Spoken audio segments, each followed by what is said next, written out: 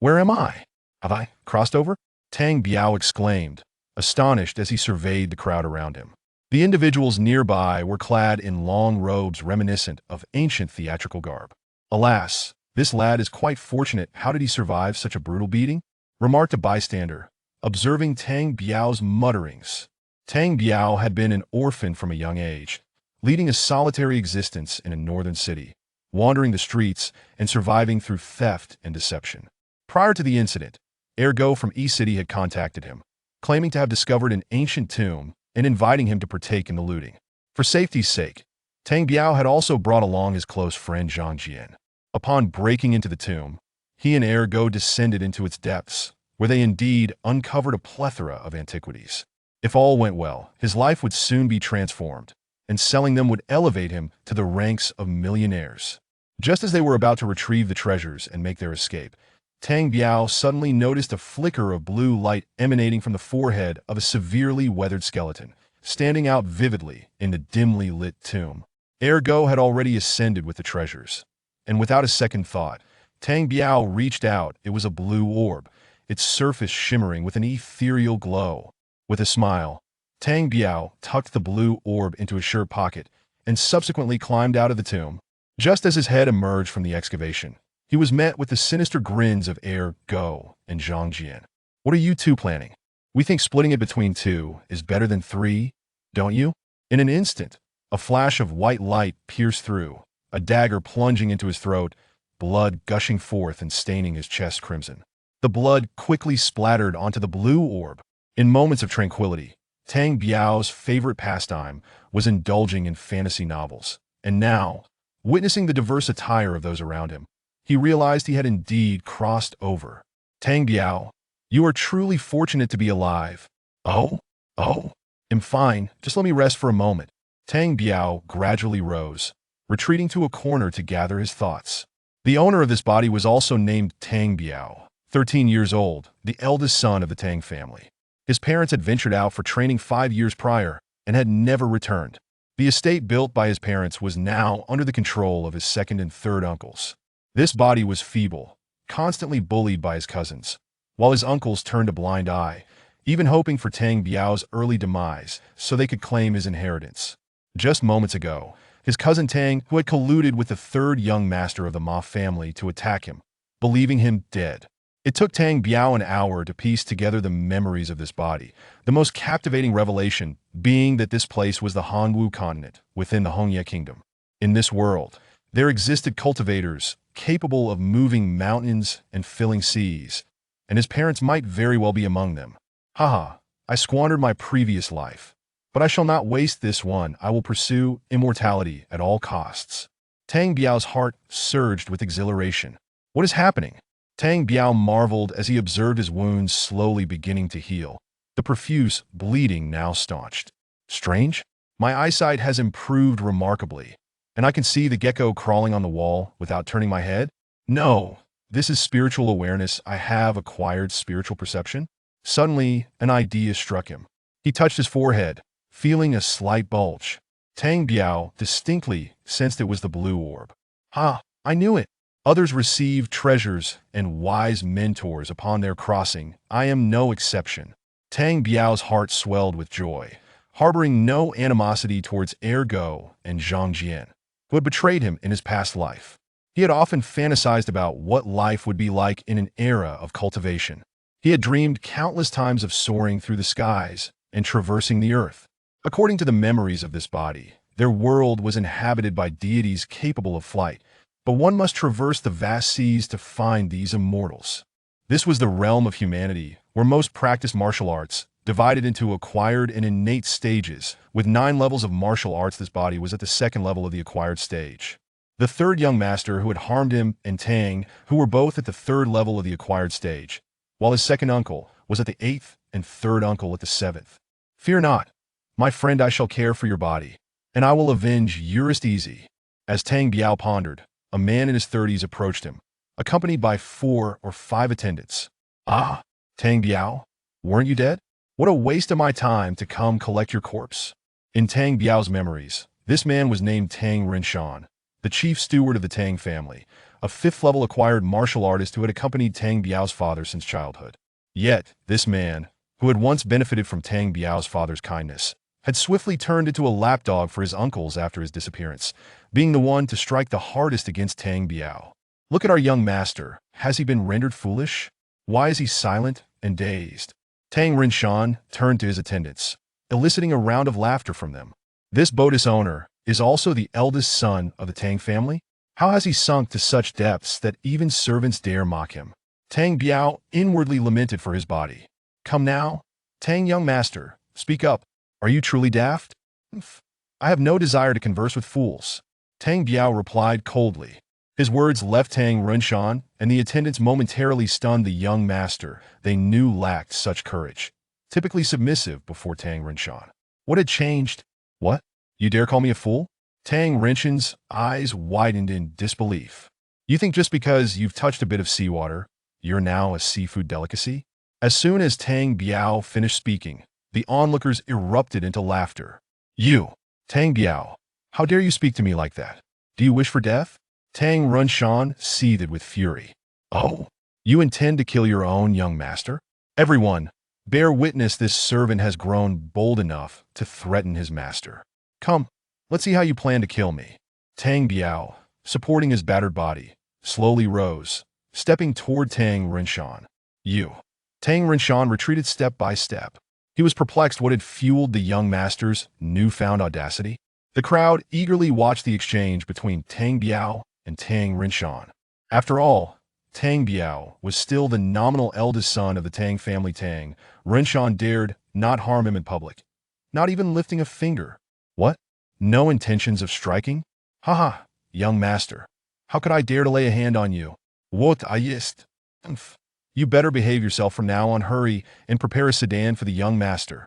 Tang Rinshan looked at Tang Biao, bewildered, then waved dismissively for his attendants to fetch a sedan. Chapter 2. Establishing authority for the first time. Tianshui City, where the Tang family resides, is a small yet prosperous city in the northwest of the Hongye Kingdom. Its economic development is significantly bolstered by its proximity to the Yinshan mountain range.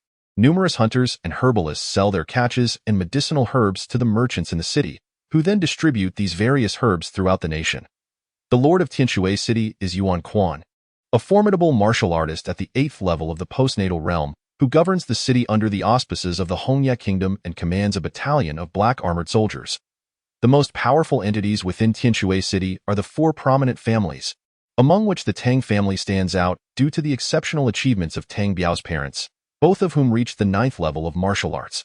However, since the mysterious disappearance of Tang Biao's parents, the Lan family has been striving to surpass the Tang family, with reports suggesting that the head of the Lan family, Lan Tianwang, is diligently working to break through to the 9th level as well. The 3rd family is the Qiu family, led by Qiu Zhongshan, a martial artist at the 8th level of the postnatal realm, whose eldest son has also reached the 7th level, demonstrating combat abilities that rival those of 8th level warriors. The 4th family, the Ma family, possesses average strength, yet commands respect due to the marriage of the family head sister to the current prime minister, making it unwise for anyone in Tianshui City to openly confront them. As Tang Biao squinted his eyes, he began to organize the memories of this body. What thrilled him the most was that even with his eyes narrowed, he could still perceive the expressions of the street vendors and even catch a glimpse of Tang Rinshan's sullen face trailing behind the sedan chair. Tang Biao had no desire to engage with him. He longed to return home and examine the mysterious blue orb that had transported his soul into this world. Young master, we have arrived home. Please disembark and enter. While you are indeed the young master, it would be unbecoming to have the sedan chair carry you inside, wouldn't it? Tang Rinshan's voice echoed from outside the sedan. Humph, I'll deal with that old fool later. A smirk appeared on Tang Biao's face as he coldly snorted and slowly descended from the sedan. Old Tang, you haven't brushed your teeth this morning, have you? What? What do you mean? What is brushing teeth? Haha, it means your breath is truly foul. Ignoring Tang Rinshan's jibe, Tang Biao laughed heartily as he followed the memories toward his modest courtyard. Since the disappearance of Tang Biao's parents, his 2nd and 3rd uncles had relegated him to a remote corner of the estate, a place once inhabited by servants, which now served as Tang Biao's residence. As he stepped into the small courtyard, he spotted a petite girl with a peach blossom complexion standing at the entrance. Staring blankly at him, What are you staring at? Have you forgotten your young master? Tang Biao raised his hand and delivered a firm slap to the girl's backside. You. The girl stared at Tang Biao in shock, unable to comprehend the sudden change in his demeanor. Previously, the young master would go out of his way to please her.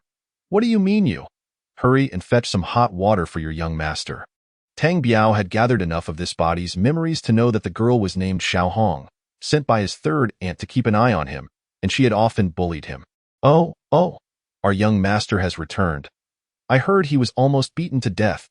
Tang Biao turned his head to see a middle-aged woman in her 40s, known as Aunt Lan, who had been sent by his second aunt to monitor him. It seemed this body wasn't entirely foolish. At least it recognized those who were watching him. Tang Biao mused inwardly, Aunt Lan, I'm hungry. Bring me something to eat. I want meat.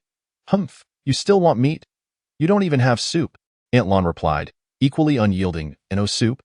I shall see what you have. With that, Tang Biao stormed toward Aunt Lan and her husband, Fu Lai's residence. What do you think you're doing? You can't enter my room.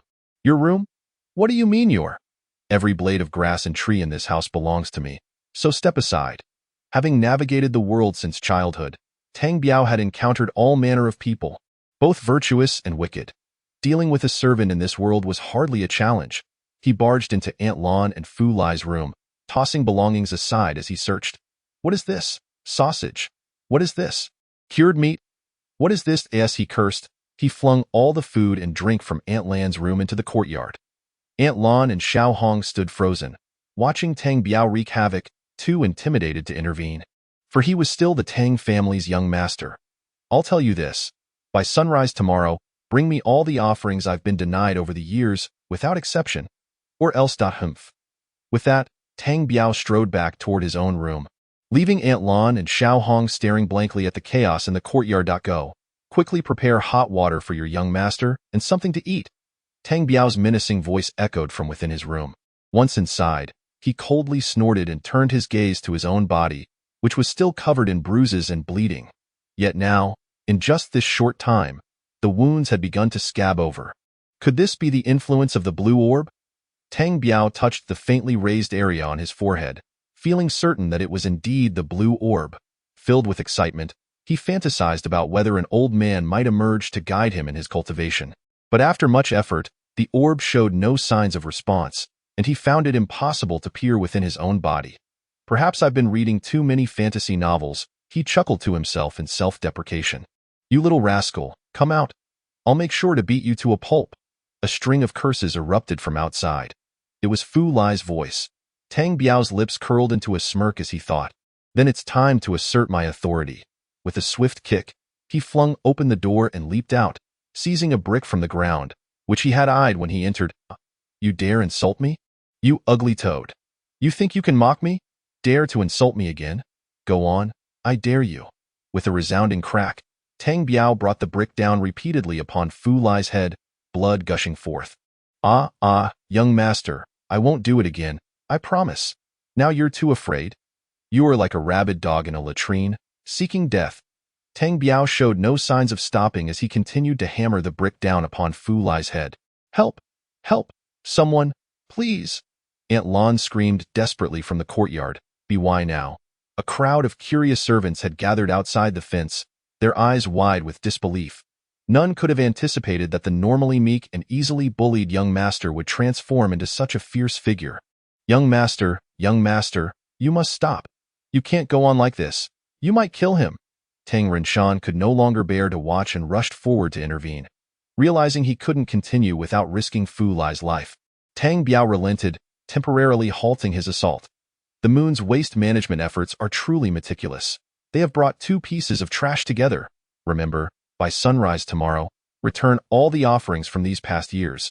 Tang Biao stormed back to his room, leaving Aunt Lan and Xiao Hong to gaze at the disarray in the courtyard. Still in shock. Go. Hurry and prepare hot water for your young master, along with something to eat. Be late, and I'll make sure to punish you severely. Chapter 3. The Tang family in turmoil. In less than the time it takes to burn a stick of incense, Xiao Hong and Aunt Lan managed to bring 3 meat dishes to Tang Biao. Aunt Lan, who prepared this? It's quite skillful, Tang Biao remarked, reclining with a smile. This was prepared fresh by the kitchen for the young master. After witnessing Tang Biao's earlier assault on Fu Lai, Aunt Lan felt a bit intimidated in his presence. Very good. This pork head meat is delightful. Tang Biao suddenly shifted his demeanor, smiling warmly at Aunt Lan as if nothing had occurred earlier. At that moment, Xiao Hong and another servant had just finished preparing the hot bath water for Tang Biao. How delightful it is to soak in a bath while enjoying meat. What are you all staring at? Do you intend to stay and accompany me in the bath? Xiao Hong may stay, but Aunt Lan, given those wrinkles on your face, even mosquitoes wouldn't dare bite you for fear of injuring their legs. Xiao Hong and Aunt Lan, blushing with shame, hurriedly fled the room, leaving Tang Biao alone. Tang Biao stripped off his clothes and jumped into the wooden tub, examining the wounds on his body. He distinctly remembered being struck hard in the chest by the third young master of the Ma family, leaving him with a dented chest. Yet now, it appeared perfectly fine, as if he had never been struck. Tang Biao focused intently on the blue orb in his forehead, eager to discern its purpose or whether it might house an old man who could guide him. Just then, he distinctly sensed Xiao Hong sneaking around beneath his window, eavesdropping. Damn it, if I don't teach him a lesson, he may never realize that his young master wears red underpants. Tang Biao crept to the window, suddenly flinging it open and grabbing Xiao Hong, who was caught eavesdropping. Haha, if you wish to accompany me in the bath, just come in openly. Why sneak around? Young master, I didn't mean to. I swear. No need for explanations. Explanations are merely disguises. I shall grant your wish with that. Tang Biao pulled Xiao Hong inside, while she desperately tried to retreat from the window. The two engaged in a comical tug-of-war. Before long, Aunt Lan and several other servants gathered to witness the spectacle. Xiao Hong is trying to sneak a peek at the young master bathing. A plump cook exclaimed with surprise. Aunt Lan, embarrassed, covered her eyes while peeking through her fingers. Oh dear, how could Xiao Hong be so shameless, trying to spy on the young master? The maids from the second aunt's room whispered among themselves from a distance. Xiao Hong, if you wish to see, simply come in and look properly instead of sneaking around. Young master, please spare me, Xiao Hong cried out in despair. Very well, that is only because you didn't want to see, not because your young master is stingy. Tang Biao suddenly released his grip, and Xiao Hong flew backward, landing hard in the courtyard. Ha ha, Xiao Hong, I'll leave the window open for you tonight. With a resounding bang, Tang Biao shut the window, leaving Xiao Hong sprawled in the courtyard. Madam, this is what transpired. The young master today seemed like a different person, brutally beating Fu Lai, who is still bleeding, and I fear Xiao Hong has rushed to the third madam to complain. A woman in her 40s, resplendent and dignified, sat at the head of the hall. She was the wife of Tang Biao's second uncle, the second madam. Upon hearing Aunt Lan's report, she frowned deeply. Very well, you may leave. Continue to monitor him. Observe if he exhibits any more unusual behavior. Second madam, I dare not go near him. He hits too hard, and what? Speak. He demands that we bring him the offerings he was owed over these past years before sunrise tomorrow. But what do we have to give him? Humph, you deserve it. He only receives 10 silver coins a month, and you've been skimming from him. I cannot concern myself with this. You must find a way. Second madam, you cannot turn a blind eye. I have acted according to your wishes. If you do not manage this, he may very well kill us. Humph, you're more trouble than you're worth. Do not provoke him for the next few days. Leave. The second madam scolded, tossing down a pouch of coins as she dismissed Aunt Lan, who gratefully accepted it before leaving. The second madam then made her way to the back courtyard. Tang Hu, mother wishes to inquire how you and the others managed to beat Tang Biao so severely today. Mother, I did not lay a hand on him. The third young master of the Ma family and his 2 lackeys beat Tang Biao. At that time, he was already on the brink, barely alive, which is why I sent someone to inform old Tang to collect the body. How strange. Even if he wasn't killed, he shouldn't be so lively now. Should he? The second madam gazed quizzically at her second son. Tang Hu, mother, unless he was killed outright, I believe it's possible. After all, they only use their fists, no weapons. However, if he were truly injured, he should be bedridden for at least a month. Indeed, it is peculiar. For now, do not provoke him. We shall observe for a few days. I in the third madam's chamber. Xiao Hong wept bitterly, lamenting how Tang Biao had wronged her. A seductive woman in her 30s listened with amusement. The third madam, wife of Tang Biao's third uncle. How has he transformed so dramatically in just one day? He is practically a different person. Third madam, I truly fear him now. You cannot imagine the ferocity with which he struck Fu Lai, the blood pouring forth as if he were oblivious. Could it be that the third young master of the Ma family inadvertently awakened something within him? Perhaps, third madam. Regardless, I wish to avoid serving him. I am frightened. Hmph, you lack courage. Can he truly kill you? At most, he would only take advantage of you. You might even become his official consort. The third madam smirked mischievously. Really? Could that be possible? Xiao Hong blushed deeply. Heh, are you intrigued? Let me tell you. As long as you obey me and follow my instructions, anything is possible. Understood, third madam. What should I do from now on? Just act as you have been, nothing more. The third madam smiled wickedly at Xiao Hong. You should primarily observe what he is doing and who he associates with. Yes, third madam, Xiao Hong replied, feeling wronged as she retreated. How fascinating, old master. Do you suppose his parents have returned? Perhaps they imparted something to him, or he has hidden support? Otherwise, it's incomprehensible how he has changed so drastically in just one day. One can never be too sure. Be cautious. Do not let matters spiral out of control. After all, my elder brother and sister-in-law are missing. If they were to return one day, how would we explain ourselves? A voice emerged from behind a gauzy curtain. Chapter 4. The Blue Orb's disturbance. Tang Biao spent the entire night investigating the capabilities of the Blue Orb. One thing was certain. It was this orb that had facilitated his soul's journey across realms. Moreover, due to the orb, his injuries were healing at an astonishing rate. He also found that his mind was exceptionally clear, integrating the memories of both lives with remarkable clarity, and his vision had significantly improved. Most importantly, he had acquired the ability to perceive auras, a gift attributed to characters in fantasy novels. Tang Biao attempted several times to close his eyes and see the happenings in the courtyard. Observing the clandestine movements of Xiao Hong and Aunt Lan as they sneaked out, returning with a look of excitement, he could even see the cautious demeanor of a stray cat passing by the courtyard. However, this ability only allowed him to see within his small courtyard.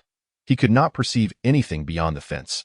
Tang Biao tossed and turned in bed for half the night, practicing breathing techniques and desperately trying to communicate with the Blue Orb through his will. Yet none of his efforts bore fruit. What was the underlying issue? Was it that the orb required spiritual energy for sustenance? If so, it ought to provide him with a set of cultivation techniques.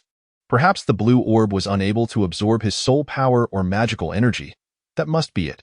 Various extraordinary treasures in fantasy novels require nurturing from their hosts, but how could he nurture this orb with a body that possessed nothing? I see it now. Tomorrow morning, I'll visit that alchemy shop and purchase a few pills to see if there are any unexpected gains. With this thought, Tang Biao gradually drifted into a slumber, his mind buzzing with plans for the future. Young master, I have brought the 200 silver coins I've saved for you over the years. A soft voice called out from outside Tang Biao's door, belonging to Aunt Lan. With a loud bang, Tang Biao flung open the door. Rubbing his bleary eyes as he emerged, he weighed the pouch in his hand, pleased with its heft. Good, prepare breakfast for me, he instructed before turning back to resume his sleep. Aunt Lan, startled, quickly turned and fled. About an hour later, unable to shake off the burden on his mind, Tang Biao found himself unable to sleep. Xiao Hong, prepare the face wash, and Aunt Lan, get ready for breakfast. Both Xiao Hong and Aunt Lan were startled by the ominous voice, and without a moment's hesitation, they hurriedly set about their tasks. After satisfying his hunger and thirst, Tang Biao strode out of his small courtyard with an air of indifference, while numerous servants pointed and whispered from a distance. Unfazed, Tang Biao gazed at the surrounding houses and courtyards, his mind preoccupied with thoughts of how to amass wealth, for cultivating immortality requires substantial financial resources. Oh dear, is that not the young master of the Tang family? Seeing you unscathed puts my mind at ease. Tang Biao looked up to find Ma San Xiao, the very one who had beaten him mercilessly yesterday, accompanied by 2 servants at the 4th level of martial arts. Nice you. San Xiao, out so early. Tang Biao immediately donned a beaming smile, hastening to greet Ma San Xiao. Ma San Xiao appeared taken aback, unsure of how to respond. Haha, good morning. San Xiao is out early today. What brings you out? Tang Biao engaged Ma San Xiao in casual banter, completely disregarding the near-fatal encounter from yesterday. Oh, I'm looking for Tang Hud. Ma San Xiao, suddenly struck by Tang Biao's demeanor, felt a twinge of confusion. Oh? Looking for Tang who? Very well, I won't disturb you any further. He is probably still asleep. Until next time, let us share a drink when we can. After offering a respectful salute, Tang Biao slowly departed. San Shao, is that really Tang Biao? Did we mistake him for someone else? Indeed, it's quite perplexing. He seems like an entirely different person. Is this really the young master of the Tang family we faced yesterday? With 200 silver coins given to him by Aunt Lon tucked away, Tang Biao made his way to the Danbao Pavilion in East City, a business owned by the Cho family, which nearly monopolizes the herbal trade in that area. Suddenly, Tang Biao spotted a large casino, the property of the Lon family, which only opens in the afternoon and evening when the gambling is at its peak. He stood at the entrance, contemplating for a long while, already formulating his thoughts. Having spent his previous life immersed in casinos, he possessed considerable insight into gambling, and now, endowed with divine perception, could he possibly achieve success in this realm? Tang Biao could only wonder. Continuing on, his mind remained fixated on how to acquire money, for his uncles had completely monopolized the Tang family's business, granting him a meager allowance of 10 silver coins per month, aiming to either drive him away or bring about his demise. With a cold huff, Tang Biao stepped into the East City's largest herbal shop, Danbao Pavilion. Upon entering, the attendant promptly greeted him. "Young master, how may I assist you?" I wish to purchase a few pills. What options do you have for the second level of martial arts?" "Oh, young master, we have the first-grade luck pill suitable for the second level, which is quite economical." The attendant presented a jade vial for Tang Biao's inspection. Tang Biao opened the lid and inhaled deeply. Oh! Suddenly, he felt the blue orb within his mind stir, and his heart raced with excitement. Maintaining his composure, he capped the vial and inquired, "How much for this first-grade luck pill?" "Young master, we utilize superior herbs for our first-grade luck pill compared to others, yet we offer it at the same price. 100 silver coins." Tang Biao nearly spat out a mouthful of blood upon hearing this. So his 200 silver coins were only sufficient for 2 luck pills? Indeed. I have a cousin who asked me to inquire about suitable pills for him. He is currently at the 5th level of martial arts, young master. I recommend the second-grade luck pill. Of course, if your financial situation permits, you may also consider the second-grade open road pill. However, the open road pill is rather expensive. Oh? What are the prices of these 2 pills? Tang Biao inquired nonchalantly. "Young master, the second-grade luck pill is 300 silver coins each, while the second-grade open road pill is 1,000 silver coins each." "Oh? The prices are quite reasonable. Please bring me the open road pill for inspection." Tang Biao continued his calm demeanor. The attendant, believing he had encountered a significant client, respectfully handed a jade vial to Tang Biao. The moment he opened the lid, Tang Biao distinctly felt the blue orb react. Filled with elation, he realized this indicated the pills were effective for the orb. Otherwise, how could it have stirred twice? Moreover, the reaction from the second-grade open road pill was notably stronger than that of the first-grade luck pill. "Excellent. I shall return home to fetch the money." "What? You haven't brought any money?" The attendant looked utterly bewildered. With a grin, Tang Biao turned and walked out, leaving the attendant in a state of confusion, staring at his retreating figure. Chapter 5. The search for wealth. After exiting the Danbao Pavilion, Tang Biao had already devised a plan. His 200 silver coins would only secure 2 of the most basic pills, which would hardly fulfill his needs. He made his way to the impoverished district in West City, where his only friend, Hu, resided. Hu, also an orphan at 12 years old, struggled to care for his younger sister in the slums. Hu lost his mother at an early age, and 3 years ago, his father fell to his death while hunting in the mountains. Since then, Hu had survived by doing odd jobs for others. "Brother Biao, you're not dead." Just as he approached Hu's door, a youthful voice rang out. A quirky little girl dashed out from the dilapidated thatched hut and threw her arms around Tang Biao. "Ha ha, little sister. I'm quite well, Brother Biao. We heard you were killed by the 3rd young master of the Ma family. My brother and I cried all night." Xie Xiaomei clung tightly to Tang Biao, lamenting. "Brother Biao, you're really okay? I knew it. How could anything happen to you?" A tall, burly figure appeared at the door of the hut. Looking at Tang Biao with excitement. "Nonsense, how could I, your brother Biao, be in any danger? That 3rd young master of the Ma family and I were evenly matched. Neither of us gained the upper hand. Brother Biao, everyone outside says you were killed by the 3rd young master of the Ma family." "Little sister, indeed, I have died. Today, My spirit has come to play with you. Tang Biao feigned a cold expression, attempting to frighten Xie Xiaomei. Stop it. I'm not easily scared. Pretend to be dead if you want. Xie Xiaomei playfully pounded Tang Biao's back. The three of them laughed heartily as they entered Xie Hu's thatched hut. Little sister, here are 20 silver coins. Go buy some good food and drinks. Let us treat ourselves for lunch, Brother Biao. How can you have so much money? Did the third young master of the Ma family pay you for your medical expenses after beating you? Get lost. What nonsense are you talking? Xie Xiaomei giggled as she skipped away, Brother Biao. Are you really okay? Alas, enough of that. Starting today, you'll stick with me. We can't continue living like this. It's too stifling, Brother Biao. What do you plan to do? Here are the Tang family's martial arts techniques and skills. The Mo Tua body cultivation technique and the Niu Quan. You need to practice them quickly. In the future, we must rely on strength, not just brute force, Brother Biao. But these are the Tang family's secret techniques. Aren't they? You're giving them to me? Nonsense. What is so special about the Tang family? They're merely what my father left behind. How did they treat me? Oh, I understand now, Brother Biao. I'll follow you from now on. We truly can't live like this any longer. It's too suffocating, Brother Biao. I'm back. Look, roast chicken, pig's head meat, peanuts, buns, and liquor. Xie Xiaomei entered carrying a bundle of food, her face beaming with excitement. Here, let us give little sister a big chicken leg. And here is one for Dehu too. Tang Biao tore off 2 chicken legs and handed one to each.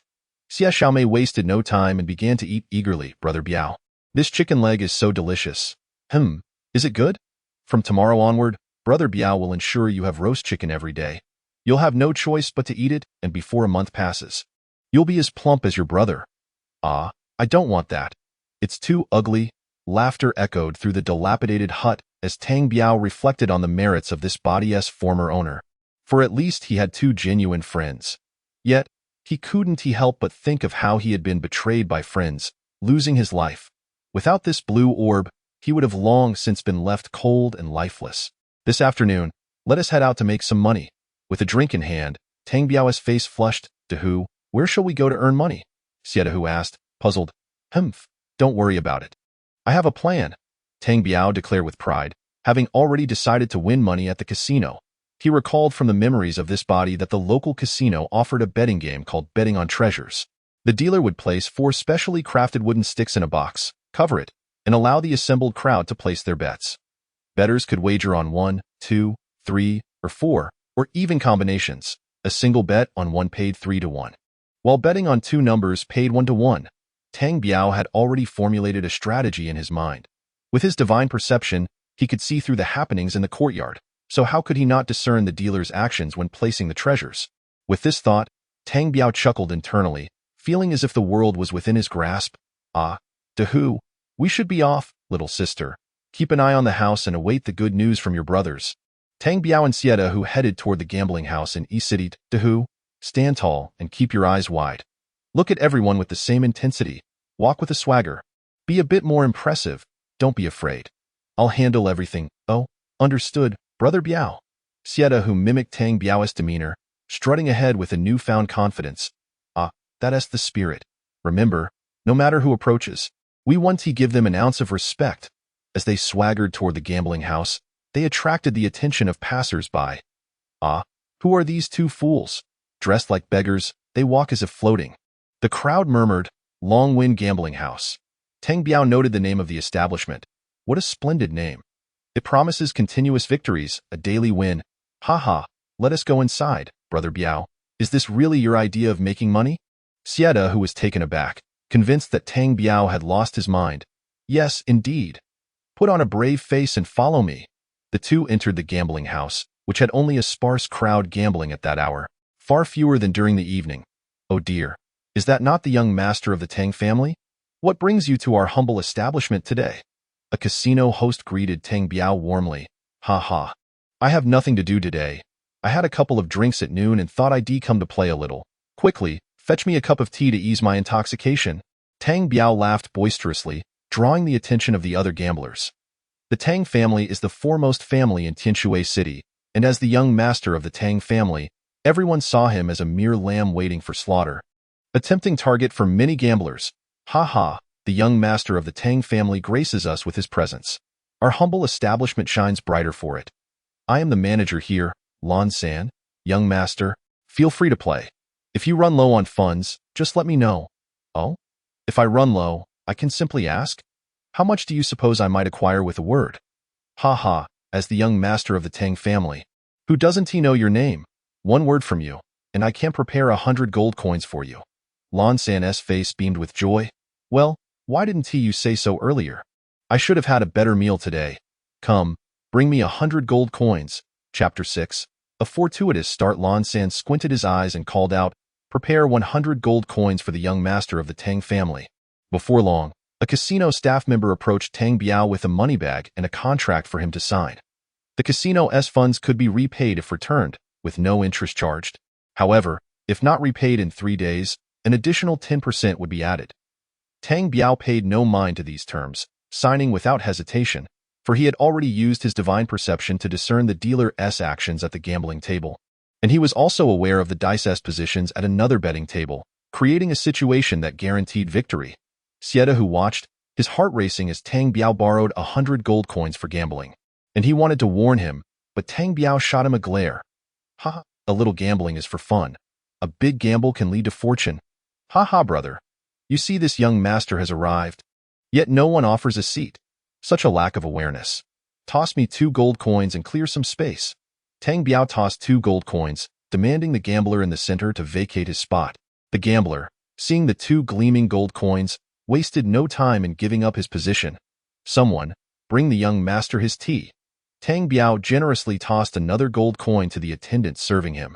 Watching Tang Biao's display, Lan San and his henchmen felt elated, knowing a lucrative catch was about to fall into their hands. Ahead lay a heavily fortified iron box, with a thick black blanket covering its front. When the dealer was ready to present the treasures, they would pull back the blanket, and once the treasures were placed, they would lift it again, allowing the eager gamblers to place their bets. At that moment, the black blanket was drawn back, revealing the treasure box quietly positioned within the iron enclosure. Ladies and gentlemen, you may begin placing your bets. The more you wager, the more you can win, and you might return home with a young wife. The dealer persistently urged the crowd to place their bets. Hot, I'm going all in. Tang Biao, appearing somewhat tipsy, wagered all but 3 of his remaining gold coins on the number 3. Brother Biao, isn't that a bit impulsive? Sieta, who was sweating with anxiety. Ha, Dehu, haven't you heard? The more you wager, the more you win, and you might just take home a young wife. Lan San and a few of his thugs behind him were grinning from ear to ear upon hearing Tang Biao's words. Seeing that Tang Biao had bet everything on the number 3, the crowd, adhering to the principle that fortune always favors the few, placed their bets on different numbers. Bets locked in, everyone, bets locked in. Let us reveal the treasures. The dealer announced, steadily bringing the treasure box before the crowd. Ladies and gentlemen, take a good look. The dealer slowly opened the treasure box. Point 3, it's a 3, with 3 wooden sticks inside. Ha, young master, we've won. Sieta, who felt a surge of joy, shaking Tang Biao's shoulder excitedly. Stay calm, stay calm. It's just a win of less than 300 gold coins. Is it worth such excitement? Tang Biao replied with a serious expression. Congratulations, young master Tang. Congratulations. The crowd eagerly flattered him. Tang Biao waved dismissively, stating that next time they should follow his lead in betting, and they'd surely prosper. The dealer soon placed 291 gold coins before Tang Biao, who grandly tossed a gold coin toward the dealer. Thank you for the tip, young master. Thank you. Stop with the pleasantries. Hurry up. I'm feeling drowsy. Tang Biao interrupted the dealer's flattery with authority. This left Lan San and his henchmen astonished, having never anticipated that this young master would hit the jackpot on his first bet. Tang Biao feigned fatigue, his eyelids drooping. Just then, the black blanket was drawn back again. Ladies and gentlemen, it's South time to place your bets. The more you wager, the more you win, and you might take home a young wife. Young master, wake up. It's your turn to bet. The dealer nudged Tang Biao. Tang Biao blinked his sleepy eyes open. Oh, it's my turn? 3, still 3. I'm going all in. Tang Biao placed nearly 400 gold coins on the number 3. What are you all staring at? Bet with me. You'll go home with 2 young wives. Hurry up and place your bets. Tang Biao urged the surrounding gamblers, who looked at him with disdain. Placing their bets on other numbers, bets locked in. Let us reveal the treasures. The treasure officer steadily moved the treasure box before the crowd, and amidst their shouts, he slowly opened the box. 3, yet again 3. The onlookers were utterly astonished, and even Lan San was left dumbfounded. How could this young master possess such incredible luck? Those unaware might assume that the treasure officer and Tang Biao were colluding. However, Lan San knew that was utterly impossible, for the treasure officer was a relative of the Lan family, assigned here to manage due to his inability to break through in cultivation. Slap, slap. A gambler began to furiously slap his own face. Alas, why am I such a fool? Why didn't I follow the young master? Sigh, sigh, my friend, take it easy. I feel your pain. This time, bet with me, and I assure you, you'll recover your losses. Tang Biao seized the man who was slapping himself. Very well, young master, I will not bet with you again. I am indeed a fool. The treasure officer placed 1,200 gold coins before Tang Biao, who appeared remarkably unexcited, merely nodding nonchalantly. At this moment, Tang Biao had already accumulated a total of 1,500 gold coins. Place your bets, place your bets. The more you wager, the more you win, and then return home to marry a young wife. Oh, come on, can't you use a different phrase? If I were to marry so many young wives, wouldn't I be exhausted? Tang Biao, visibly displeased, shoved his 1,500 gold coins back onto the 3. Young master, are you betting on 3 again? The man who had been slapping himself looked at Tang Biao in astonishment. What? Is that a problem? If you bet on 3 with me, I guarantee you will recover your losses. Well, young master, I think I shall refrain this time. I believe it won't be 3 again. You've already bet on 3 twice. It's impossible, absolutely impossible. This time, I shall bet on 2. Once the bets are placed, the treasure will be revealed. Ha ha! You truly are a fool, just a simpleton. It is your fate. Tang Biao contemptuously regarded the man who had been slapping himself. The treasure officer cautiously reopened the treasure box, and again it was 3. All the gamblers and staff were left speechless. Lan San simply could not comprehend.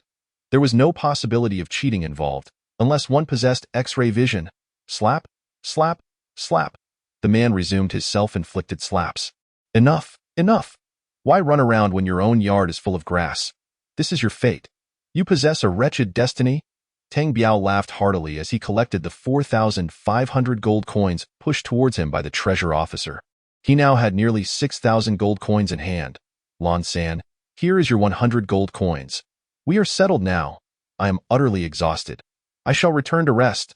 Tang Biao casually tossed out 100 gold coins, which he had borrowed from the gambling house.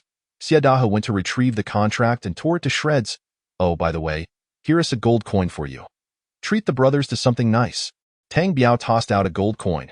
Chapter 7. Purchasing pills. What is this? Lan San nearly won 6,000 gold coins, yet only received 1 gold coin in return. And he wants to treat the brothers to something nice? That's even less than what was offered for a seat earlier. Lan San's subordinates grumbled. Tang Biao and Xiadahe swayed their way to the street, ensuring no one was following before they hurried to Xiadahe's home. Brother Biao, we struck it rich. We are wealthy now. Brother Biao, did you really earn so much gold? Xia Xiaomei's eyes sparkled with envy. She had never seen so much gold in her life. Dahu, here is 1,000 coins. Keep it safe.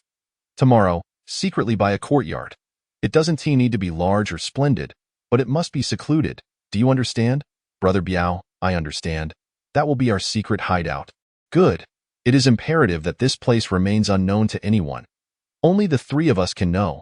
Xiaomei, take these silver coins and buy me a complete set of black clothing, one that covers me from head to toe. Do you understand? Brother Biao, don't worry. I know you are up to something sneaky. Xia Xiaomei grinned as she dashed out. Tang Biao smirked, saying, What do you mean by sneaky? Your brother Biao is about to accomplish great things. Dahu, after purchasing the house, don't run around.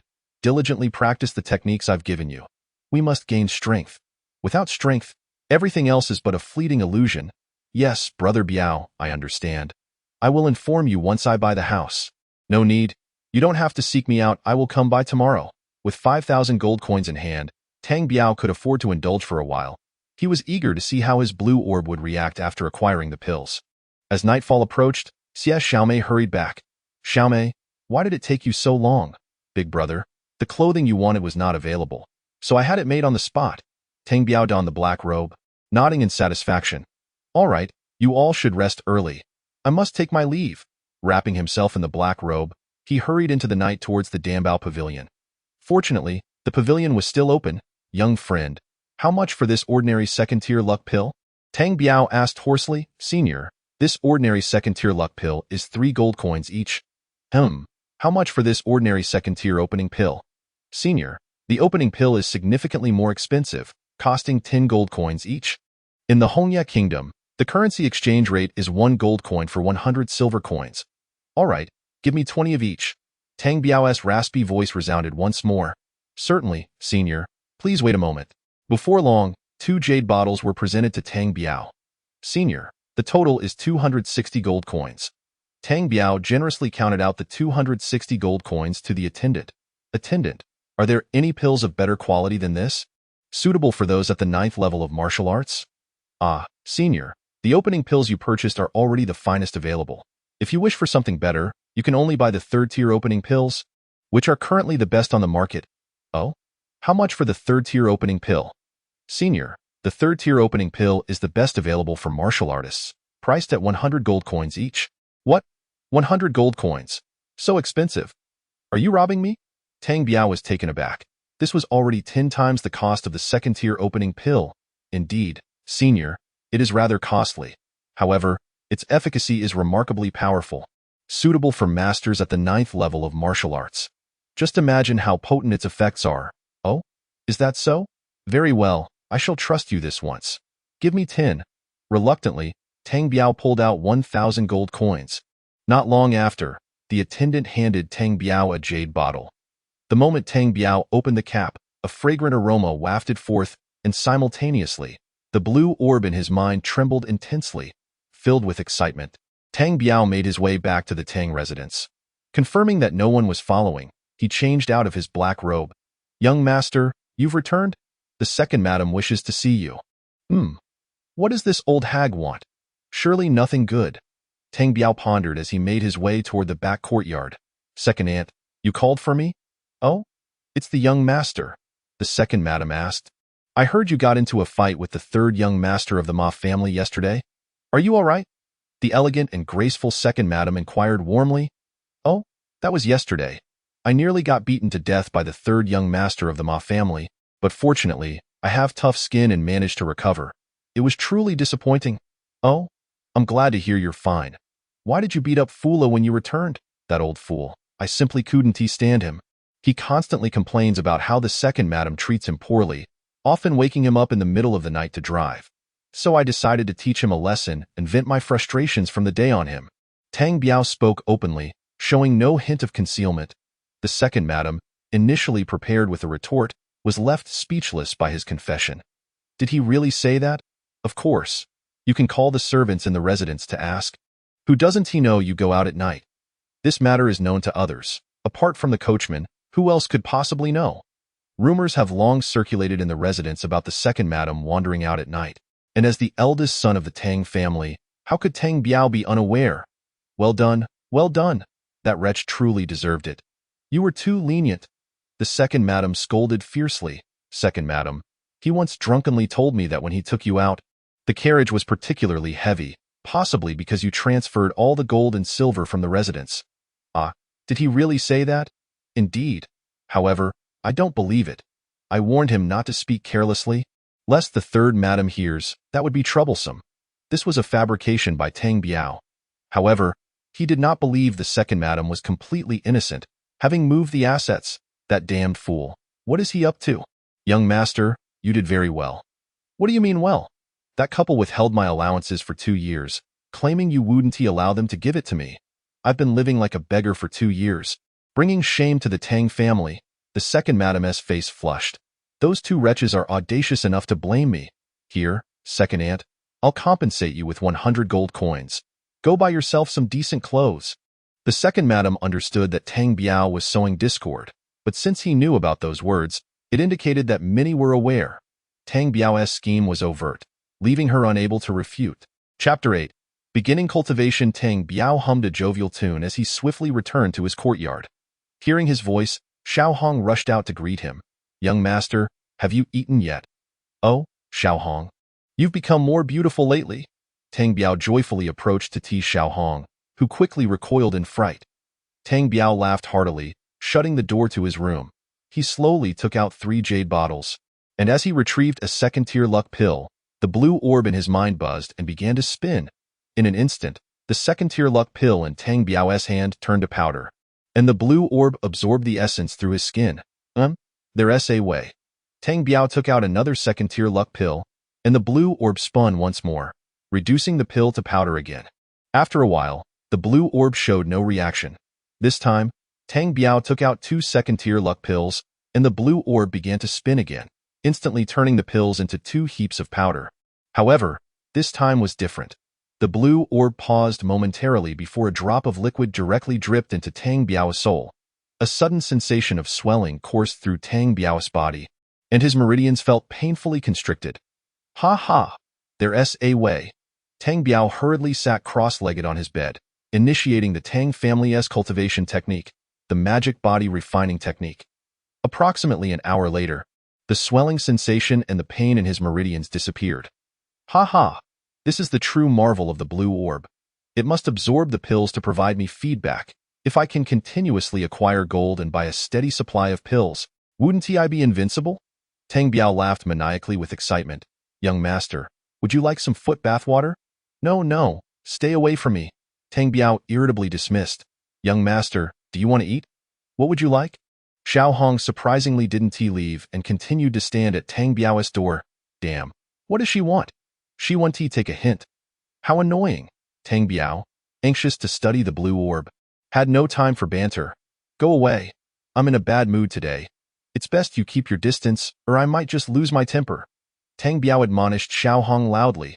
Tang Biao exerted his consciousness to observe the surroundings, and to his astonishment, he discovered he could see a gecko on the fence, motionless, waiting for its prey.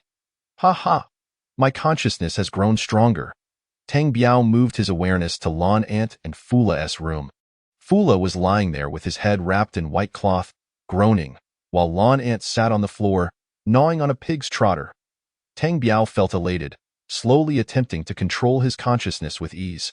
He endeavored to delve into his own body, aiming to inspect the blue orb within his soul sea. However, this attempt failed. Tang Biao recited incantations again, activating the Tang family's magic body refining technique. Not long after, he entered a meditative state. When Tang Biao awoke again, dawn was approaching. He took out another jade bottle containing a second-tier opening pill. As expected, the second-tier opening pill instantly turned to powder, and before Tang Biao could retrieve the second one, the blue orb dripped another drop of liquid into his soul. Once more, Tang Biao's body began to swell, but this time he was experienced. He immediately recited incantations, activating the Tang family's magic body refining technique. After 3 hours, a muffled sound resonated from within Tang Biao's body. He had broken through. Ha ha! Even wild lilies can have their spring. Tang Biao's heart soared with excitement. Young master, it's time to rise. It's already noon. Xiaohong kept urging him. Moreover, she pressed her ear against Tang Biao's door to eavesdrop. Damn, this woman is beyond excessive. She is like a dog in the restroom, rummaging for scraps. I must teach her a lesson. Otherwise, she will only become more insistent. Tang Biao dashed to the door in a swift motion, so quick that he nearly stumbled. Come, Xiaohong, come in and talk. Tang Biao grinned mischievously, pulling Xiaohong into his room. Young master, what are you doing? Xiaohong shyly lowered her head. Ha ha, what am I doing? I should be asking you what you intend to do. Tang Biao reached out and playfully grabbed Xiaohong's neck. No, young master, I want to do it again. Please spare me, remember, if I don't call for you. Don't come near, understand? Tang Biao said as he released his grip on Xiaohong's neck. Understood, young master. I want to dare again. Slap? Tang Biao playfully swatted her head. Ah, I understand. Xiaohong scrambled up and fled, bursting through the door. Humph, you think you can compete with me? You're still too inexperienced. Tang Biao slammed the door shut once more. Tang Biao steadied his emotions and turned his focus inward. Yet again he was left disappointed. Nothing had changed. Determined, Tang Biao extended his consciousness outward, finding Xiaohong crying as she ran away. 2 servants were tidying up Lan Ant and Fula's room. What is going on? Have they acted so swiftly? Tang Biao ceased his speculation, slowly sitting up, stuffing the 3 bottles of pills into his robe, and glancing at the sky. It was already past noon. Who are you? What are you doing here? Oh, reporting to the young master, we are here to serve you at the behest of the second madam. My name is Wu Ma, and this is my husband, Jin Bao. Greetings, young master. The man named Jin Bao eyed Tang Biao suspiciously. Well, I want to eat. Prepare a meal for me. Not long after, Wu Ma brought a meal for Tang Biao, who quickly devoured it and then headed outside. Tang Biao made his way directly to Xie Dahu's thatched cottage, and upon arriving, Xie Xiaomei rushed out. Brother Biao, I've been waiting for you. Oh? What's the matter? The house has been purchased. We're just waiting for you to come and inspect it. Tang Biao nodded, smiling. Swiftly now, let us go take a look. Xie Xiaomei led Tang Biao through a series of twists and turns until they arrived at a very quiet alley. Brother Biao, it's right here. Tang Biao pushed the door open, and Xie Dahu was busy tidying up in the courtyard. Brother Biao, you've arrived? Come quickly and have a look at this courtyard. What do you think? Ah, not bad at all. How much did this courtyard cost? This courtyard is rather expensive. It cost 500 gold coins. I'll give you the remaining coins shortly. No need, keep them for household expenses. In the future, let my younger sister buy groceries and cook for us. We shall cultivate in this courtyard.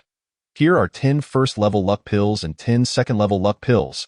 As Tang Biao spoke, he produced 2 jade vials and handed them over. Chapter 9. Spiritual Awareness and Telekinesis. Thank you, Brother Biao. What on earth happened? When did you become so convoluted? Which room is mine? I want to cultivate. You need not tidy up now, do it slowly later. Sister, this is my room, and that is yours. The one over there is my brother's room. Little sister, are you happy to have your own space now? Tang Biao smiled as he asked Xie Xiaomei. Yes, I'm so happy. Thank you, Brother Biao. What do you want to eat tonight? I'll prepare it for you, Xie Xiaomei said with a playful grin. Anything will do. I'll eat whatever you make, little sister. Go out and buy a dog to keep in the courtyard. That would be safer. As Tang Biao entered the room prepared by Xie Xiaomei, he thought, this is good. At least I don't have to be as cautious as if guarding against thieves. Tang Biao opened the jade vial again and took out a second-level luck pill. Why isn't there any reaction? The luck pill is resting in my hand, unlike before when it was instantly absorbed by the blue orb. Could it be that it's ineffective? Surely, I can't be that unlucky. Tang Biao's face turned pale. He repeatedly rubbed the luck pill in his hand, but there was no response. In a hurry, Tang Biao took out a path-opening pill, which immediately turned to powder in his hand. Oh my, you nearly gave me a heart attack. It turns out this orb is picky.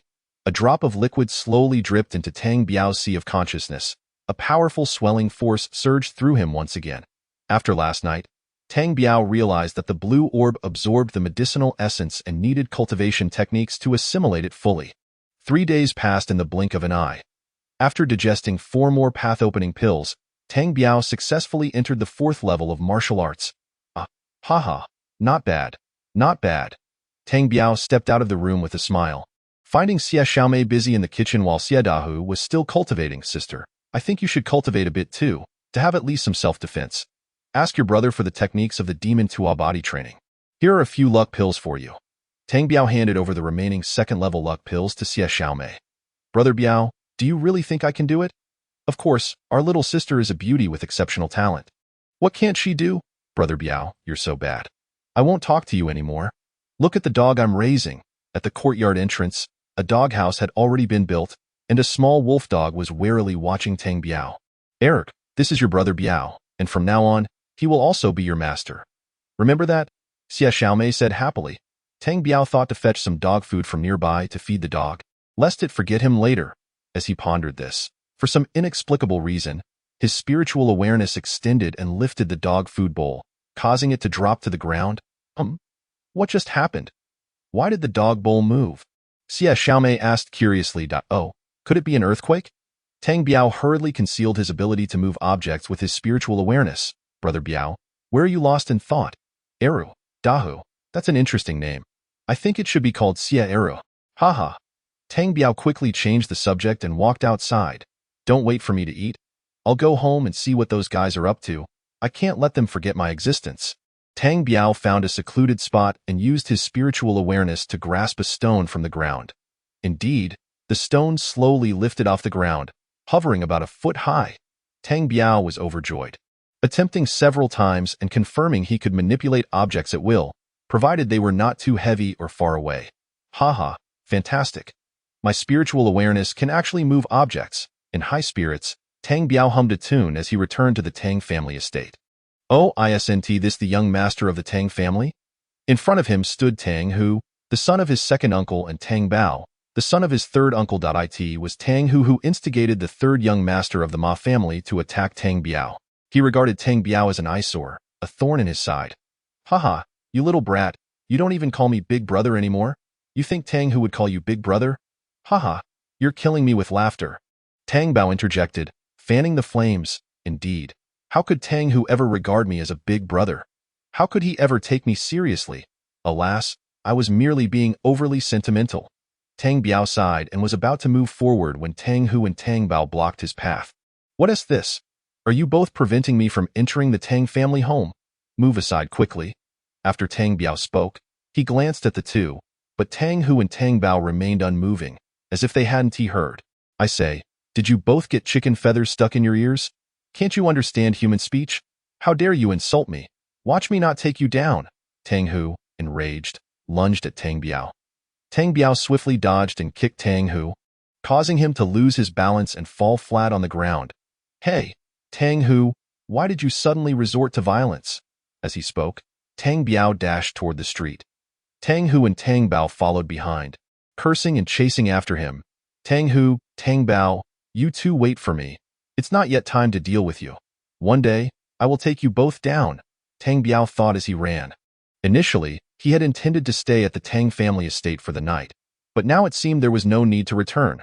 Tang Biao strolled leisurely and unknowingly arrived at the entrance of the Changjiang gambling house. Oh, isn't this the young master of the Tang family? Come in and have a seat. The staff at the Changjiang gambling house warmly welcomed Tang Biao. Forget it. Today I'm not short on money. So I want to go in. Haha, isn't this the young master of the Tang family? I've heard you're quite the gambler. Dare you to come in and gamble a bit with me? It was none other than the third young master of the Ma family who had nearly beaten Tang Biao to death the other day, though. It's the third young master of the Ma family. If you're interested, I might as well indulge you in a game or two. Tang Biao thought, the opportunity for revenge has arrived. All right, as expected of the third young master of the Ma family, straightforward, after you. The third young master of the Ma family gestured invitingly. Young master, what do you wish to play? I suggest we roll dice. It's simple. If the total of the 3 dice is above 10, it's big. If below, it's small. What do you think? The third young master of the Ma family's eyes narrowed with a smile. Sure, that's good, straightforward. To ensure fairness, let us invite Lan San from the Changjiang gambling house to be our referee. What do you think? Regardless of who wins, we'll leave a 10% fee for the house. How about that? The third young master of the Ma family said with a grin. Chapter 10. Trapping the third young master. All right. Lan San is good. This plan is excellent, not only fair but also allows for a loan. Tang Biao clapped in approval. Lan San, make sure to be a good referee. Yes, rest assured, third young master, I understand. You really think you can outsmart me? I want to let you off easily today. Tang Biao silently thought. Young master, who will take the lead in betting? Third young master, it's up to you. I'm fine either way. Tang Biao replied with a harmless smile. Then I'll take the lead. You can place your bets fine. Whatever you say, haha, it's all good. Tang Biao felt a surge of delight. The third young master of the Ma family picked up 2 large bowls containing the dice, clapped them together, and shook them vigorously before placing them on the table, the sound of the dice abruptly ceasing. Young master, it's your turn to bet. Oh? Third young master, I still don't know how wealthy you are. How should I bet? Oh, I have 5,000 gold coins and silver notes. Are you reassured now? Good, now I'm at ease. I only have 3,000 gold coins, so I'll wager it all on small. Tang Biao placed all 3,000 gold coins on small. The third young master of the Ma family was taken aback. He had not anticipated Tang Biao to be so bold, wagering 3,000 gold coins right off the bat. Third young master, what are you thinking? Roll the dice. Tang Biao urged.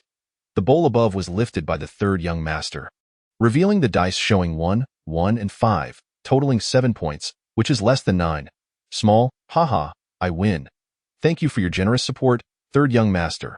I want to be polite and will take your 5,000 silver note and 2,000 change. Haha, thank you, thank you. Tang Biao laughed heartily. while the third young master of the Ma family's face turned ashen. Third young master, shall we continue? Of course. It's only 3,000 gold coins lost. It's no big deal. Let us go again. The clattering sound of the dice resumed before abruptly stopping again, and the third young master stared wide-eyed at Tang Biao. Tang family young master, it's your turn? I know. This time, I'll bet big, haha. I'm betting big, however. Since you only have 2,000 gold coins, I'll wager 2,000 on big. Tang Biao folded the silver note into a corner and placed it atop the big bet.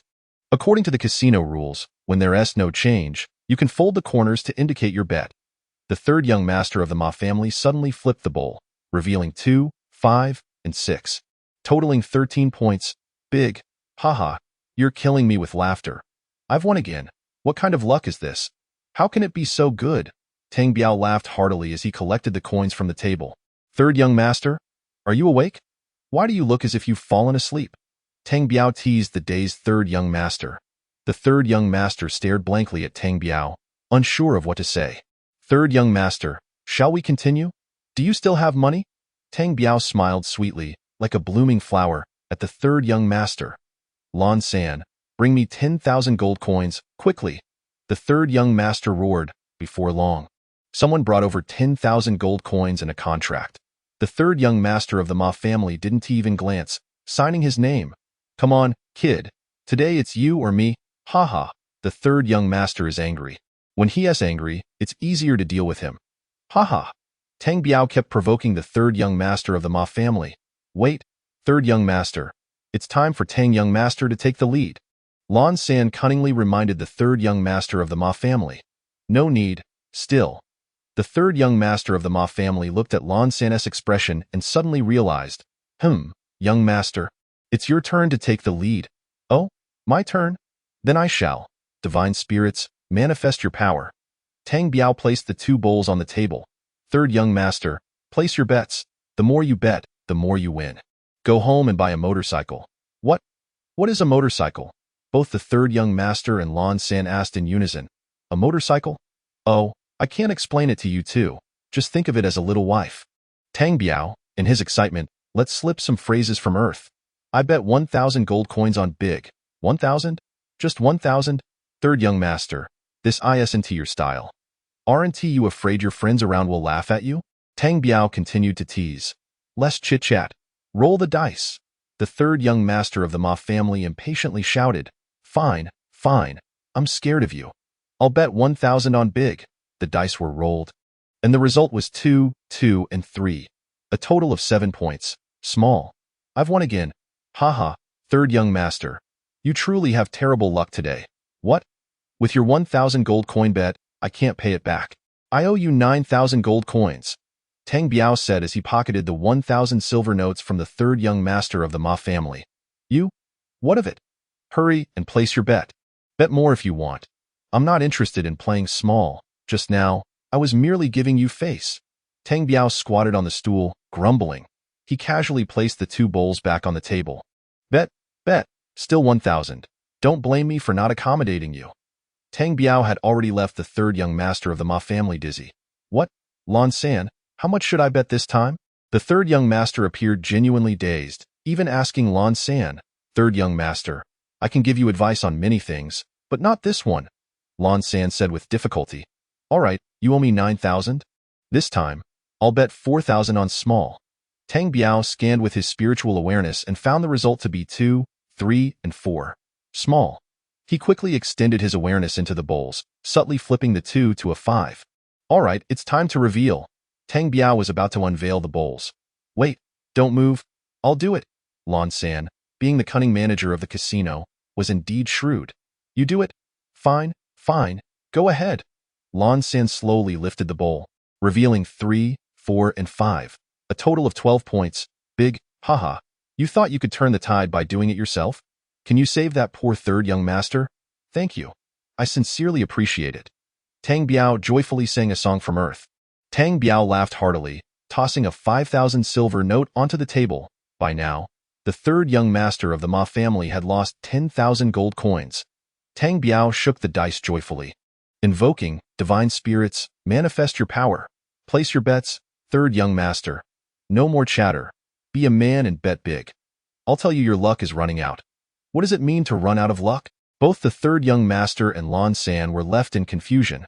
Running out of luck means don't care how many coins I have. As long as you dare to bet, I'll dare to pay. No matter how much. Oh, now I understand. The two suddenly realized. Hurry, I hope you'll win it all back in one go. Come on, make it a big one. Don't be a coward. You're a young master too, right? You're embarrassing your father. Lan San, bring me 10,000 gold coins. I'm all in for this round, third young master. And no more talking. It's all or nothing this round. Hurry up and get the money. Lan San nodded, and soon someone brought over the silver notes and contract for the Ma family's third young master. 15,000 gold coins. I bet small. The third young master, like a true gentleman, regardless of winning or losing, Tang Biao admired him.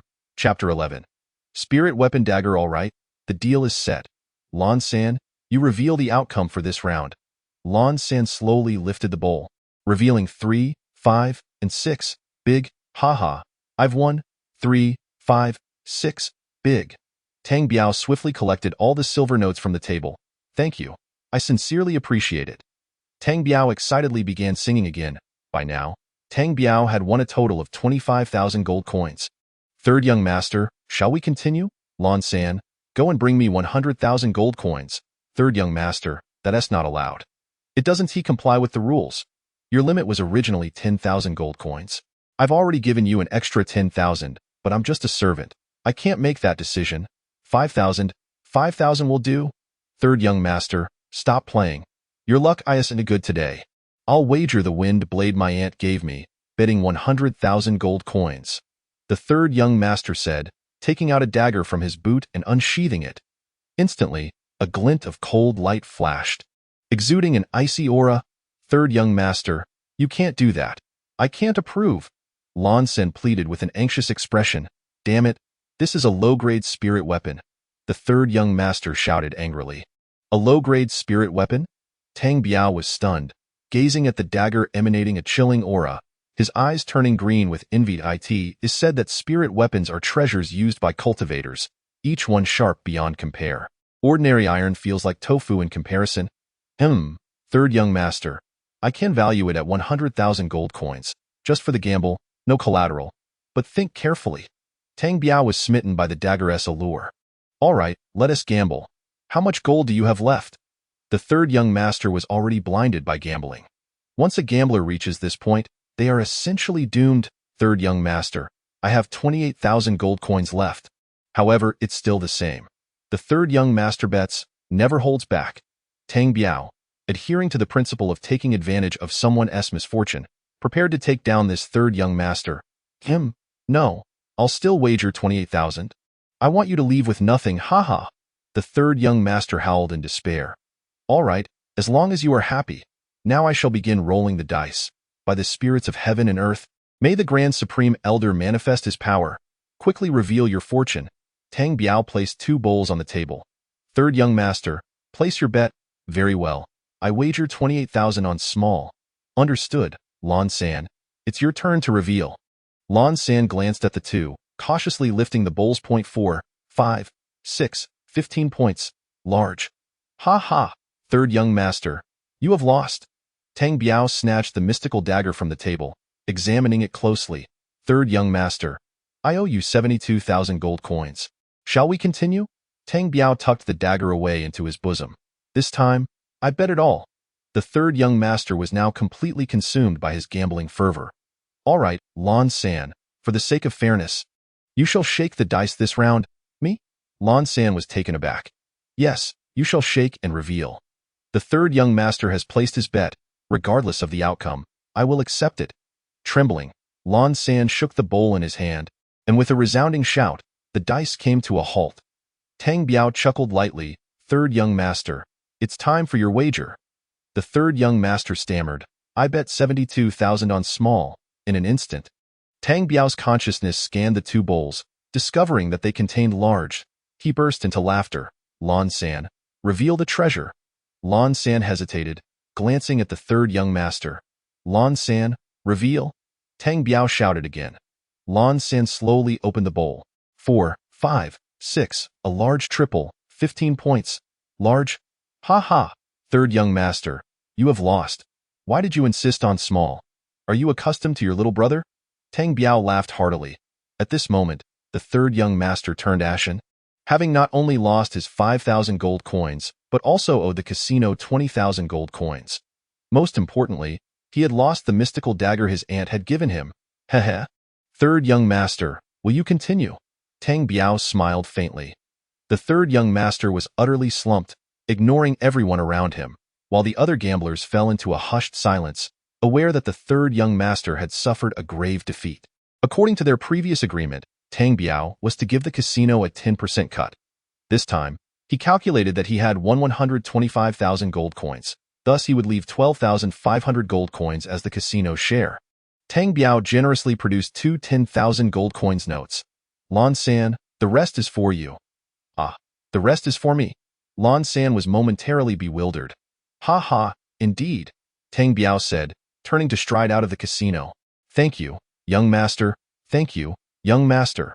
Upon seeing the 7,500 gold coins, Lan San had completely forgotten about the third young master. After exiting, Tang Biao kept a vigilant watch behind him, ensuring no one was following before he hastily returned to the small courtyard where Xie Dahu and the others resided. Overnight, the news that the young master of the Tang family had won a mystical dagger from the third young master of the Ma family spread throughout Tinshui City. Biaogu, what is the rush? Dahu was practicing his punches in the courtyard. Oh, Dahu, have you reached the first level of martial arts? Yes, I owe it all to you, Biaogu. Without your magical body training technique, how could we impoverished children have access to such profound skills? Well done, Dahu. Keep up the good work, and if you run short on pills, just let me know. Now, I have something to instruct you. Oh? What is it, Biaogu? I just won 25,000 gold coins from the third young master of the Ma family, along with a mystical dagger. I suspect the Ma family will not let this go lightly. Tomorrow morning, spread the word that the Tang and Lan families conspired against the third young master of the Ma family. Isn't that asking for trouble? Dahu asked, perplexed. If we don't drag those two families down with us, they will surely direct their ire at me. Let them create chaos. The more tumultuous, the better. Oh, I see. I'll do it at dawn. Tang Biao nodded and rushed into his room, eager to examine the mystical dagger. He drew forth the shimmering, frost-inducing dagger and lightly touched it to the corner of the table, slicing off a perfect corner as if it were tofu. Tang Biao was elated. This was indeed a mystical artifact. Little did he expect to obtain a low-grade mystical item so soon upon arriving in this world. Tang Biao laughed heartily. Suddenly, a thought struck him. He placed the mystical dagger on the table, attempting to grasp it with his consciousness, but despite his best efforts, it remained immobile. Could it be that it had not been refined yet? Or must it bear his consciousness imprint? Back on Earth, he had read numerous fantasy novels, wherein controlling a mystical artifact required refining it with consciousness or inscribing it with a consciousness mark. Tang Biao attempted to inscribe characters onto the mystical dagger with his consciousness, but after laboring for quite some time, he merely managed to draw a circle on it. Nevertheless, at least he could sense the existence of that circle with his consciousness.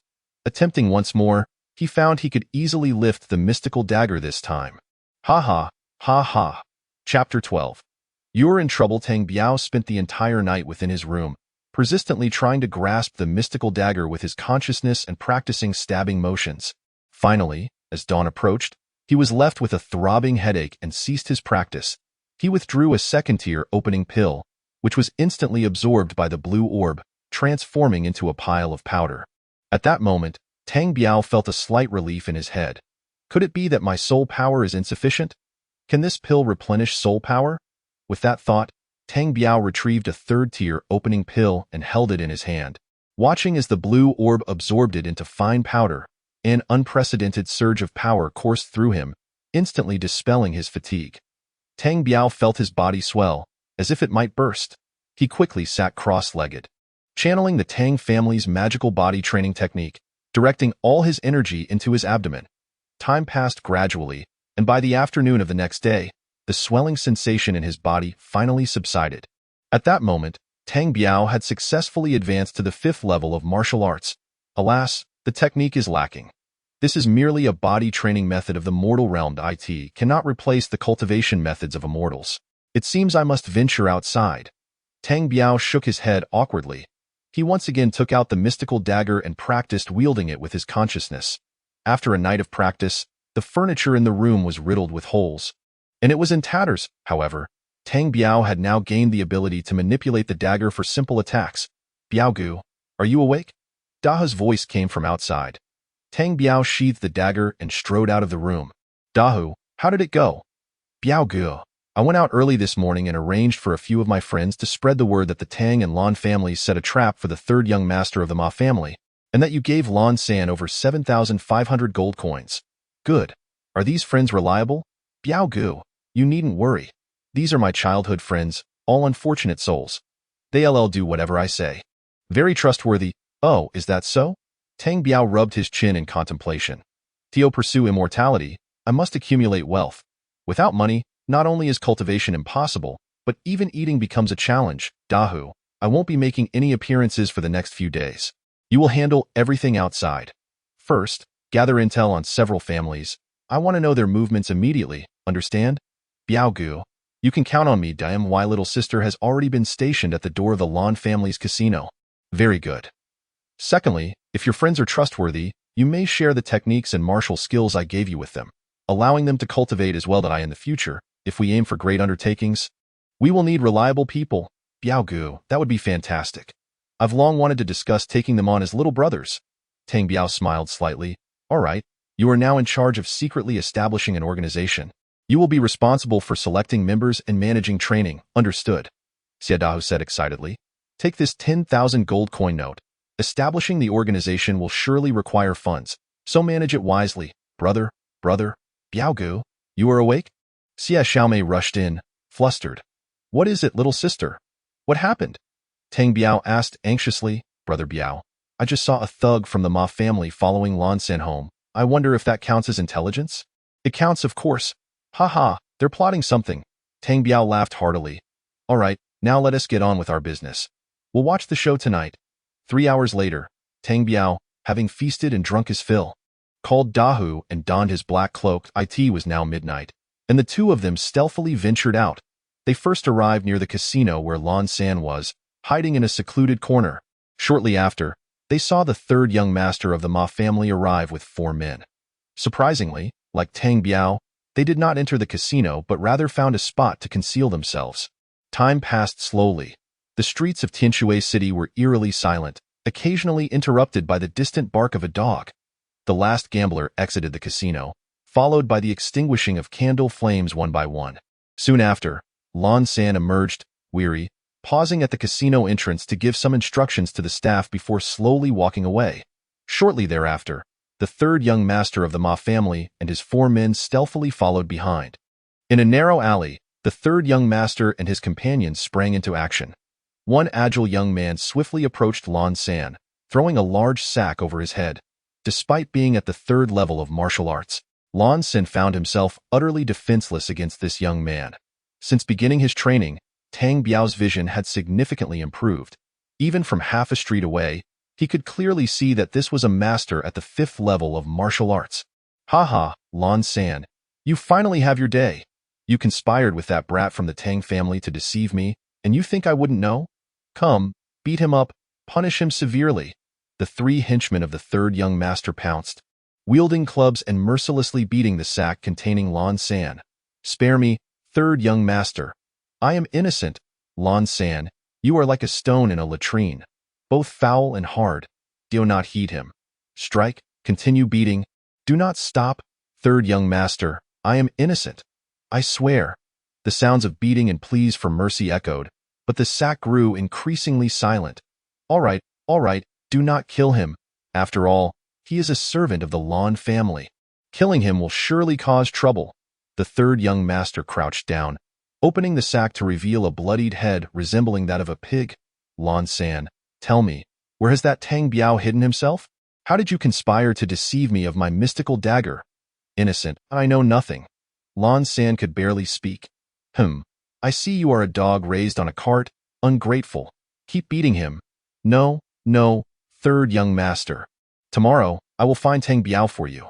I will definitely find him. Oh? You know where he is? The third young master asked, puzzled.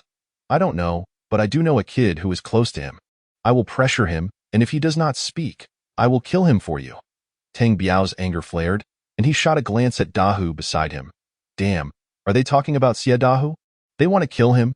Himph. Lan San, you're in trouble now. Let us see who ends up dead. Chapter 13. One must be ruthless to stand firm, Lan San. Do you realize the gravity of losing my mystical dagger? I will spare you today, but tomorrow I expect an explanation. Otherwise, if I do not kill you, my father will. The third young master of the Ma family and his 4 henchmen walked away, leaving Lan San exhausted on the ground, gasping for breath. Come, it's our turn to perform. Tang Biao rushed over to Lan San, once again throwing a sack over his head. What are you doing? Who are you? Lan San panicked within the sack. Biao Gu, what do we do? One must be ruthless to stand firm. Eliminate him, or you will regret it tomorrow. Tang Biao had always been decisive, or else he wouldn't have survived in a society driven by greed. Hearing the stakes, Dahu quickly spotted a heavy stone nearby, and without hesitation, he raised it and brought it crashing down onto Lan San's head. With a resounding thud, the sack ceased to struggle. Dahu did not relent but lifted the stone again. Slamming it down with ferocity, Dahu, enough! Weevi struck him 4 or 5 times. He has finished. The two swiftly made their way home, cloaked in the night. Brother, how did it go? Xie Xiaomei, worried for their safety, had yet to sleep. It's fine. Lan San is dead. He was killed by the third young master of the Ma family. Tang Biao replied with an expressionless face. What a fool that third young master of the Ma family is.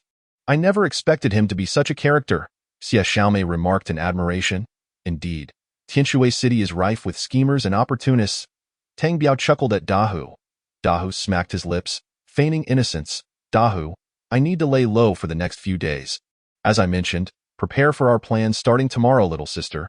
Pretend you know nothing and go out to gather information.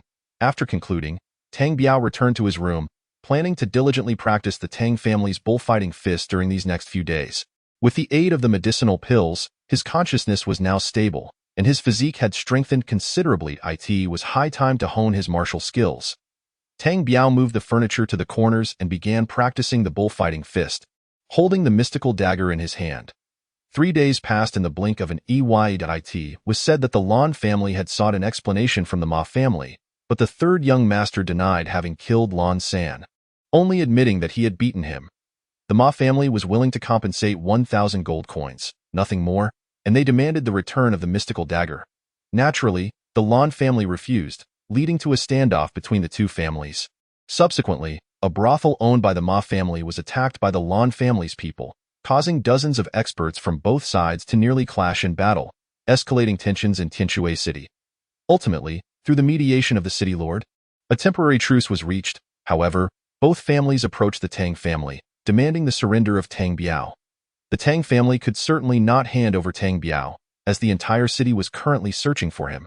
Allegedly, the third young master of the Ma family received a severe beating from his father, Ma Yuanji, for the loss of the mystical dagger, and was sent out to search for Tang Biao. Biao Gu, I have arranged everything you instructed. I have secretly selected 8 brothers for training in the magical body training technique and the bullfighting fist. Good. You must keep a close watch on this. We cannot let anyone know they are learning the Tang family's martial arts secrets, or it could lead to dire consequences. Understood, Biao Gu Dahu. I must go out for a while. You focus on training these 8 individuals. The rest will simply require you to gather information. Biao Gu, where are you headed? I plan to venture into the Yinshan mountain range. Firstly, to lay low, and secondly, I wish to undergo some trials within the mountains. Oh? How long do you plan to be gone? Sigh. It depends on the situation. At most, just a few months. I need to elevate my cultivation. Otherwise, I will have no place to stand in Tianshui City. Indeed, Dahu, please procure some 3rd-tier Kai Lu Dan from Chio's alchemy shop for me. If there are superior options available, acquire those as well. Here is a 5,000 silver note. It is all I possess. This 5,000 silver note was also won from the third young master of the Ma family. 10,000 taels went to Lan San, and another 10,000 to you. Dahu, Biao Gu does not require it. The funds you provided me remain untouched. That money should be saved to purchase Dan for your 8 brothers and younger sister in the future. It will hardly suffice. When I return, let us devise a plan to amass wealth. Very well, Biao Gu, wait for me. I shall go buy the Dan immediately. We cannot go now. The darkness has yet to fall. Drape this black cloak over me. Be wary of our pursuers, Tang Biao instructed. Understood. Biao-G.is there anything else you require? Tang Biao hesitated momentarily. Prepare a knife and gather some oil, salt, and seasoning I must eat while traversing the Yin mountain range. The two conversed further, exchanging insights on the nuances of the immortality physical cultivation technique. As Dehu noted that dusk had descended, he turned to procure the Dan for Tang Biao. Tang Biao changed into a fitted outfit, sheathed his spiritual dagger within his boot, and began his practice of the immortality physical cultivation technique while seated on the bed. This technique is exceedingly advanced in Tianshui City, primarily focusing on physical enhancement. After a round of practice, Tang Biao sighed and shook his head. After digesting the Dan, he felt a potent energy coalescing in his abdomen. Yet he could not harness it. He attributed this inability to the misalignment of his technique. The immortality technique is meant for fortifying the body, while the heat in his lower abdomen distinctly felt like magical energy. Naturally, he could not wield that heat without the correct method. This was also the impetus behind his desire to venture into the Yin mountain range for training. Tang Biao pondered whether engaging in combat with wild beasts might awaken his latent potential. Enabling him to access that energy, Biao Gu, I have procured 53rd tier Kai Lu Dan. Nothing surpasses this. Please take care of it. Dehu handed a jade vial to Tang Biao. If you require more Dan, feel free to buy them yourself. I shall take these with me. Remember, during this period, refrain from any distractions. Focus solely on your cultivation. Upon my return, let us see if you can break through to the 5th level of martial arts. Haha, Biao Ge, how could that be possible? What is impossible about consuming more Dan? Tang Biao shot a sidelong glance at Xie Hu. Little sister must be asleep. Do not mention this to her. I am departing. Tang Biao was not one to linger. He secured the Dan and seasonings close to his chest, strapped the knife to his back, and left without carrying any baggage. It was now midnight. Tang Biao stepped into the night, heading straight for the eastern city gate. At this hour, the eastern gate was already closed, with only 2 soldiers dozing in the corner. Hey, wake up. Kindly come to the city gate. I have urgent business, Tang Biao said, tossing a small pouch over.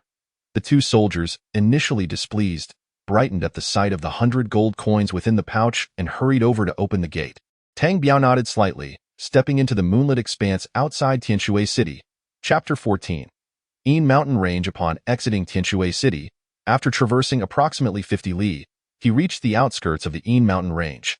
Tang Biao felt as free as a bird released from its cage, his spirits soaring in this unfamiliar world. It was his first venture beyond Tianshui City.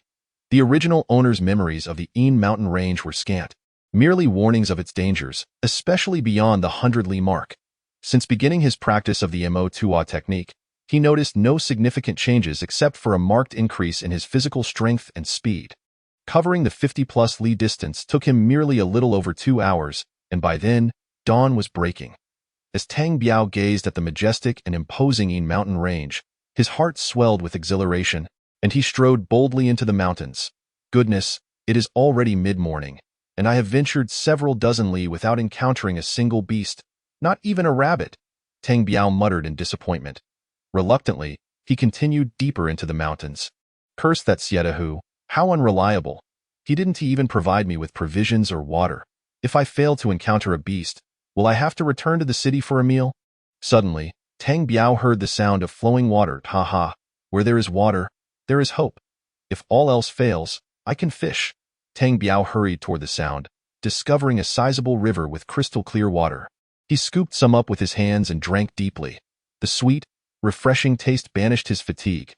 Ha! There are fish in this river. I need not worry about meals today. Just as Tang Biao was reveling in thoughts of how to prepare grilled fish, he sensed movement in the woods behind him. He turned to look but saw nothing. Using his spiritual awareness, which extended only a few zhong, he scanned the surroundings. To his astonishment, he spotted a wolf, a massive gray wolf with blood-red eyes. Tang Biao knew wolves traveled in packs, so he quickly surveyed the area but found no other wolves. He felt a wave of relief. Being a martial artist at the 5th level, he should be able to handle a lone wolf. As he contemplated this, the wolf slowly emerged from the woods, its fierce gaze locked onto him, poised to pounce.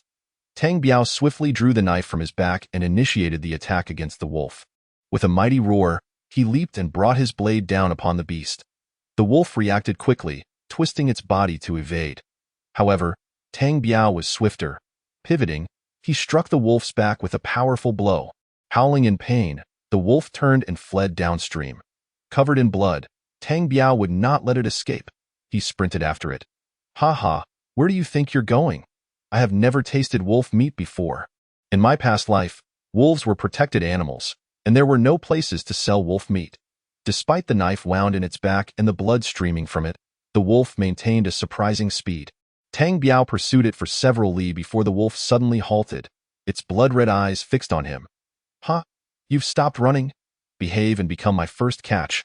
Ha ha." Just as Tang Biao was reveling in his triumph, he noticed additional wolves emerging from the trees beside him, one after another, until 4 more appeared ahead in no time. He was surrounded by wolves, at least 20 in total. "Oh no, this is bad. Greetings, esteemed wolves. I merely came to visit. Seeing you all well puts my mind at ease. I shall take my leave now." Tang Biao spoke soothingly, attempting to push past the nearest wolf with his knife, signaling for it to allow him a path. However, the wolf did not budge. Instead, it advanced closer. "What are you intending? Shall we engage in a discourse? Are you attempting to bully me?" Tang Biao felt a pang of panic. After all, there were over 20 wolves. Despite being at the 5th level of martial arts, he had no practical combat experience. Behind him lay the river, which appeared shallow, merely a person's height, but the current was quite swift. "Oh dear, am I being ungrateful? Do I need to throw a tantrum for you to leave?" Tang Biao continued to placate the wolves, but they lacked the intelligence to comprehend. Suddenly, one wolf lunged at him.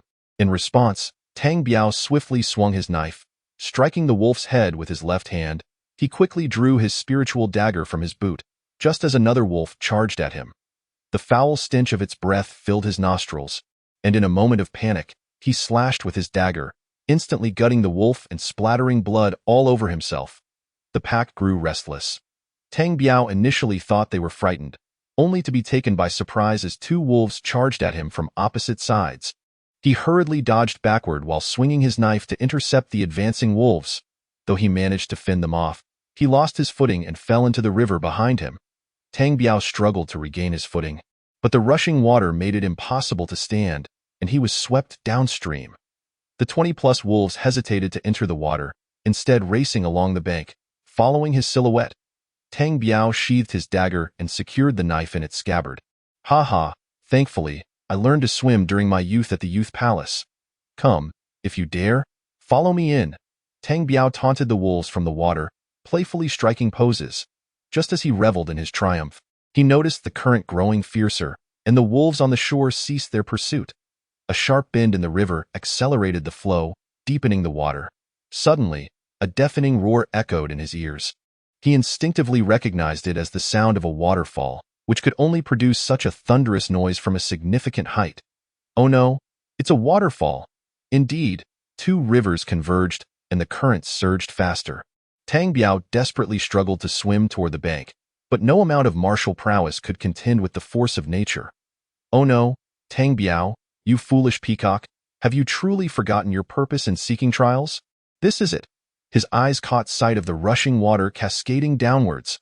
"Ah!" Tang Biao screamed, but his voice was drowned by the roaring waterfall. His body began to free fall. The height of this waterfall exceeded 100 zhong. "This is the end." Tang Biao instinctively closed his eyes. Chapter 15. A narrow escape. Falling from such a height, even if the surface below is water, survival was nearly impossible. This was basic common sense to Tang Biao.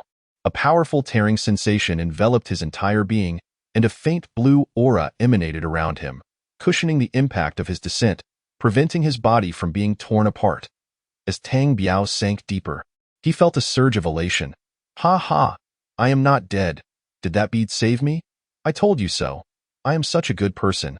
I have never harmed a mouse, nor have I ever peeped at a maiden bathing. I always help young girls cross the street. Given my virtuous nature, how could the heavens bear to let me perish?" As he continued to descend, something felt amiss. This is not merely sinking, it is. Suddenly, Tang Biao realized he was in a vast water pool, with no visible outlet. The water must flow underground, indicating that he was being drawn into a current. Oh no, the water is pulling me down. Is this a trap set by fate? In an instant, he spotted a large, dark hole at the bottom of the pool, through which all the water flowed. The surface never overflowed. Oh heavens, there are countless ways to die. Yet you choose such an inconspicuous method for me. You are truly cruel.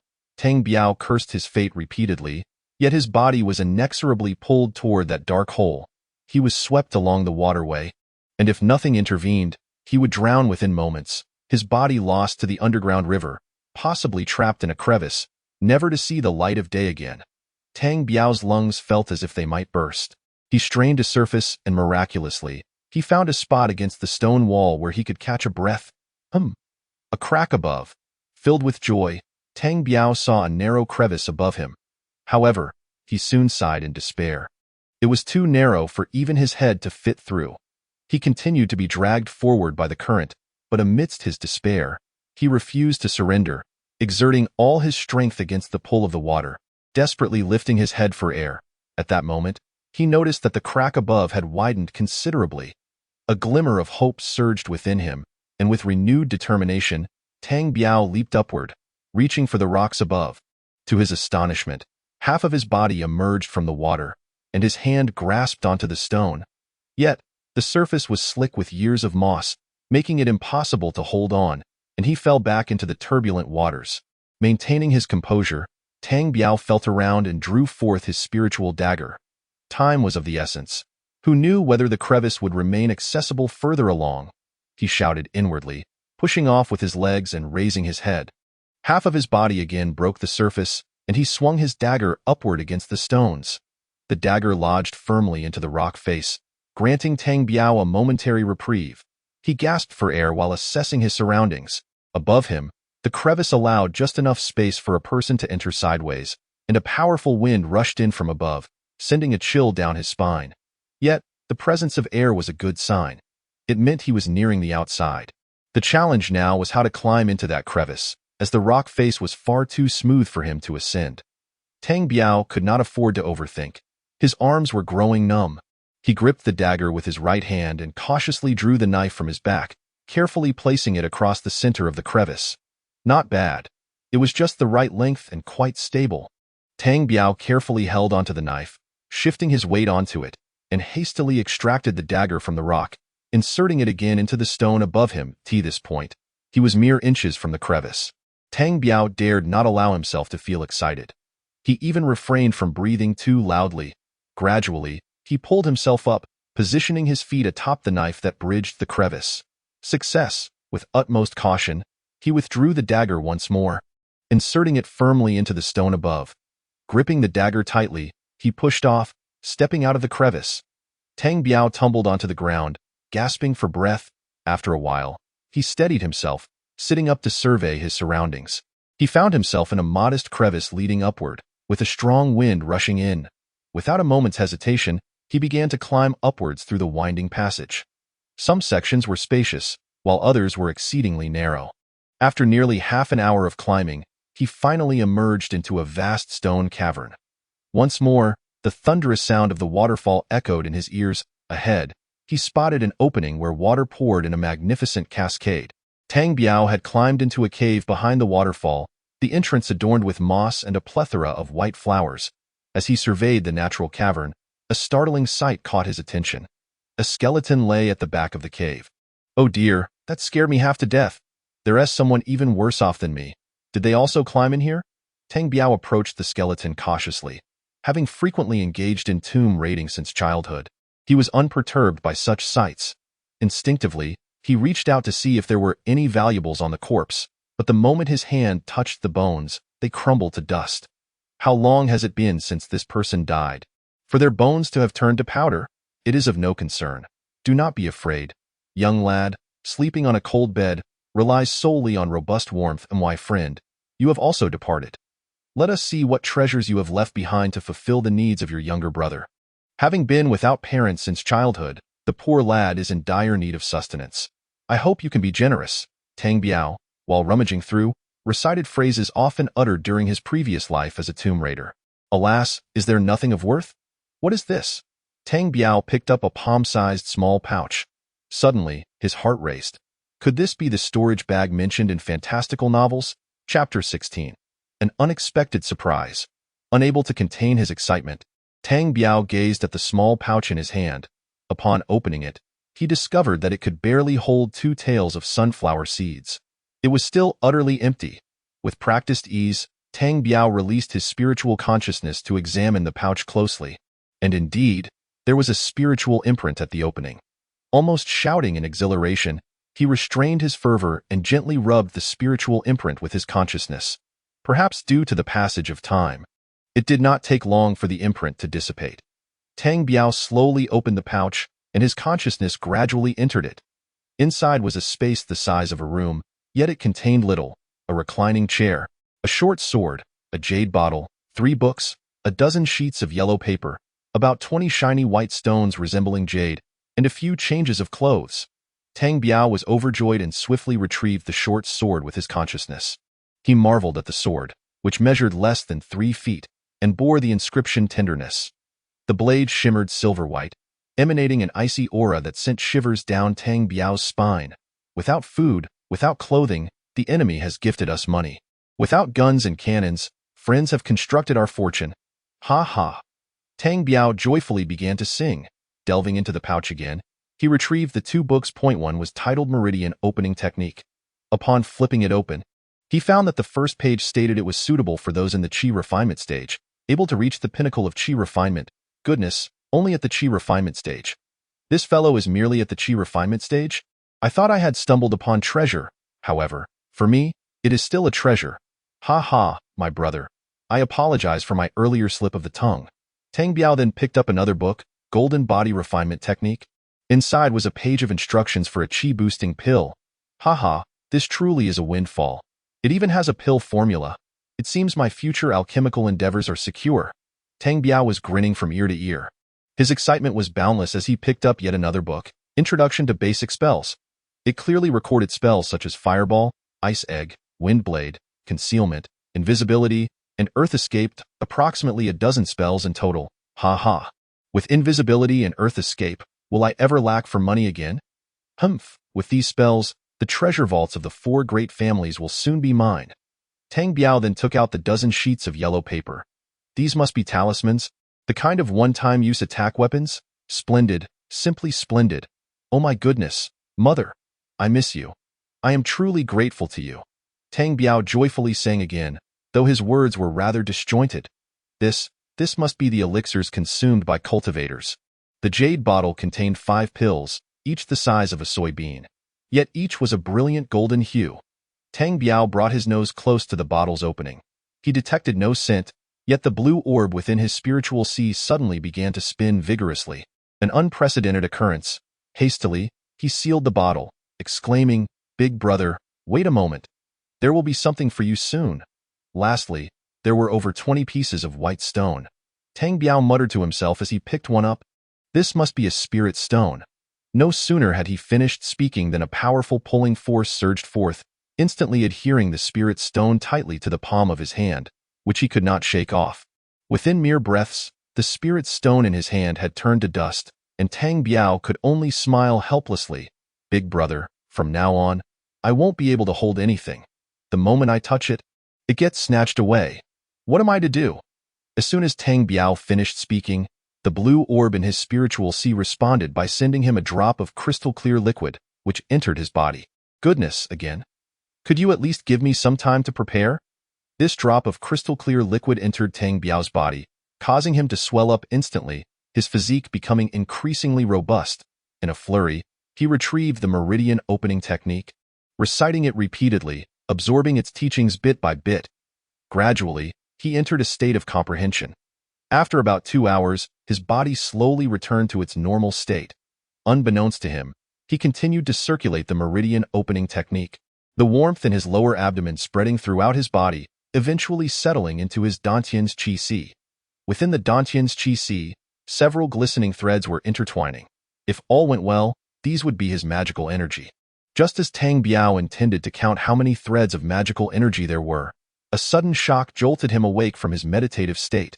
Yet, soon after, he was overcome with joy. Unbeknownst to him, he could now introspect his own body.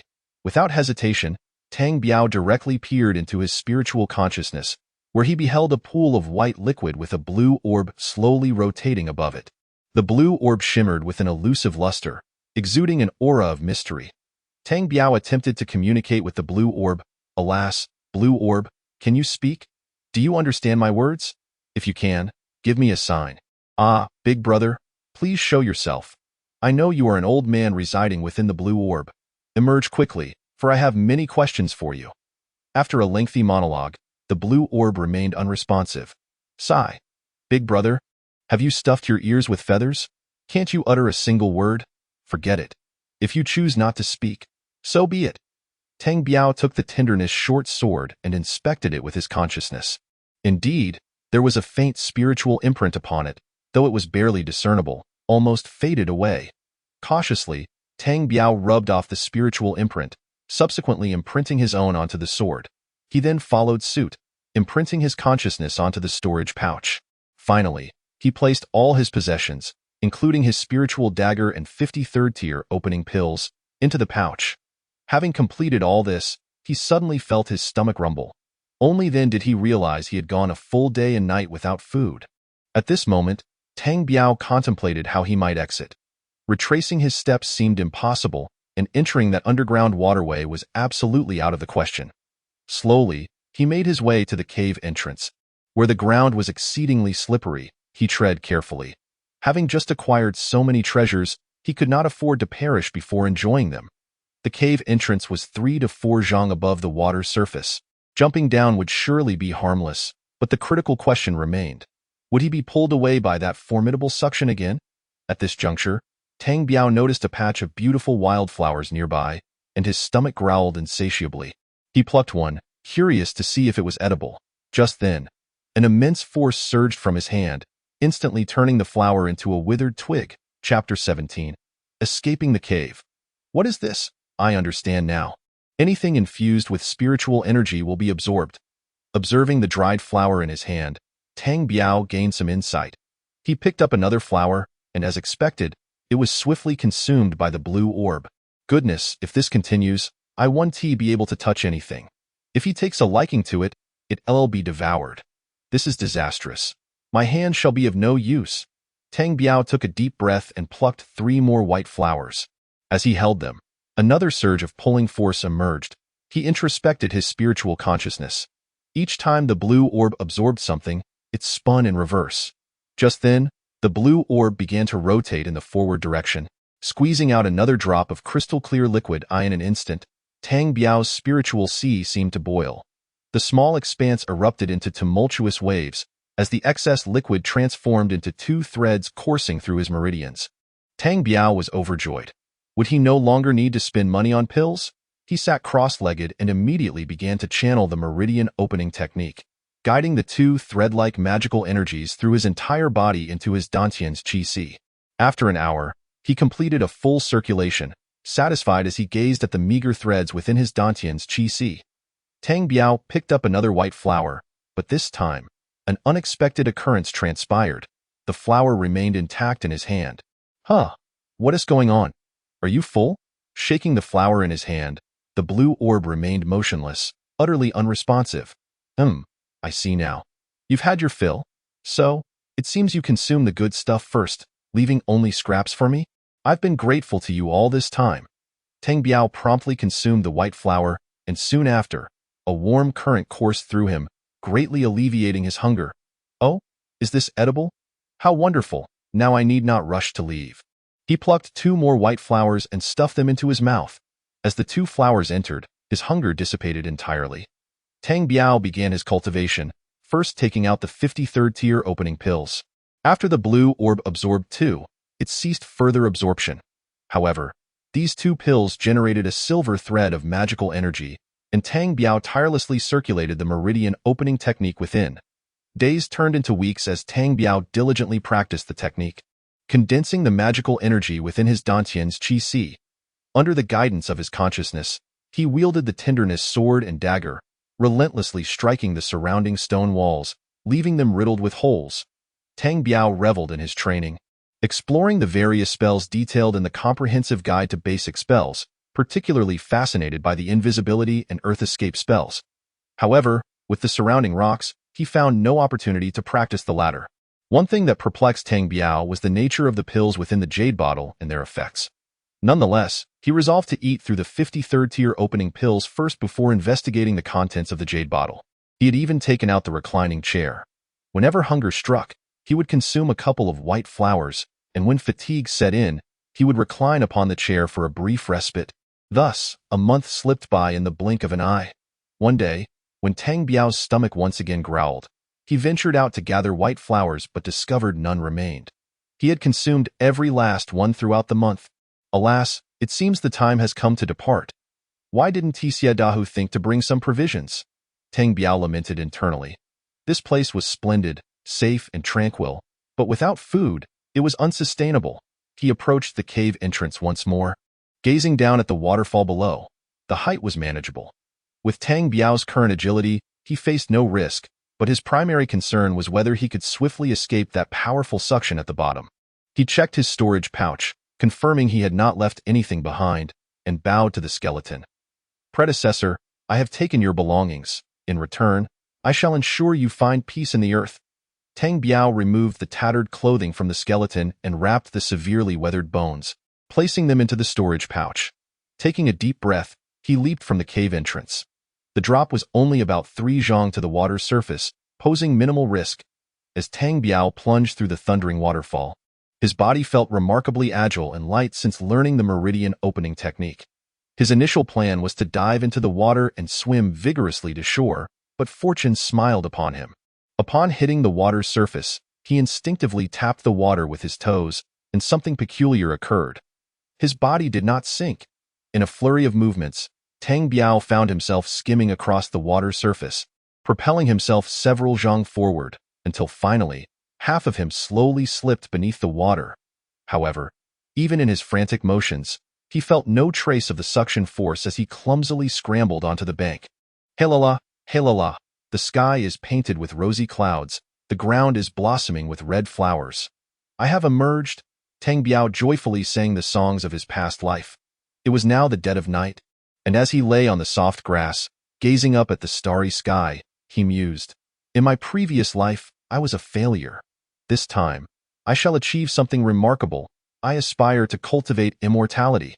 Tang Biao silently recited to the night sky. Gurgle, gurgle.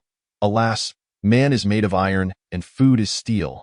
One meal missed is a cause for panic. Regardless of circumstances, I must eat.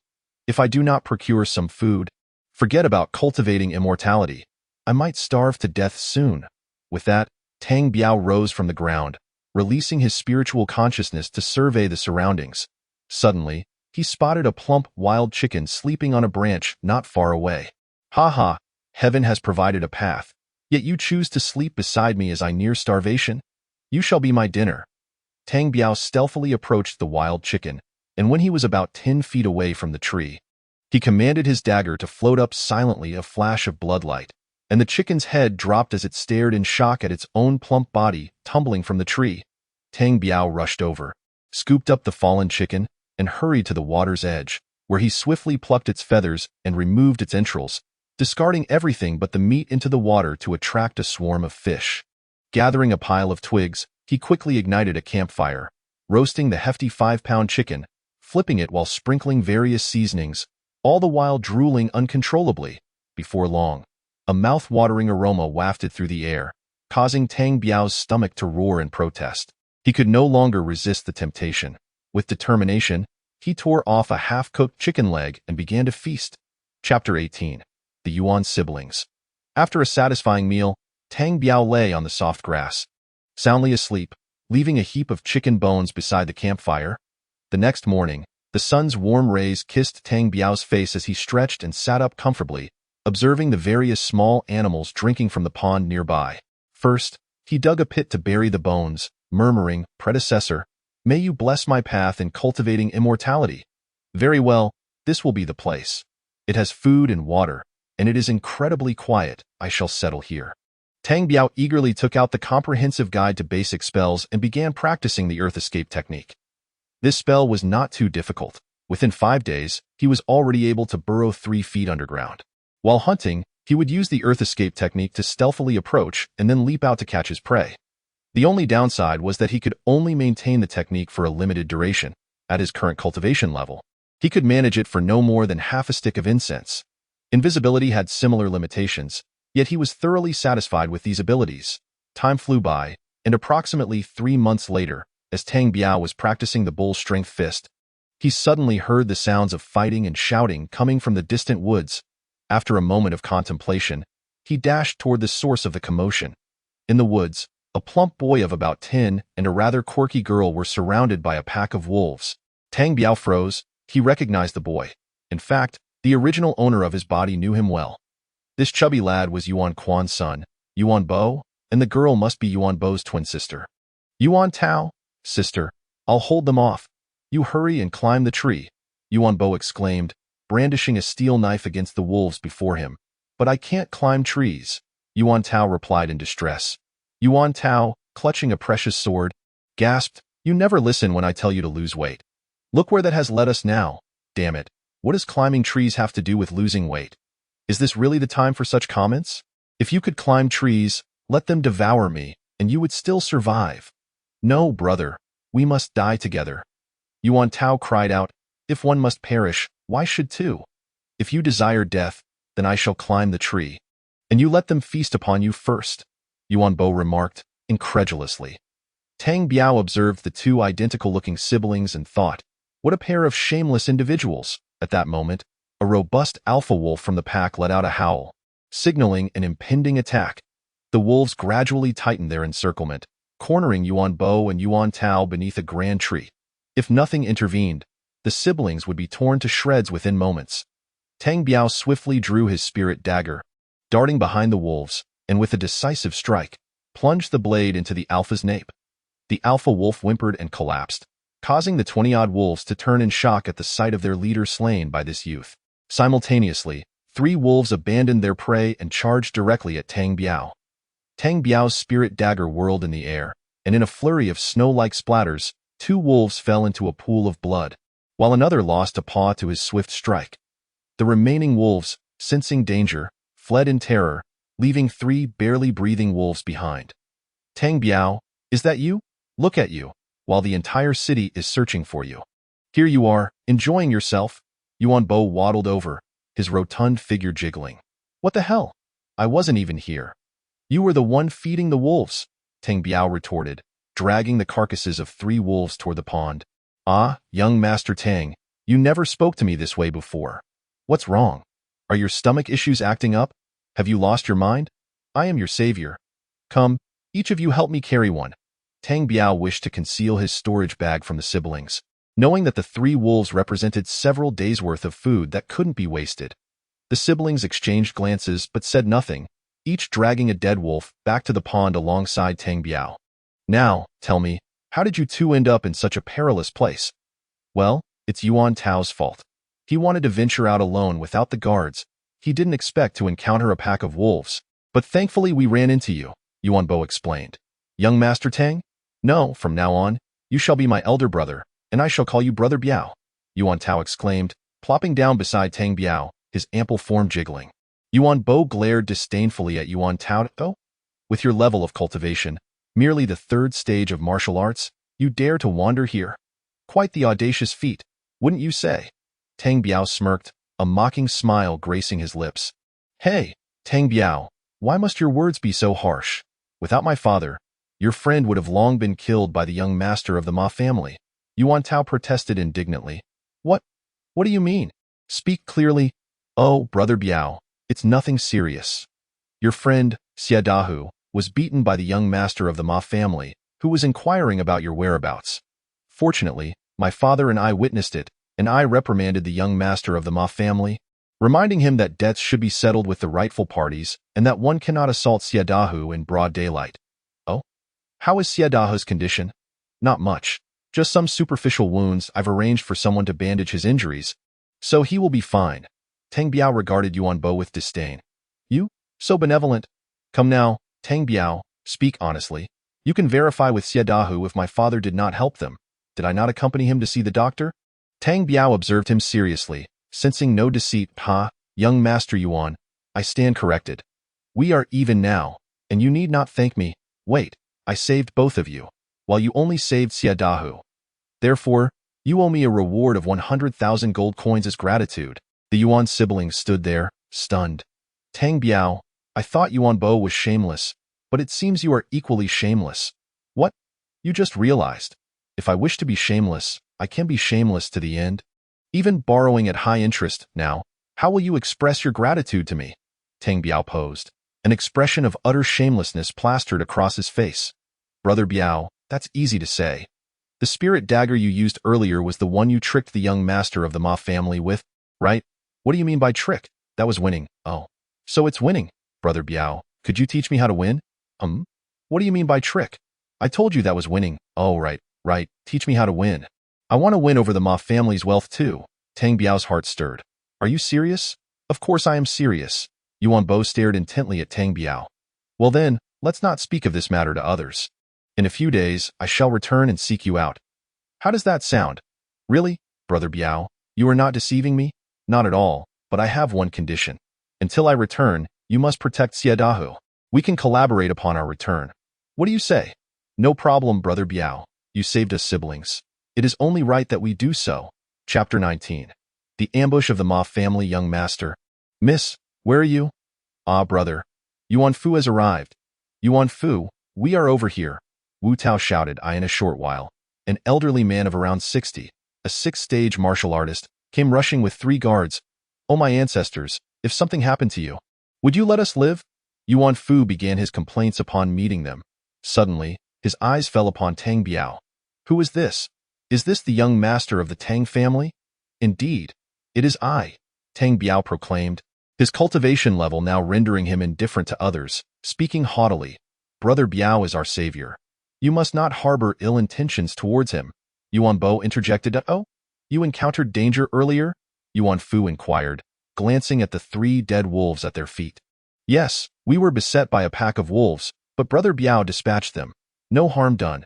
Yuan Bo replied nonchalantly. Oh, I see. Then we must express our gratitude to young Master Tang. Yuan Fu bowed deeply to Tang Biao. Ah, it was a trivial matter. Don't mention it. Tang Biao waved dismissively. Young Master Tang, I must warn you that the 3 major families in town are searching for you, offering a bounty of 100,000 gold coins. Oh? Which family is offering the reward? Yuan Fu and the Yuan siblings were taken aback, not expecting Tang Biao to ask such a question. It is the Ma family that has put out the bounty. The Ma family is indeed wealthy. Heh. Tang Biao's mind wandered, and he began to chuckle to himself. Yuan Fu paused. Young Master, Miss, should we not return? Indeed, Brother Biao. What are your plans? Well, I've changed my mind. After you return, go to the Ma family, claim the reward, and tell them everything you encountered with me, providing clear details of the location. No, I cannot do that. Yuan Bo shook his head vehemently. You will do as I say? Just remember to give me half of the reward, Brother Biao. Are you serious? Of course, Dio, you think I jest? Oh, I understand now. Yuan Bo and Yuan Tao appeared visibly excited.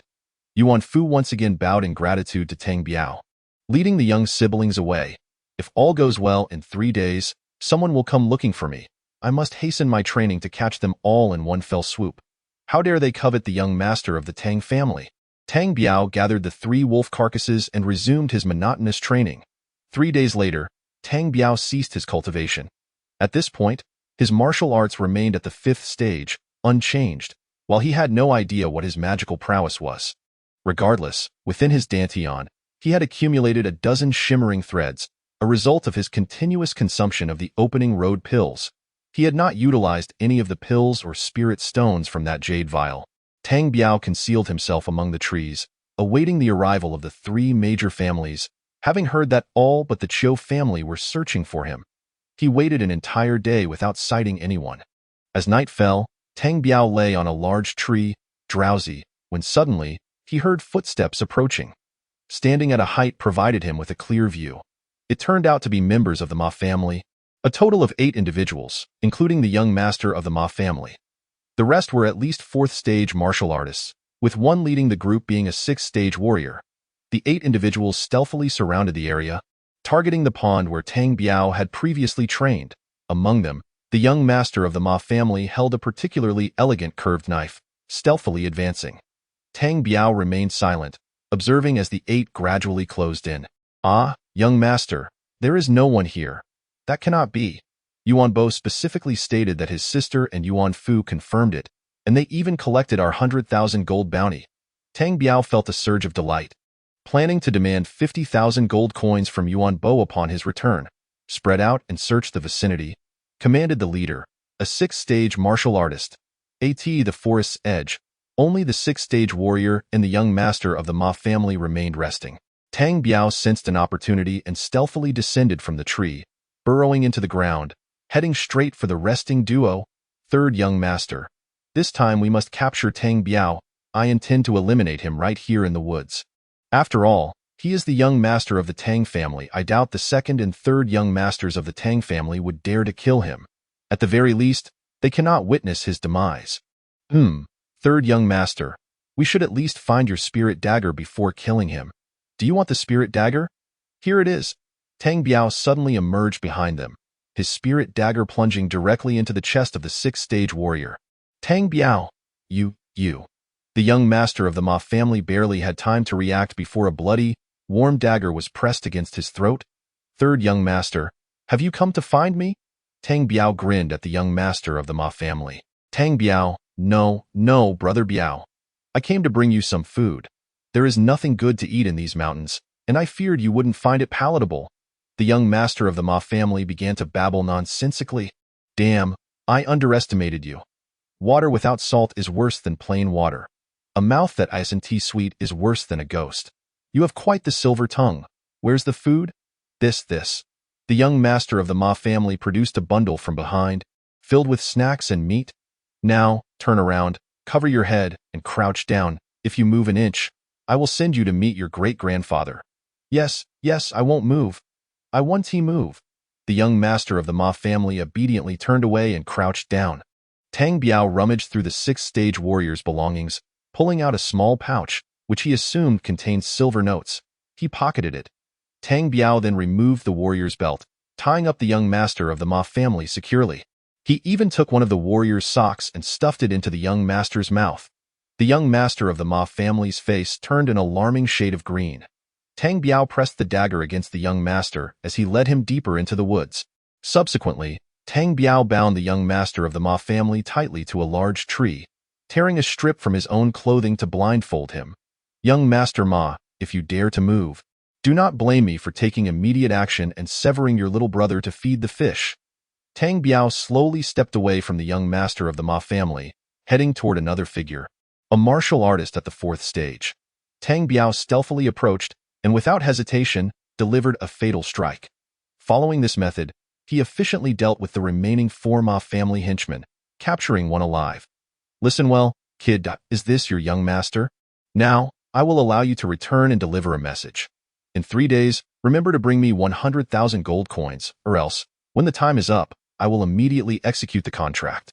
With a swift motion, Tang Biao severed a finger from the 5th-stage warrior. The man let out a howl, panic-stricken, as he stumbled away, drenched in sweat. Chapter 20. The secrets of parents. Tang Biao toiled through the night, adhering to his principle that even flies, though small, are still meat. He thoroughly searched the bodies of the fallen, ultimately leaving behind a few belts and pushing the corpses into the pond. Aware of a small earthen cave nearby, once the den of some unknown beast, Tang Biao untied the belts from the bodies, securing the young master of the Ma family within, and shoved him into the cave. Young master, you may want to pray now. Pray that your father does not pull any tricks, or else you might not survive. Otherwise, Feeling somewhat uneasy, Tang Biao rolled a large stone to block the cave's entrance securely. Without the Ma family's night grass, one cannot flourish. Without external wealth, one cannot prosper. Young master, it all rests on you. After saying this, Tang Biao leaped onto a large tree, savoring the exquisite snacks from the Ma family. The following morning, Tang Biao was startled awake by the sound of footsteps. It was members of the Tang and Lan families, a total of 12 individuals. The Tang family was led by the chief steward, Tang Renshan, and Tang Hu, while the Lan family was led by the 7th-stage expert. The third master Tang, come take a look. There is a pool of blood here. Whose blood could this be? Old Tang, have you lost your wits? We are in a primitive forest. A bit of blood may not necessarily belong to a human. Tang Hu scoffed, adopting an air of superiority. The third young master mentioned this should be the location. Let us have the brothers search nearby for any traces of that fellow. Third master, you take your men to guard the far side of the pond while our Tang family waits in these woods. What do you think? Good, let us proceed as such. The third master of the Lan family, a seventh-stage martial artist, led his men away. Young Master Tang, the old master instructed that if we encounter Tang Biao, we must ensure he does not return. We will claim he was devoured by wild beasts in this primitive forest. Tang Rinshan chuckled. Why go to such lengths? Are we not simply looking to kill him? Would we really return him home? Third young master, he possesses a spirit weapon. The old master said that we must acquire it at all costs, and we cannot allow the Lan family to get their hands on it. That is redundant. I already knew that. Tang Hu grinned sinisterly. Tang Biao felt no sense of belonging to the Tang family, as he was increasingly disinclined to take any drastic actions. This conversation between the two had completely extinguished any patience he had left for the Tang family. Tang Biao stealthily descended from the tree, making his way away from Tang Rinshan and Tang Hu's resting place. He needed to eliminate the henchmen first. Spotting a large rock ahead, he noticed a Tang family expert resting nearby. Tang Biao carefully crept closer, diving into the ground, and suddenly burst forth, swiftly slicing the man's throat. The man did not utter a single sound before succumbing to his fate. Tang Biao extended his consciousness and soon discovered two Tang family experts chatting not far away. The second master said that upon the successful completion of this task, each of us would receive 100 gold coins. The second master also mentioned that you must keep your mouth shut and not speak carelessly. The two cultivators exchanged knowing smiles, producing their rations as they began to eat. Tang Biao stealthily approached from behind, and with a swift motion, he severed both their throats simultaneously. Their heads tilted, and they fell lifeless. Tang Biao removed their belts, noting that 3 of the 5 Tang family members had already been killed, leaving only Tang Rinshan and Tang Hu resting. This time, Tang Biao did not conceal his presence, instead walking directly toward Tang Rinshan and Tang Hu. The two were enjoying a leisurely conversation when they suddenly heard footsteps behind them. Turning sharply, Tang Biao. Tang Rinshan was incredibly swift, drawing a large cleaver from behind him. Tang Biao wore a faint smile, and with a mere thought, a short sword flew out from his storage pouch, exuding a chilling aura as it soared through the air, severing Tang Rinshan's arm that wielded a knife. Ah! Tang Rinshan cried out in pain, collapsing to the ground in violent convulsions. With a smile, Tang Biao pressed the flying sword against Tang Hu's chest. Tang Hu, refrain from raising your voice. This is a spiritual sword. A single movement could create a fatal hole. At that moment, Tang Hu was so frightened that he could scarcely speak. Young master, are you a cultivator? Tang Rinshan weakly inquired from the ground. Oh, you appear to know quite a bit. Old man, you have tormented me endlessly. You truly deserve to die. Young master, spare me. It was all at the behest of the second master and the second madam. I am truly innocent. Enough, you may die now. With a swift motion, the tender sword pierced through Tang Rinshan's skull. Since he had uncovered Tang Biao's secret, Tang Biao could not allow him to return alive. Thud. Tang Hu fell to his knees before Tang Biao. Brother, I was wrong. Please spare me. Hee. Now you realize your mistakes? Do you not find it laughable? Tang Biao's eyes glinted with ferocity. He sought vengeance for his previous incarnation, who had been murdered by the third young master of the Ma family under Tang Hu's instigation. Brother, do not kill me. I know a secret about your parents. Before Tang Biao could raise his tender sword, he was intrigued by Tang Hu's mention of his parents' secret, even though they were not his biological parents. Oh? Speak quickly. If you take too long, my sword shall not wait. Brother, I swear I will divulge it if you do not kill me. Hurry, stop wasting time. Whether I kill you is a gamble, brother. I know there is a cultivation manual at home, left for you by your parents. Back then, they were poisoned through a conspiracy by my father and third uncle, who seized their inheritance. Oh? Are they dead? No, I do not know. They fled before the poison took effect. I am unsure if they live or die. This is why my father has been keeping an eye on you these past few years. Oh? So all these years without killing me was out of fear that my parents would return to seek vengeance. Using me as a hostage? Indeed, That is precisely the case. Then why do they dare to kill me now? That is because my father has comprehended the manual. He is now capable of cultivation, but he lacks quality elixirs for assistance, so the results are not optimal. Where is that manual? Who possesses it? The manual is alternately held by my father and third uncle, each comprehending it for 6 months. It is now my uncle's turn, Edo? I see. As Tang Biao inquired, he tightly bound Tang Hu. Well, in light of our brotherhood, I suggest you behave yourself and do not compel me to kill you.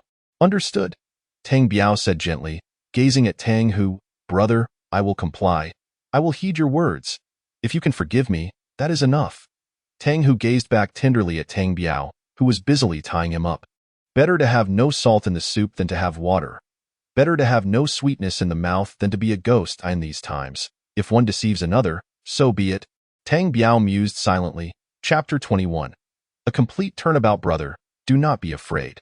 Just accompany the third young master, and I shall come for you shortly. Tang Biao gently patted Tang Hu's shoulder. The already small cave was now tightly filled with 2 individuals. Tang Biao did not forget to tie the 2 together, and then stuffed the third young master's socks into Tang Hu's mouth, tearing a strip from the third young master's clothing to blindfold Tang Hu. In an instant, a look of resentment flashed in Tang Hu's eyes, but he soon gazed tenderly at Tang Biao as his eyes were covered. Meanwhile, chaos ensued in the dense forest by the pond. Several cultivators from the Lan family had discovered Tang Rinshan's corpse and were nervously searching the vicinity. Tang Biao climbed a large tree, quietly observing the position of the third elder of the Lan family. For he was his target, an individual so powerful, Tang Biao would not let escape. Slowly, he moved closer to the third elder's position, stealthily blending into the ground to evade the search of the Lan family's cultivators. The third elder of the Lan family was now within arm's reach. Tang Biao suddenly leaped, plunging his spiritual dagger into the elder's neck. Ah! The third elder's dying scream startled the birds in the forest. The 6 members of the Lan family saw Tang Biao, and he did not shy away, boldly rummaging through the third elder's belongings, but alas, he found only a meager silver note of 5,000 gold coins. Standing with the dagger in hand, Tang Biao declared, "Those who are not afraid of death, come forth." At that moment, Tang Biao exhibited the 5th level of martial arts cultivation, and with the formidable spiritual dagger in hand. None of the Lan family dared to approach him. Well, since you choose not to come, consider yourselves wise. Return and inform the Tang family. I have captured Tang Hu, that if you wish for him to live, bring me 100,000, no, 30,000 gold coins, within 3 days, or else I shall execute him. The group exchanged glances, bewildered. With the third elder dead, their leader was gone, leaving them uncertain of what to do. All right, you may leave now. If you linger further, you may remain to accompany your third elder. The 6 members of the Lan family exchanged glances, then fled towards the mountains. Tang Biao paid no mind to their corpses, allowing beasts to feast upon them. He began practicing fireball and ice egg techniques. That evening, Tang Biao extracted a wolf from his storage pouch, skinned it, removed its entrails, and roasted the entire wolf over the fire. In no time, the campfire crackled with sizzling fat, and Tang Biao went about seasoning it. Half an hour later, he gnawed on a wolf leg, his mouth dripping with grease. The aroma of the wolf meat wafted into the earthen cave. One could only wonder what the 2 captives were feeling at that moment. Having finished a wolf leg, Tang Biao unceremoniously stored the roasted wolf back in his pouch, not offering even a morsel to the 2 young masters. He thought to himself that he could endure a day without food without dying, and being well fed would only make it easier for them to escape. 3 days later, Tang Biao concealed himself atop a towering tree, bracing for the arrival as expected. It wasn't long before a group of over a dozen individuals, panting heavily, approached. Leading them were his second uncle, Tang Zhenhai, the head of the Ma family, Ma Yuanji, and the second heir of the Lan family, Lan Jiwu. Behind them followed a host of martial artists at the 5th and 6th levels of cultivation. Tang Biao smirked coldly. The strength of half of Tianshui City has gathered here. Tang Biao, we have come for you. Show yourself. The dozen or so individuals stood by the pond, unwilling to step into the woods. Tang Biao leaped down from the tree, striding forward with an air of indifference. Have you brought the money? Tang Biao, that is your brother. How can you bear to treat him so? Tang Zhenhai spoke first. Enough with the nonsense. How could you treat your brother like that? You? Tang Zhenhai fell silent, unsure of how much Tang Biao knew. He could not dare to expose the matter before so many people. Dang family brat, where is my son? Ma Yuanji demanded angrily. Your son is quite well, on the brink of starvation. Since that day he was captured, he has had neither water nor rice. If you truly care for him, hurry up, stop wasting time, and pay up. Ah, you drive me to madness. Ma Yuanji's fury boiled. Then prepare to collect his corpse if you do not pay. Tang Biao retorted mercilessly. Tang Biao, why were your methods so cruel as to kill my third brother? Where is his body? Lan Jiwu inquired. Do not feign innocence. If he had not come to kill me, would I have slain him? As for the body, who knows which beast dragged it away? Tang Biao spoke nonchalantly, having turned hostile. There was no need for pretense anymore. Ah, you infuriate me. I shall kill you. Lan Jiwu, enraged, drew a large blade and charged at him. Wait, you must remain calm. If you attack, those two young masters will meet their end. Humph, whether they survive or not is of no concern to me. I must kill you. Sai, second uncle, head of the Ma family, should you lose your sons, do not blame me. Blame him, Tang Biao declared with righteous indignation. Lan's second heir, endure for now. Let me rescue my son first. Ma Yuanji implored urgently. Tang Biao's second uncle also held back Lan Jiwu, signaling him to remain calm. Tang Biao watched with a cold smirk. All right, I will give you the silver note. You must release my son. Ma Yuanji said, producing a silver note and tossing it over. Tang Biao caught it. Not bad, 100,000 gold coins. Received. Second uncle, what about yours? Tang Biao, is this how you treat your second uncle and brother? What have I done? I accept 100,000 gold coins from the Ma family's third young master, and I accept 30,000 gold coins from you. Is this not fair treatment? Is this not elevating you and Tang Hu? You little beast. Sai, second uncle, what kind of attitude is this? I play tricks and you reason with me? I reason with you, and you play tricks? Tang Jinhai was left speechless. His face flushed with anger. Fine, fine. You flatter me. Here, this is a silver note for 30,000 gold coins. Quickly return my son. Tang Biao chuckled, flicking the silver note with his finger. Not bad. The numbers match perfectly. All right, you may leave, and I assure you they will return within 3 days. You little trickster, are you deceiving us? Ma family head, do not speak so harshly. What do you mean by deceiving? I am not a fool. If I return the third young master to you now, how will I survive? Tang Biao, you are most untrustworthy. Lan Jiwu seethed. Lan's second heir, whether I am trustworthy or not is none of your concern. If you love meddling, why not try the Ma family's toilet for a taste of saltiness? Tang Biao, do not force my hand. Enough, second uncle, stop pretending. You act as if you are a saint. Why not tell everyone how you murdered your brother and sister-in-law? Why not explain why you plan to kill your nephew in the Yinshan Mountains? Chapter 22. Collecting money without releasing hostages. Ah, you little beast, I will abandon my son. I will kill you too. Sigh. Everyone, come quickly. Tang Jinhai is cornered and intends to kill to silence me. Hurry, come and see. As Tang Biao retreated, he shouted loudly, and the dozen or so martial artists who had followed him exchanged glances, wanting to laugh but refraining. Tang Jinhai drew a treasured sword from his waist, ready to charge at Tang Biao, while Lan Jiwu did not back down, wielding a large knife to advance as well. Ma family head, have you made up your mind? Are you willing to abandon your son? Tang Biao continued to chant as he hurriedly sought refuge behind a large tree. Sigh, brother Tang, brother Lan, wait. I want my son back. I want my son. Though Ma Yuanji was only at the 7th level of martial arts, he bravely stepped forward, blocking the two Ma family head. It is not that I do not want my son back, but that he is not keeping his word. Tang Jinhai lamented. Tang Biao, a man of honor must keep his word. If you accept the money, you must release my son. I swear today to ensure your safety. Ma Yuanji declared earnestly. Ha, Ma Yuanji, I would sooner believe in ghosts than trust your empty words. At that time, I gambled fairly with your son. Why did he seek me out when he lost? Why did you spend 100,000 gold coins offering a reward for my whereabouts? And you, Lan's second heir, this is a matter between the Ma family and me. What business is it of yours? Your brother sought death. And you, Tang Jinhai, you murdered my parents, seized my inheritance, and gave me merely 10 silver coins a month while sending people to insult and humiliate me.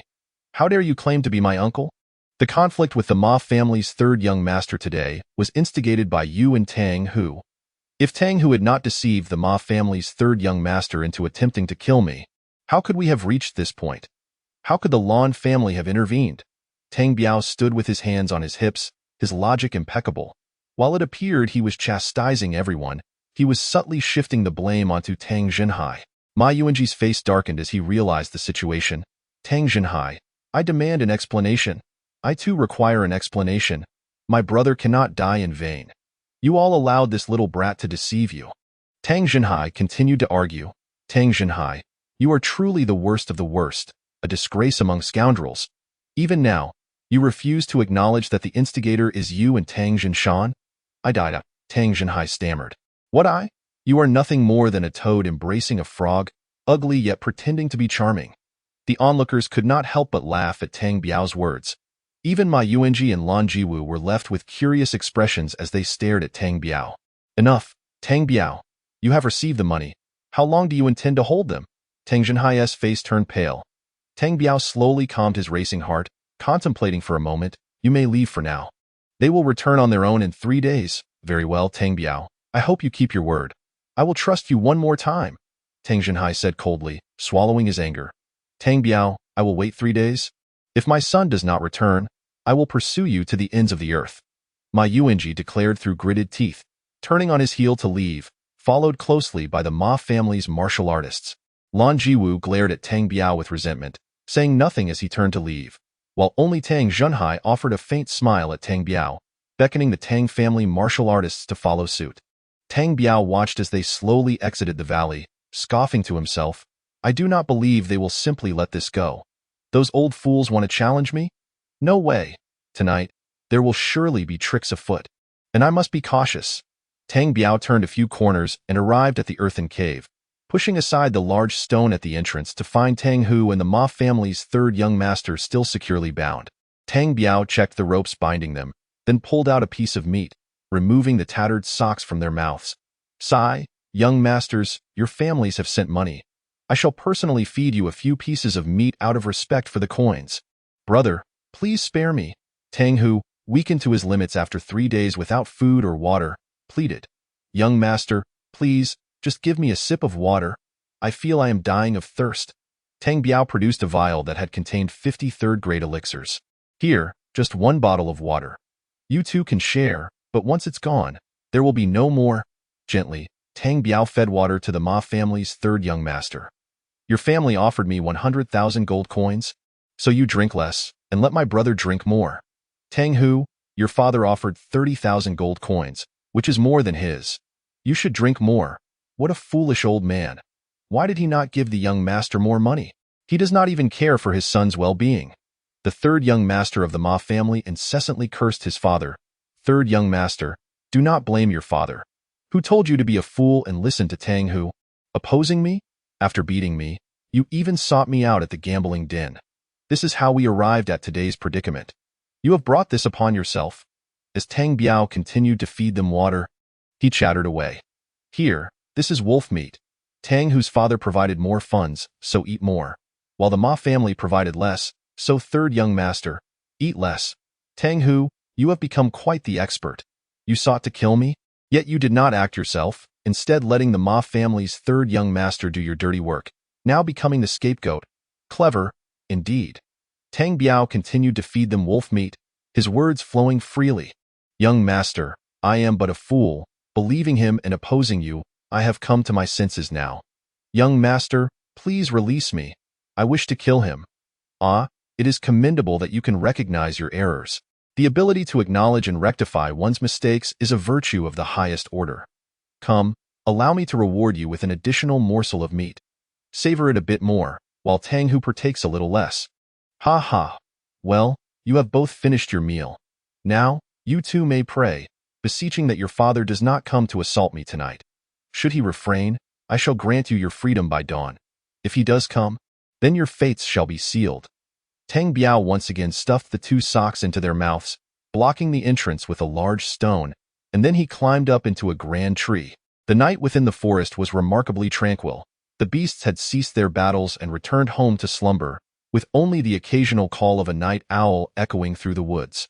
Tang Biao, perched upon a large tree, felt a wave of drowsiness wash over him when suddenly he heard the rustling of footsteps on the ground. His heart stirred, and the sleepiness vanished. They have arrived? Heaven has a path, yet you choose not to tread it. Hell has no doors, yet you willingly enter. Chapter 23. Decisive actions. A dozen individuals stealthily infiltrated the woods. Tang Biao gradually descended to the ground, forming a mystic gesture with his hands while muttering incantations, his form flickering as he melded into the earth. In no time, he found himself beneath the feet of the crowd, extending his consciousness to discern the situation above, where he spotted the second son of the Lan family not far from him, and crucially, he was alone. Tang Biao cautiously approached, while the second son of the Lan family stealthily advanced, brandishing a large knife. Without warning, Tang Biao erupted from the ground, extending an arm, and with a swift motion of his enchanted dagger, severed the second son of the Lan family's left leg just below the knee. Ah! The second son of the Lan family let out a blood-curdling scream, collapsing to the ground, unconscious. The others, upon hearing his cry, rushed over, abandoning their concealment, emerging from the shadows. Second son? Second son? What has transpired? Just a moment ago, he seemed perfectly well. A martial artist from the Lan family exclaimed in shock. The crowd scrambled to staunch the bleeding and administer medicine. This is impossible. How could the second son, a practitioner of the 8th tier of martial arts, be so silently ambushed and lose a leg? Tang Jinhai pondered aloud. Do you mean to suggest we have encountered a formidable opponent? Ma Yuanji gasped in astonishment. Alas, at that moment, the second son of the Lan family, revived with the aid of his subordinates administering medicinal pills, finally opened his eyes. Second son, what just happened?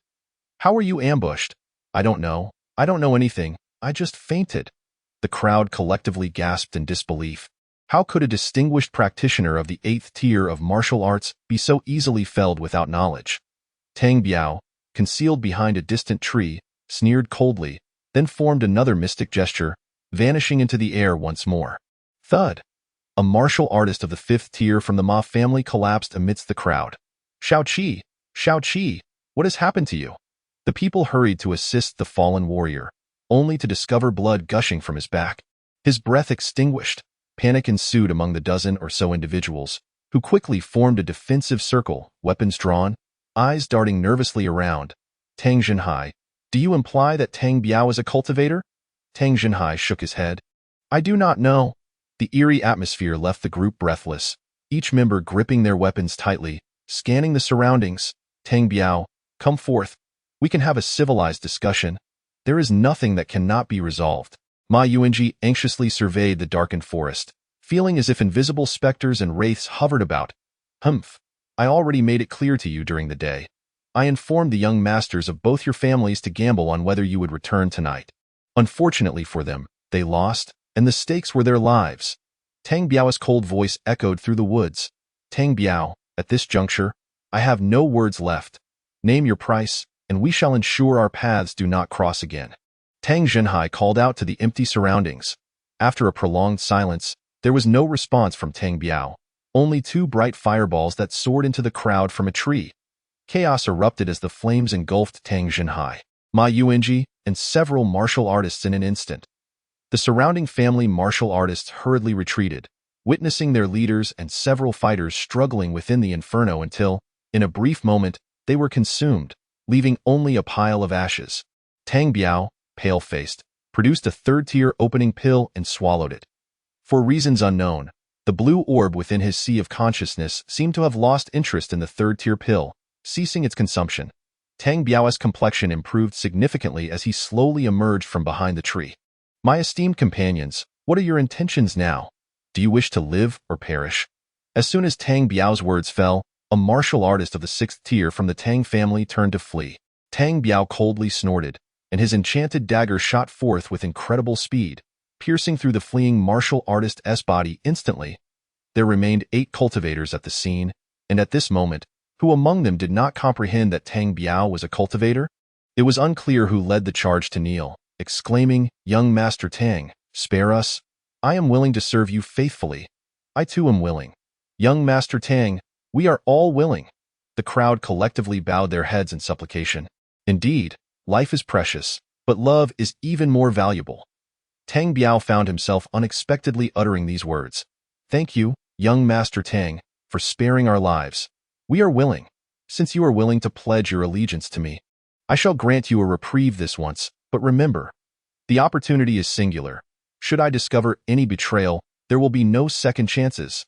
Tang Biao's face was ashen. The recent series of spells had severely drained his energy, and he desperately needed to cultivate. Very well, I shall deal with those two young masters. You are to handle their matters and await my return here. With that, Tang Biao turned and departed, followed by a chorus of grateful bows. Not far from the earthen cave, Tang Biao sat cross-legged, retrieving a jade vial from his storage bag. He poured out a golden pill the size of a soybean, a remnant of the unknown white bones. The moment the pill touched his hand, the blue orb in his sea of consciousness activated, spinning wildly, and the mysterious pill in Tang Biao's grasp visibly disintegrated into dust. Before long, a single droplet of crystal-clear liquid was returned to Tang Biao from the blue orb, causing his body to swell instantaneously. The sensation exceeded that of consuming 10 opening pills. Tang Biao dared not delay, swiftly channeling the Tong Luo Ju, guiding the powerful energy towards his dantian. By the time the sun reached its zenith, Tang Biao expelled a breath of turbid air, gradually concluding his cultivation. The unknown pill had enabled him to form several silver threads within his dantian, intertwining with one another. Tang Biao felt an overwhelming joy. He realized that the contents of the jade vial were indeed treasures, though regrettably, there were only 5 pills. Slowly, he moved the large stone blocking the cave entrance, finding the two young masters still tightly bound together. Third young master, dear brother, I bear unfortunate news. You have lost. Your father returned with men last night, and you possess no bargaining chips left. I shall now send you on your way. Should you run swiftly, you may still catch up to your father. The third young master of the Ma family and Tang, who struggled desperately, unwilling to meet their demise so easily. Tang Biao chuckled darkly. He felt no kinship with this brother, and with a flick of his wrist, a fireball soared forth, igniting the earthen cave in a blaze. Fear not, my friend. I have fulfilled my promise to avenge you, so rest in peace. Chapter 24. Return to the Tang family. I am but a tiny bird, yearning to soar yet never rising high, endlessly searching for a warm embrace. Tang Biao hummed the song of the little bird, striding forward with an air of indifference as he arrived at the resting place of the 8 martial artists. Not bad. None of you have fled. It is fortunate you did not, for had you run, you might have encountered your family head by now. Tang Biao grinned mischievously, playfully intimidating the martial artists, though in truth, he would not have minded if they had chosen to escape. The martial artists discerned Tang Biao's meaning and were relieved to have remained. Young Master Tang, we will not flee. Following you promises a brighter future. Tang Biao glanced at the middle-aged martial artist before him, a 6th-tier practitioner named Tang Wei, who served as the head of the Tang family's guards. Tang Wei, I trust you are somewhat aware of the grievances between myself and Tang Jinhai and Tang Jinshan. You are but a laborer, and I shall not make things difficult for you. Henceforth, you shall follow me unwaveringly. Your treatment shall not be inferior to what you previously enjoyed, and your status will rise. Do you understand? Young Master Tang, we comprehend. Rest assured, we resolved last night to serve you faithfully. Excellent, I have a plan. Upon our return, we shall raise our banner and seize resources from the 4 families. Follow me, and you shall not suffer losses. The crowd erupted in silent jubilation. This young Master Tang was indeed a cultivator, and the 4 families were but trifles in comparison. They certainly understood that aligning with young Master Tang would yield greater benefits than before. Let us depart. However, my affairs must remain confidential for now. My specialty is to feign ignorance while outsmarting my opponents. I am the best at putting on a show. The crowd erupted in flattery. Tang Biao led them onward toward the outskirts of the Yinshan mountain range. Along the journey, the group gained insights into the forthright demeanor of their young master and no longer feared him. Alas, let us take a moment's respite, consume some sustenance, and wait until nightfall before entering the city. With a flick of his wrist, Tang Biao conjured a roasted wolf before the group. They watched in awe as the cultivator effortlessly produced a roasted wolf, dispelling any lingering doubts. Who would dare to harbor ill intentions against a cultivator? The group eagerly divided the wolf meat. You may know of my affairs, but confidentiality is paramount. Tang Wei, Here are 30,000 gold coins. Tonight, procure some third-tier pills as a reward for your future service. As darkness began to descend, Tang Biao instructed them to return home after entering the city and to gather in the impoverished district of the West City by dawn. Understood, young Master Tang. The crowd bid farewell to Tang Biao, who stepped into the night, entering Tianshui City. After a few twists and turns, he returned to Xie Dao's courtyard. Bang, bang, bang. Who is it? A voice from within the courtyard called out. Revealing Xie Xiaomei, little sister, it is I. Ah, Brother Biao has returned.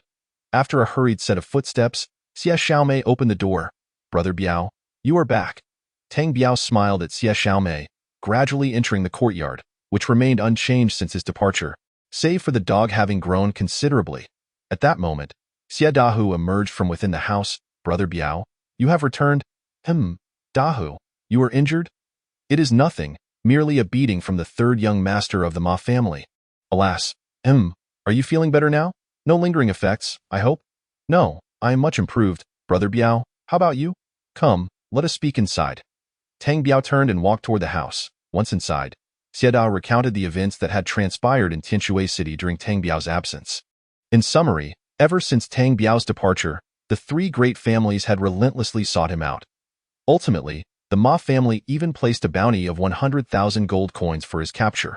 Notably, the city lord's son, Yuan Bo, had sought out Xie Dahu, advising him to contact him directly should any issues arise, and publicly declared Xie Dahu as his friend, assuring that no one could harm him.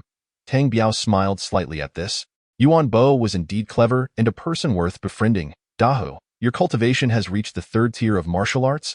Tang Biao inquired, observing Xie Dahu. Alas, Brother Biao, I have not yet reached the fifth tier. Haha, that is still commendable. Do not be disheartened. Tang Biao comforted, patting Xie Dahu's shoulder.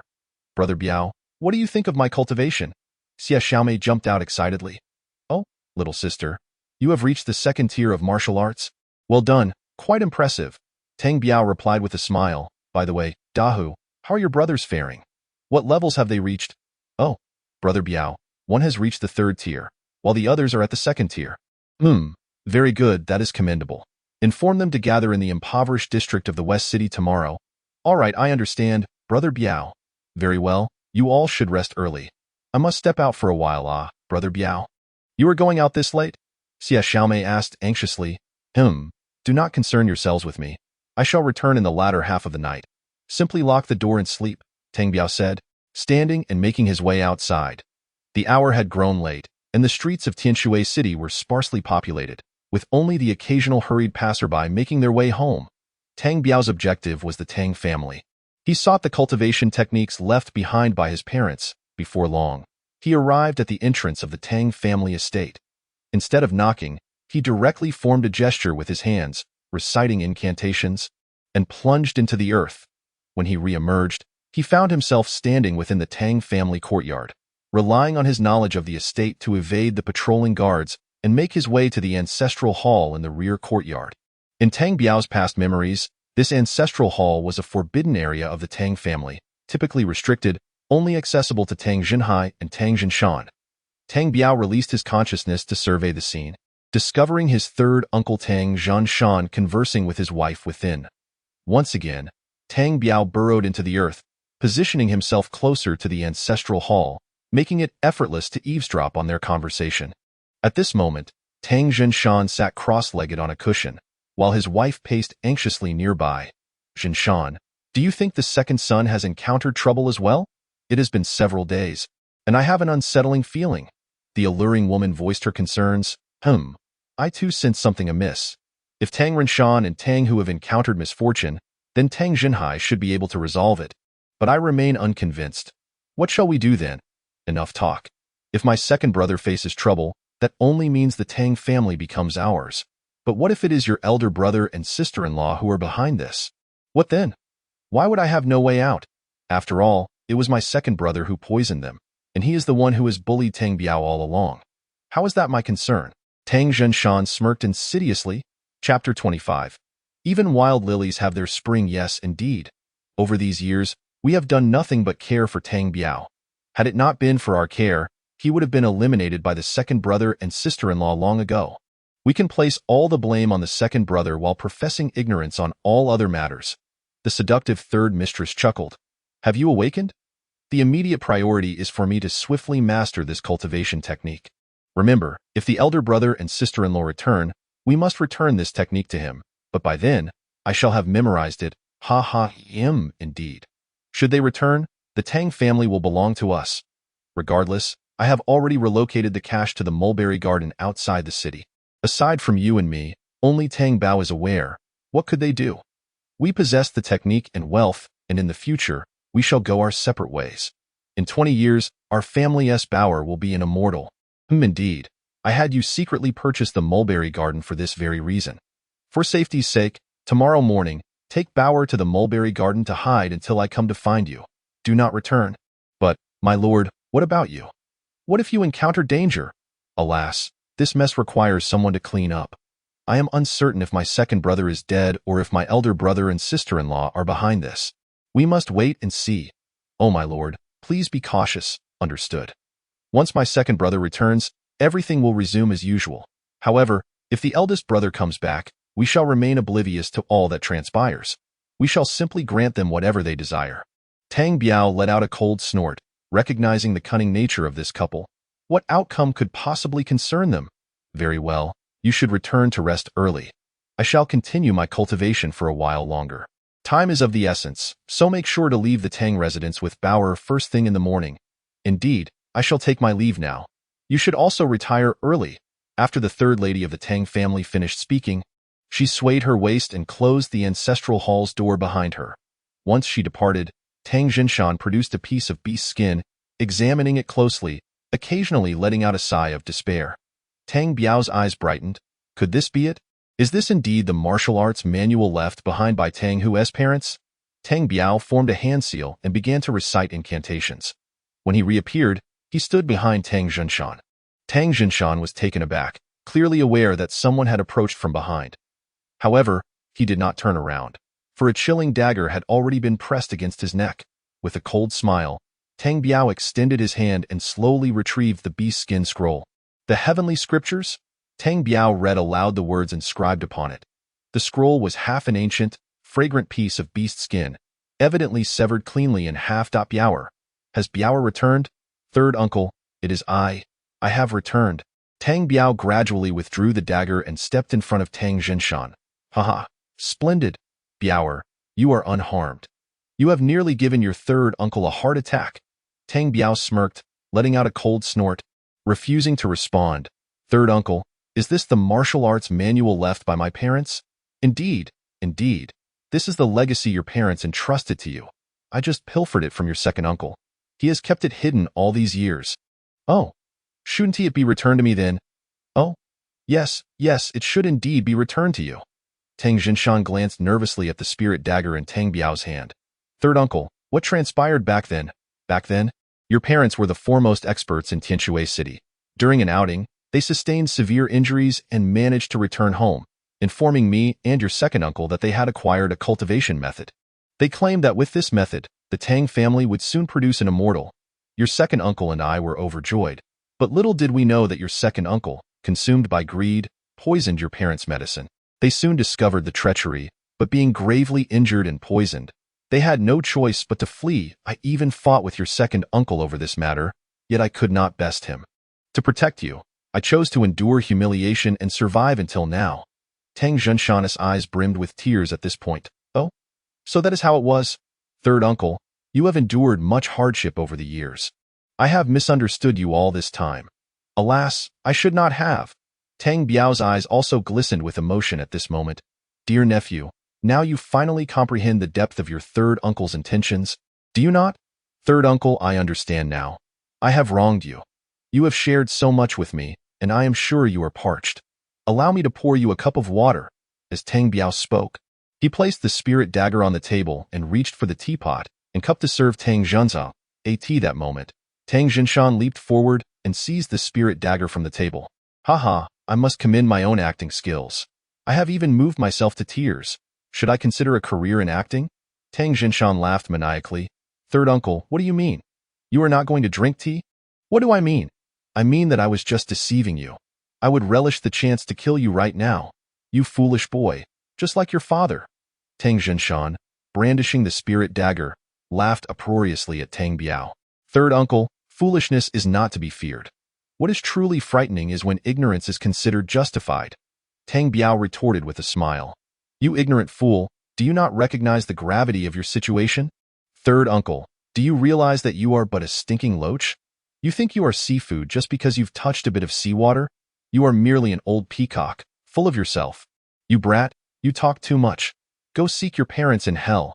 As Tang Zhinshan spoke, he lunged forward with the spirit dagger, aiming to stab Tang Biao. Sigh, wearing a straw hat while gnawing on pig trotters. You fail to discern the mood of those around you. Tang Biao's consciousness stirred, and the spirit dagger suddenly reversed direction, plunging into Tang Zhinshan's chest. What? How could this happen? Tang Zhinshan looked at the blood gushing from his chest in disbelief, muttering to himself, I have warned you several times. It is as if your ears are stuffed with chicken feathers, utterly deaf to my words. Enough. I shan't waste more breath on you. The grave is your ultimate destination. Go find your second brother. With another mental command, the spirit dagger flew back into Tang Biao's hand. Blood splattered, and Tang Zhinshan collapsed into a pool of his own blood. Tang Biao wiped the spirit dagger on Tang Zhinshan's body before sheathing it. He then took out the heavenly scripture scroll once more, studying it intently. Before long, a surge of ecstasy filled his heart. This was an advanced cultivation method that could directly lead to the nascent soul stage. Haha, even wild lilies have their springtime. Tang Biao laughed maniacally as his form gradually sank into the ground, departing from the Tang residence and returning to the place where Xie Dahu and the others resided. Chapter 26. Returning home to establish authority. Tang Biao had not slept a wink all night. Deeply engrossed in deciphering the heavenly scriptures, a terrifying phenomenon occurred.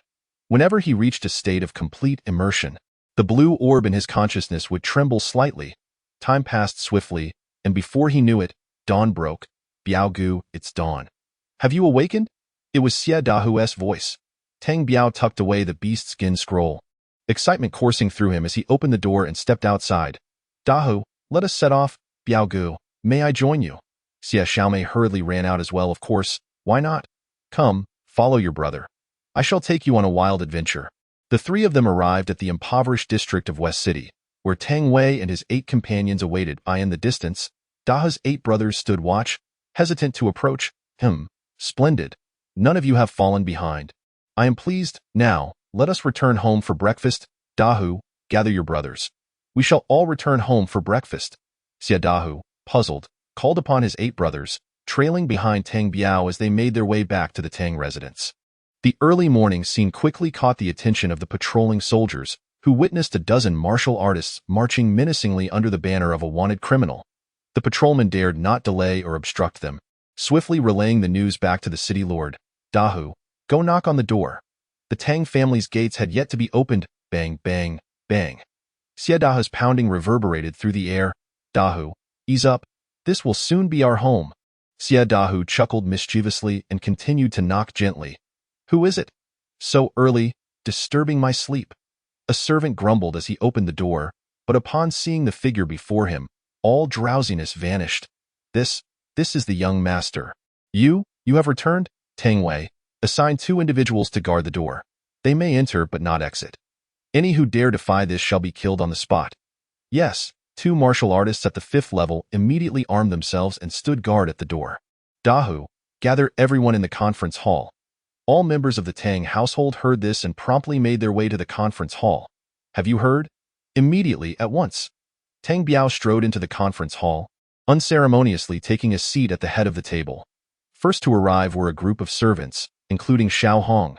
Upon seeing Tang Biao seated at the head, they all understood that something was amiss and dared not utter a word, especially with several martial artists wielding weapons nearby. Tang Biao, is that you? What do you intend to do? Do you seek rebellion? The one entering was Tang Bao, oblivious to the circumstances, still cursing.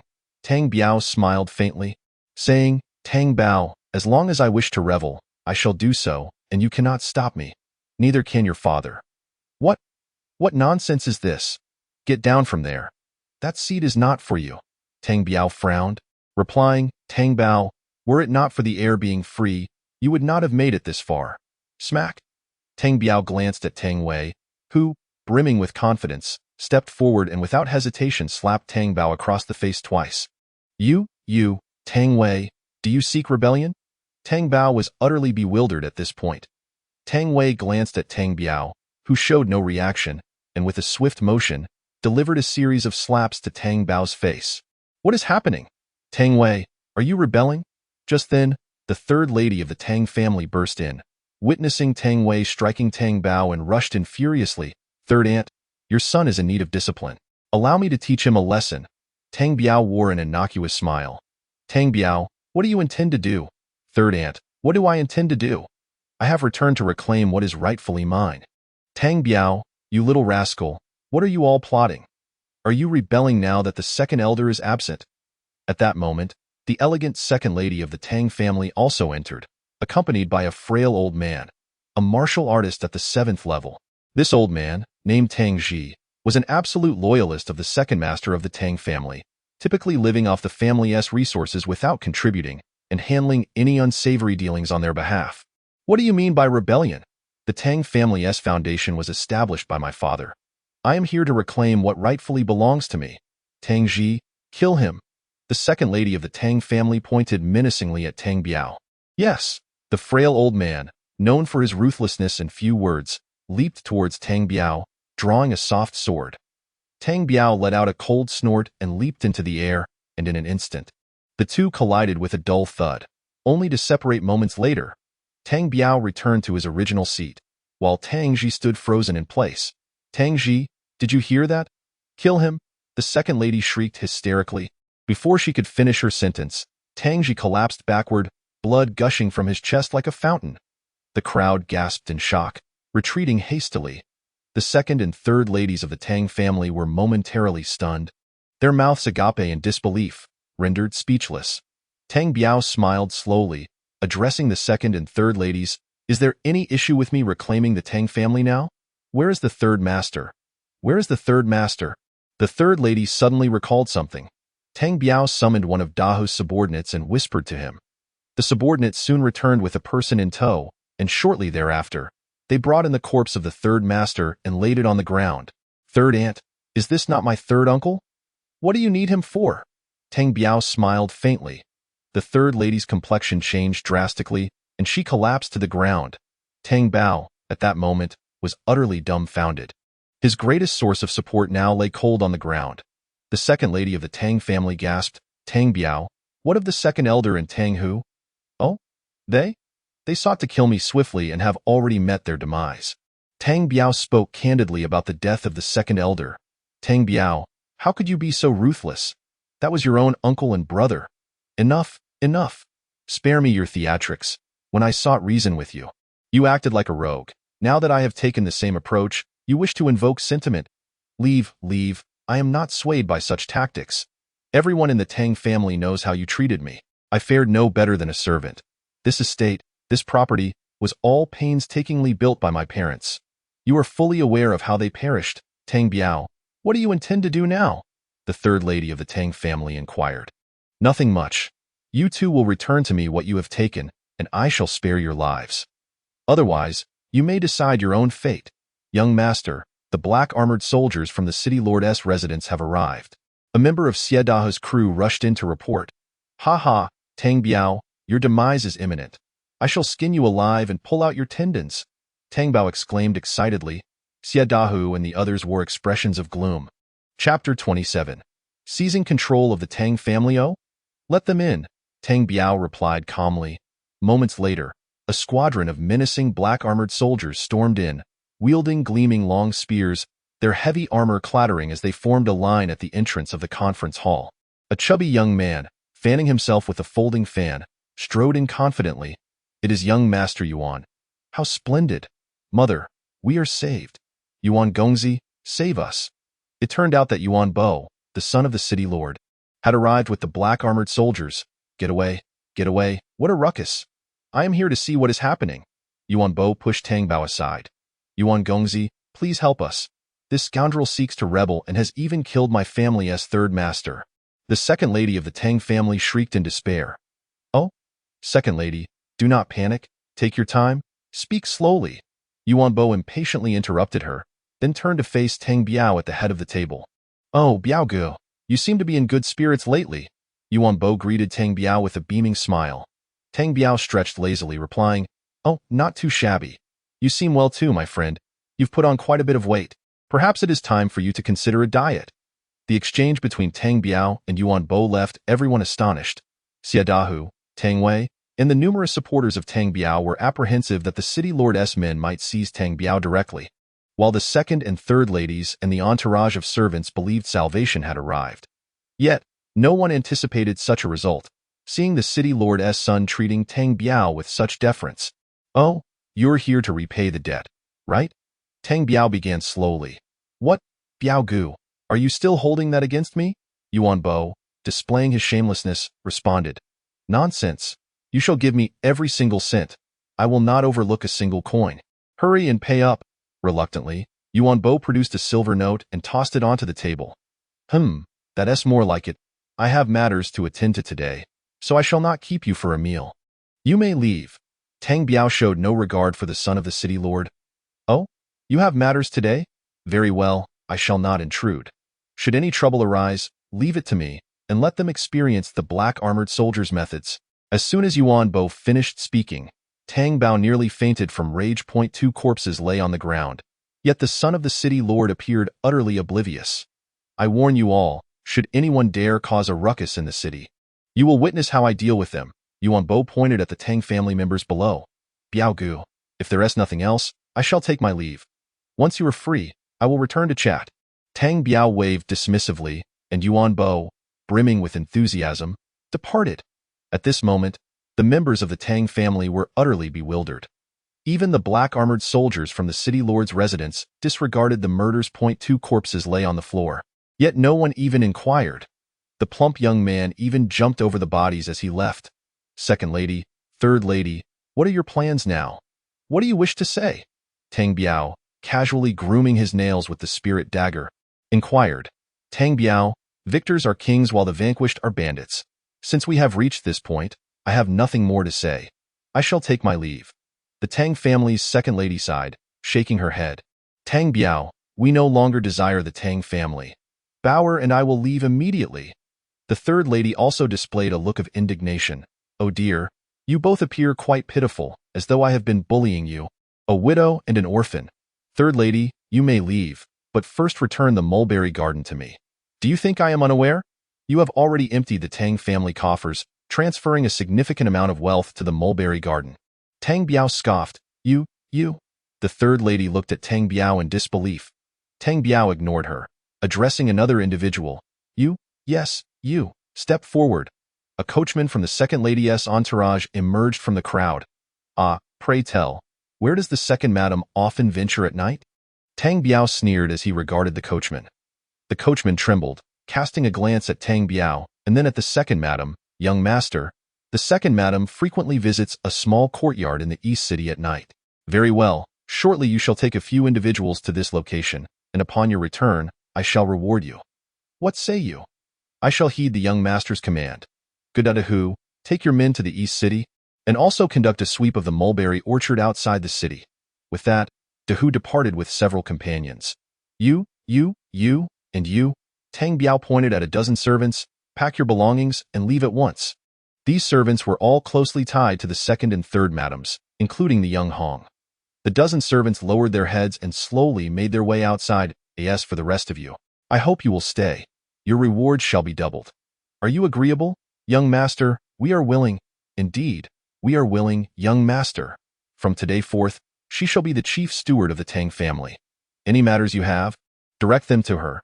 Tang Biao gestured towards Xie Xiaomei. Brother Biao, me? I cannot possibly. What can you not do? Is it merely buying vegetables and cooking? Is it not simply managing the servants? Very well, go about your duties and prepare meals for everyone. Noon is approaching. Tang Wei, the head of the Tang family's guards, remains your responsibility. You shall oversee training, management, and the arrangement of sentries. I shall not concern myself with that, who is now the chief steward of the Tang family. Consult him regarding any matters. Yes, young master. I shall make arrangements immediately. Tang Biao nodded slowly. What shall we do now? How do you intend to arrange matters for us? Tang Bao asked timidly. Did you not just threaten to flay my skin and extract my tendons? Allow me to extract yours first, Tang Biao retorted. You dare? The third madam, driven by maternal instinct, stepped protectively in front of Tang Bao. Ha! I truly have no desire to stoop to your level. You, and you, vanish from my sight at once. Tang Biao pointed at the second madam, the third madam, and Tang Bao. But Tang Biao, we are destitute. Where do you expect us to go? The second madam shouted in despair. Heh, that is your issue. Did you ever consider this day when you orchestrated my demise through your son? Tang Biao replied, We mother and son have never harmed you. You cannot cast us to wander the streets. At the very least, grant us several thousand gold coins. The third madam wept. Third aunt, cease your pretense of pity. You are the most wicked among us, always seeking to shift blame onto the second madam's household while playing the virtuous one. Do you truly believe others are fools? Bring forth and expel these three. Two martial artists from the Ma family approached and promptly ejected the three individuals from the premises. At this moment, the Tang family was firmly in Tang Biao's grasp. Chapter 28. The plunder of the Ma family until evening. Sieta, who returned, having unearthed over 10 million gold coins from the two locations. Sister, prepare wine and dishes for your brother, and also summon Tang Wei and that Lu Neng. Lu Neng, a former martial artist of the Ma family, had allied himself with Tang Biao in the Yinshan Mountains. Young master, did you call for us? Sit, eat, and speak. Tang Biao poured wine for the two. Lu Neng, I wish to understand the situation regarding the Ma family, Tang Biao stated directly. Young master, I was just about to tell you. The Ma family head sister is the wife of the current prime minister. To my knowledge, they have already dispatched someone to the capital for Edo. The Ma family's response is rather swift, indeed. While the Ma family is the weakest in Tianshui City, none dare provoke them. For the family head sister is wedded to the prime minister. It is said that the prime minister and the royal family can even connect with those who cultivate immortality, Lu Neng said, casting a wary glance at Tang Biao. Tang Biao chuckled softly, patting Lu Neng's shoulder. Oh, is that so? Are you suggesting the Ma family is off limits? Young master, I advise against any action.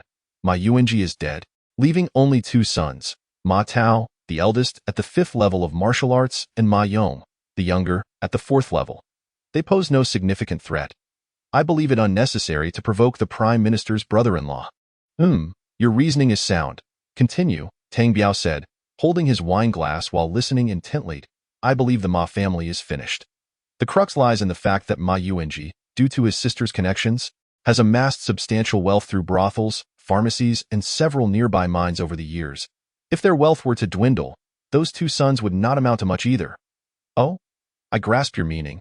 It is better to dismantle their family than to annihilate them, thus avoiding trouble for ourselves, Tang Biao remarked with a smile. Indeed, young master, that is my intent. I cannot say if it is correct. Well, you have articulated your thoughts excellently. I am no fool seeking trouble.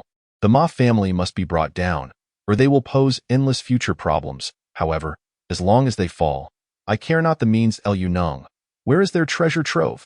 Young master, there is a false mountain in the back garden.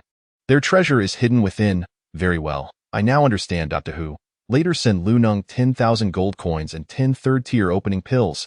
Thank you, young master, for your generosity. Lu Neng clasped his fists in gratitude. No need for thanks. From now on, merit shall be rewarded, and misdeeds shall be punished. One more thing. Our best asset in Tianshui City is the third-tier opening pills. Where might one procure higher-tier elixirs? Young master, to my knowledge, the capital has a true energy pill available only to the royal family, specifically for those above the 9th level of martial arts. Its potency is immense, and it is said to cost 100,000 gold coins. Not easily obtainable, Tang Wei slowly added. Oh, true energy pills? Royalties. Tang Biao nodded, silently committing this information to memory. Dr. Hu, from now on, you shall be the chief steward of the Tang family. Go check the family accounts and summarize the surrounding properties and lands. Tang Wei, Lu Neng, begin recruiting individuals immediately.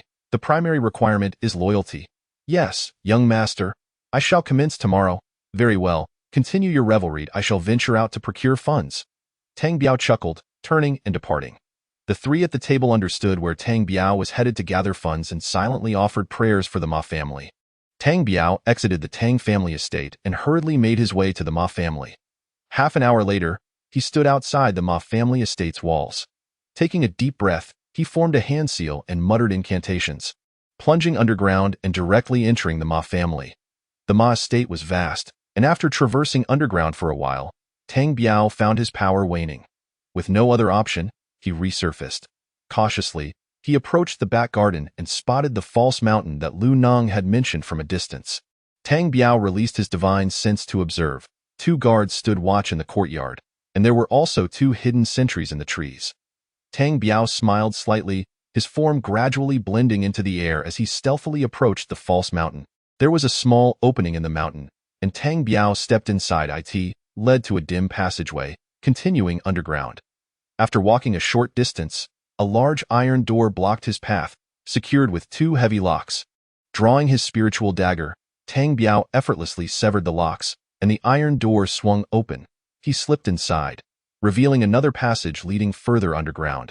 Having walked less than 30 feet, Tang Biao spotted a glimmer of light. It was a modest secret chamber filled with chests brimming with gold coins, approximately 10 chests in total. There were also stacks of silver notes on the table, each worth no less than 100,000 gold coins. Without hesitation, Tang Biao began filling his storage bag with gold coins and silver notes. Suddenly, he noticed a painting affixed to the wall. An exquisite landscape. As he collected the gold, he pondered the significance of the painting in this secret chamber. In his past life, he had enjoyed mystery novels where treasures were often concealed behind such artworks. After gathering the gold, he carefully removed the painting, and indeed, as the adage goes, treasures lie behind the paintings. Behind the artwork was a safe embedded in the wall. Using his spiritual dagger, Tang Biao pried open the safe, and what lay within caused his eyes to widen. 20 pieces of white stone were neatly arranged, alongside a golden talisman radiating spiritual energy within a jade box, and a jade vial standing securely inside the safe.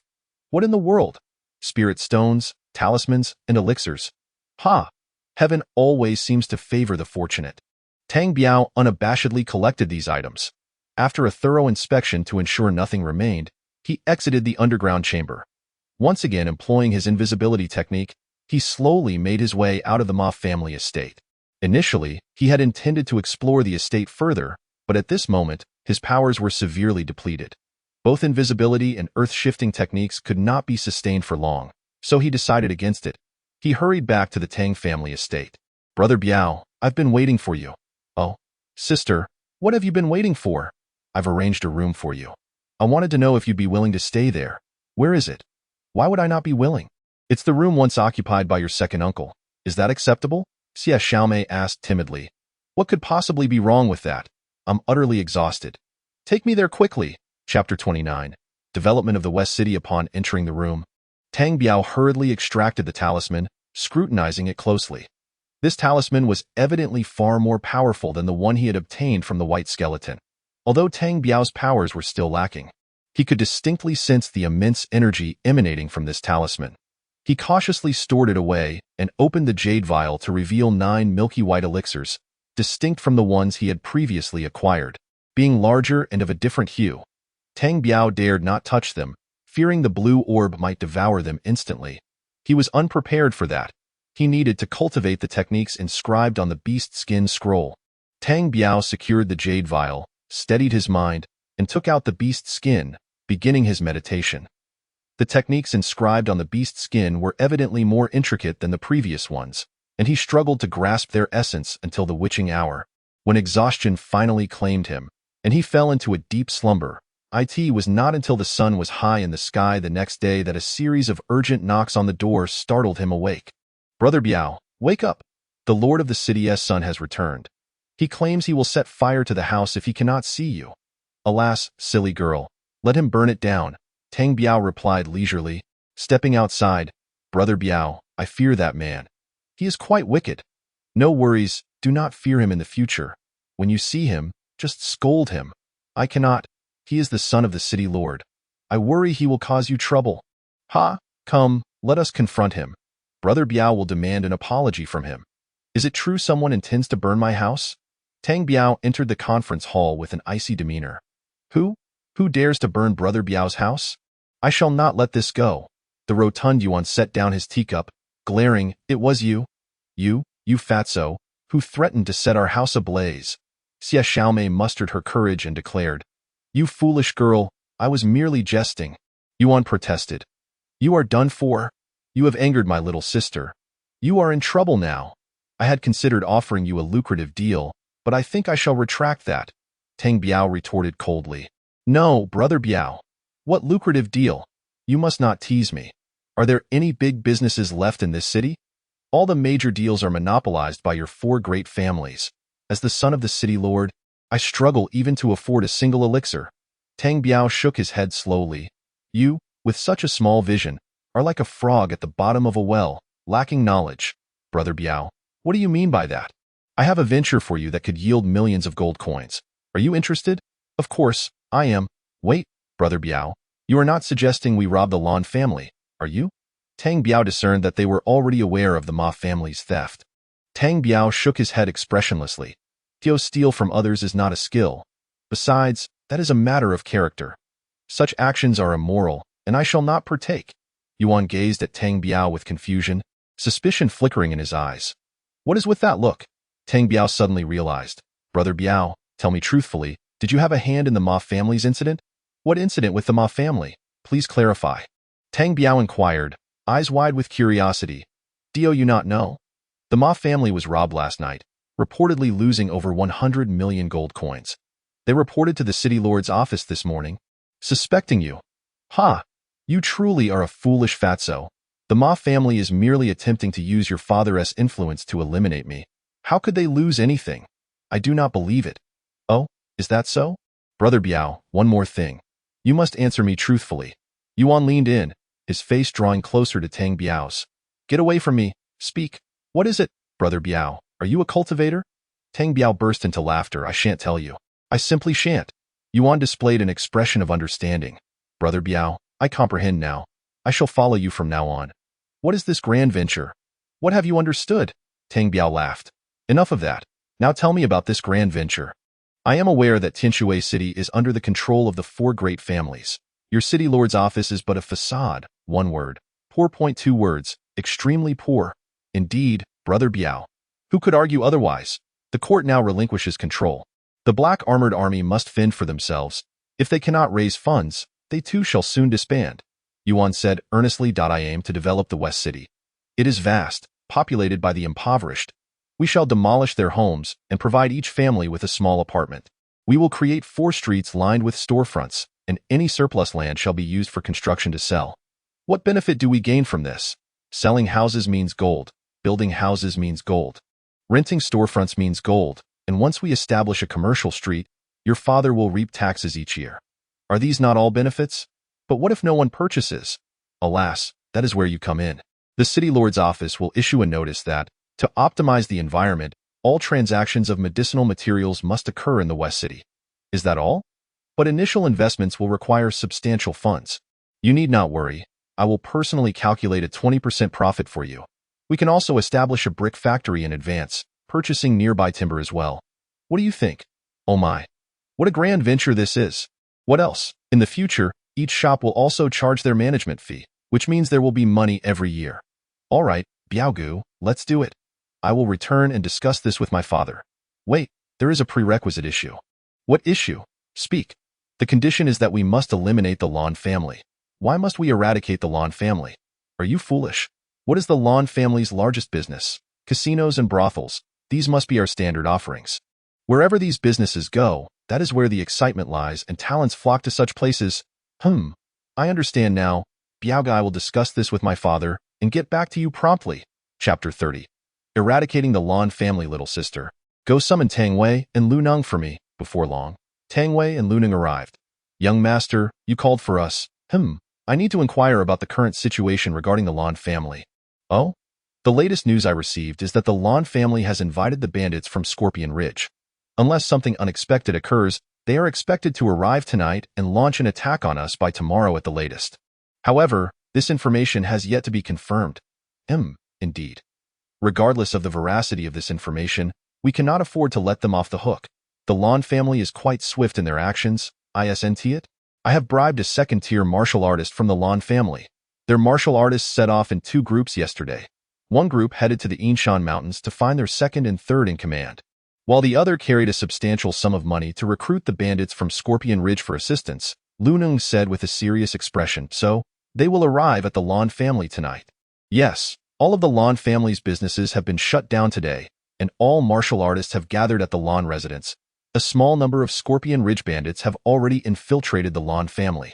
Tang Wei slowly stated, "El Yunong, go find the young master Yuan Bo from the city lord's mansion. He just left here. Tell him I have a significant gift for him. Ask him to bring people to seize the Lan family's assets tomorrow morning. Everything that is confiscated will belong to him. Tonight, he should send men to guard the periphery of the Lan family. Regardless of what occurs inside, they needn't concern themselves. Come dawn, we will raid the place." Using the pretext that they colluded with the Scorpion Ridge bandits with the intention of robbing Tianshui City. Additionally, instruct Yuan Pongzi to prepare all the Black Armored Army for a direct assault on Scorpion Ridge tomorrow. The spoils will be divided equally. Understood, I will go at once. Lu Nung clasped his fists in salute and departed. Tang Wei, prepare our forces. Tomorrow, await Yuan Pongzi, and we will strike Scorpion Ridge precisely at noon. Once we eliminate these two families, our lives will stabilize. Yes, young master, I understand. I will prepare immediately. You may go, but be cautious to maintain secrecy and not reveal our plans prematurely. Tang Wei clasped his fists and took his leave. Tang Biao paced back and forth in the conference hall, laughing heartily. Isn't this life interesting? I cannot let this opportunity slip away. I must cultivate immortality, and for that, wealth is essential. I will first acquire a few billion, then head to the imperial city for some fun. Little sister, what shall we eat? I am famished. Before long, a servant brought an array of exquisite dishes to Tang Biao. After devouring the meal in a whirlwind, he returned to his chamber and resumed his contemplation of the heavenly scriptures. At the city lord's mansion, "Father, Tang Biao has sent word again, instructing me to keep watch over the Lan family tonight. Regardless of what transpires inside, we are to raid them tomorrow morning. All of the Lan family's assets will then belong to us." Yuan Pongzi excitedly relayed to his father, the martial arts master Yuan Quan of the 8th tier. He also asked me to lead all the Black Armored Army in a direct assault on Scorpion Ridge at noon tomorrow, with the spoils divided equally. The Lan family is not to be trifled with, and with Scorpion Ridge in the mix, the mountainous terrain makes it easy to defend and difficult to attack. Is this feasible? Yuan Quan gasped in disbelief. Father, regardless of whether it succeeds or not, as long as the Lan family colludes with Scorpion Ridge, we have the right to deal with them. We stand to gain without any risk. Yuan Bo insisted anxiously. However, attacking Scorpion Ridge will result in casualties. If we succeed, it may be well, but if we fail, morale will plummet, and that is no jest. We have already been in arrears with military pay for several months. If we misstep, it could lead to a cascade of errors. Father, do not worry. This is our Yuan family's chance for resurgence. If we eliminate 2 of the 4 major families, the spoils will undoubtedly fall into our hands. Will you still be concerned about military pay after this? Moreover, Tang Biao is a cultivator. We cannot fathom his methods. You have witnessed how he reclaimed the Tang family in a day, and how he looted the Ma family overnight. Is this something an ordinary person could accomplish? I doubt you could manage it either. My son, you speak wisely. Very well, proceed as Tang Biao has instructed. Until the stroke of midnight, Tang Biao slowly rose. It was time to pay a visit to the Lan family. Tang Biao approached the vicinity of the Lan family and released his spiritual awareness for observation, only to find the main gate tightly shut. Concealed in the shadows outside were a dozen individuals dressed in plain clothes, their cultivation levels not high, appearing to be at the 2nd or 3rd tier of martial arts. However, they exuded a palpable aura of menace, demonstrating their rigorous training. Tang Biao smiled slightly, recognizing them as Yuan Pongzi's men. Subsequently, Tang Biao formed a hand seal in the shadows, murmuring incantations, and plunged into the earth. Upon entering the Lan residence, he discovered a bustling courtyard with at least 100 fierce individuals feasting. Tang Biao sought refuge in a woodshed, revealing himself, realizing his current magical power could not sustain a prolonged stay underground. Tang Biao extended his spiritual awareness to scrutinize the conference hall, where 2 tables of banquets were set, occupied by a dozen martial artists, all of whom were at least 6th-tier masters. As long as I kill Tang Biao, all of the Tang family's assets will be yours. The Lan family will take nothing. The speaker, seated at the head of the table, was a martial artist of the 8th tier. If there were no mishaps, he was the Lan family's patriarch, Lan Tianwang. Indeed, we trust the words of the Lan family patriarch. Our greatest concern is whether the city lord's mansion may pose a threat, remarked a scar-faced individual. Rest assured, I have prepared 500,000 gold coins. The city lord, Yuan Quan, is currently in dire need of funds. It is said that his black armored army has not received military pay for several months. I cannot believe he would refuse money. I will handle this, good. Then I shall rest easy. The scar-faced man chuckled. Tang Biao smiled slightly, his form gradually vanishing into the void. When he reappeared, he stood behind Lan Tianwang. Unbeknownst to Lan Tianwang, who was still engaged in merriment with the others, all present noticed Tang Biao behind him, wielding a chilling short sword. Lan family patriarch, do you truly wish for my demise? Huh? Who are you? How did you get in here? The Lan family patriarch was momentarily stunned, entirely unprepared. Haha, were you not seeking to end my life? You are Tang Biao? Lan Tianwang was taken aback, unable to comprehend how Tang Biao had silently approached him, instinctively suspecting there was a traitor among them. Lan family patriarch, it seems you are akin to a black dog in a lavatory. Seeking filth, I have yet to trouble you. Yet you foolishly seek me out. You are Tang Biao? Come, let us unite and slay him. The scar-faced man opposite Tang Biao disregarded Lan Tianwang's life and drew a steel knife. Striking towards Tang Biao, Tang Biao smirked, and with a deft flick of his short sword, Lan Tianwang's body fell lifelessly to the ground. He then raised his sword again, meeting the scar-faced man's steel blade. With a resounding clang, the steel knife was severed in two. The scar-faced man's expression shifted dramatically, yet before he could react, Tang Biao's short sword had already pierced through his chest. Chapter 31. Plundering the Lan family, blood splattered across the onlookers, who stood in stunned silence, as in the blink of an eye, two martial masters lay dead in pools of blood. Tang Biao brandished his short sword and charged into the crowd. The short sword, likely a mid-grade spiritual weapon, was even sharper than a dagger. Though Tang Biao had not practiced swordsmanship, he relied on his agility and the sharpness of his short sword to commence the slaughter. Outside the conference hall, over 20 martial artists heard the commotion and rushed in, drawing their weapons to join the fray. Facing dozens of opponents, Tang Biao quickly felt overwhelmed. Suddenly, a short spear lunged toward his lower back. A wave of alarm washed over Tang Biao as he realized he had become overly confident, daring to engage 40 cultivators simultaneously. Regret began to creep in, however. There was no evading this short spear. It surged with lethal intent and struck Tang Biao's waist. Instantly, a thin blue aura enveloped his body, shielding him. Tang Biao rejoiced internally, for it was the blue orb that had protected him. In a moment of urgency, he spun around and swiftly dispatched the assailant with a strike to the throat. As the crowd thickened, Tang Biao unleashed a fireball that struck among them, igniting 5 or 6 martial artists in roaring flames. Their anguished screams echoed. "Ah, he is a cultivator! Run!" shouted one astute martial artist. Upon hearing this, the others immediately comprehended the gravity of the situation and fled in all directions. Tang Biao, with his short sword, continued to reap lives behind him, occasionally casting a fireball or frost spell. The Lan residents descended into chaos, with people rushing to escape through the gates, only to be met by a new wave of attackers wielding long spears. Those attempting to flee were swiftly felled. Witnessing this, no one dared to approach the main entrance. Tang Biao, pale-faced, retrieved a spirit stone, gripping it tightly as the blue orb began to absorb its energy. Moments later, a drop of crystalline liquid infused Tang Biao's body, significantly revitalizing him. Turning, Tang Biao dashed inward.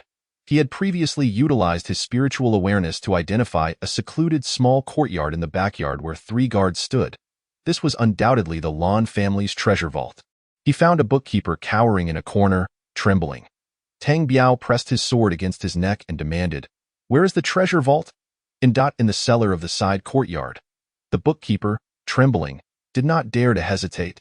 Tang Biao rushed toward the side courtyard, discovering the guards had long since fled.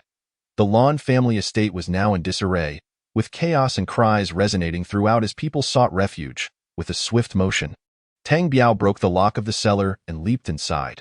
Rather than a mere cellar, it resembled an underground chamber, housing 2 rooms filled with neatly arranged wooden boxes. Upon inspection, he found them brimming with gold coins and various gemstones. Tang Biao smiled as he stowed the gold and jewels into his storage bag. Among the boxes was a stack of silver notes, which he also collected. After thoroughly inspecting the cellar, he found no further treasures. Tang Biao gradually vanished into the void, striding boldly out of the main entrance.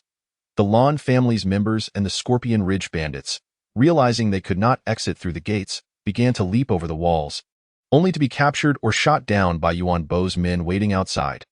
Tang Biao did not return home but instead exited the city gates, where De Hu had already arranged a horse for him. Mounting, Tang Biao galloped towards Scorpion Ridge.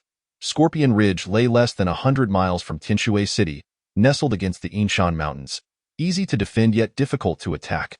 For years, it had preyed upon passing merchants, contributing to the decline of commerce in Tinshui City. The city lord's mansion had attempted to besiege Scorpion Ridge several times, but due to its mountainous terrain, assaults had proven challenging, and the bandits would retreat into the depths of the mountains at the first sign of trouble. Leaving the black armored army with no viable options, Tang Biao rode swiftly, determined to eradicate Scorpion Ridge, a critical step in his plan to facilitate trade routes to Tinshui City. Within half an hour, he arrived at the foot of Scorpion Ridge, tying his horse to a tree. With dawn still some time away, Tang Biao retrieved a spirit stone and began to circulate his energy to restore his magical power. As the first light of dawn broke, Tinshui City was thrown into turmoil. The black armored army had taken control of the Lan family, capturing 10 bandits from Scorpion Ridge. Yuan Bo had also confiscated the Lan family's casinos, brothels, pawn shops, and herbal medicine stores. The residents of the city were oblivious to the events unfolding, shuttering their doors as a pall of gloom enveloped Tinshui City. It was not until the sun reached its zenith that Tang Biao slowly opened his eyes. Having fully absorbed the energy from a spirit stone, looking skyward, he noted that there remained an hour until the time agreed upon with Tang Wei. With a slight smile, Tang Biao rose and began his ascent towards Scorpion Ridge. Aware that most of the skilled fighters had already ventured to Tinshui City, leaving behind only a handful of ordinary bandits to guard their home. As he approached the mountain gate, he spotted several bandits lounging atop a structure. Basking in the sun, Tang Biao formed a hand seal and melded once again into the earth. Moments later, he found himself within the bandits' den at Scorpion Ridge. Tang Biao sprang into action, entering the conference hall, where his spiritual awareness detected a fearsome martial artist of the 6th tier soundly asleep. Employing his invisibility technique, he approached the conference hall, the slumbering warrior completely unaware of his presence. Tang Biao revealed himself, the blade of his spiritual weapon poised at the giant's neck. The giant, sensing the icy touch of the blade, slowly opened his eyes. Who are you? What do you want? The martial artist inquired in shock. Who I am is inconsequential. I come to ask where your treasure vault lies. I advise you to think carefully before answering. Please, don't kill me. It is beneath the seat at the head of the table. Tang Biao glanced toward the nearby seat. Just then, the giant seized Tang Biao's arm. Ha! You think you can play games with me? I'll end you. The giant laughed maniacally. Tang Biao smiled faintly, offering no resistance.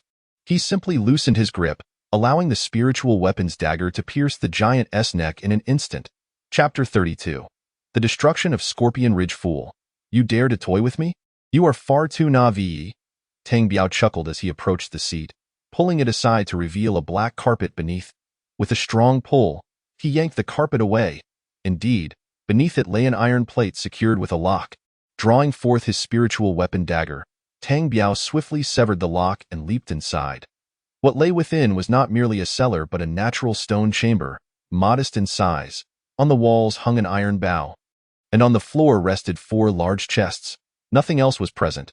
Tang Biao casually opened the 4 chests, discovering 2 filled to the brim with gold coins and several silver notes, each worth 1,000,000.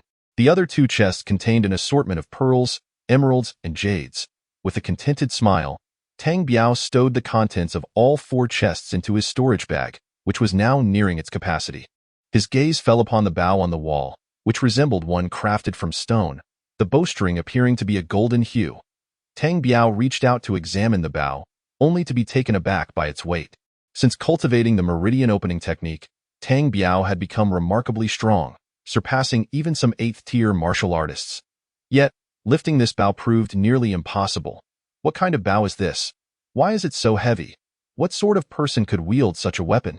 Tang Biao pondered aloud at a tea that moment, outside. The commotion surrounding the giant Tang Biao had slain began to escalate as others took notice. Tang Biao dared not be negligent. He swiftly stored away the heavy bough and then vanished into the void. Within the council hall, 5 individuals had already rushed in.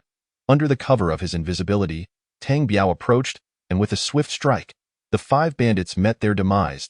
At that moment, 2 more individuals burst through the entrance. Without uttering a word, Tang Biao lunged forward, delivering 2 more fatal blows, thus ending the lives of the 2 bandits. Just then, the sounds of battle erupted from the mountains below, signaling the arrival of Tang Wei and his men. Accompanied by the rotund Yuan and 100 black-armored soldiers. Over 100 bandits had already secured the gates, gathering atop the city gate tower, relentlessly shooting arrows outward, momentarily stifling Tang Wei's advance. Once again, Tang Biao concealed himself in the void and ascended to the city gate, drawing forth his short sword, unleashing a massacre.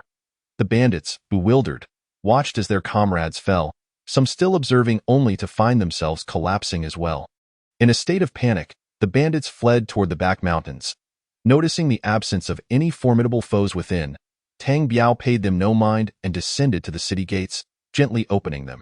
Tang Wei and his men surged in with renewed vigor, but Tang Biao seized this opportunity to stealthily retreat down the mountain. His horse was still grazing in the woods. Tang Biao, a touch pale, mounted once more and galloped toward Tianshui City. An hour later, Tang Biao lay in his bed, soundly asleep. Later that evening, while examining the stone bow, he found himself perplexed, unable to draw back the bowstring. Suddenly, a gentle knocking echoed at the door. "Who is it? What do you want?" Tang Biao inquired irritably. "Brother Biao, young Master Yuan and his father have arrived," came the voice of Xie Dahu. The city lord has come too? I must see him." Tang Biao swiftly sat up and stepped outside the Tang family council hall. City Lord Yuan Quan was already seated, alongside the rotund Yuan Bo and his sister Yuan Tao. "Haha, it is an honor for the city lord to visit my humble abode. I apologize for not welcoming you properly," Tang Biao exclaimed at "Haha. So this is the young master of the Tang family who has caused such a stir in recent days. I have long admired you," Yuan Quan replied with laughter. "You flatter me. Please take a seat and speak candidly," Tang Biao urged. Yuan Quan, momentarily taken aback, burst into hearty laughter. "The young master certainly speaks with forthrightness. I will get straight to the point." Tang Biao gestured for him to continue. "Young master, Yuan Bo has informed me that today's visit serves 2 purposes: to meet you in person and to discuss our next steps. You have already secured the properties and shops of the Lan family. Send someone to manage them. I will have the share from Scorpion Ridge delivered to you shortly. As for everything else, you need not concern yourself. Starting tomorrow, I will begin arrangements. You may consider yourself uninformed. Regarding certain matters, with young Master Yuan's astuteness, I can consult him without burdening you with trivialities. Is it truly that simple?" Tang Biao inquired, wide-eyed. What more could be desired?" "Oh, right. You need not invest your own capital. You will receive 20% of the profits, and you will be responsible for collecting the taxes moving forward. Is that satisfactory?" Tang Biao gazed at Yuan Quan, astonished. "Young master, Shiqing alone encompasses over 1,000 acres of land. How will we accommodate the more than 500 households residing there?" "Oh, that. We shall demolish the houses of those 500 families, providing each with a 2-story cottage complete with a courtyard, and we will offer them all jobs with competitive wages." "What do you think, City Lord?" Yuan Quan replied. "Certainly, that sounds feasible. However, how will you generate profit?" "I have calculated it. Over 1,000 acres can yield more than 1,500 courtyards and over 300 shops. Do you think that could be profitable?" Yuan Quan remarked. "Oh, young master is indeed a genius. If your calculations are correct, that equates to acquiring 1,000 homes for free, with each courtyard potentially selling for 1,000 gold coins. How much is that?" Yuan Quan and Yuan Bo began counting on their fingers. "And we have yet to account for the value of the shops, which will be rented out rather than sold. Have you thought about that? There's an even larger sum you haven't considered: gambling houses, brothels, pawn shops, herbal shops, martial arts schools, medical clinics. Once we monopolize those, heh. The father and son from the Yuan family were left speechless. Moreover, with the construction of houses, those employed will have disposable income, and as merchants profit, they will seek laborers. Once everyone has money, they will naturally desire to start families. Just think about it. In such a place under your management, even if you were offered the role of a prime minister, you might not be inclined to accept. Haha, then I will have the means to pay my black armored soldiers. Yuan Quan laughed heartily. Alas, I lament that my aspirations may be too grand for those with limited vision. Tang Biao rolled his eyes in exasperation. Young master, what is it that you require of me? You need only to carry on with your affairs. There is nothing more for you to do. Simply ensure a favorable market environment, do not oppress merchants, and allow them to conduct business here with peace of mind. Is it truly that simple? Indeed, it is that simple. Later, just relocate the Lan family's business to our vicinity. Very well, it is settled then. If any issues arise, consult Yuan Bo. He will represent me fully. Farewell, City Lord, young masters, farewell. I shall send your share to you shortly. As the three departed, Dahu entered to report, Brother Biao. The head of the Chiu family requests an audience. The Chiu family has come too. Allow them to enter. Daho, take 2 people and bring those 2 iron boxes from my room to Yuan Bo. Chapter 33. True Chi Pil Tang Biao stood at the entrance of the council hall to welcome the head of the Chiu family. 2 individuals approached from afar.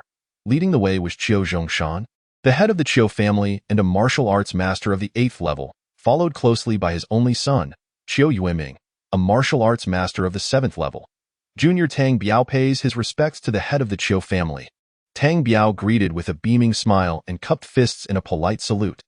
The father and son of the Chiu family were momentarily taken aback, perhaps not expecting the tumultuous Tang Biao, who had stirred up Tianshui City in recent days, to be so courteous. Haha, we dare not impose, disturbing the young master at such a late hour. We truly feel guilty. Chiu Zhongshan replied. Head of the Chiu family, young master Chiu, please come in for tea. Tang Biao maintained his cheerful demeanor. Soon, a maidservant brought tea for the 3. Head of the Chiu family, young master Chiu. I wonder what urgent matter brings you here at this late hour? Tang Biao set down his teacup and spoke directly. Well, let us speak plainly. I have brought 3 true chi pills prepared for the young master. Please accept them. Oh, true chi pills? Are these the kind used by royal experts? Tang Biao's eyes instantly lit up. Oh, young master is familiar with such pills? I have heard of them but know little. I would like to learn more. It is said that these pills are crafted for cultivators, made from the same medicinal materials. However, the alchemists are martial arts masters, which is why the resulting pills closely resemble those for cultivators. Nevertheless, they are immensely powerful even for martial artists. It is said that a royal young master of the 4th level of martial arts exploded after consuming one. Oh? So potent? Tang Biao smiled slightly, placing the pills on the table. Head of the Chiu family, I do not take from those who have not offered. If you have matters to discuss, please speak directly. Young master, the recent events have stirred quite a commotion in the city, and we are not fully aware of the specifics. We merely wish to connect with you and ensure none of my family's servants have offended you. If they have, I, as the head of the family, am willing to apologize. Tang Biao smiled slowly. To be clear, I have no grievances with the Chiu family. In fact, I would prefer to be friends with the Chiu family, supporting one another mutually. Oh? The head of the Chiu family exchanged glances with his son. Young master, it is wonderful to hear you say that. Please accept these 3 pills, and let us be good friends from now on. Chiu Yueming sincerely stated. Tang Biao, observing the most talented youth of Tianshui City, laughed heartily. Very well. Since young master Chiu has extended his kindness, I shall not be modest. Seeing Tang Biao accept the jade bottle, the father and son of the Chiu family finally relaxed.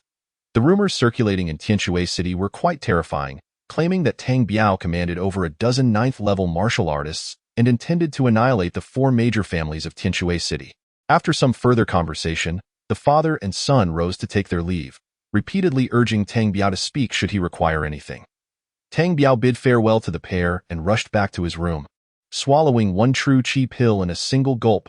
Before long, Tang Biao felt the surge of true energy within him, his entire being radiating a faint glow, his meridians swelling uncomfortably. Instinctively, he began to circulate the channeling method, and it was not until an hour later that he guided the energy into his dantian. Now it was midnight, and with a deep sigh, Tang Biao retrieved the beast hide scroll, beginning his contemplation. What troubled him was that he possessed a formula for a pill, the chi-enhancing pill, but despite having the formula, he remained ignorant of how to concoct the pills. Furthermore, he had yet to thoroughly examine the golden body refinement technique. He had read the heavenly scriptures the most, but still could not comprehend its meaning. Tang Biao resolved to arrange everything for the following day, after which he would focus solely on his cultivation. His life's goal had always been to pursue immortality and enlightenment. However, he was unaware of whether his so-called parents were still alive. Before departing, he wished to establish a powerful family. Even Dahu and his little sister had become friends in Tang Biao's eyes. Dahu, summon Tang Wei and Lu Nong. We need to convene a meeting before long. The four gathered in the council hall. Listen closely. I have a recent task for you all to oversee. First, Dahu, arrange for people to go to the civilian area in Xiqing, work on the demolition of their houses, and promise that in 3 months, each family will receive a small 2-story house with a courtyard. Tang Wei, find someone knowledgeable in construction to begin planning the land in Xiqing. Draft the blueprints and prepare a budget. I expect 4 main streets with storefronts, with courtyards behind them. We must build at least 1,500 courtyards in total. Lu Nong, prepare workers and materials for the construction. It would be best to hire local impoverished individuals in Xiqing for the work. Start the demolition within 3 days. Any objections? Brother Biao, what do you mean by this? Dahu asked, slightly confused. Consider this. A whole family needs to eat. How much do you think your cultivation will cost? Is this not a means to earn money? Ah, I understand now. We will ensure work commences within 3 days. Good.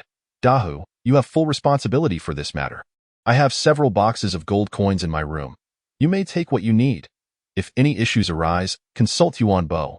Let him devise a solution. In any case, do not exploit the poor. Ensure fair wages, higher than the market rate. Brother Biao understood. Rest assured, now, for the next few days, please do not disturb me, Tang Biao remarked as he headed outside. Tang Biao made his way to the Chiu family, eager to explore the possibility of acquiring more true qi pills after experiencing the excellent effects of the one he had taken yesterday. Excuse me, please inform your master that Tang Biao requests an audience. The guards, recognizing Tang Biao, hurriedly sprinted inside. Before long, the head of the Chiu family and his son emerged, also rushing to greet him. Ah, young Master Tang, why have you come so early? The father and son of the Chiu family felt a tinge of apprehension. Uncertain about Tang Biao's intentions. Ha ha, head of the Chiu family, I apologize for the abrupt intrusion. Please do not take offense. Not at all. Please, come inside.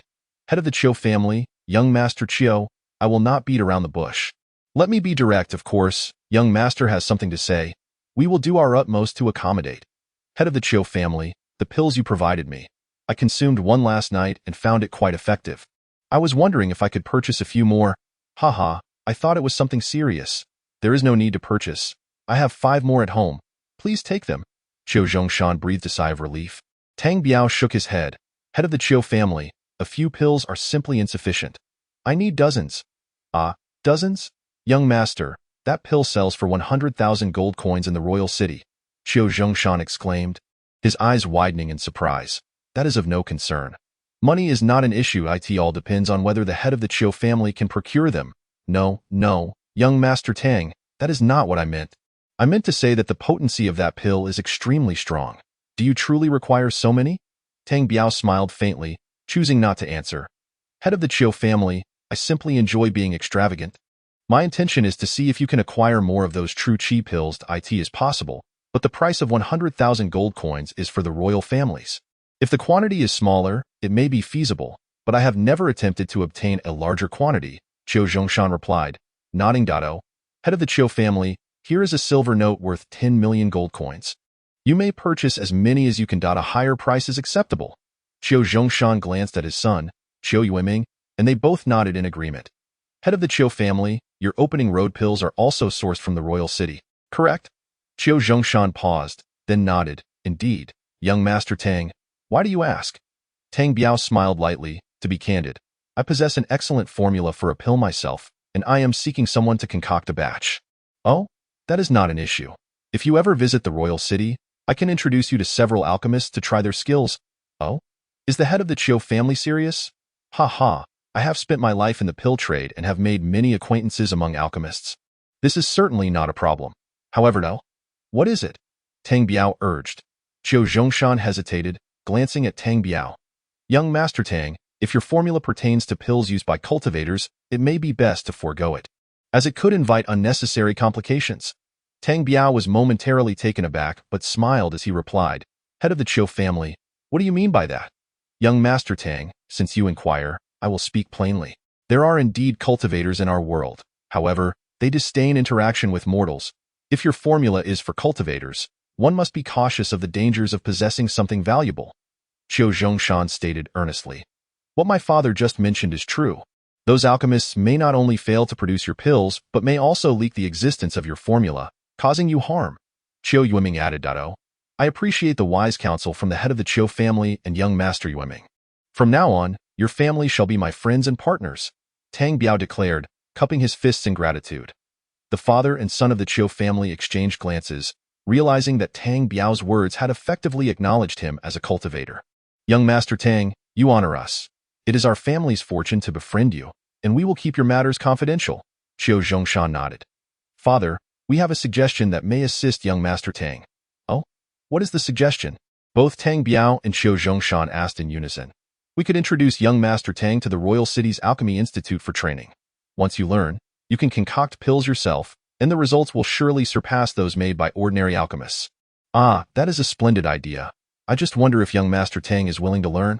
Haha, I am certainly willing. I only hope it will not be too much trouble for you. Well, this matter is indeed not so straightforward. Those alchemists are quite formidable, and we are not entirely certain. However, I will be going to the Royal City next month for business and can make arrangements with Lord Zhou in the Royal City. I can also procure some true qi pills for you. How does that sound? Very well. Head of the Qiu family, Brother Qiu, thank you. Whatever the cost in gold, place it on my tab, Tang Biao said, producing 2 1,000,000 gold coin notes. Good. It is settled then. Should I fail to deliver, young Master Tang, please do not hold it against us. Of course not. Of course not. By the way, how long do you expect to be away? Head of the Qiu family? Embarking towards the Imperial City, the journey would take over 2 months, with at least a month spent there. I estimate it would require no less than 4 months. If it drags on, it could stretch to half a year. Very well, I have no objections, as I cannot leave Tianshui City for the next 6 months anyway. Tang Biao indeed has no immediate plans to depart, not only because family matters remain unsettled, but primarily because he has yet to comprehend the celestial scripture inscribed on the animal skin scroll. He is acutely aware of his own magical prowess, realizing it merely surpasses that of an ordinary martial artist, and he is reluctant to venture out only to meet a formidable opponent and meet his demise. I am but a small bird, yearning to soar yet perpetually grounded. I seek that warm embrace. Is such a desire truly too lofty? With a heart brimming with excitement, Tang Biao hummed the tune of Little Bird as he made his way home. Skipping a meal, he directly retreated to his chamber, once again retrieving the animal skin scroll, immersing himself in the study of the celestial scripture. Perhaps due to his buoyant spirits, this session of contemplation yielded remarkable progress. Remarkably, Tang Biao gradually began to grasp the celestial scripture. However, a day later, his stomach growled audibly, having gone a full day and night without sustenance. Little sister, hurry and fetch me something to eat. I feel I might perish from hunger. Also, prepare 10 pig trotters, 10 roast chickens, and 20 pounds of beef. Brother Biao, what on earth are you planning? Heh, just go and prepare it. Brother Biao is entering seclusion, so make sure to tell them not to disturb me, and they should expedite their tasks. Not long after, Xia Xiaomei delivered the food to Tang Biao, who devoured it ravenously. She had prepared several jars of pickled meat. And once again, Tang Biao resumed his training point 3 days later. He began practicing the celestial scripture. Although some concepts were obscure and challenging to comprehend, he persisted and slowly completed a full cycle of the scripture. In the days that followed, Tang Biao continuously practiced the celestial scripture, expending 2 spirit stones in the process. The scripture guided the spiritual energy to flow through his body's acupoints, ultimately converging at the dantian.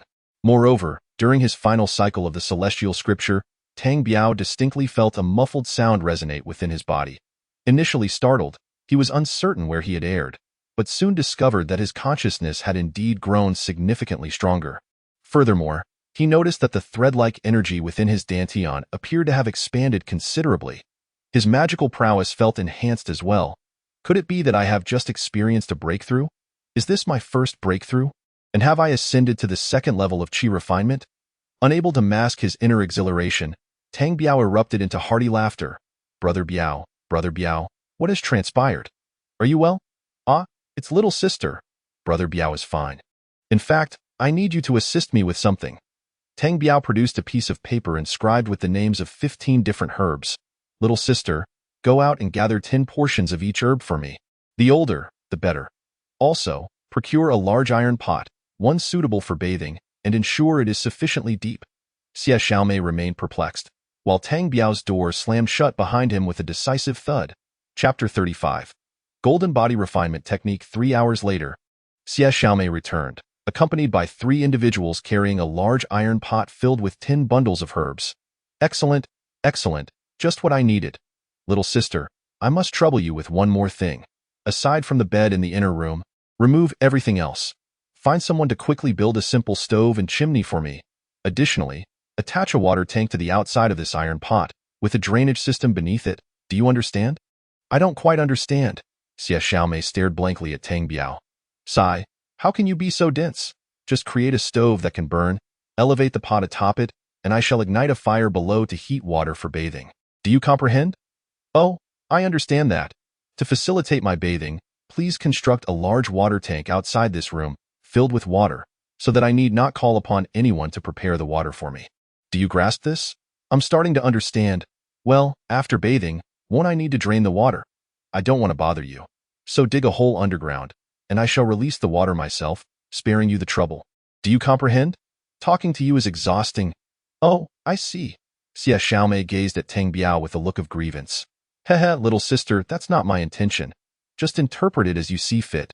I am easygoing. I shall go check on Hu and the others. It would be best if everything is ready before nightfall. Pay the workers extra to hasten their pace. After uttering this, Tang Biao, unable to bear Xie Xiaomei's aggrieved expression, swiftly exited the door and headed towards the West City. At this moment, the West City was in disarray, with many impoverished residents dismantling houses, hauling old bricks to designated spots, while others carried beams to a central location. Ah, Brother Biao, you have arrived, exclaimed Xie Hu and Lu Nong from beneath a tea shed. Hu, Lu Nong, is this your command center? Ha, Brother Biao, you are quite well informed. What is the current situation? Tang Biao inquired. Brother Biao, allow me to introduce you. This is Elder Liang, a resident of our West City who has spent his life in construction. I invited him to serve as the chief planner for this project. Tang Biao observed the frail elderly man. Greetings, Elder Liang. Greetings, young master, the elder replied, immediately bowing deeply to Elder Liang. Please rise, I am not fond of such formalities. Now, do enlighten me about the current situation. This is the blueprint I have drafted. 4 main streets are to be established, accompanied by 12 side streets, totaling over 1,600 households and 360 shops, each shop's backyard being 4 times larger than the residence. Very well. Elder Liang, this aligns with my thoughts. What is the estimated budget? To complete this project, we will require 3 million gold coins, with 280,000 for materials and 200,000 for labor. Is the labor only 200,000? That seems disproportionately low compared to materials. Tang Biao remarked, casting a glance at Xie Hu. I was aiming to economize and stay within budget. Starting today, labor wages will double, and meal provisions shall also be increased, Tang Biao stated matter-of-factly. Understood, Brother Biao. I will ensure it is done, young master. I extend my gratitude on behalf of everyone, Elder Liang expressed earnestly. No need for thanks, Elder Liang. How long is the projected timeline for this endeavor? We plan to complete it in 2 phases, the first phase in 3 months, and the second in 6 months. Good. Please ensure safety and quality throughout. By the way, Hu, what will become of the old bricks and beams? Ah, this is Elder Liang's suggestion. He believes it will save 50,000 in materials. Very well. We are not short on funds, but we must not waste resources. Haha, Brother Biao is indeed present. Ah, young Master Yuan, you have arrived as well? It was none other than Yuan Bo, the son of the city lord. Brother Biao, I am right here, it's our family's business. How could I not be present? Ah, Fatty, there is something I need you to keep an eye on. Oh, what matter concerns you, Brother Biao? The Ma family will not remain passive. I suspect they will send someone to intervene. Please keep me informed if anything arises. Rest assured, Brother Biao, I have already dispatched someone to the Imperial City to gather information on this matter. Very well. As Tang Biao engaged in casual banter with Yuan Bo, he remained vigilant of the waning daylight, pondering whether Xie Xiaomei had completed her tasks. He intended to commence training in the golden body refinement technique today. Brother Biao, shall I treat you to drinks this evening? What? Have you been enjoying better days lately? and come into money. Haha, is it not all thanks to your fortune? No need. You should focus on advising your father to establish a favorable trading environment. If word gets out now, those dealing in medicinal herbs will flock here within 6 months. Understood. I shall initiate this matter tomorrow. Well then, I will take my leave, Dehu. Consult Elder Liang frequently if any issues arise. Eager to return to his training, Tang Biao hurriedly made his way home. Upon arriving at his courtyard, he found a dozen workers hard at work. The large iron pot was already set up, and they were in the process of constructing the chimney and drainage system. Brother Biao, is this what you meant? Yes, indeed. This is precisely what I envisioned. Excellent, little sister. You are the brightest. Xia Xiaomei beamed at Tang Biao's praise. Little sister, how has everything been at home? All is well, she responded cheerfully. Good, that is reassuring. However, for a martial artist, strength remains paramount. Make sure to practice diligently whenever you have the chance. At that moment, the workers approached, announcing that everything was ready and they could begin filling the water tank. All right, little sister, I am going to bathe. You may attend to your duties. Tang Biao, unable to contain his eagerness, shut himself inside. First, he retrieved the stone bow, which he had yet to test following his breakthrough. This time, he attempted to draw it, but it remained steadfast, impossible to budge. The only difference he noted was that it felt slightly lighter, a result of his recent advancement. Tang Biao stowed the stone bow away, ignited a fire beneath the large iron pot, and Xia Xiaomei had thoughtfully brought in 2 baskets of coal. As the water in the pot gradually heated, Tang Biao tossed in a bundle of herbs. Can this truly work? Such scalding water? Undeterred, Tang Biao shed his clothing and slowly entered the large pot, as a cultivator. The common fire's boiling water was not intolerable for him. However, it wasn't long before the medicinal properties began to permeate the water, flooding his entire being with an overwhelming force. The golden body refinement technique consists of 5 stages: refining skin, refining flesh, refining tendons, refining bones, and refining blood.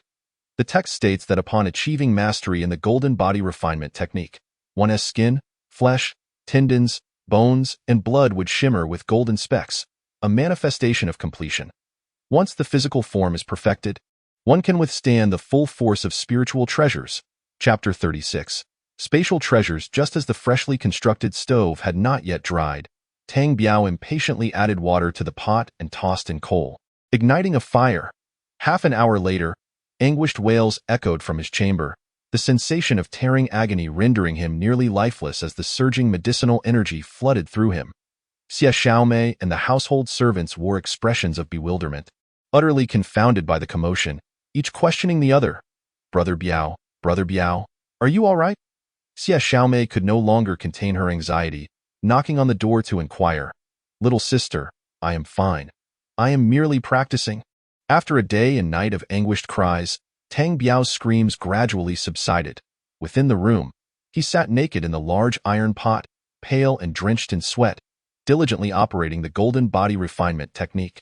The flames beneath the stove had dimmed, and the little coal he had thrown in was nearly spent. Another half-hour passed before Tang Biao leaped from the pot, trembling, and gritted his teeth as he added a substantial amount of coal. He refilled the iron pot with water and quietly settled back in, unwilling to waste the medicinal energy, which was only just beginning to take effect. Once more, the room filled with the sounds of anguished wails. Thus, Tang Biao did not emerge from his room again, with Xia Xiaomei periodically bringing him food and coal. Before he knew it, half a year had slipped by. In the impoverished district of West City, festive decorations adorned the area, as over 500 former residents had moved into their new homes. Recently, the city lord's manor had completed the registration process for these residents, who were overjoyed at the prospect of no longer fearing inclement weather. Xie Hu and Yuan Bo had begun selling houses, yet the results were lackluster. Most residents already owned homes and were reluctant to spend money on new ones. Where's Brother Biao? If he doesn't emerge, these houses won't sell, Yuan Bo fretted, pacing anxiously. Indeed, those with money already have homes, and those without cannot afford such expenses. What are we to do? Xie Hu echoed his concern. I have a solution. I shall go fetch him. This cannot continue, Yuan Bo declared, rushing off to find Tang Biao. Little sister, what are you up to? Yuan Bo inquired upon spotting her. What do you think? I am catering to the needs of the family, Xia Xiaomei replied tersely. Little sister, there is a matter that requires your direct involvement. One else will suffice. Oh, what matter could possibly require me? Xie Xiaomei's interest was piqued. Our houses are completed, yet they are not selling. You must call Brother Biao out and inquire how we should proceed. Is that what you want? I won't go. I'm afraid he'll scold me. Xie Xiaomei turned to leave. Sigh, little sister, with 1,000 houses unsold, we stand at a critical juncture. Who else but you can help? Yuan Bo blocked her path, flattering her incessantly. Fine, I shall give it a try. Xie Xiaomei reluctantly approached Tang Biao's door, knocking gently. Tang Biao listened to her words and assured her not to worry. He would be out in a day or two. At that moment, he was in a crucial phase, with heat radiating from above his head, a signal of an impending breakthrough. After 2 hours, a muffled sound reverberated within Tang Biao's body, indicating he had ascended to the 3rd level of qi refinement, and his dantian had visibly expanded once more. A smile of excitement crept across his lips. Over the past 6 months, he had exhausted the 10 bundles of body-refining herbs that Xie Xiaomei had procured for him, refining his physique numerous times. He had also consumed 4 golden pills left behind by the skeletal figure and expended 10 spirit stones, allowing him to break through to the 3rd level. The celestial scripture truly surpassed the previous techniques by an unfathomable margin. This half-year of cultivation had significantly strengthened Tang Biao's meridians. Tang Biao released his consciousness to inspect his body. The area of his dantian had expanded further, and the threads of magical energy within had multiplied to 50 or 60, intertwining with one another. His meridians had also grown considerably thicker. Just as Tang Biao prepared to delve deeper into the blue orb with his consciousness, an unusual occurrence transpired. An irresistible force drew his consciousness inward. What on earth is happening? Before he could finish his thought, he was stunned by the scene before him. Before him lay an uncharted expanse, a realm he had never encountered before. The sky was shrouded in a gray haze, and the ground was barren, devoid of any life. The atmosphere was steeped in a sense of decay, with not a single blade of grass, not a solitary animal, nor even an ant in sight. The only remarkable aspect was the vastness of this space, which Tang Biao estimated to span approximately 50 miles. Is this a spatial treasure? Am I dreaming? Tang Biao marveled, astonished, as the fantastical events he had read about in novels unfolded before him, with the only missing element being the old man with the white beard. Is anyone here? Is there anyone present? Tang Biao projected his consciousness throughout the space. After waiting for a while without response, he persisted. Is the old man present? Old man with the white beard, do say something. Sigh, old man, white-bearded elder, have you perished? Why do you remain silent? Wait, could it be that there is no white-bearded elder here? Goodness, can I even escape from here? Tang Biao suddenly recalled his greatest fear. Tang Biao swiftly retracted his consciousness, and, perplexingly, it emerged effortlessly. He glanced around his disheveled room and sighed in relief. Is this a spatial treasure? It must be capable of storing items. A surge of joy coursed through Tang Biao as he enveloped a nearby water jar with his consciousness. Drawing it into the blue orb, ha, splendid, it fits. Let us see if I can retrieve it. Tang Biao observed the ordinary water jar resting on the ground. With another sweep of his consciousness, the jar reappeared in his room. Ha, fortune smiles upon me. I have truly stumbled upon a treasure. I shall no longer need to rely on a storage bag. Should I encounter another cultivator, what if they attempt to seize it? Now, this is fortuitous. Tang Biao, filled with excitement, once again immersed the water jar into the blue orb, then retrieved it.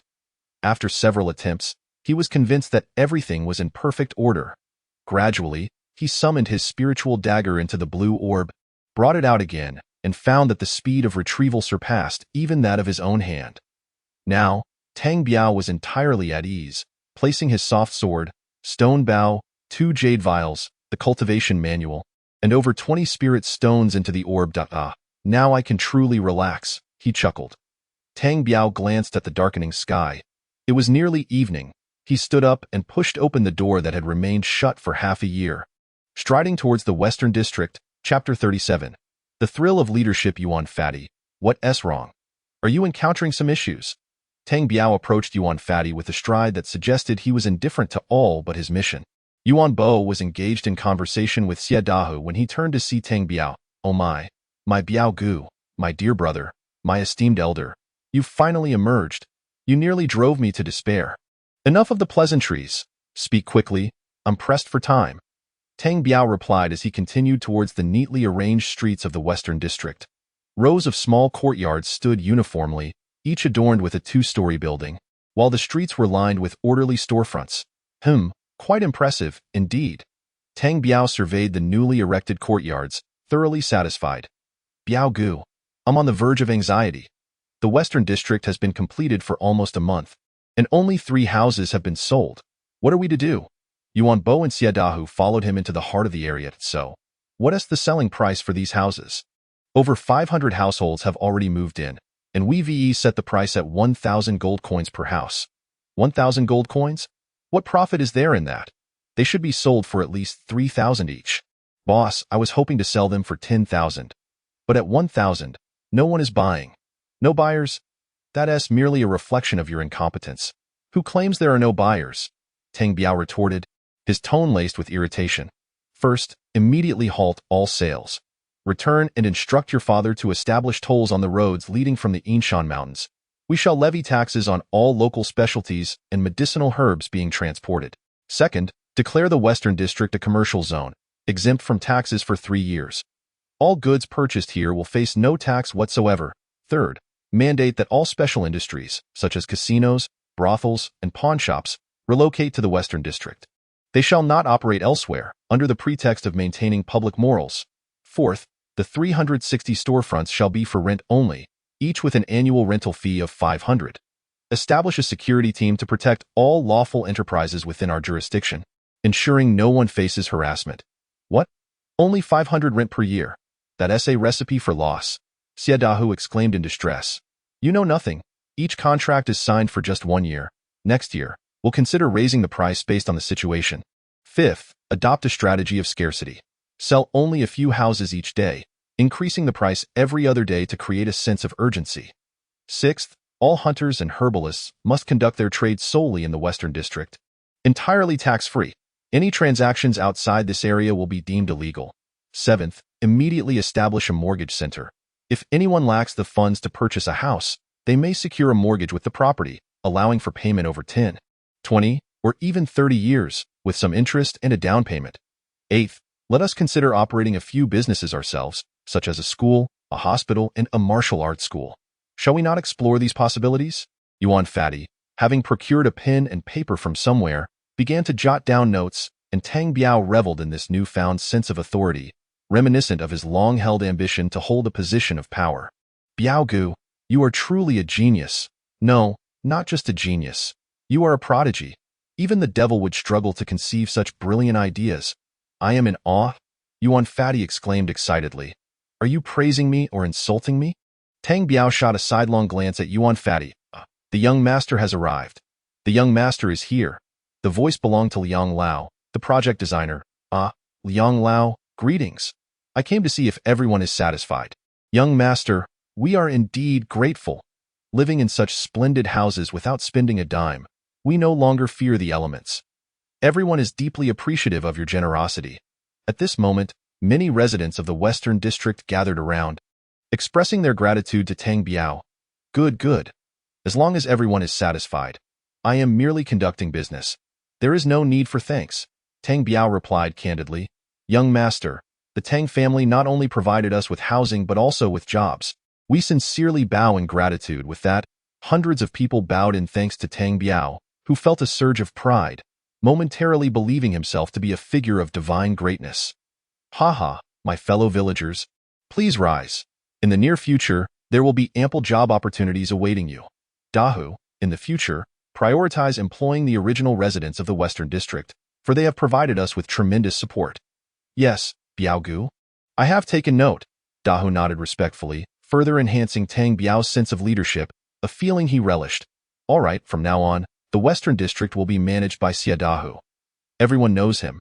For any matters, approach him directly. Tang Biao, Yuan Bo, and Xie Dahu slowly made their way back, when suddenly, young Master Tang, there you are. I've come to inform you that my father has returned, and you are welcome to visit us any time. The speaker was Chiu Yuiming from the Chiu family. Oh? The head of the Chiu family has returned? That is splendid news. I shall visit at once. By the way, young Master Chiu, I have established a commercial zone here. Does your family intend to relocate your business? Haha, young Master Tang, to be frank, we have already surveyed the area and are awaiting the Lord's stance. If the conditions are favorable, we do intend to move. Xiao Yueming replied thoughtfully. Did you hear that? You are waiting for me, while they are waiting for something. Put your brains to work and hasten your efforts.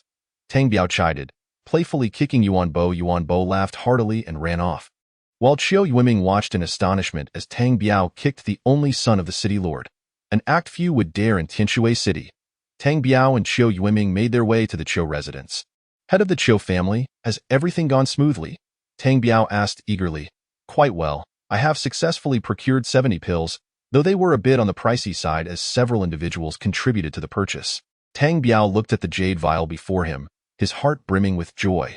These 70 pills would sustain him for a while, alleviating his current predicament of lacking medicinal elixirs. Though he still possessed a few pills obtained from the Ma family, he was reluctant to consume them, preferring to save them for critical moments. Why thanks, head Xiao. I am most grateful, young Master Tang. No need for such formality. I have also introduced you to the Royal Alchemy House through Lord Zhou. Would you be willing to serve as an apprentice there? Oh, that sounds wonderful. I accept. I will arrange my affairs here and go shortly. Here, take this letter. It's a recommendation from the Grand Elder of the Royal Alchemy House. Present it upon your arrival, and they will assist you. Once again, my gratitude to Head Qiu and young Master Qiu, Tang Biao said, cupping his hands in a respectful bow. With elation, Tang Biao made his way home. Chapter 38. Departing Tianshui City the next morning, a notice from the City Lord's office was posted at the city gate, announcing the official commencement of the commercial zone in the Western District. All special industries, such as brothels, casinos, and pawn shops, were mandated to operate within the confines of the Western District. Otherwise, they would be deemed illegal. All hunters and herbalists were to conduct their trade solely within the commercial zone, with all goods departing from there exempt from taxes. Any transactions in other regions were strictly forbidden. All commercial activities in the Western District would be tax-exempt for 3 years. As soon as these policies were announced, people flocked to the Western District to purchase commercial properties. However, upon arrival, they discovered that only rentals were available. Yuan Fatty immediately raised the annual rent to 1,000 gold coins, yet even at this price, people rushed to secure their leases. Within just a few days, over 300 storefronts were fully rented out. In the following days, various businesses began to settle in, leading to a surge in demand for employee accommodations as individuals sought to secure residences. Merchants regularly procuring medicinal herbs and mountain goods also joined in, leading to a rapid increase in property prices. Within a few days, the price of houses in the Western District soared from 1,000 gold coins to 3,000. Most original residents of the Western District were swiftly employed by major businesses as workers. During this time, Tang Biao reveled in the joy of cultivation, finding the chi pills procured from the Qiu family to be exceedingly beneficial, rivaling those he had received from the white bone. Now, Tang Biao resembled a nouveau riche individual, consuming a chi pill before every training session. Days passed swiftly, and Tang Biao had his sister purchase 30 bundles of medicinal herbs and several jars of preserved meat, all placed into the blue orb. Sister, prepare a banquet for me tonight. Huh? Brother, what is the occasion? Who are you inviting? Xia Xiaomei inquired, puzzled that it's nothing special. Just invite yourself and Tang Weilu. Hey, what is going on? Wait, you're not planning to leave, are you? Xia Xiaomei's expression changed dramatically as she realized the implication. Why do you look like that? Just prepare. Go on. Tang Biao gently nudged her out. Once Xia Xiaomei left, Tang Biao took out the stone bow once more. Although it felt light now, Tang Biao, with his cultivation at the 3rd level of qi refinement, still found it impossible to draw the bowstring. Alas, still cannot draw it. It must be a treasure. Otherwise, how could it resist my strength? After studying it for a while without success, he ultimately decided to give up and withdrew the stone bow into the blue orb. Tang Biao glanced at the large iron pot in his room. With a flicker of his mind, he also stored it within the blue orb, intending to continue cultivating his body refining technique in the royal city. Recently, Tang Biao's greatest achievement was the enhancement of his spiritual awareness. Through diligent practice, he could now extend his awareness beyond 50 meters, and he had become quite adept at controlling spiritual tools. After ensuring he had not forgotten anything in his room, he turned and exited the door, heading straight to the Tang family's conference hall. Ah, you all arrived early. Why didn't you call me? Tang Biao greeted with a smile as he entered to find Xie Dahu, Xie Xiaomei, and Tang Weilu already seated. What is the matter? You all look like you've seen a ghost. Dahu, how are house sales faring? Well, Biao Gu, all the houses have been sold. The total engineering cost was 3 million, and we sold for 3,600,000, netting a profit of 600,000 in cash, not to mention the 360 storefronts, excluding their rental income. Quite impressive. How much do we have left in the accounts? We invested 2 million in the mortgage center and an additional 50,000 in a martial arts school, and a medical clinic. Currently, the Tang family's account holds 2,660,000 gold coins, including the initial investment you provided and the funds we acquired from the two madams. Good. Prepare 2 million gold coins for me. The road from poverty to wealth requires a bit more cash to avoid hardship. Tang Biao smiled. Upon hearing this, the faces of the others turned pale. See, I guessed you were planning to leave. Where are you headed? I want to go with you. Xie Xiaomei pouted. Little girl, why would you come with me? I'm off to the royal city to chase after girls. Do you want to tag along? Tang Biao playfully ruffled her hair. Tang Wei, how many people do we currently have under the Tang family? Young master, we have a total of 30 individuals under our command. Tang Wei replied. Good, let us maintain that number. Quality matters more than quantity. Let us cultivate loyalty among our ranks. Also, focus on raising your strengths. I'll be exploring the royal city while you keep the home front secure. Dahu, is the 660,000 enough for the household expenses? Biao Gu, that's more than sufficient. We'll have over 300 storefronts generating income each year, along with the continuous returns from the mortgage center. All right, you make the arrangements. Ensure everyone is well taken care of. I'm just off to see the world and will return. Should my parents come back, they will have a home. As Tang Biao spoke, he poured drinks for everyone. You are all my most trusted allies. Cultivate diligently at home. Let us raise a toast. Biao Gu, what will we do if you leave? Who will we consult if issues arise? Xie Xiaomei's eyes were red and swollen as she spoke. Isn't they're your brother? Plus Yuan Fatty. He has his share in this, and he'll be more anxious than you if something arises. Approach him for assistance. Biao Gu, where do you plan to stay in the royal city? We'd like to visit you when we have time and occasionally send you some money. Xie Dahu inquired slowly. I'm not sure yet. I'll let you know once I find a place to settle. Head Xiu visits the royal city every 6 months. I can ask him to relay messages back to you. Tang Biao filled their glasses once more. After this cup, I shall depart. Dahu, prepare a horse for me. Xie Dahu silently stepped out, while the other three remained quiet. Xie Xiaomei's eyes still red and downcast. What else with this gloomy atmosphere? It's as if we're parting for good. Come on, give your brother a smile, Tang Biao said, ruffling Xie Xiaomei's hair. Xie Xiaomei managed a smile that was more sorrowful than a frown. Biao Gu, my sister and I raise a glass to you, wishing you a safe journey and boundless success. Now, that's more like it. Boundless success?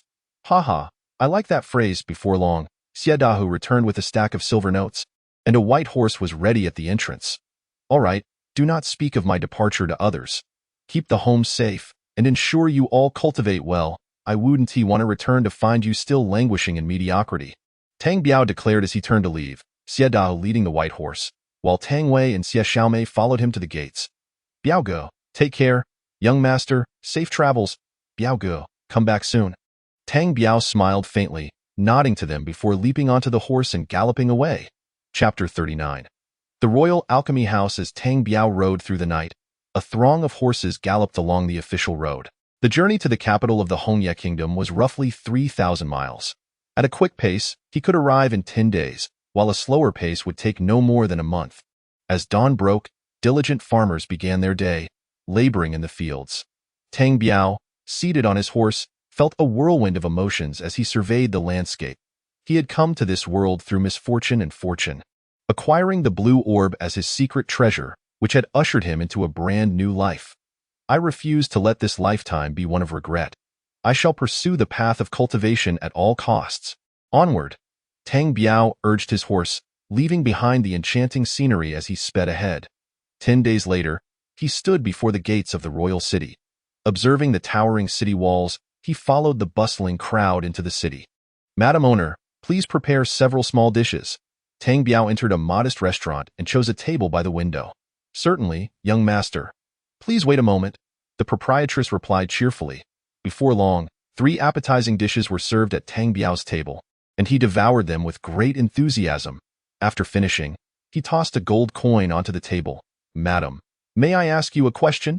The proprietress, her eyes gleaming at the sight of the gold coin, responded. "What would you like to inquire about, young master?" "Excuse me, may I inquire if you are aware of the location of the Royal Danfu? How does one get there?" "The Royal Danfu? Who in the capital city is unfamiliar with it? Simply head eastward, and you shall surely find it." "Oh? Is the Royal Danfu well known?" "Indeed, it is the abode of the national masters, where divine beings reside. Thus, its reputation is certainly grand." "Oh, I see. Well then, thank you very much." "Haha, no need for thanks, young master. Do visit often." Tang Biao strolled out of the small eatery, leading his horse eastward amidst the throngs of people. As he passed through a marketplace, Tang Biao managed to sell his horse for 20 gold coins. "My friend, I have no choice. I can no longer care for you. Having grown up in poverty, I fear the past. Haha. Just now, the landlady mentioned that the Royal Danfu houses divine beings. I must conceal my cultivation." While pondering this, Tang Biao activated the concealment technique from the beginner's compendium of spells, compressing his cultivation from the 3rd level of Qi refinement down to the 5th level of postnatal martial arts. With a burden upon his back, he made his way toward the east of the city, where the Royal Danfu truly bore a significant reputation. A casual inquiry led him to locate the Royal Danfu in the eastern part of the city. It was a vast courtyard, with striking red walls and green tiles, exuding an air of grandeur. Before the impressively large double doors stood 2 young Taoist priests, diligently welcoming and bidding farewell to visitors. "Esteemed brothers, I have been sent by the Grand Elder to become a disciple. Would you kindly inform them?" The 2 young Taoists glanced at the slender Tang Biao. "A disciple, you say? Please wait a moment. The masters are currently engaged in their morning lessons and have no time to attend to you." One of the young Taoists replied coldly. Inwardly, Tang Biao thought, "You gatekeeper, what arrogance." However, he maintained a facade of smiles. "Haha, I have 10 gold coins here, a small token for you to enjoy some tea. Once I am admitted, I hope you will look after me." Having traversed a tumultuous world alone in his previous life, Tang Biao was well versed in such dealings. "Ah, quite perceptive you are. What is your name?" the young Taoist inquired, weighing the gold coins in his hand. "Thank you, esteemed brother. I am Tang Biao, hailing from Tianshui City. The Grand Elder sent me to become a disciple." Please wait a moment. I shall inform them," the young Taoist said before turning and entering the premises. "So, the Royal Danfu is a Taoist temple? Does this mean I shall become a Taoist priest?"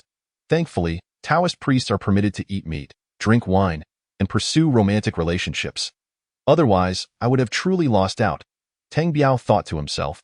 "Tang Biao, come in. Daoist Tian is waiting for you." Ah. Following the young Taoist who had taken his 10 gold coins, Tang Biao entered the inner sanctum. The exterior had already radiated an imposing aura, yet within lay pavilions and towers, a realm of extraordinary opulence. Shortly, the young Taoist led Tang Biao into a side hall. "You may enter. The individual in there is Elder Tian, who oversees the alchemical apprentices." After saying this, the young Taoist turned and left. Tang Biao looked up. Within the side hall sat only one person, a middle-aged man in his 40s, engrossed in reading. An innate martial artist? Tang Biao was taken aback, for he could immediately discern that this was a master of innate martial arts, specifically at the 3rd level of innate prowess. This was Tang Biao's first encounter with such a formidable figure. Slowly, he stepped inside and politely clasped his fists, saying, "Tang Biao pays his respects to Elder Tian." Upon hearing this, the innate martial artist did not even stir, nor did he lift his eyelids. Tang Biao inwardly scoffed. What a pretentious fellow! He gently placed the letter from the Grand Elder along with a pouch containing 200 gold coins onto the table. Indeed, money can be quite persuasive. Elder Tian slowly raised his head to regard Tang Biao. You are Tang Biao?" Elder Tian inquired while picking up the letter to read. In response, Tang Biao affirmed, "Yes, I am Tang Biao. From Tianshui City." Tang Biao. Not bad. What is the meaning of this pouch of gold coins?" Elder Tian looked at the pouch with curiosity. "How pretentious can one be? Do you think you are invincible?" Tang Biao thought to himself, yet he remained courteous, saying, "I am new here and know little. I hope Elder Tian will offer guidance. This sum is modest, merely a token to treat Elder Tian to a drink." "Ha, young lad, you are quite astute. and your words flow smoothly. You have a bright future ahead. Elder Tian laughed heartily as he accepted the gold. Very well, I shall assign you to be a fire boy for the time being. Work diligently for a while. It is a lucrative position. Once the elders succeed in their alchemy, they will freely grant you a pill or two, and you'll be wealthy. Fire boy? Excellent. Thank you, Elder Tian. Thank you, Elder Tian. Haha, as a fire boy, I shall learn alchemy. Tang Biao dreamily envisioned his future. Jin Shan, come here for a moment. Elder Tian called out towards the courtyard. Coming, Elder Tian, a strikingly handsome young man, at the 7th level of postnatal martial arts, hurriedly entered. This is Jin Shan, the senior brother of the alchemical apprentices. He usually manages them. Let him arrange things for you, and feel free to inquire if you have any questions. Oh, thank you, Elder Tian. Tang Biao greeted senior brother Jin Shan. Follow me, senior brother Jin Shan replied coldly, seemingly unfriendly. Chapter 40. Entering the Danfu, the frail Tang Biao trailed behind the handsome senior brother Jin Shan as they made their way to a nearby courtyard. Jin Shan pushed open a door to a room. This will be your resting place. Here are your clothes, the regulations of the Royal Danfu, and the essential curriculum for fire boys. The dining area is in the back courtyard. With 3 meals a day served promptly, if you miss a meal, it will not be served again. Today, you may rest. Tomorrow, be ready to work. Make sure to review the regulations. Any mistakes will be met with severe penalties. Jin Shan regarded Tang Biao with a smirk. Oh, thank you, senior brother, but what exactly does a fire boy do? Tang Biao inquired with a smile. Humph, a fire boy simply tends the furnace. Jin Shan sneered at Tang Biao, as though he could already foresee the awkward expression on Tang Biao's face. What? Just tending the fire? I traveled so far only to be a mere firekeeper. Tang Biao's eyes widened in disbelief. Enough, remember not to wander. Breakfast is at the courtyard tomorrow, bang. Jin Shan slammed the door shut as he left. Great, another arrogant fellow. So, a fire boy is merely a furnace attendant. This is utterly humiliating. If Xie Xiaomei finds out, she will surely laugh to death. Ah, never mind. I shall see what tomorrow brings. Tang Biao glanced at the gray robe laid out on the table. Evidently intended for the apprentices, while the blue robes belonged to the elders. He removed his own clothing and donned the gray robe. Ba. Oh, wait. It should be Wu Liang Shenzun. Haha. Tang Biao mimicked the gestures from the films he had seen before. He then picked up the Royal Danfu's regulations, but discarded it after a few glances, as it merely contained a list of prohibitions. Having grown up without parental guidance, Tang Biao had developed a rebellious streak. Never caring for rules and regulations, he then picked up the essential curriculum for fire boys, but after a brief look, he tossed it aside. Who has the time to write a book just for tending the fire? Tang Biao pushed open the door and exited the room. It was a courtyard surrounded by small rooms, likely where the apprentices resided. Using his spiritual sense, Tang Biao observed that behind the courtyard was another yard, where several individuals adorned in aprons were busy at work. Presumably, this was the dining area Jin Shan had mentioned. Hey, are you new here? Just as Tang Biao pondered, the door to the adjacent room opened, and 2 young Taoists emerged. Oh, senior brother, I am Tang Biao, just arrived today. Oh? Tang Biao, a newcomer, I see. From today onward, you must be at our beck and call. One of the young Taoists at the 4th level of postnatal martial arts stated. Tang Biao was taken aback, thinking to himself, great, my first day and I've already run into a tyrant. Hee, and who might you be? Am I acquainted with you? Tang Biao replied with a smile. Gazing at the two, you little rascal, this is senior brother Jin Hai's cousin, Jin Hai, so be on your guard. What? I thought you were the son of the supreme elder, T. Tang Biao waved his hand dismissively, casting a disdainful glance at them before turning back to his room. You brat, you are asking for it. Jin Hai yelled angrily. Don't go looking for trouble. I'm not in the mood today. Tang Biao grumbled as he entered his room. You brat, if you have the guts, come out. I will teach you a lesson. Jin Hai continued to shout at the door. Jin Hai, don't be angry. We have plenty of time to deal with him. The other young Taoist advised, damn. The people in this place are not to be trifled with. Everyone is so full of themselves. Tang Biao lay on his bed, contemplating his future, and gradually drifted off to sleep. It was not until dusk that Tang Biao heard the others in the courtyard moving toward the back, reminding him that it was time for dinner. He rose and headed straight for the kitchen. The kitchen was modest, featuring 6 tables, each adorned with 4 dishes, a platter of steamed buns, and a bowl of rice, while stacks of bowls and chopsticks were placed in a corner. Tang Biao, never one to shy away from a meal, grabbed a bowl and sat down at a table, beginning to eat. The food was not particularly exquisite, yet it was quite palatable. Just then, Jin Hai entered with 3 other young Taoists.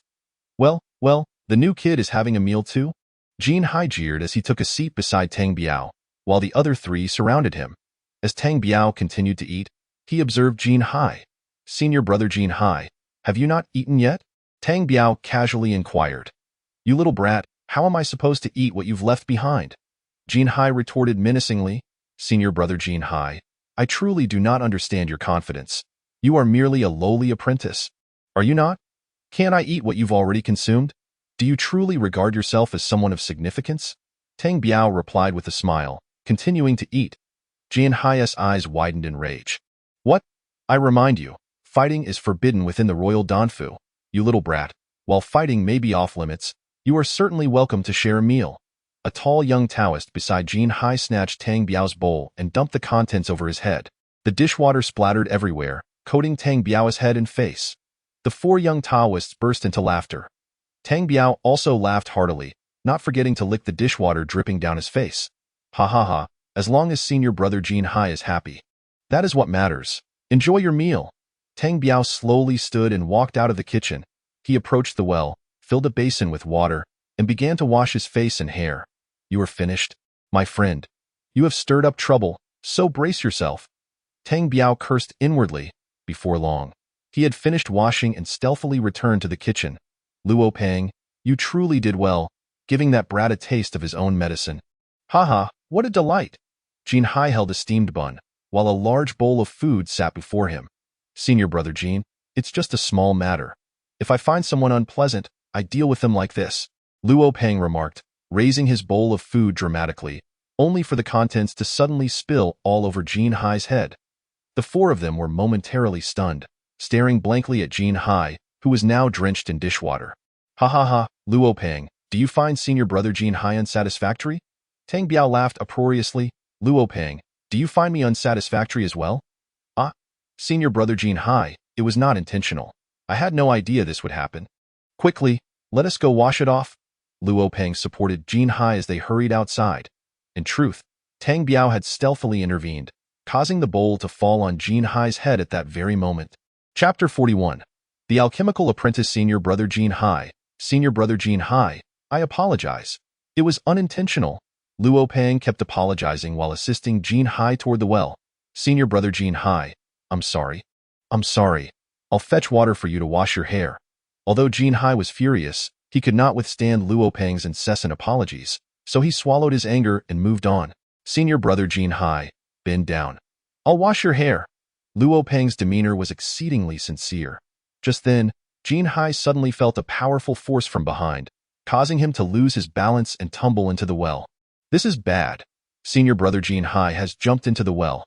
Someone come quickly," Luo Peng shouted. Moments later, the apprentices quickly gathered around. Fortunately, Jin Hai was a 4th-level postnatal martial artist, so it was nearly impossible for him to drown. After the others lowered a rope, they pulled Jin Hai up with a flurry of hands. "Senior brother Jin Hai, what were you thinking? I did not push you. How could you have fallen in?" Luo Peng attempted to comfort Jin Hai. "Stop talking nonsense. If you hadn't pushed me, would I have fallen in?" "Luo Peng, this matter is far from over." "No, it wasn't me. You jumped in on your own."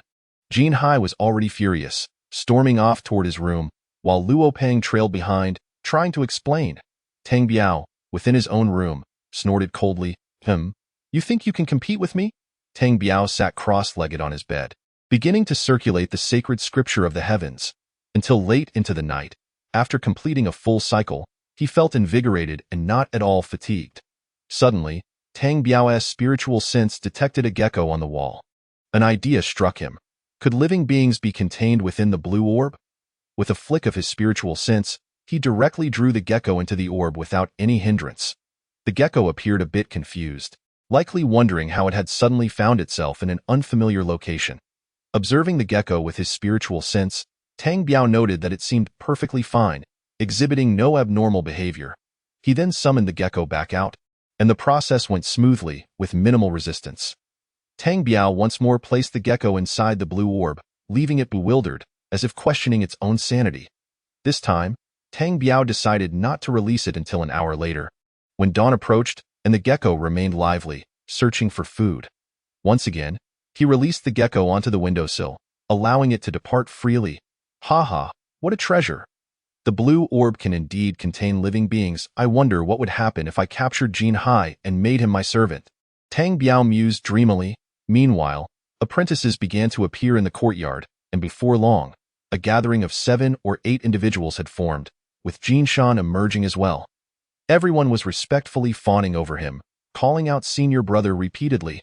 Tang Biao was no exception, smiling as he greeted Jin Shan, adhering to his principle of charming others without consequence. Tang Biao, since this is your first day, you know nothing. Today, you will follow Jin Hai and let him teach you the basics. Jin Shan instructed. All right, senior brother.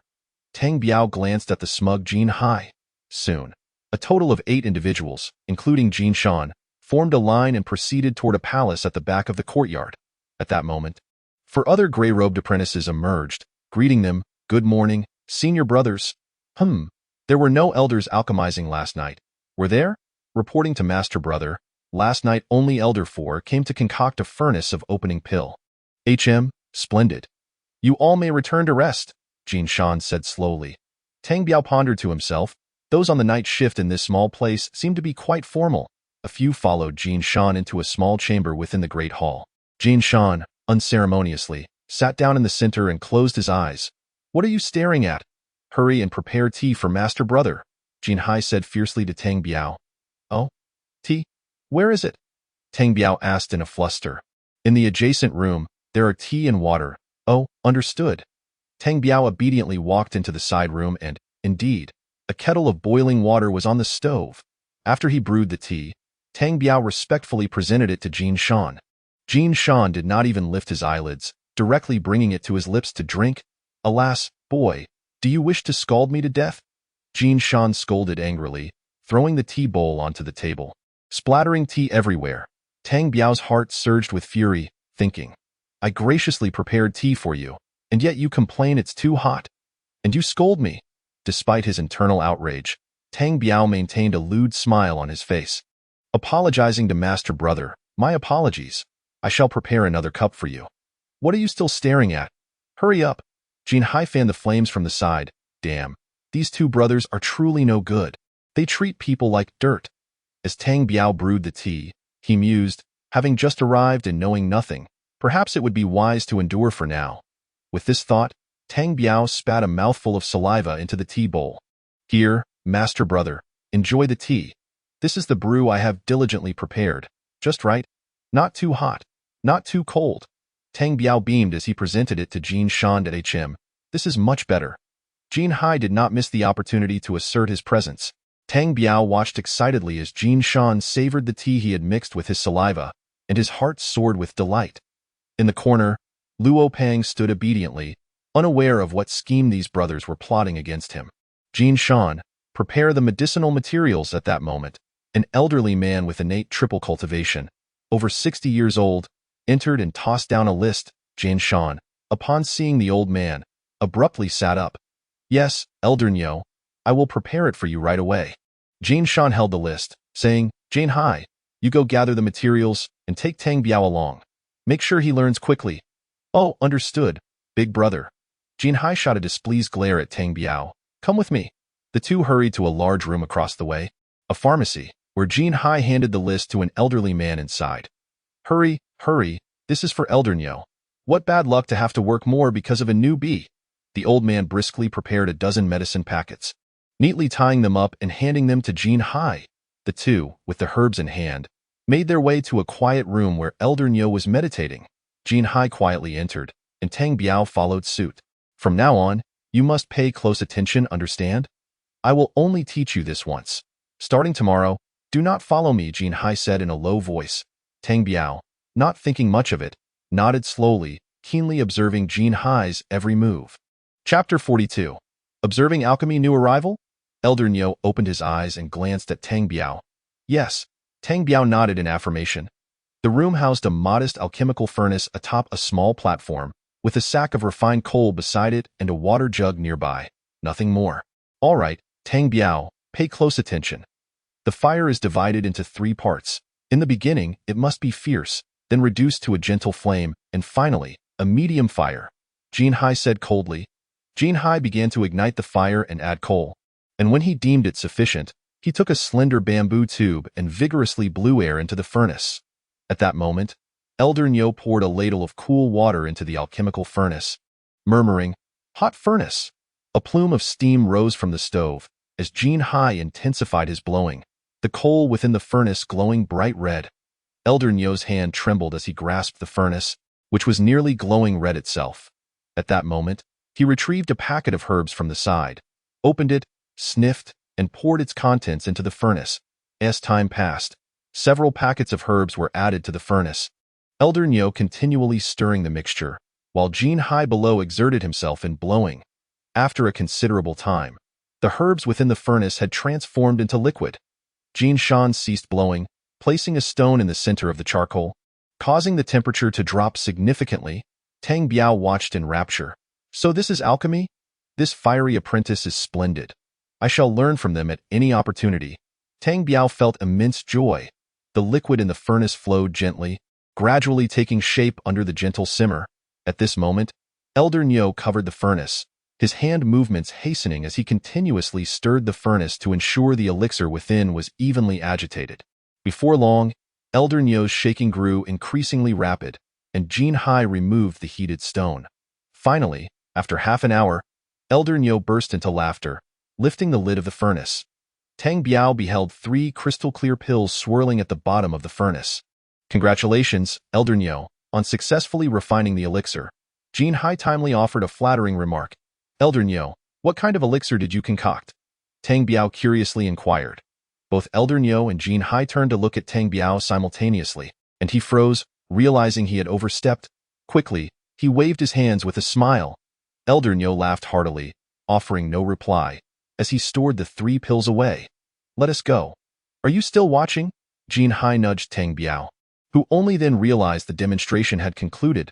Big brother, this lad is insincere, daring to ask Elder Nyo what he refined. Tang Biao, still basking in the joy of having just learned alchemy, heard Jin Hai reporting him. Jin Hai, is this a death wish? Tang Biao mused. Tang Biao, have you seen the regulations? Do you know how you shall be punished for such behavior? Jin Shan regarded Tang Biao with cold eyes. Hee, master brother, I am wronged. I merely spoke out of turn unintentionally. Tang Biao awkwardly forced a smile. Since it's your first offense, I'll let it slide. Next time, there will be no mercy. Yes, thank you for your understanding. Master brother. Tang Biao appeared genuinely excited. Jin Hai, oh Jin Hai, it seems that unless you are taught a lesson, you want to understand that I am not to be trifled with, Tang Biao silently thought, casting a glance at the smug Jin Hai. The group remained foolishly in the room, awaiting the summons of the elders requiring alchemy, much like courtesans waiting for their patrons in a singing hall. Shortly thereafter, another elder surnamed Liu arrived, and Jan Shan arranged for another medicine boy to accompany him. At noon, Jan Shan instructed a few to return in 2 waves for lunch, while he himself did not appear in the afternoon, leaving Jin Hai in charge. Tang Biao, why are you so lacking in insight? What do you mean? Tang Biao was reminiscing about Elder Nyo's alchemical steps when he suddenly heard Jin Hai's voice. Go fetch me a cup of tea, Jin Hai arrogantly commanded. Tang Biao instantly felt a surge of anger, but it quickly subsided. Brother Jin Hai, all right, please wait a moment. Tang Biao smiled as he exited. Laughter echoing behind him. Damn, trying to play me? Very well. Let's see how you handle my divine brew. Tang Biao brewed the tea, then secretly added a little of his own essence to the cup. Alas, not too much. Otherwise, it will overflow. Tang Biao chuckled to himself, bringing the tea bowl to Jin Hai. Brother Jin Hai, I apologize. My hand was a bit heavy. It's quite full. Please sip a little first. Do take care not to spill. Not bad. Jin Hai took a hearty gulp, leisurely reclining in his chair with his eyes closed. Tang Biao's heart laughed heartily, thinking, just wait. My dear Jin Hai, my brew is specially designed to counter your arrogance. Time flew by, dusk approaching, when 4 more little Taoists arrived. All right, today there are not many elders. We can wrap up, Jin Hai yawned. The group headed straight for the kitchen, leaving only Tang Biao and Luo Peng trailing behind. Tang Biao remained silent, lost in the memories of Elder Nio's alchemical demonstration. After a light meal, Tang Biao returned to his room. After consuming a true qi pill, he began the great circulation of the Tongtian Sutra. Tang Biao's purpose for coming to the capital was simple: to see the world and learn alchemy, for he possessed a prescription for an elixir. This time, the great circulation of the Tongtian Sutra lasted about 3 hours, and Tang Biao stretched, feeling refreshed. Suddenly, his consciousness detected someone in the courtyard. Is that Master Brother Jin Shan? What business does he have at this hour, sneaking about? Tang Biao released his consciousness to observe Jin Shan, whose range had now extended to about 10 zhang, allowing him to see clearly around the courtyard. Jin Shan stealthily entered the pathway leading to the kitchen, when from the shadows, a figure slowly emerged. Elder Tian, you arrived early? Tang Biao recognized this was the Elder Tian who had received him upon his arrival at the Royal Pill Mansion. Yes, I just arrived as well. Here is your share of the gold coins from last time. Take it, Jin Shan said, pulling out a stack of silver notes and handing them over. Splendid. Thank you, Elder Tian. How many true qi pills did you manage to procure this time? Jin Shan inquired. Alas, Elder 3 has been quite strict lately, so I only obtained 3 true qi pills. But, true qi pills? Tang Biao's heart jolted, concentrating intently to eavesdrop on their conversation. Oh? But what? Jin Shan pressed anxiously. However, of those 3, one is a middle-grade true qi pill, Elder Tian said, handing a jade vial to Jin Shan. Chapter 43. Middle-grade true qi pill. A middle-grade true qi pill. Do true qi pills really have upper, middle, and lower grades? Tang Biao thought in astonishment. Ah, a middle-grade true qi pill. That's excellent. A single middle-grade true qi pill is worth over 1 million gold coins, and still rare on the market. Jin Shan exclaimed excitedly. Therefore, when you sell it, be extremely cautious.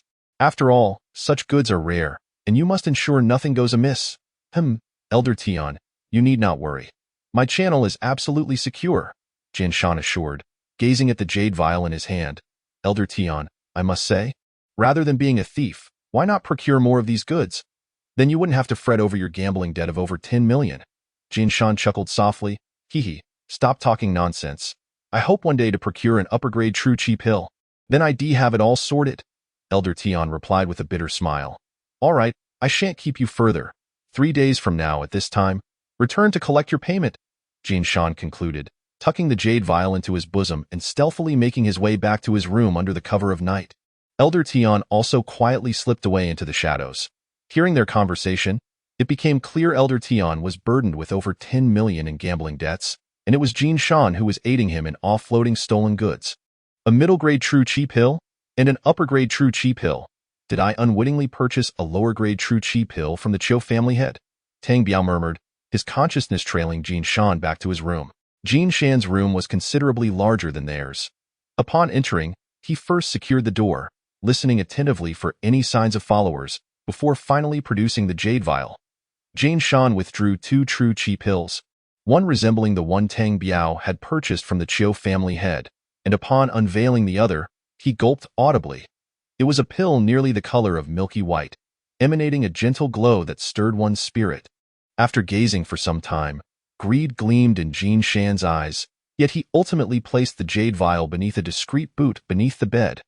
This lad is truly cunning, hiding this treasure in his boot. Who would ever suspect that? Tang Biao pondered for a moment, already devising a plan. Resolutely, he decided not to sleep, continuing to meditate and cultivate. Time sped by, and after over an hour, golden light began to appear on the horizon, heralding the rise of the sun. Tang Biao's consciousness once more entered Jin Shan's room, aiming to seize the moment he stepped out to utilize his earth escape technique to sneak into his room and pilfer the boot. Sure enough, half an hour later, medicine boys began appearing in the courtyard, and Jin Shan also emerged, locking the door behind him. At that moment, Tang Biao swiftly performed a hand gesture, murmuring incantations and dove underground, quickly entering Jin Shan's room, snatching the boot containing the jade vial, and directly stashing it in his azure orb, then using the earth escape technique to return to his own room. Tang Biao, what are you doing? You must wait for me in the courtyard when I emerge, Jin Shan scolded upon seeing Tang Biao rushing out. Master brother, I beg your pardon, I overslept. Tang Biao explained. Jian Shan ignored him, turning back towards the kitchen, with 8 medicine boys closely following. Upon reaching the kitchen, they swiftly consumed breakfast and once again, Jian Shan led them to the alchemy room. Before long, they arrived at the alchemy room, and this time, Tang Biao took the initiative to brew tea for Jian Shan without prompting him. Not bad. A good medicine boy knows how to be perceptive. Jian Shan nodded approvingly. Tang Biao chuckled internally. Master brother, drink up. I doubt you'll have many more opportunities to enjoy it. Today, many elders came to refine elixirs, and before long, all the medicine boys in the room were summoned away. When someone called for Jin Hai, Tang Biao shamelessly trailed behind him.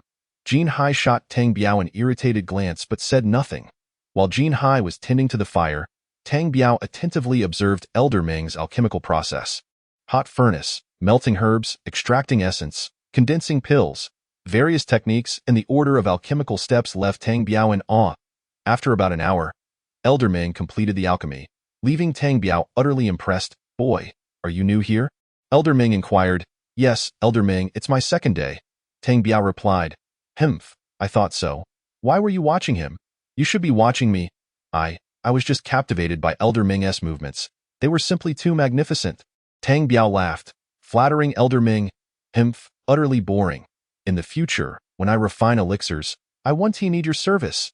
Elder Meng finished gathering the pills and flicked his sleeve as he departed. Damn, this old fellow must be deranged. What did I owe him in my past life? He acts like a pompous fool. Tang Biao incessantly cursed internally. Ha ha, Tang Biao, you've offended Elder Meng. You're doomed. You're finished. Jin Hai gleefully exclaimed as if he had found 100 gold coins. Jin Hai, what have I done to offend you? Why do you hate me so? Here's 100 gold coins. Take it, and I hope you won't target me in the future. Tang Biao boldly produced a silver note worth 100 gold coins. Ha ha, little Tang, I was just joking with you. Why take it so seriously? Jin Hai shamelessly grinned as he accepted the silver note. Tang Biao smirked inwardly, thinking, extorting me? I'll make you regret it. After lunch, Jian Shan still did not make an appearance, likely having returned to rest. Tang Biao speculated that he had discovered his boot was missing. Jin Hai remained arrogantly seated in Jian Shan's position. At that moment, another elder arrived to refine elixirs, and Jian Shan assigned a medicine boy named Wei Bin to take Tang Biao to tend to the fire. After an hour, when Tang Biao returned to the room, Jin Hai was no longer there. He had been called away too. Brother Wei Bin, I'm going to the restroom. All right, junior brother Tang, go ahead, Wei Bin said politely. Tang Biao emerged, seeking a secluded spot, where he formed a gesture with his hands and recited incantations, his body vanishing into the void. As he inspected each room, he fortuitously stumbled upon Jin Hai in one chamber, his rear ablaze. Without uttering a word, Tang Biao delivered a swift kick to Jin Hai's backside, sending him crashing into the elder's alchemical furnace. The elder bellowed in outrage, swiftly delivering a slap to Jin Hai. Tang Biao returned to a deserted corner with a cold smirk, revealing his form once more. Senior brother Wei Bin, I have returned. Oh? Junior brother Tang Biao, back so soon? Tang Biao nodded with a chuckle, acknowledging the greeting. Just then, the elder stormed out, cursing, You scoundrels! Where are those responsible? Compensate me for my herbs. Tang Biao leisurely perched upon a stool, observing the flushed Jin Hai behind him with a smirk. You thought you could challenge me? Even with your rear tightly clenched, I can still make you squirm. Chapter 44. An accidental encounter with Elder Tian. The sun began its descent. Tang Biao hastily consumed a few bites of food before retreating to his chamber. He released his spiritual awareness to survey Jin Shan's quarters, observing him with a sullen expression, pacing anxiously within. Tang Biao chuckled softly, retrieving a boot from his blue orb. Inside the boot lay a jade vial and a handful of silver notes, amounting to over 1,000,000 gold coins. Indifferent to the silver notes, Tang Biao swiftly stored them in the blue orb and cautiously opened the jade vial. Within, he discovered 3 pills. 2 were the low-grade true qi pills he commonly consumed, while one stood out, distinctly different from the others. Tang Biao hesitated to grasp the mid-grade true qi pill, fearing it might be absorbed by the blue orb. However, it seemed the orb had calmed from its previous ravenous state, merely quivering slightly. Tang Biao speculated that its prolonged absence of spiritual energy on Earth had contributed to this change. Elated, he stored the jade vial within the blue orb. This Imperial Alchemy House is remarkable indeed. Possessing mid-grade true chi pills? Elder Tian mentioned the existence of high-grade ones too. Could there possibly be supreme-grade true chi pills? Tang Biao mused with glee, extending his spiritual awareness once more to observe Jian Shan, who appeared as frantic as a flea on a hot skillet. Tang Biao dismissed his concerns for Jian Shan, popping a low-grade true chi pill into his mouth, gradually channeling the Tongtian holy scripture and entering a state of cultivation. By the latter half of the night, Tang Biao completed a full cycle. Alas, this isn't a viable solution. I still need to practice my golden body refinement technique, and this place is far too restrictive. Tang Biao shook his head in resignation. The regulations here were too stringent, leaving him unable to pursue many endeavors. With these thoughts lingering, he gradually drifted into slumber. As he slept soundly, a sudden roar from the courtyard jolted him awake.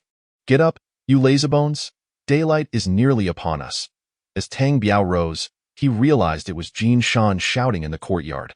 Clearly perturbed by his lost pills, he hadn't managed to sleep, taking his frustrations out on the herb boys before dawn. The herb boys hurriedly scrambled outside, with everyone, including Tang Biao, receiving a scolding from Jian Shan. They must have been wondering what had driven him to such madness at this hour. Only Tang Biao understood the true nature of the situation. Jian Shan, in an unhinged state, dragged everyone to the alchemy room, denying them even breakfast. That day, Jian Shan no longer assigned Tang Biao to learn fire starting from others, but directed him to ignite for an elder alone. Despite this, Tang Biao successfully completed the task without any mishaps. He also learned that the herb boys at the Imperial Alchemy House enjoyed 2 days off each month on the 1st and 15th. Furthermore, once they graduated, they could rent their own accommodations, which delighted Tang Biao immensely. Having his own place would greatly facilitate many matters. On the third night, Tang Biao's spiritual awareness detected Jian Shan's figure still in the same spot, while Elder Tian remained concealed in that shadowy corner. "What? Lost? Jian Shan, are you jesting? Do you take me for a fool? Elder Tian, lower your voice. I swear, it truly is lost. Impossible. How could it be lost in your room? Are you attempting to embezzle that mid-grade true chi pill? Elder Tian, that is my foremost concern. Who could enter my room unnoticed? I suspect the Grand Elder has discovered our dealings. Humph. Do not attempt to intimidate me with the Grand Elder. You will provide me with an explanation. Otherwise, our dealings will cease. Elder Tian, if you refuse to engage with me, how will you cover your debt of over 10 million? Humph, that is of no concern to you." After Elder Tian finished speaking, he turned and left, leaving Jian Shan standing there in a daze. "Haha, these two have fallen out. How can I establish a connection with Elder Tian?" Tang Biao pondered, stroking his chin. "Tomorrow is the 1st. Everyone will have the day off," Jian Shan said coldly, appearing quite displeased. "Tang Biao, starting the day after tomorrow, you will be on night duty, rotating every half-month." "Yes, Master Brother, I understand."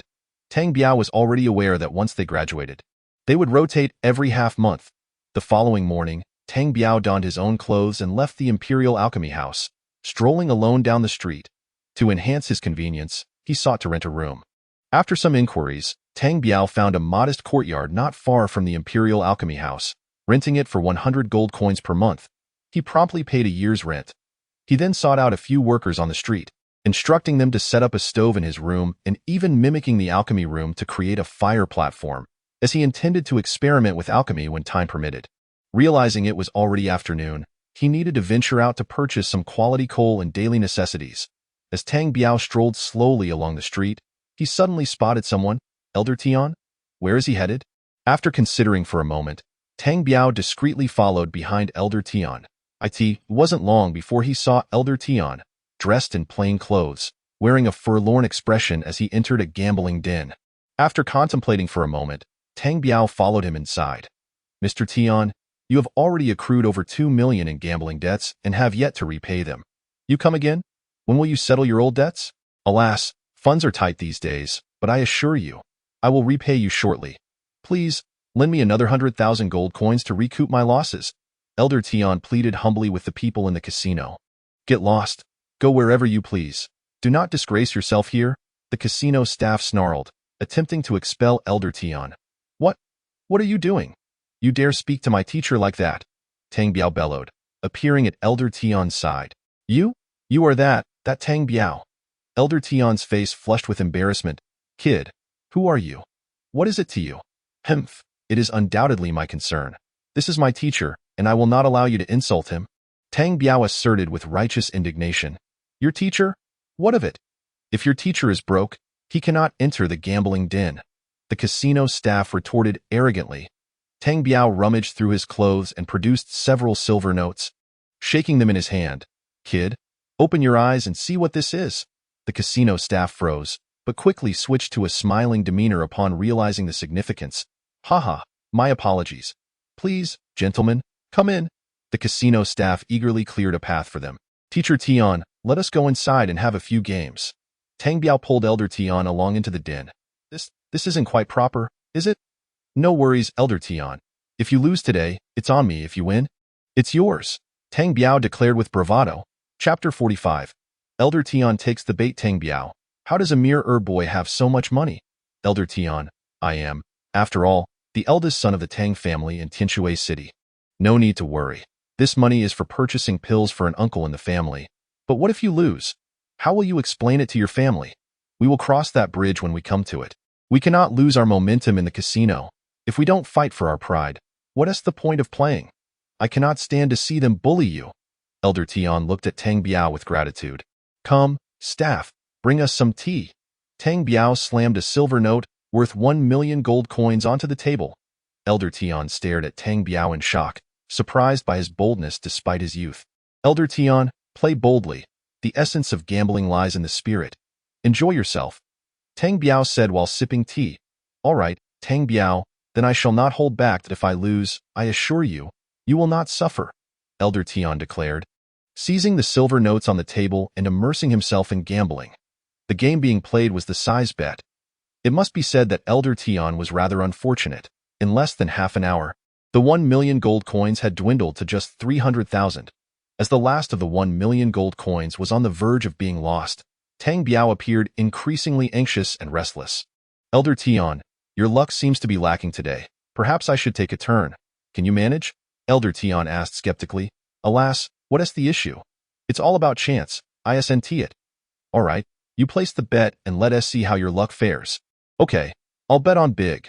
Without hesitation, Tang Biao grabbed the remaining 300,000 gold coins and placed a bet on big. Alas, you're betting so much? Aren't you leaving yourself any chance to recoup? Elder Tian exclaimed, wide-eyed. In gambling, one must be bold.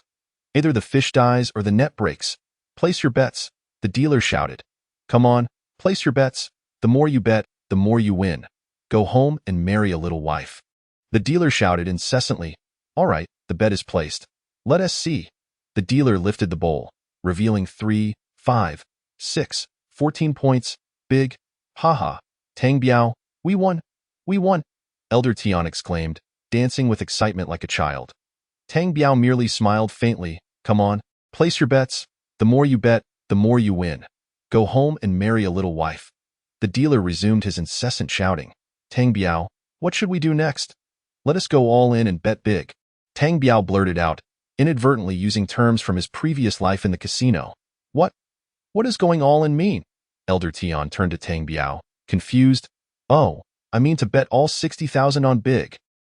You've just managed to win back a bit. Aren't you leaving yourself some betting capital?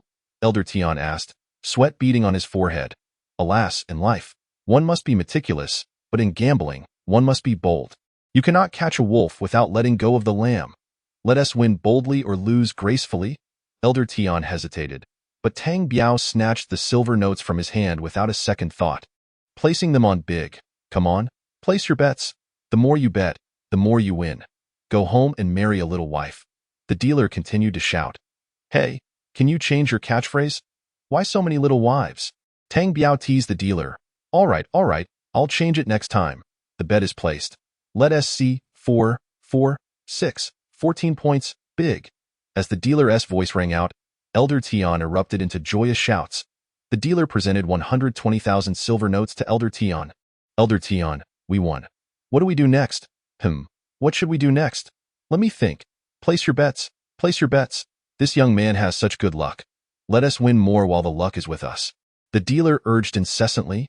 The gambling table was now surrounded by onlookers, and the staff from the casino had gathered around. 2 big wins? I find that hard to believe. I'll bet 100,000 on small. A burly man shouted. The crowd began to speculate that this round could not possibly be big, and many began to place their bets on small. Even the onlookers believed this was an opportunity and joined in betting on small. Haha, you all misunderstand. The truth is always held by the few. I bet big. All in, Tang Biao declared fiercely. What? All in? Elder Tian trembled in fear. Yes, all in. Tang Biao smiled faintly. All right then, all in it is. 120,000 gold coins. All in. All in. How exhilarating, Elder Tian stammered, pressing the silver notes on big while repeatedly mumbling all in. Bet placed. Let us see. 4, 5, 6. 3 of a kind. Big. Elder Tian screamed in disbelief. His shout startled Tang Biao as well. Tang Biao, we won. We won. Haha, staff, we won. Elder Tian celebrated with those around him. Damn, you won? So what does it have to do with me? The burly man said, his face pale with anger. Quickly pay up. 240,000 gold coins. Hurry. Elder Tian urged the dealer excitedly. Mr. Tian, you owe us a total of 220,000 gold coins, plus interest, making it 240,000 gold coins. All settled, no debts remaining. A man who appeared to be the casino manager, a martial artist of the third layer of innate realm, said slowly. What? You're doing this? Is there a rule against taking money from the table? Is there no way to leave some capital? 1 million of that was mine. Sorry, we cannot concern ourselves with that. You placed the bet. The dealer retorted coldly. Tang Biao and Elder Tian exchanged helpless glances, both resigned as they walked out of the casino. What now? What now? That was my money for buying pills, Tang Biao lamented, his face a picture of despair. Alas, Tang Biao, I'm sorry. Let me treat you to a drink. Tang Biao, still frowning, followed Elder Tian into a small tavern. By this time, night had fallen, and the tavern was nearly empty, exuding a sense of desolation. Boss, bring us some good dishes and 2 jugs of wine. Elder Tian instructed the tavern owner. Before long, for exquisite dishes and 2 jugs of wine were laid out on the table. Come, Tang Biao, I toast to you. Elder Tian lifted his wine cup. Alas, Elder Tian, I have no mood to drink. Tang Biao replied, frowning. Do not fret.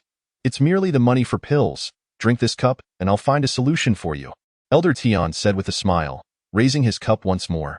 Tang Biao, half convinced, lifted his cup too. Chapter 46. Securing Elder Tian. Tang Biao, with a pained expression, drank the wine. Elder Tian, do you have any ideas? Tang Biao, let me ask you, what kind of pills do you intend to buy with that 1 million gold coins? This money is for an uncle of mine, a 5th layer innate expert. He heard that there's a pill called True Chi pill in the royal capital and asked me to inquire about purchasing it. However, this is my first day out, and I've already lost the money for the pills. Tang Biao lamented, rubbing his head in distress. Oh? Does he want low-grade or mid-grade True Chi pills? Is there a distinction between low-grade and mid-grade?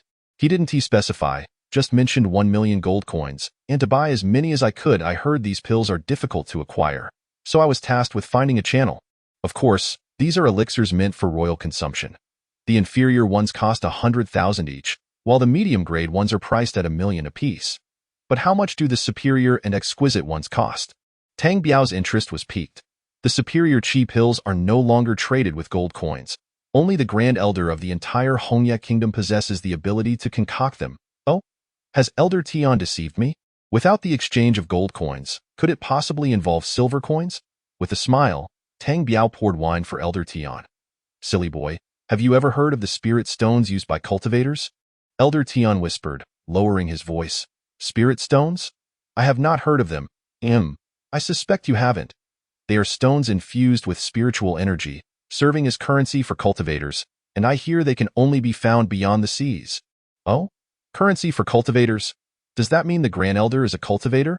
Elder Tian chuckled mysteriously, choosing not to respond. Oh? I see now. No wonder he holds the title of Grand Elder, as well as that of National Master. Well, let us not dwell on this matter. That uncle of yours likely desires inferior Qi pills. Later, I will procure 10 for you, and you can give him 7.A million gold coins can buy at most 7 inferior Qi pills in the market. Oh? Elder Tian, do you have a channel to acquire such Qi pills? Haha, I am still an elder, after all. I possess some means. Remember, this matter must not be mentioned to anyone.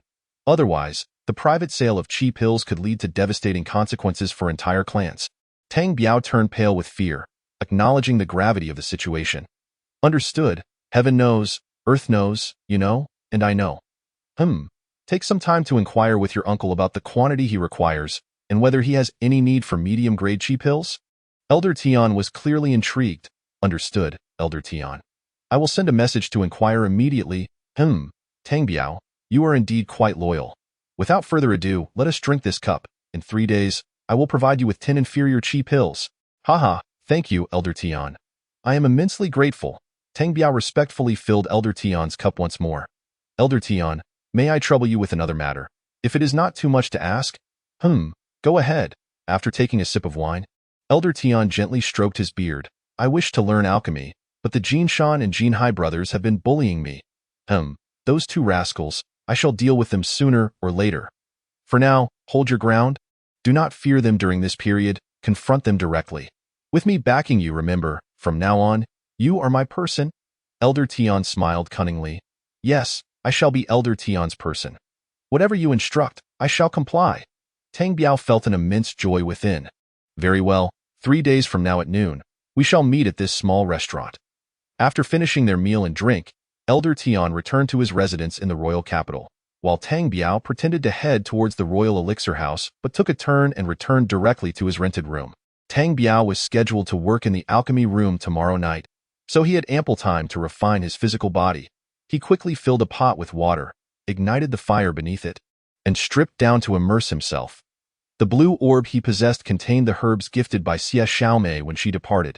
It wasn't long before the water in the large iron pot began to boil. Bubbling as it stewed both Tang Biao's body and the herbs within, Tang Biao gritted his teeth, enduring the torment without uttering a sound. He couldn't let the neighbors hear any unusual noises. He persevered through a day and night of refining. Adding coal 5 times in between it was only as dusk approached that he reluctantly emerged from the large iron pot, making his way to the royal elixir house. That night, Tang Biao was on duty with the corpulent Luo and a boy named Dong Xian, who was an apprentice. As Jinhai and his crew had just departed, Luo promptly took the seat they had occupied earlier. Tang Biao, pour me some tea. Tang Biao was taken aback, then suddenly laughed. Haha, how amusing. With no elder around, do you presume yourself the king of the monkeys? What do you mean? Is it unacceptable for you to serve tea to your esteemed senior? Luo said boastfully. You, a mere cultivator of the 4th layer, expect me, a 5th layer cultivator, to serve you tea. What is wrong with you? Are you getting too carried away? Are you attempting rebellion? Rebellion? I actually do have such plans. Tang Biao stood up and walked toward Luo. Sigh, 2 senior brothers. I'll go pour the tea. Please stop arguing. The apprentice Dong Xian weakly interjected. Dong Xian, remain seated. I am curious where he derives his confidence to demand I serve him tea. Tang Biao, what do you intend to do? Fighting is strictly prohibited in the royal elixir house. Luo's bravado wavered slightly, as he was merely a 4th layer cultivator, while Tang Biao was clearly at the 5th layer. Indeed, fighting is prohibited, but shaking hands is not. Tang Biao seized Luo's plump hand and squeezed it with force.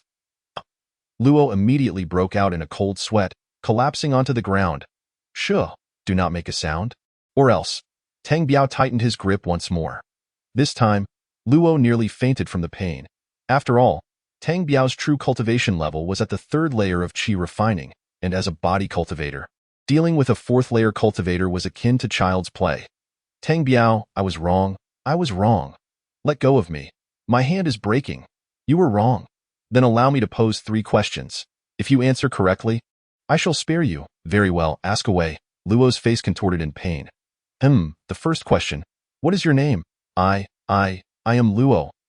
Correct. The second question. Is your father male or female? My father? I believe he is probably male. Luo was on the verge of passing out. Well done. Correct. The third question. What are the Jinshan and Jinhai brothers? They are not good people. Excellent response. I forgive you. Tang Biao gradually released his grip. Luo collapsed onto the ground in a heap. Rise. Vacate this seat. You, fatso, ought to lose some weight. Tang Biao domineeringly shoved Luo aside and plopped himself down in the seat. Chapter 47. Tang Biao establishes authority. That night, no elders came to concoct elixirs. and the four of them spent the night in a state of drowsiness. Tang Biao sat there, slowly circulating the Tongtian sacred text, completing one small cycle after another. Luo curled up in the corner, stealing glances at Tang Biao, genuinely frightened this time. The next day, as soon as his shift ended, Tang Biao hurriedly exited the royal elixir house, heading straight for his rented room. Upon reaching his quarters, Tang Biao did not change the herbs but reignited the cooled furnace. The fire flared up once more, and the herbs in the pot began to boil again. Tang Biao spent the day enduring the agony of refining in that large iron pot, biting through the pain, snacking on the cured meat prepared by Xie Xiaomei whenever he felt hungry. Time swiftly passed until nightfall, when Tang Biao hastily emerged from the large iron pot, changed into his apprentice's robes, and returned to the royal elixir house, for he was scheduled to work that night. Upon entering the alchemy room's apprentice lounge, Tang Biao sensed a strange atmosphere. Jin Shan, Jin Hai, and a group of apprentices were waiting for him. Haha, Master Brother has not left yet. Tang Biao entered with a smile, already aware of the situation. As Luo stood beside Jin Shan, Tang Biao, you have quite the audacity to lay hands on my people. Tang Biao shot a sharp glance at Luo, who visibly trembled. Oh, Master Brother, which one is your person? Is it him? Tang Biao pointed at Luo and inquired. Indeed, Luo is mine. You assaulted him. Do you not owe me an explanation? Haha, Master Brother, this foolish pig is yours? My apologies. Had I known he belonged to you, I would have surely broken his legs. Tang Biao continued with a nonchalant demeanor. Having established ties with Elder Tian, he no longer felt the need to endure the situation he had previously faced as a newcomer. You, Tang Biao, what did you just say? Your audacity knows no bounds. Jin Shan stood up, shaking with rage. Master Brother, do not tremble. You might shake off the lice from that shabby robe of yours. Tang Biao, do you seek death? Jin Shan spat venomously. Oh dear, Master Brother, the royal elixir house does not permit fighting. Tang Biao exclaimed, wide-eyed in horror. Hee, fighting is prohibited, but shaking hands is not. Jin Shan sneered arrogantly. This was the very phrase Tang Biao had used against Luo yesterday, clearly relayed back to Jin Shan. Jin Shan maliciously seized Tang Biao's hand, exerting tremendous force, attempting to crush it. Tang Biao scoffed, instantly countering with force of his own, their powers colliding together. Jin Shan's expression changed dramatically. He did not expect that a mere fifth-layer cultivator would possess such strength, rendering him, a seventh-layer martial artist, powerless. Tang Biao, release me. My hand is near breaking. Jin Shan, pale with pain, sank into a chair, desperately seeking to escape Tang Biao's grasp. Master Brother, did you not wish to shake hands with me? Thank you for your care these past few days. Tang Biao smiled, bowing slightly while expressing gratitude, all the while utilizing his third-layer qi refining cultivation to squeeze Jin Shan's hand. Tang Biao, I beg you. Let go. I cannot endure much longer. My hand is breaking. Jin Shan's face contorted in agony. What are you two doing? A voice called from outside, belonging to Elder Nyo. Oh, Elder Nyo, I am merely expressing gratitude to my Master Brother for his care. Tang Biao replied with a smile, not loosening his grip. Send me a boy. I wish to refine elixirs. Wei Bin, go call upon Elder Nyo to ignite the fire. Tang Biao audaciously took charge, instructing the apprentice named Wei Bin to start the fire. Yes, Tang Brother. Wei Bin promptly complied, heading outside. Tang Biao, hurry and let go. I am on the brink of collapse. Jin Shan's expression was now distorted to the extreme. Tang Biao slightly relaxed his grip, yet still held Jin Shan firmly. At this moment, the dozen or so apprentices, including Jin Hai, were utterly stunned, staring at Tang Biao in disbelief. Huh? Did you call for Tang Biao too? Ah, Brother Biao. Jin Shan writhed in pain. This is more like it. I hope this is the last time. Should you dare provoke trouble again, I will see how I deal with you. Tang Biao said bitterly, finally releasing Jin Shan's hand, then turning his gaze toward Luo. Master Brother, this fat man has been sowing discord between us. The rest is your responsibility. Jin Shan glanced at Tang Biao and Luo, still unwilling to concede, then declared, Let us go. Jin Shan led his group of day-shift apprentices away, leaving only Tang Biao, Luo, and the apprentice named Dong Xian in the room.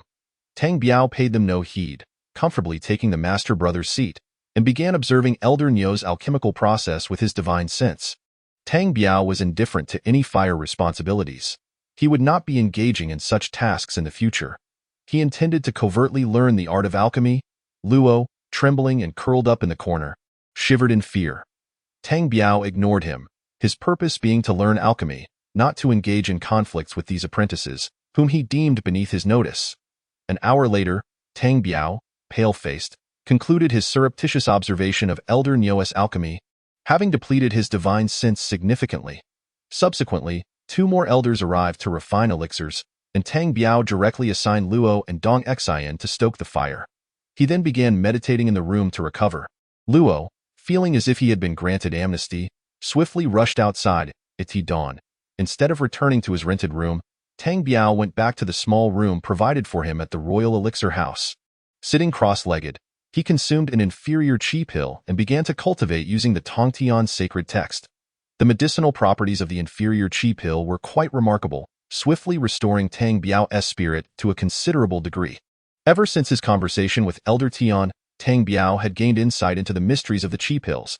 The innate experts like Elder Tian could refine inferior chi pills, while the second and third elders, who were innate 8th or 9th layers, could concoct medium-grade chi pills, and the Grand Elder, being a cultivator, could create superior chi pills. This indicated that while the formulas were the same, the cultivation levels of the alchemists differed, greatly boosting Tang Biao's confidence. After completing a full cycle of cultivation, it was already noon, the time agreed upon for his meeting with Elder Tian. Tang Biao composed himself, washed his face at the well, and slowly exited the royal elixir house, heading toward the small restaurant.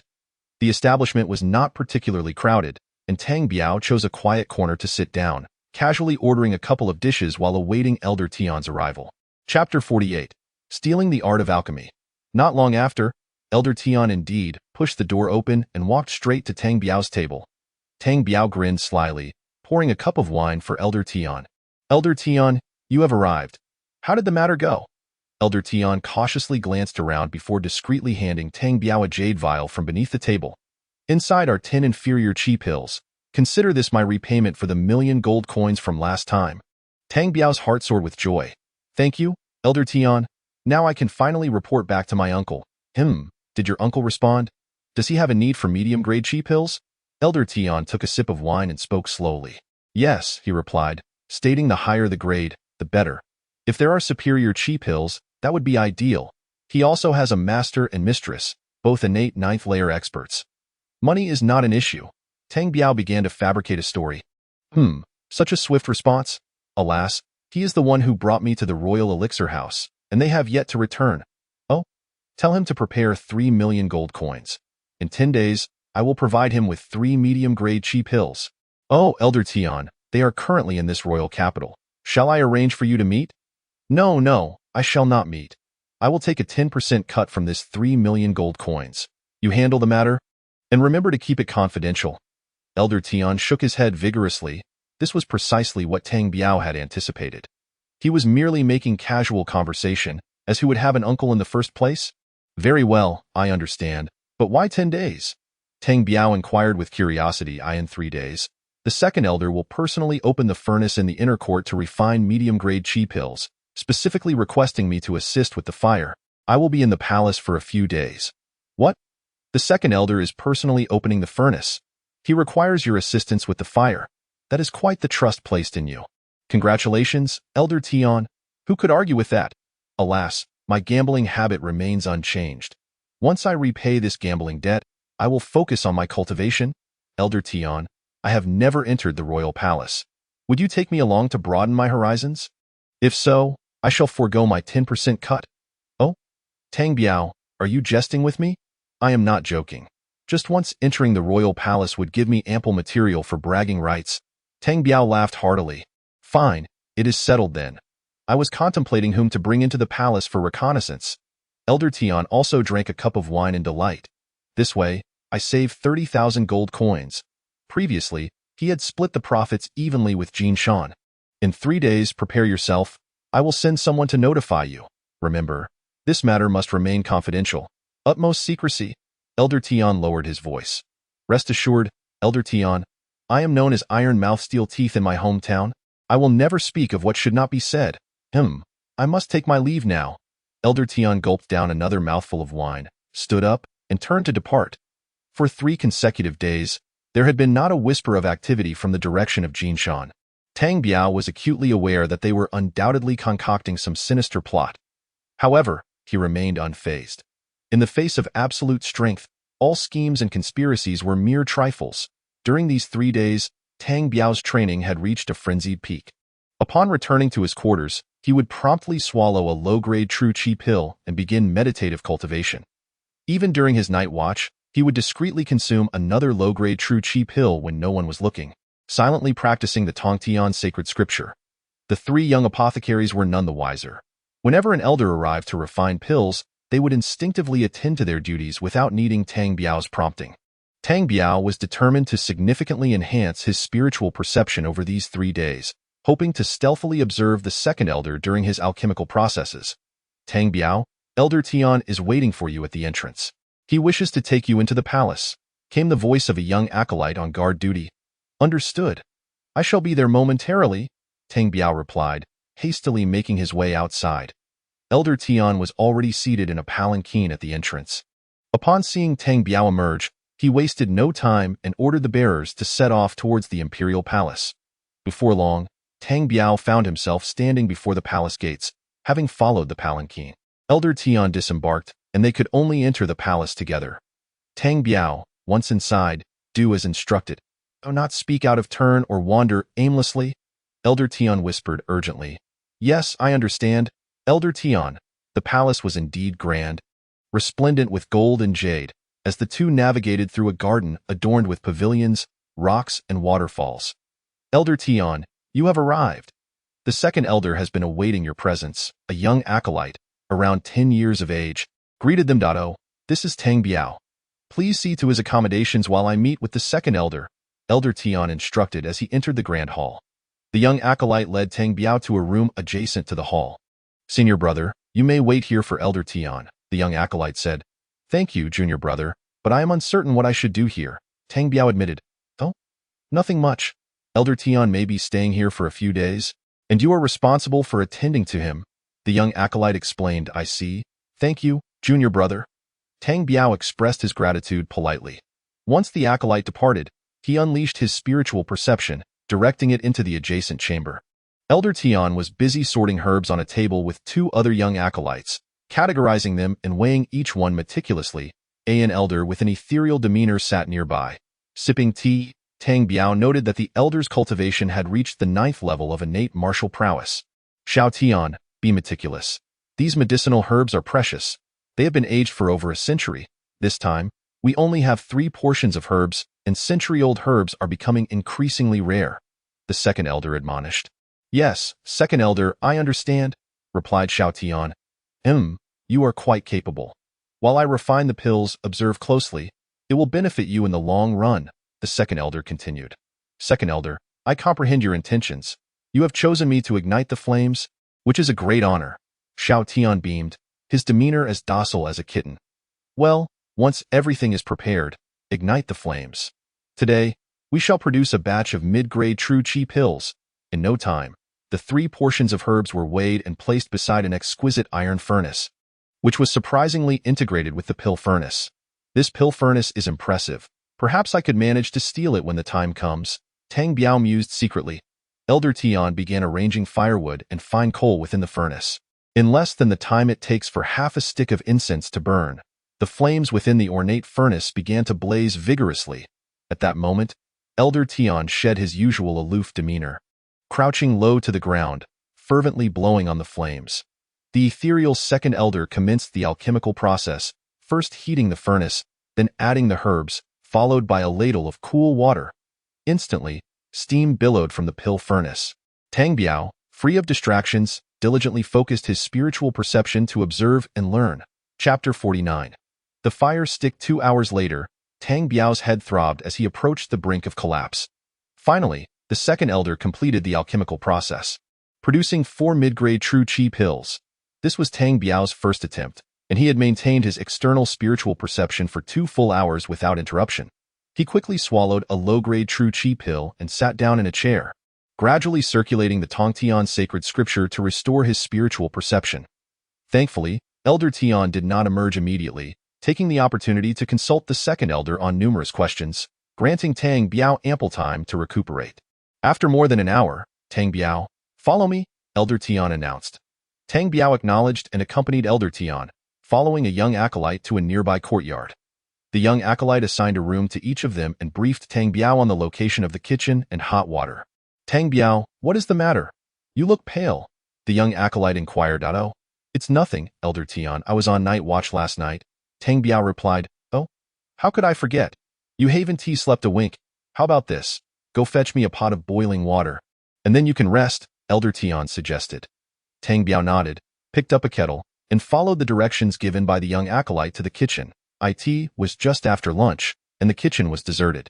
Suddenly, the blue orb within his consciousness began to tremble violently. What is happening? Tang Biao thought, sensing the change. However, upon a closer inspection of the kitchen, he found nothing amiss except for the high-end kitchenware. This blue orb only reacts to valuable items, so there must be something extraordinary here, Tang Biao concluded. He set the kettle down and rummaged through the kitchen, even sifting through the leftover rice in the pot. Ultimately, his gaze landed on a fire stick amidst a pile of ash near the furnace. It was over 2 feet long, tapering from thick to thin, weighing neither too much nor too little. And its material was indiscernible, covered in soot and charred. It appeared to be an ordinary stick used for stoking the fire. When Tang Biao grasped the fire stick, the blue orb ceased its movement. What is this item? Why did it provoke the orb's reaction? He pondered, unable to discern its significance. After contemplating for a while, he decided to retrieve it regardless. Wrapping his spiritual perception around the 2-foot-long fire stick, he attempted to draw it into the blue orb. To his astonishment, his perception failed to collect the stick. What on earth? Why can't I retrieve it? This was a situation Tang Biao had never encountered before. He tried repeatedly, but each attempt yielded the same result. When he inscribed his perception onto the stick, he was further astounded to find that he could not leave a mark either. "Ha, I must have stumbled upon a treasure. This is undoubtedly something extraordinary." Tang Biao rejoiced internally. In his recollection, true treasures could not be inscribed with spiritual perception, as was often depicted in the fantasy novels he had read in his previous life. However, a dilemma soon arose. How could he take this stick out of the palace? It was the imperial palace, after all, and he couldn't simply tie it to his waist and declare, "I particularly fancy this fire stick. It shall serve as my keepsake." Suddenly, Tang Biao recalled how he had activated the blue orb previously. His blood had inadvertently dripped onto it, of course. Blood binding. Without hesitation, he drew his spirit dagger and sliced open a finger, allowing his blood to flow freely. Tang Biao dripped his blood onto the fire stick. As expected, the blood was swiftly absorbed, and the stick trembled violently before vanishing into his consciousness at an imperceptible speed. Tang Biao peered into his mind's eye, discovering a dark stick slowly rotating above the blue orb. "Ha, I have struck gold," he thought, elated. With no weapons or artillery, the enemy had delivered themselves to him. Tang Biao hummed a cheerful tune as he returned to Elder Tian's quarters. "What is it? You appear quite elated," Elder Tian queried. Ha, how could I not be happy? Thanks to you, I have entered the imperial palace," Tang Biao exclaimed, speaking without restraint. Ha, what is there to be excited about? You should rest now. I have no need of your services today. The second elder will commence pill refining tomorrow morning, so rise early to be ready, Elder Tian advised. "Understood, Elder Tian. I shall take my leave to rest." Tang Biao hurriedly returned to his room. With a thought, the fire stick materialized in his hand. More than 2 feet long, neither metal, wood, nor jade. Its material was indiscernible, and it felt neither heavy nor light. Covered in soot, it appeared to be an ordinary kitchen implement. What kind of treasure could this be? It was impossible to discern its purpose. Was it merely a tool for striking someone from behind? After contemplating for some time, he concluded that its best use might be as a blunt instrument for stealthy attacks, though he could not ascertain any other function. Whatever the case, it is now mine, and I shall study it further, Tang Biao resolved, enveloping the fire stick within his spiritual consciousness. And no longer dwelling on it, he focused on replenishing his spiritual perception, which had taken quite the toll today. With a wry smile, he swallowed another low-grade true qi pill and began circulating the Tongtian sacred scripture. It was not until the break of dawn the next day that Tang Biao opened his eyes and stepped out of the courtyard. After inquiring with the young acolyte, he washed his face and headed straight for the kitchen. Upon entering, he found numerous maidens, servants, and young acolytes already dining. The servants were having their meals there, while the meals for the elders were delivered to their quarters. Tang Biao casually grabbed a bowl of vegetables and 2 steamed buns, settling into a corner to eat. The head chefs were all busy with their tasks, seemingly oblivious to the missing fire stick. Even if they noticed, no one would pay heed to the absence of a mere fire stick. After finishing his meal, Tang Biao approached Elder Tian's room. Elder Tian was already awake, meditating and reciting scriptures. Elder Tian, shall I prepare breakfast for you? Tang Biao offered. No need.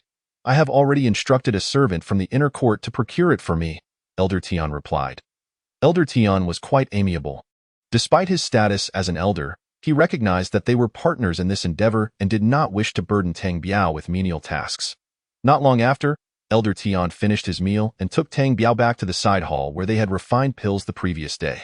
In the face of absolute power, Elder Tian was also obediently awaiting the second elder. Before long, the second elder arrived, accompanied by 2 young acolytes. Xiao Tian, you are early, the second elder remarked. Oh, no, second elder, I just arrived. Elder Tian responded with a smile. Very well, very well. It seems the second elder is quite pleased with Elder Tian. Chapter 50. The great elder of the cultivators. As the second elder and Elder Tian prepared to enter the side hall, a figure suddenly descended from the sky. It was a strikingly handsome young man in his 20s, gracefully landing before the second and Elder Tian upon a flying sword. Ah, the great elder has returned. We pay our respects to the great elder. Both the second elder and Elder Tian immediately clasped their fists in greeting, bowing so low their foreheads nearly touched the ground. Tang Biao felt a shiver run down his spine. This was a cultivator. It was the first time he had encountered a cultivator since arriving in this world, and he couldn't help but gaze at the dashing young man. I had initially planned to return later, but since His Majesty has run out of pills, I have come back to refine a few for him, the handsome young man explained. Glancing at the bowing Tang Biao in that instant, Tang Biao felt a chill wash over him.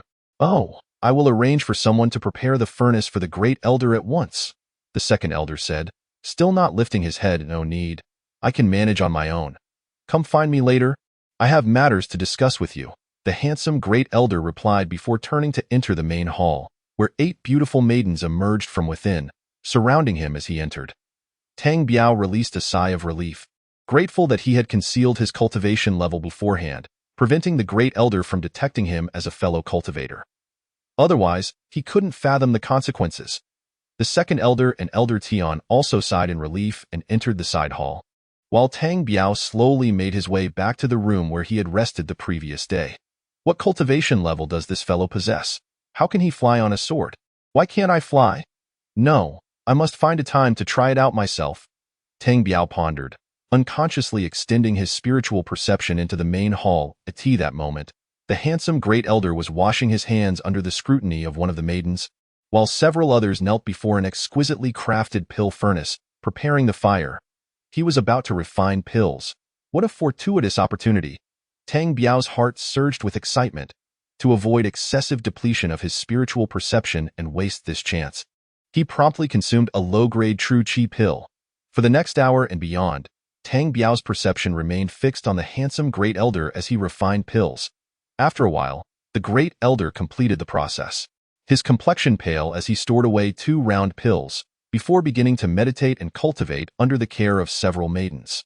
The great elder's alchemical process mirrored that of the second elder, the only distinction being that once the herbs had transformed, he continuously gestured over the pill furnace. If he was not mistaken, he was infusing the pills with his own magical energy. I see. The formula for the true qi pills is the same. It's just that the second elder cannot infuse magical energy, while this great elder can, creating the distinction between low, mid, and high-grade pills. Tang Biao realized, elated, if this was the case, as long as he mastered the alchemical techniques and infused magical energy during the process, he, too, could concoct his own qi-boosting pills. Tang Biao was filled with excitement. Realizing that he possessed the Tongtian sacred scripture cultivation method from the beast skin scroll, along with the formula for the chi-boosting pill discovered in the skeletal storage bag. The only missing piece was the alchemical methodology. Once he could produce pills independently, wouldn't he be unstoppable in this vast world? Tang Biao eagerly contemplated the necessity of preparing the required herbs once he ventured outside. He released his spiritual perception once more. Observing the great elder meditating, his complexion still pale. The second elder and Elder Tian had completed their task, with Elder Tian humbly seeking guidance from the second elder. Tang Biao paid them no mind and began circulating the Tongtian sacred scripture to restore his spiritual perception and magical energy. By the next afternoon, Tang Biao departed the imperial palace alongside Elder Tian. Returning to the royal alchemy house, alone in his room, he retrieved the chi-boosting pill formula, meticulously listing the various herbs on 3 sheets of paper. He planned to venture out the next day to purchase the necessary herbs and begin experimenting with alchemy. The following day, a figure cloaked in black robes entered the largest herbal shop in the capital. This figure was none other than Tang Biao. "Clerk, what types of pill furnaces do you have? Show me." "Esteemed guest, would this one suffice?" The shop clerk politely gestured towards a 3-foot-tall pill furnace in the back. Not suitable, not suitable. It's too cumbersome." Tang Biao shook his head. "How about this one? It's more compact," the clerk suggested. Do you have anything even better?" "There is something, but it is rather expensive." The clerk hesitated. "Price is no object. Show it to me." Tang Biao insisted. The clerk retrieved a luxurious pill furnace adorned with gold trim. "This one costs 10,000 gold coins." "Very well, I'll take it." Tang Biao nonchalantly produced a banknote for 10,000 gold coins, along with a list of the herbs he needed. "Which of these herbs do you have?" "We have all of them, however." "However what?" Tang Biao's heart sank. "While we do have them, they are all 50 years old at the very least. And our stock is mostly around a decade." The clerk apologized, looking at Tang Biao with regret. Tang Biao felt a chill run through him. "Alas, it seems I cannot remain here. They lack even the most basic herbs. I must venture to the other side of the sea," he thought, contemplating his next move. "Well, please bring me 10 copies of everything, and if you have these 2 prescriptions, please bring me 10 copies of each as well." Time is short. Tang Biao walked out of the shop holding a Dan furnace and a large bag of herbs, heading straight for the house he had rented. Once inside, Tang Biao locked himself in the room and began the process of alchemy. He carefully followed the simple techniques and entire process he had observed from the elders, cautiously embarking on his first attempt at refining elixirs. A day passed, and as darkness approached, after wasting 5 sets of herbs, Tang Biao sighed and put away the furnace and herbs. Throughout the day, he had attempted to refine 5 batches of elixirs, all of which ended in failure. He still had to go to the alchemy room for his shift that night, so he made his way there. Ever since he had dealt with Jin Shan decisively last time, there had been no response from Jin Shan. When Luo Pengzi saw Tang Biao, he too was cautious, not daring to speak loudly in Tang Biao's presence. Tang Biao ignored him, as these few people were always careful around him. Whenever an elder came to refine elixirs, they would rush to ignite the furnace without needing Tang Biao's assistance. That night, Tang Biao once again released his spiritual awareness, closely observing the elders' simple techniques. He felt that there was truly no difference between them and himself. Why did he fail every time? Why did he have explosions in the furnace? Even a simple elixir seemed beyond his reach. Tang Biao was perplexed, constantly pondering this issue, suffering from the lack of guidance. Chapter 51. The immortal cultivation of Wuliang Mountain. The next morning, Tang Biao casually ate a few bites of rice before returning to his rented house. He took out the Dan furnace and prepared for a series of heating, herb infusion, and channeling of spiritual energy. The entire day passed, and not only did Tang Biao fail to successfully refine an elixir, he couldn't even solidify its form. Finally, Tang Biao realized that it was not his skill that was lacking. Rather, the ordinary herbs he was using could not withstand the infusion of spiritual energy. The recipe had clearly stated the need for herbs aged over 50 years, but Tang Biao was using herbs that were only 3 or 2 years old. How could he possibly condense an elixir? Feeling despondent, he lay there contemplating whether he should leave. Since he had decided not to waste his life and pursue immortality, he ought to enter the world of cultivators. As dusk approached, Tang Biao returned to the royal Dan house. Devoid of enthusiasm. "Tang Biao, don't go to your shift. Elder Niu wants you to accompany him on an outing." Jin Shan was waiting at the door of the alchemy room, a slight smile on his face. "What is it?" Tang Biao asked curtly. Haha, I don't know.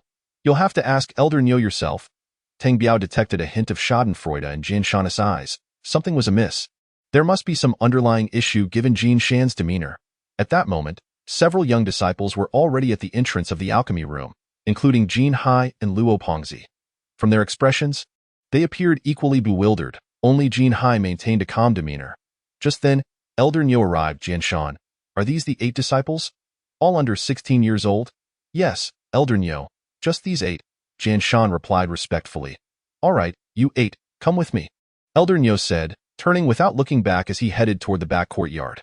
Tang Biao and the other 7 followed Elder Nyo into the courtyard, confused. I have good news for you. Our third prince has been chosen by our Grand Elder S-Master to be his disciple. The third prince now wants to take 4 young disciples with him to Wuliang Mountain for cultivation. You 8 will be chosen from among yourselves. This is your fortune. So perform well, Elder Nyo said casually. Tang Biao's heart stirred as he quickly assessed in his mind whether this was a good or bad thing. Elder Nyo, where is Wuliang Mountain? If we go, will we be unable to return home? Luo Pongzi asked first. Wuliang Mountain is over 3,000 miles from here, and it is the place where our national protector cultivates. The third prince has been selected as the personal disciple of the national protector. If you are chosen, it is not that you cannot return, but that will depend on the third prince's wishes. However, your names will remain with the royal Dan house, and if you return in the future, you will at least hold the status of an elder. The 7 or 8 young disciples exchanged glances, unsure of how to decide. Having heard Elder Nyo's words, Tang Biao had already made up his mind to go, as it would provide him with more opportunities to learn the fundamental knowledge of cultivation. Just then, a commotion of footsteps approached the entrance. Welcome, His Highness the Third Prince. Elder Nyo clasped his fists in greeting as a group entered from outside. Among them were 7 or 8 warriors, the weakest being at the 2nd level of innate martial arts, with a 13 or 14-year-old boy and an elderly eunuch leading the way. Elder Nyo, no need for formalities. Are these the 8 young disciples under 16? The third prince said arrogantly. Yes, indeed, third prince. Let us see if any of them catch your eye. Ha, just some errands and menial tasks. There is nothing difficult about it. Just show some sense. Which of you 8 is willing to accompany me to Wuliang Mountain for cultivation? The third prince's sharp gaze swept over the 8 disciples. They glanced at each other, and Jin Hai stepped forward first. I am willing to serve the third prince. Very good. The third prince turned his gaze to the others. I am also willing to go to Wuliang Mountain. Tang Biao stepped forward, clasping his fists. Next, Luo Pongzi and a disciple named Wei Bin followed suit, while the others lowered their heads. Are none of the others willing? Then it's you 4, the third prince said angrily, flicking his sleeve as he left. Take care, third prince. Safe travels, Elder Nyo called out loudly as the third prince departed. Humph, you useless bunch of misfits. You 4, rest for 3 days and prepare your affairs. We set off in 3 days. Elder Nyo scoffed and turned to leave. Tang Biao felt neither joy nor sorrow as he walked out of the royal Dan house. He no longer had to serve his shift. He needed to carefully plan his next steps. Returning to his rented room, Tang Biao filled a large iron pot with water and lit a fire beneath it. As the flames grew stronger, the herbs gradually dissolved, and the medicinal energy surged into Tang Biao's body, which he endured with a focused mind. This time, aside from adding coal and water a few times, Tang Biao spent 2 days refining in the large iron pot. After 2 days, the herbs had lost their potency, and Tang Biao slowly emerged from the pot. After tidying up the room and storing the pot, Tang Biao headed straight for the street. He arrived at the small restaurant he had arranged to meet with Elder Tian, took a seat, and casually ordered a few dishes while awaiting Elder Tian's arrival. Before long, Elder Tian arrived as promised.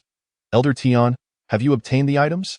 Elder Tian cautiously glanced around, then discreetly handed over a jade vial from beneath the table. Tang Biao opened it and inhaled a captivating fragrance that flooded his consciousness, causing the blue orb to quiver. Elder Tian, is this the mid-grade true chi pill? Tang Biao asked in astonishment. Yes, but it cannot be consumed by anyone below the innate stage, or they will burst. Oh, thank you, Elder Tian, I understand. Tang Biao handed Elder Tian a 3 million silver note. Elder Tian excitedly accepted it. Tang Biao, I heard you've been selected to go to Wuliang Mountain? Yes, Elder Tian, is this a good or bad thing? It can't be said to be entirely bad, but from what I know, the third prince is not easy to serve.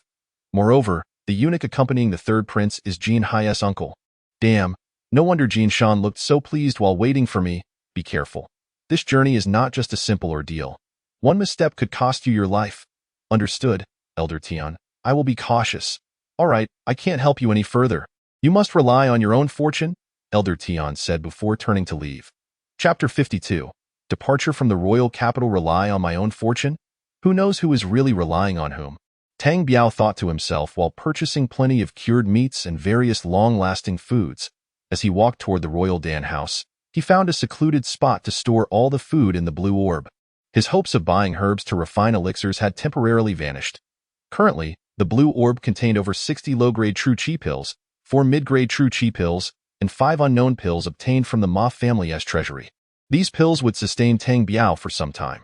The specifics could be determined once he reached Wuliang Mountain. There was one more thing Tang Biao needed to take care of before leaving: eliminating the Prime Minister to prevent any future threats from Xie Dahu and his associates.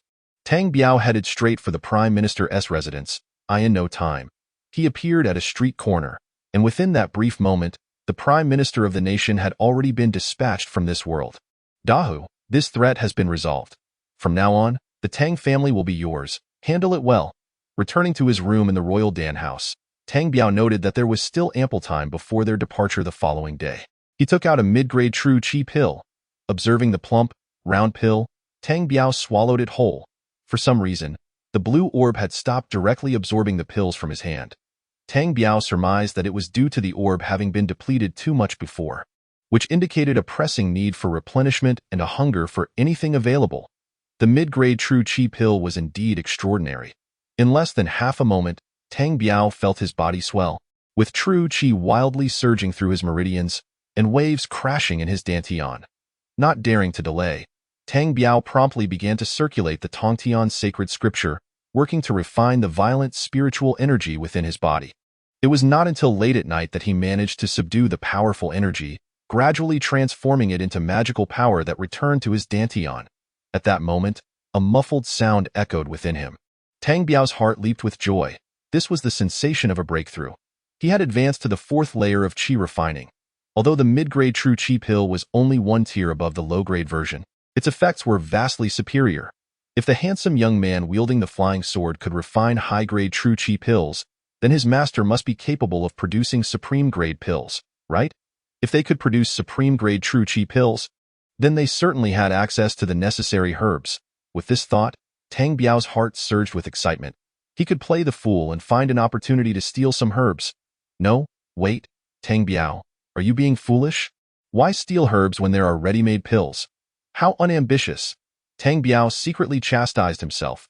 Once again, he circulated the Tongtian sacred scripture, continually solidifying his cultivation at the 4th layer of chi refining. Tang Biao, wake up quickly. It's time for breakfast. After we eat, we'll head to the palace gate to wait for the third prince to depart. Jin Hai's voice called from outside the door. Okay, I know, Tang Biao replied, and to avoid raising suspicion, he casually packed a few changes of clothes to carry on his back. Entering the dining hall, Tang Biao found Jin Hai, Luo Pongzi, and Wei Bin already eating, while Jin Shan was busily advising them on something. After they finished their meal, the group was provided with horses and even swords to take with them. They mounted their horses and rode to the palace gate. As dawn approached, the palace gates creaked open, and the third prince, Hong Bo, emerged, sword at his waist, riding a white horse, followed by a sharp-featured eunuch. Tang Biao noticed that the eunuch was a 7th-level innate martial artist, and behind them was a burly man in his 40s driving a horse-drawn carriage. All right, let us establish some rules. I am Jin Kan. We will serve the third prince together. Disobedience will be met with death. A cold chill swept over the group, except for Jin Hai, who still wore a smile as he agreed. The third prince led the way, galloping toward the city gate, with Jin Kan and Tang Biao closely following. The morning was bright and sunny, with sunlight illuminating the wheat fields along the road, where early rising farmers had already begun their day's labor. However, the group had no time to admire the scenery as they galloped along the official road. Wuliang Mountain lay over 3,000 miles to the east. Situated between the Hongye Kingdom and the EC Empire. It was said that the lack of war between these two nations in recent years was due to Wuliang Mountain, as both kingdoms revered it, with its master serving as the national teacher for both. After riding for over 200 miles, they arrived at a small restaurant by the roadside. At that moment, several travelers were already dining and resting at the entrance. Jinhai, go chase those people away and clear the tables for the third prince. Yes, eunuch Jin can, Jinhai replied, beckoning Luo Pongzi to follow him. He jumped off his horse, sword in hand, and rushed toward the restaurant. Seeing the imposing figure approaching with a sword, the patrons at the entrance immediately scattered in fright. Ha ha, Jinhai. Not bad, not bad. The third prince laughed from his horse. Jinhai, flustered, shouted, Boss, hurry up and clean the tables, bring out your best dishes. The restaurant owners, a couple, were bewildered by the turn of events but hastily complied. In no time, 2 tables laden with food were brought out. Ugh, what is this? Is this fit for human consumption? The third prince frowned. Hey, boss, what is going on? Is this the best food you have? Didn't we ask for the finest delicacies? Jinhai brandished his sword menacingly. Tang Biao couldn't help but smirk disdainfully. This is indeed our best food. The couple stammered, terrified. Do you know who that is? That is the third prince of our Hongye kingdom. Can you serve him this slop? Jinhai continued to act intimidating. All right, it's a small establishment. Let us not blame them. Just eat something. The third prince waved his hand dismissively. Upon hearing the third prince's words, Jinhai reluctantly returned to Tang Biao and the others' table. Brother Tang Biao, eat up. I'm looking forward to your performance. You're bound for greatness. Tang Biao scoffed as he served Jinhai a piece of food. Humph. Jinhai sneered smugly. Hey, Tang Biao, what do you mean by that? What performance? Jinhai suddenly caught on. Oh, apologies. Poor choice of words. Tang Biao replied with a smile. The coachman remained expressionless, silently eating without uttering a word, while Luo Pongzi, who had been reprimanded by Tang Biao twice, had become much more docile, choosing to ignore their banter. Weibin didn't even lift his head. Jinhai snorted, but didn't pursue the matter further. While Tang Biao happily indulged in his meal. Chapter 53. Entering Wuliang Mountain after finishing their meal, the group resumed their journey. The third prince, unable to endure riding any longer, climbed into the carriage and did not re-emerge. Over the course of their journey spanning several days, Tang Biao had gotten a taste of the eunuch Jin Can's demeanor, who seemed to target Tang Biao at every opportunity. When they reached the inn, Jin Can made Tang Biao tend to the horses, draw water for the third prince's face and feet, and even stand guard outside the third prince's sleeping quarters at night, without sending anyone else to relieve him. Old man, just you wait. Once I enter Wuliang Mountain, I'll make you regret it, Tang Biao thought to himself. Tang Biao gritted his teeth in frustration, realizing he could not afford to fall out with anyone just yet. Regardless, his priority was to reach Wuliang Mountain first. Along the way, he found it infuriating that Jinhai seemed almost gleeful at the sight of Jin Can bullying him. After enduring humiliation for a month and a half, Tang Biao finally arrived at Wuliang Mountain. Towering and majestic, Wuliang Mountain was densely forested, and halfway up the mountain lay a magnificent Taoist temple, accessible via a valley that led directly to its slopes. As Tang Biao entered the valley, he suddenly felt a blue orb within his divine consciousness begin to rotate slowly, as if it were absorbing something. What was this? Spiritual energy. Tang Biao inhaled an unusual aura, which sparked a reaction within his dantian. Ecstatic, he thought, Ha! For this spiritual energy, all the humiliation I endured was worth it. Several of them ascended the mountain at a leisurely pace, where 4 Taoist priests guarded the entrance. Tang Biao surveyed the scene, noting that each of the 4 possessed at least the strength of the 5th layer of postnatal martial arts. Esteemed immortals, please announce my arrival. I am the third prince of Hongye Kingdom. Jin Can cheerfully presented a bag of gold coins. Oh? The third prince Hongbo has arrived. No need for an announcement. Master Lu has already made arrangements. Come, allow me to escort you to your accommodations. The young priest unceremoniously accepted the bag of coins. Leave your horses here. They will be taken care of. Tang Biao and his companions unloaded the third prince's belongings from the carriage, bidding farewell to the coachman, who returned to the royal capital. They followed the young priest into the Taoist temple, heading eastward. Here it is, the courtyard Master Lu arranged for you. This courtyard is entirely yours. Feel free to arrange it as you wish. I shall fetch Master Lu for you. The courtyard was spacious, featuring a row of main buildings, 2 rows of side rooms, and a robust pine tree in the center, appearing to be several hundred years old. After the young priest finished speaking, he turned to leave. Quickly, move the third prince's belongings into the main building. Jeankin instructed the four assigned to assist. Meanwhile, Jeankin glanced around, noting that the furniture, bedding, kitchen facilities, and other essentials were all fully stocked. The third prince had already gone inside to rest, while Tang Biao and the others sat quietly in the courtyard, awaiting their master's appearance. The blue orb in his divine consciousness continued to spin, absorbing spiritual energy. The spiritual energy in this temple was even denser than that in the valley they had just entered. Tang Biao felt an exhilaration beyond measure.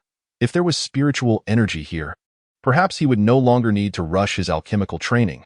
Footsteps approached, and a middle-aged man in his 40s entered, accompanied by a young Taoist. I am Lu Song, paying my respects to the third prince. Ah, Master Lu, please, come in. Our third prince has been waiting inside for quite some time. Jinkin politely ushered Lu in. You need not linger. Go find your own rooms. Tang Biao remained at the door. Upon hearing this, a wave of anger surged within Tang Biao, and he cursed Jin Kan's entire family. Jin Hai, with a smirk, selected a room and smiled slightly at Tang Biao as he entered. Before long, Elder Lu emerged with the third prince, who had changed into a Taoist robe. All of you, come out. Jin Hai, Luo Pongzi, and the others stepped outside. Jankin began outlining the rules, but Tang Biao did not catch a single word. As his consciousness was still observing the surroundings, not far from their lodgings, Tang Biao discovered a vast medicinal garden, filled with various spirit herbs. Tang Biao, are you listening? Ah? What? What did you say? Only then did Tang Biao realize Jinkin was speaking to him.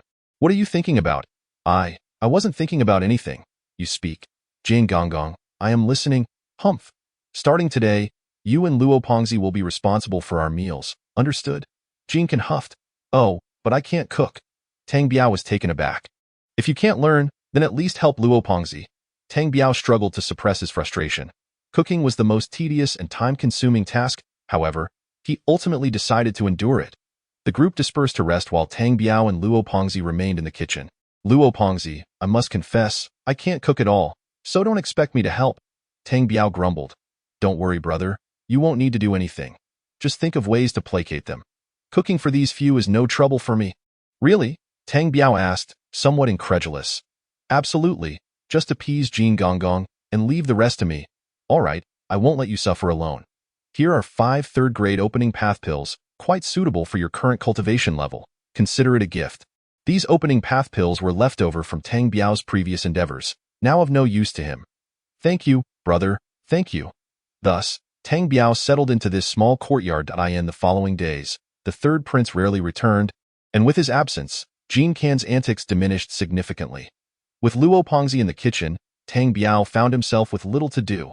Each night, under the cloak of darkness, he practiced the Tongtian sacred scripture, quietly absorbing the spiritual energy for his cultivation. After several days, Tang Biao noticed a change.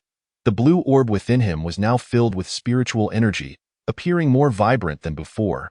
During his free time, he ventured into the medicinal garden, which was strictly managed, and to his dismay, he could not identify the various herbs. Even if he wished to steal, he wouldn't know which ones were needed, due to the vastness of the Taoist temple.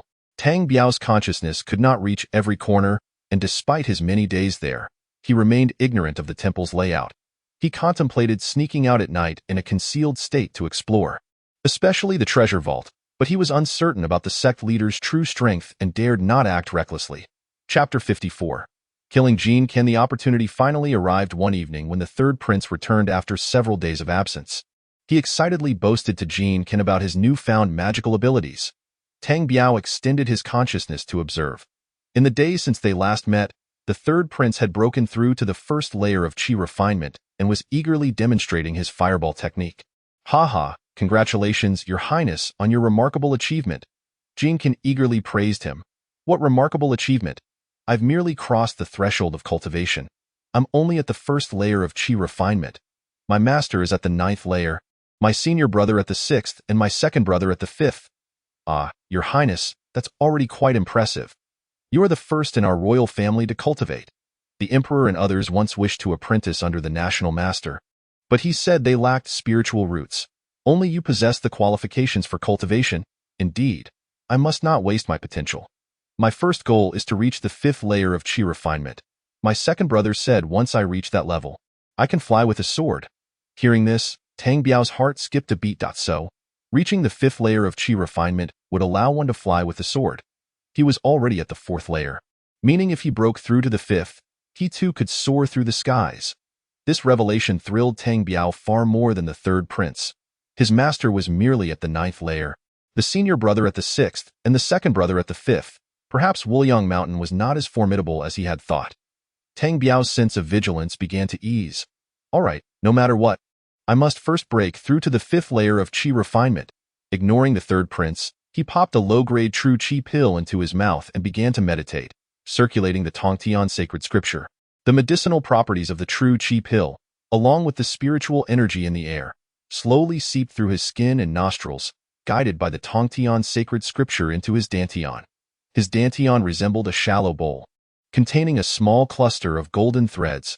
After a full cycle, Tang Biao expelled the turbid energy from his chest, realizing dawn was approaching, and Luo Pongzi was already bustling about in the kitchen. A wave of embarrassment washed over Tang Biao. Luo Pongzi, have you worked in a kitchen before? Tang Biao asked, munching on a cucumber. Oh, brother Tang Biao, my father is a chef at the Royal Alchemy House. Otherwise, this poor boy would never have made it here. Luo Pongzi chuckled innocently. Oh, is that so? Luo Pongzi, I must confess, I am truly lazy and do not wish to work. You are doing the work of 2, and I can't bear to let that continue. Here, take this 10,000 gold coins as compensation. What do you think? Brother Tang Biao, there's no need. I once thought of climbing the social ladder, but now I see it's futile. It's better to work diligently and earn a meal. Well, it's good that you think that way. Take it, or I will be displeased. Tang Biao tossed a banknote for 10,000 gold coins. He then grabbed 2 buckets and headed to the stream behind the courtyard to fetch water. Where can I find a book? Preferably one that contains knowledge of spirit herbs. I must quickly familiarize myself with them. Otherwise, my supply of pills will soon run out, and I will need to refine my own. While fetching water, Tang Biao suddenly spotted Elder Lu walking leisurely toward the back mountain. Do these innate masters also rise early for physical training? Tang Biao mused to himself. If I can't steal from the sect leader's treasure vault, perhaps I can pilfer from these minor elders? Excited, Tang Biao hurriedly filled his buckets and returned to the kitchen, dropping them off before dashing off. He estimated there was still half an hour until dawn, so he decided to check Elder Lu's room. Tang Biao knew where Elder Lu resided, in a row of small courtyards. As he approached, he made a hand gesture, plunging into the earth, and when he re-emerged, he found himself inside Elder Lu's abode. On the table lay a large pile of books, and a quick glance revealed one titled Commonly Used Herbal Compendium. Flipping through it, he found it contained illustrations of various herbs, along with their effects and precautions. This is it. I never expected it would be this easy. Tang Biao joyfully tucked the book away. Once again, he used his hand gesture to burrow into the ground, returning to their small courtyard's kitchen in no time. Tang Biao, what were you up to so early, acting all sneaky? Jin Kan was already in the kitchen. Jian Gonggong, a person has 3 urgent needs. As long as you get your meal, what does it matter? Why so many questions? Tang Biao had grown weary of Jin Kan and no longer wished to indulge his whims. You have quite the audacity to speak to me like that. Jin Kan glared at Tang Biao, his eyes flashing with fury. Jian Gonggong, you and I are both scouts. Does social status matter here? Do you wish to die? Jin Kan's anger flared as he stared fiercely at Tang Biao. Heh, Jian Gonggong, you truly are a shallow turtle, surrounded by brothers. I wonder where you draw your confidence from. Tang Biao replied coldly, having resolved to eliminate this hindrance. Jin Kan's eyes glimmered dangerously. Luo Pongzi, you should step outside. Luo Pongzi, pale with fear, dared not utter a word and quickly fled. Jin Kan lunged at Tang Biao, hands reaching for his throat. I want you dead now. Tang Biao sneered. You think you can do that with your 7th layer of innate cultivation? He swiftly seized Jin Kan's wrists, preventing his hands from advancing an inch. You're not at the 5th layer of postnatal cultivation? You're a cultivator? Jin Kan's expression turned incredulous. You know too much. With a flicker of his consciousness, a dagger flew from Tang Biao's body, plunging directly into Jin Kan's heart. Jin Kan slowly collapsed, disbelief etched across his face. Tang Biao nonchalantly continued chopping vegetables for a while, until a head poked through the door. It was Luo Pongzi. Brother Tang Biao, where is Jin Gonggong? Oh, he went out. Don't worry about him. Oh, if there's no trouble, that's best. That really scared me. He is an innate master after all. As dawn broke, Jin Hai and Wei Bin rose for breakfast. Where is Jin Gonggong? Why hasn't he woken up yet? Jin Hai inquired. He got up early. Perhaps he went out for some exercise. Tang Biao replied casually. Thus, the day passed slowly, and by evening, Jin Gonggong still had not shown his face. Luo Pengzi wore a grim expression but said nothing, focusing on preparing dinner. Chapter 55. Breaking through to the fifth layer of Qi refinement, the sect leader of Wuliang Mountain, known as Qing Feng, had once been a mere novice here. By chance, he discovered a former cultivator's cave, acquiring a set of cultivation techniques and an alchemy book. Coupled with his innate spiritual root, he embarked on the path of cultivation. Now nearing a century old, he had achieved the pinnacle of Qi refinement, yet despite his various efforts, he could not determine why he had yet to break through. Being situated in the mortal realm, he lacked peers to consult and was too timid to venture beyond this realm, leading to a prolonged stagnation. As the time of reckoning approached, he placed his last hopes on his disciples, searching for individuals with spiritual roots, hoping they might uncover the reason for his stagnation. Jin Kan had been missing for a day and a night.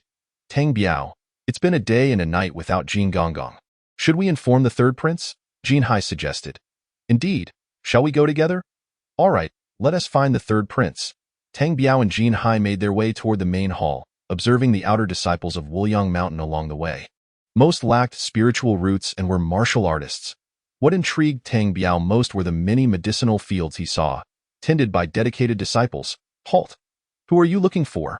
Upon reaching the plaza of the main hall, a Taoist with the first layer of innate cultivation blocked their path. Oh, esteemed immortal, we are attendants of third Prince Hongbo. We have urgent business with him. Jin Hai clasped his fists politely in response. Oh, attendants of third brother? Please wait here. I will notify him. The Taoist turned and entered the grand hall. Tang Biao wasted no time releasing his consciousness to observe the happenings inside. Within the main hall, guards were stationed every few steps, and there were side chambers lining both sides. In an instant, Tang Biao spotted the third prince meditating cross-legged. In an adjacent room, the handsome young man who had once soared into the Hongya Palace on a flying sword was busy refining pills. At the front of the main hall, behind a metal wall, an elderly man with white hair was intently engaged in alchemy, surrounded by numerous jade vials, presumably the accumulated pills he had crafted. So this is the sect leader of Wuliang Mountain. This is the 9th layer of Qi refinement?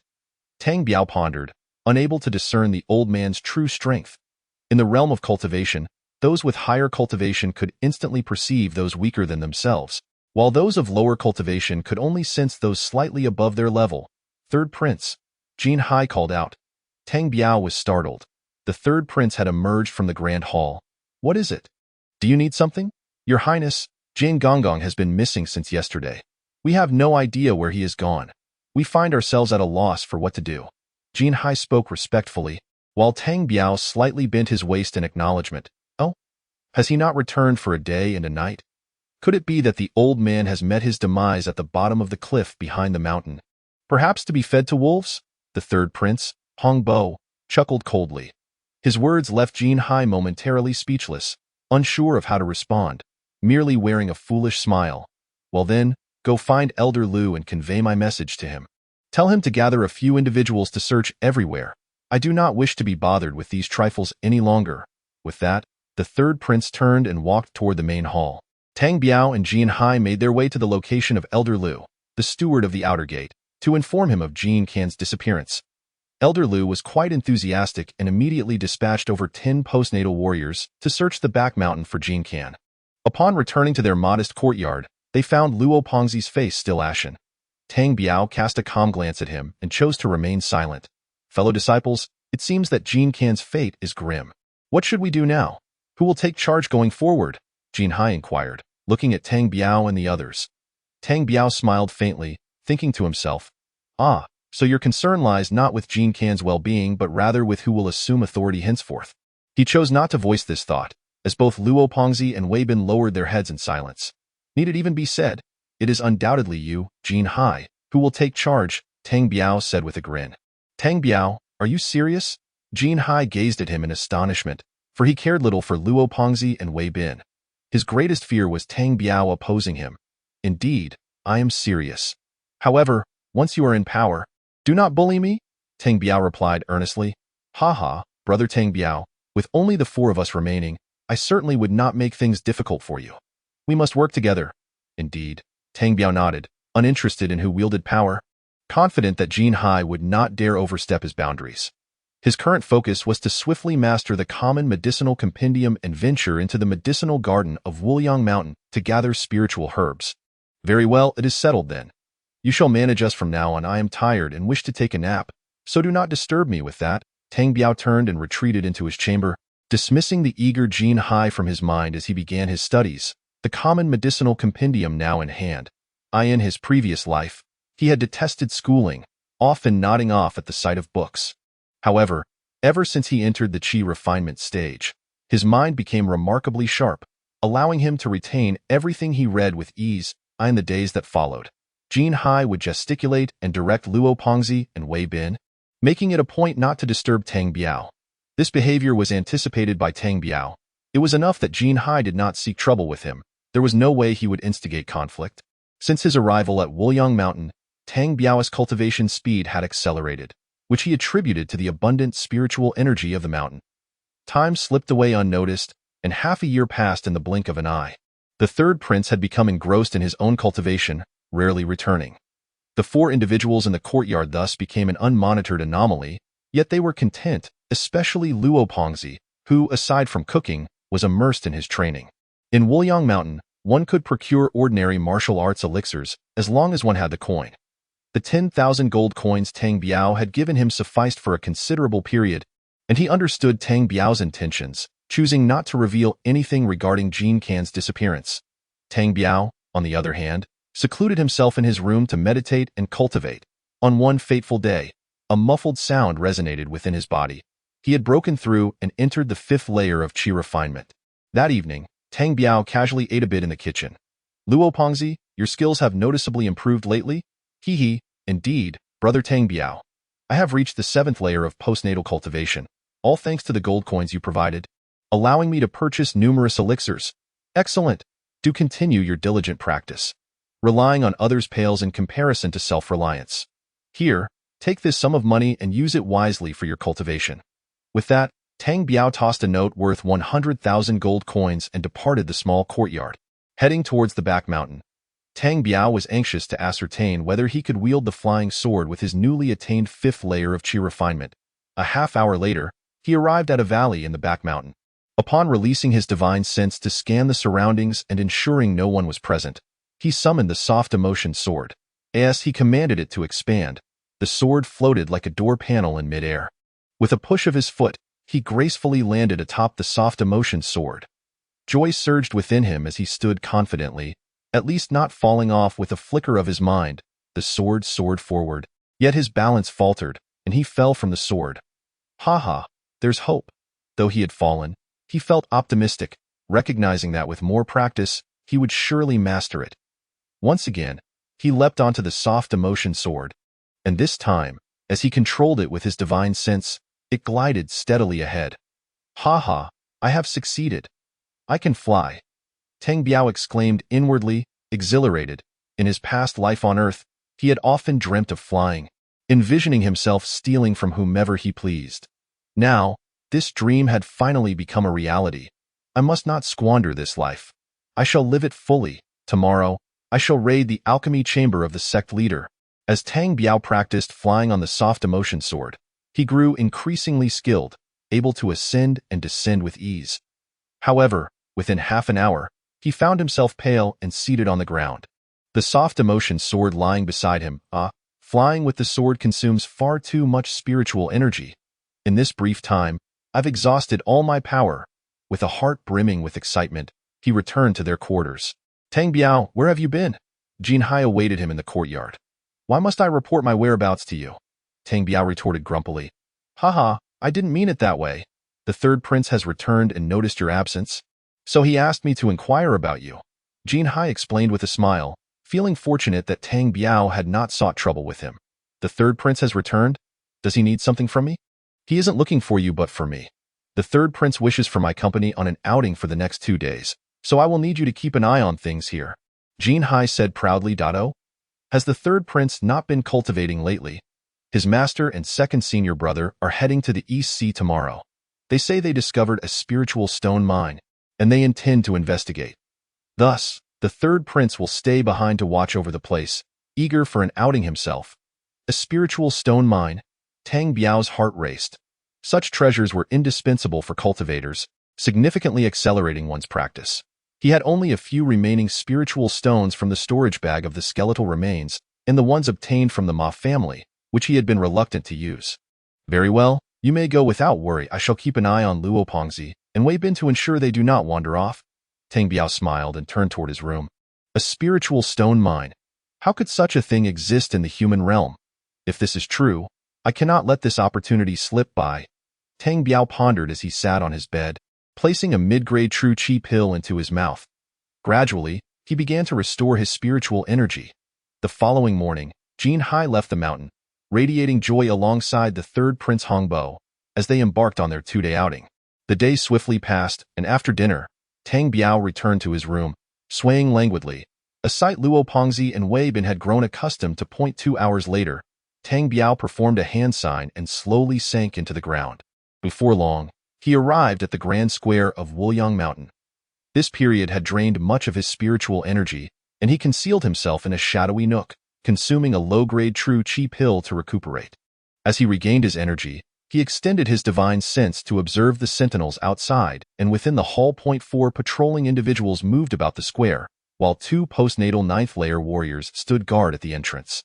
Inside the main hall, only one innate 4th-layer elder was seated in meditation. Tang Biao's figure merged with the void as he advanced toward the main hall, his target being the sect leader's alchemy room, which surely held numerous elixirs. Upon entering the main hall, the 2 postnatal warriors remained completely unaware of his presence. The door to the sect leader's alchemy chamber was secured with a bronze lock. Quietly, Tang Biao drew forth a spirit artifact dagger and deftly pried open the lock. Observing the distant innate master still lost in meditation, Tang Biao smiled quietly as he slipped into the alchemy room. Inside, several jade bottles lined the table. Without hesitation, he utilized his divine sense to gather them, storing them within his blue orb. Thank you, esteemed sect leader, as a fellow cultivator. I am dreadfully impoverished, and your generosity is most appreciated. Tang Biao meticulously surveyed the room, concluding that nothing else of value remained. Unwilling to leave empty-handed, he also collected a few books and the alchemy furnace used by the sect leader. With a sly grin, he sank back into the earth, making his way toward the distant medicinal fields. It was still early, and he found a secluded corner to digest the true chi pill he had just consumed. In the following hours, using his invisibility technique, Tang Biao tirelessly searched the medicinal garden, specifically selecting the herbs required for his chi-boosting elixirs and the materials for his body refinement bath. The herbs cultivated here were distinct from those outside, being at least 30 to 40 years old. Such a rare opportunity must not be squandered. Tang Biao gleefully traversed the medicinal plots, consuming a true chi pill whenever his energy waned and resting in a shadowy corner. As dawn approached, commotion began to emanate from the direction of the main hall. Tang Biao smiled faintly before sinking back into the ground and returning to his room. The next chapter unfolds with Tang Biao slowly opening the 6 jade bottles, each filled with elixirs of 4 distinct types. He recognized 3 large bottles containing the low-grade true chi pill he frequently consumed, over 50 of them. The remaining bottle held over 30 mid-grade true chi pills, which Elder Tian had sold to him for 3 million gold coins. Haha, I have struck gold. Over 30 mid-grade true chi pills. Tang Biao's heart soared with joy. He then opened another bottle containing 10 round and plump pills, their intoxicating aroma wafting to him. Could this be the high-grade true chi pill? Haha, indeed. One cannot prosper without external wealth. Tang Biao chuckled heartily. As he opened the final jade bottle, he found 5 pearl-sized, milky white pills within. This, the supreme grade true chi pill. Just then, the blue orb within his divine sense trembled. It must be the supreme grade true chi pill. The old sect leader likely only acquired this formula, hence his limited production. The courtyard was bustling as everyone gathered in the square. Tang Biao was overjoyed, admiring the supreme grade true chi pills when suddenly a loud commotion erupted in the courtyard. Donning his clothes and stifling a yawn, he opened the door to find out what was happening. What's going on? What has transpired? Four Taoists from Wuliang Mountains stood in the courtyard, torches and swords in hand, glaring at Luo Pongzi and Wei Bin. We were just told to gather in the square, Luo Pongzi replied, equally bewildered. The three of them were escorted down to the square, where over 100 miscellaneous disciples and lower-tier outer disciples had already assembled. Standing at the forefront were 6 and 8 elders. Elder Lu, Elder Qian, go gather a search party. We must scour every room, commanded a middle-aged Taoist, who was at the 9th layer of innate cultivation. The 2 elders led a group of Taoists away, leaving the crowd in confusion over the unfolding events. Everyone, last night someone broke into the sect leader's alchemy room and stole over 100 herbs, each over 50 years old. I urge everyone to come forward with any information. A reward of 1 million gold coins and 3 mid-grade true qi pills awaits anyone who provides a lead. The middle-aged Taoist's words sent a ripple of excitement through the crowd. As dawn broke, not a single soul stepped forward with any information. Soon, Elder Lu and Elder Qian returned, looking equally fruitless. Everyone, return to your quarters. N01 is to leave the mountain for the next few days. Should anyone recall a clue, you may come find me. The rewards I promised still stand. Tang Biao, Wei Bin, and Luo Pongzi slowly made their way back to their courtyard. Senior brother, who could be so audacious as to steal from the sect leader's alchemy room? Wei Bin asked softly. Who knows? The world is vast and full of wonders. There are many skilled individuals. Tang Biao replied as he turned to retreat into his room. Within the blue orb, a plethora of herbs lay scattered about. Tang Biao utilized his divine sense to meticulously organize them. I still need a moon-watching herb for the chi-boosting elixir and a screw vine for the body refinement bath. Alas, perhaps it's time to leave. I should find a quiet place to concoct the chi-boosting elixir first, he mused. No, I cannot leave now. At least not like this. Doing so would bring calamity upon the Tang family. Tang Biao contemplated as he stepped out of his room. Alas, I cannot sleep. Luo Pongzi, do you have any food? Throughout the day, Tang Biao remained indoors, unable to venture out as guards were stationed at the entrance. That evening, the third prince and his entourage returned, but they did not come here, heading straight to the main hall. Jin Hai, your outing went splendidly, I presume? We, on the other hand, endured quite a trial, standing in the square all morning, Tang Biao remarked with a smile. Alas, my experience wasn't much better. The third prince had a delightful time, but I was stuck serving him, Jin Hai sighed. Why, with such a significant event occurring, have the sect leaders not returned? The sect leaders? They won't return for at least 2 months. They are at White Shark Island in the East Sea, which is quite far. The speaker's words were casual, yet they resonated with Tang Biao, who noted the name White Shark Island. As time passed over the next few days, Tang Biao devoted himself to meditating and cultivating within his room, not even stepping outside. As the days wore on, the uproar gradually subsided, and the atmosphere became less tense. Tang Biao continued to engage in little more than occasionally fetching water from the nearby ravine for Luo Pongzi. One day, while drawing water from the ravine, a sudden scream escaped Tang Biao's lips. Jin Hai and Luo Pongzi rushed over, only to find an overturned bucket on the ground, with Tang Biao nowhere to be seen. Brother Jin Hai, Tang Biao has fallen, Luo Pongzi exclaimed anxiously.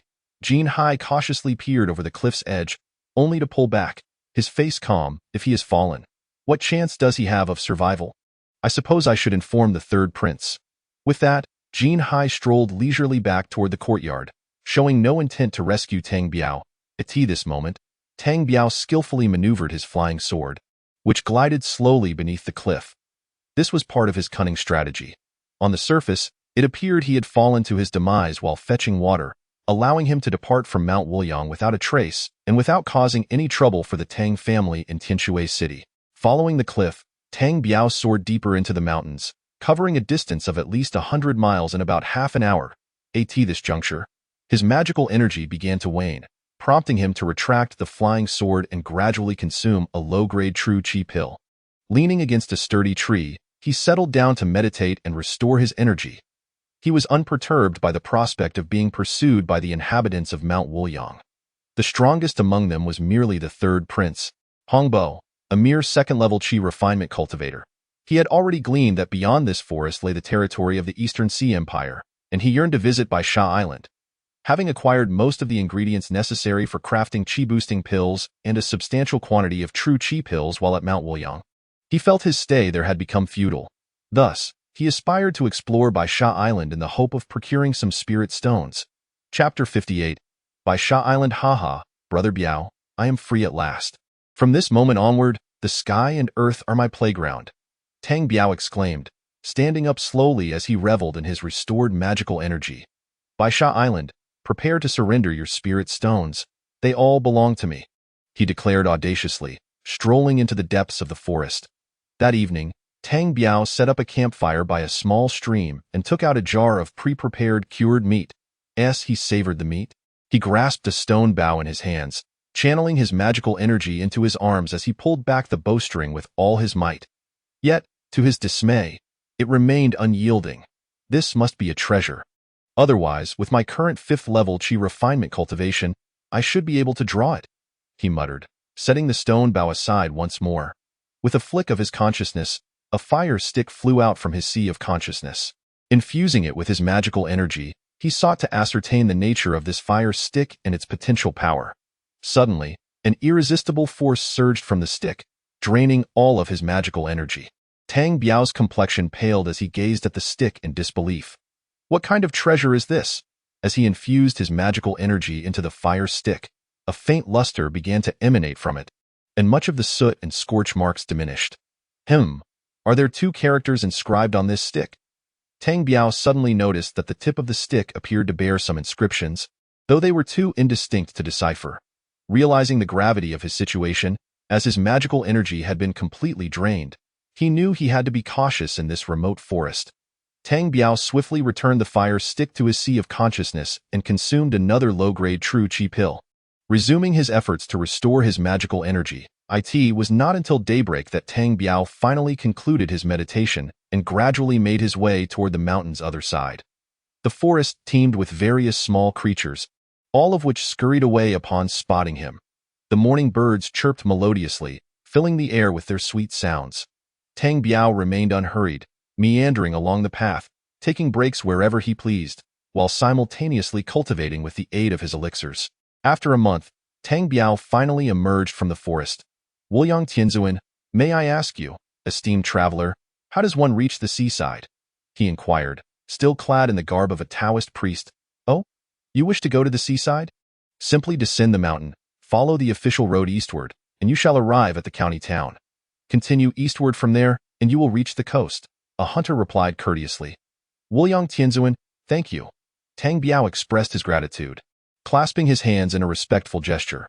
Following the hunter's guidance, Tang Biao took 2 hours to reach the county town, where he replenished his supplies of cured meat. He also purchased several new outfits and a horse, before finding an inn to enjoy a restful sleep. The next morning, clad in a blue robe, he mounted his horse and set off towards the east. A month later, he finally arrived at a dock by the seaside. Boatman, I wish to charter your vessel to Baisha Island. How much will it cost? Ah, young sir, I have never heard of Baisha Island, the boatman, an elderly man with dark skin, replied. What? You've never heard of Baisha Island? That cannot be. Tang Biao's head buzzed with confusion. Sir, how could I deceive you? I have no reason to forego earning money. At that moment, a group of soldiers marched past, escorting a line of ragged commoners, with some soldiers occasionally whipping them. Elder, what are those soldiers doing with those people? Oh, those? It is said that the officials discovered a mine overseas, so they have captured these commoners to work there. The elder explained, Is that so? Tang Biao's heart sank. Elder, do you know the captain of the ship they are boarding? Why do you ask, young sir? My son is a sailor on that ship. Oh, that is splendid. Here is 10,000 gold coins. Please have your son take me aboard. My destination is where those soldiers are headed. Tang Biao presented the elder with a banknote worth 10,000 gold coins. Is what you say true? Of course. Not only this 10,000 gold coins, but I will also give you this horse. Tang Biao grinned. The elder hesitated for a moment, then agreed. All right, I will find my son. Please wait here. It wasn't too long before the elder returned with a young man. Young sir, this is my son, Nian Hai. Young sir, this ship has been chartered by the officials, so unless you are willing to board as a crew member, I cannot help you. I will take on any role. Tang Biao replied nonchalantly. An hour later, Nian Hai brought aboard a young man clad in tattered garments. Tang Biao boarded the ship as a kitchen hand. Shortly thereafter, the ship set sail. Tang Biao glanced down at the ragged group of commoners laboring below deck, all of whom appeared terrified, uncertain of their fates. The guards watching over them numbered over 20, indulging themselves in food and drink. "Young sir, the ship has set sail. You need not do anything, but it is best to avoid wandering about. Staying in the cabin is advisable," Nian Hai whispered. "Understood. How long until we reach our destination?" "About 3 days, young sir." "All right, I will not cause you any trouble." Tang Biao gazed out at the boundless sea, which was said to harbor cultivators beyond its shores. Since leaving Mount Wuliang, he had felt the absence of spiritual energy in the air. It seemed this place was no longer suitable for him.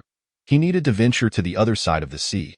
Regardless, he vowed not to squander his life and would go to any lengths to pursue cultivation. 3 days later, the ship anchored. Stepping out of the cabin, Tang Biao looked up and realized why the sailors had never heard of Baisha Island. It was not an island at all, merely a cluster of rocks spanning several dozen miles. Not far off, a larger ship lay anchored in the sea. The rocky expanse bore no vegetation, only an assortment of jumbled stones.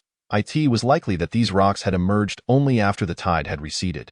A dozen individuals awaited on the rocky outcrop, besides several chests that were lined up. A massive hole in the ground led downward. At that moment, the large ship had launched 3 smaller boats, ferrying food and supplies to the rocks, while the 50 or so commoners were also ushered onto the smaller vessels. Seizing the opportunity while the soldiers were distracted, Tang Biao mingled with the commoners, transferring himself to the small boat. Chapter 59.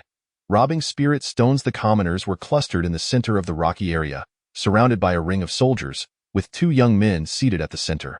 One of them was the second senior brother, a striking young man at the 5th level of chi refinement, who had previously soared through the air on a flying sword in Hongye City. Beside him sat a middle-aged man at the 6th level of chi refinement, whose face bore a ruthless expression as he silently surveyed the gathered commoners. Tang Biao lowered his head but extended his consciousness to observe. The rocky outcrop contained no sign of the old sect master from Mount Wuliang. Only these 2 cultivators remained, while the rest were mere mortals. At the feet of the 2 cultivators lay several large chests, 4 of which had been sealed, while the remainder seemed empty. "Listen up. These 2 gentlemen are immortals of Mount Wuliang. They require you to take these small shovels and descend into this cave to extract these stones. Each person must submit 5 stones daily, with 3-day intervals for collection. Failure to meet the quota will result in rations being halved. Remember, in 1 month, the cave will be flooded with seawater. If you fail to produce 150 stones, you shall not return," a sharp-faced soldier leader declared, brandishing a spirit stone in his hand. The crowd silently accepted a small shovel and 6 flatbreads, which constituted their rations for 3 days. Tang Biao, too, was driven into the cave along with the others.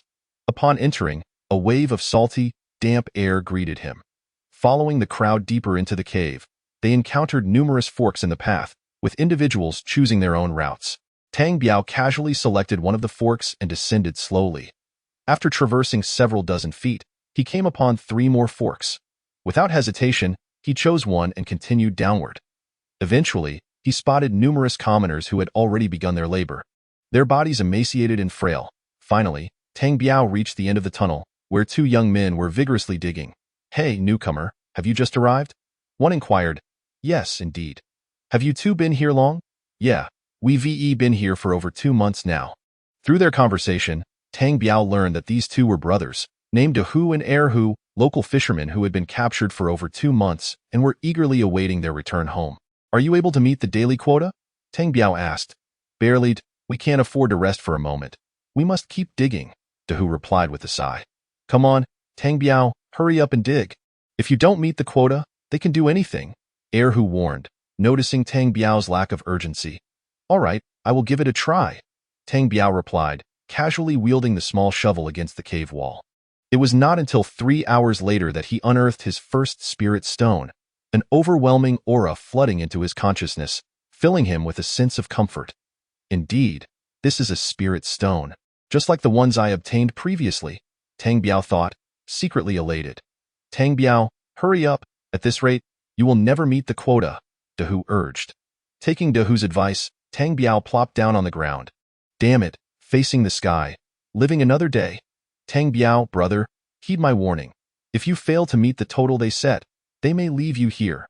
Tang Biao smirked coldly. He had already devised a plan. To who? Heir who, you must be hungry.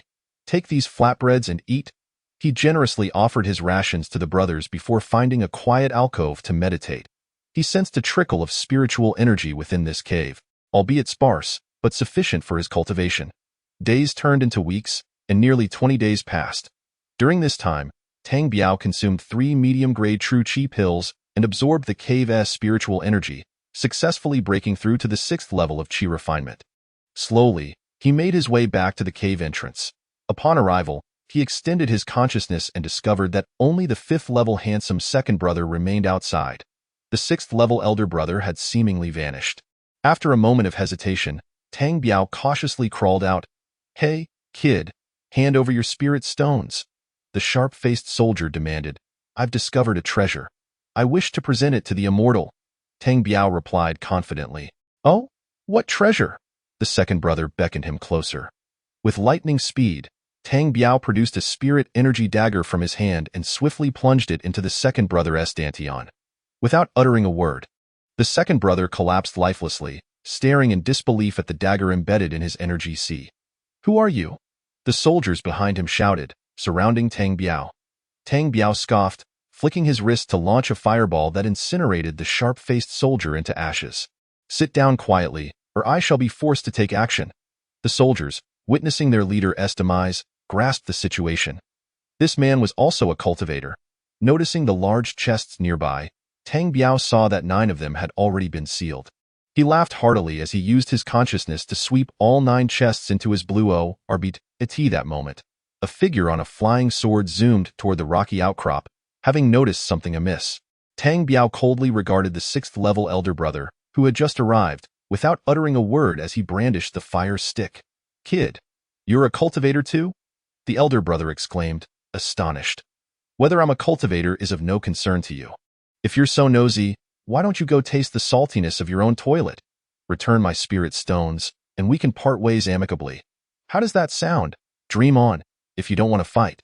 Then be gone," Tang Biao retorted, his tone unyielding, attempting to intimidate the elder brother.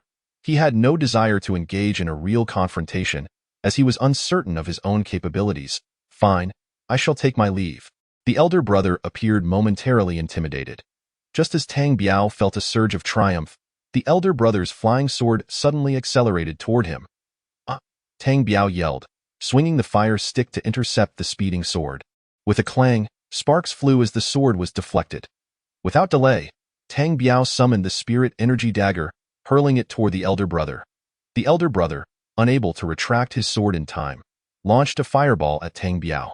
Panicking, Tang Biao dodged the fireball and infused his magical energy into the fire stick, swinging it down toward the elder brother's head. While the elder brother was preoccupied with dodging the spirit energy dagger, he struggled to retrieve his sword, causing him to fumble. A tremendous crash resounded as Tang Biao's fire stick struck the elder brother's back, causing him to spit out blood and turn pale. Tang Biao secretly rejoiced, thinking to himself, "This elder brother's combat prowess is not as formidable as I had imagined." Adhering to the principle of striking when the enemy is weak, Tang Biao swung the fire stick once more, while simultaneously directing the spirit energy dagger toward the elder brother. Having just reclaimed his sword, the elder brother intended to flee. However, Tang Biao's relentless assault left him no opportunity to counterattack.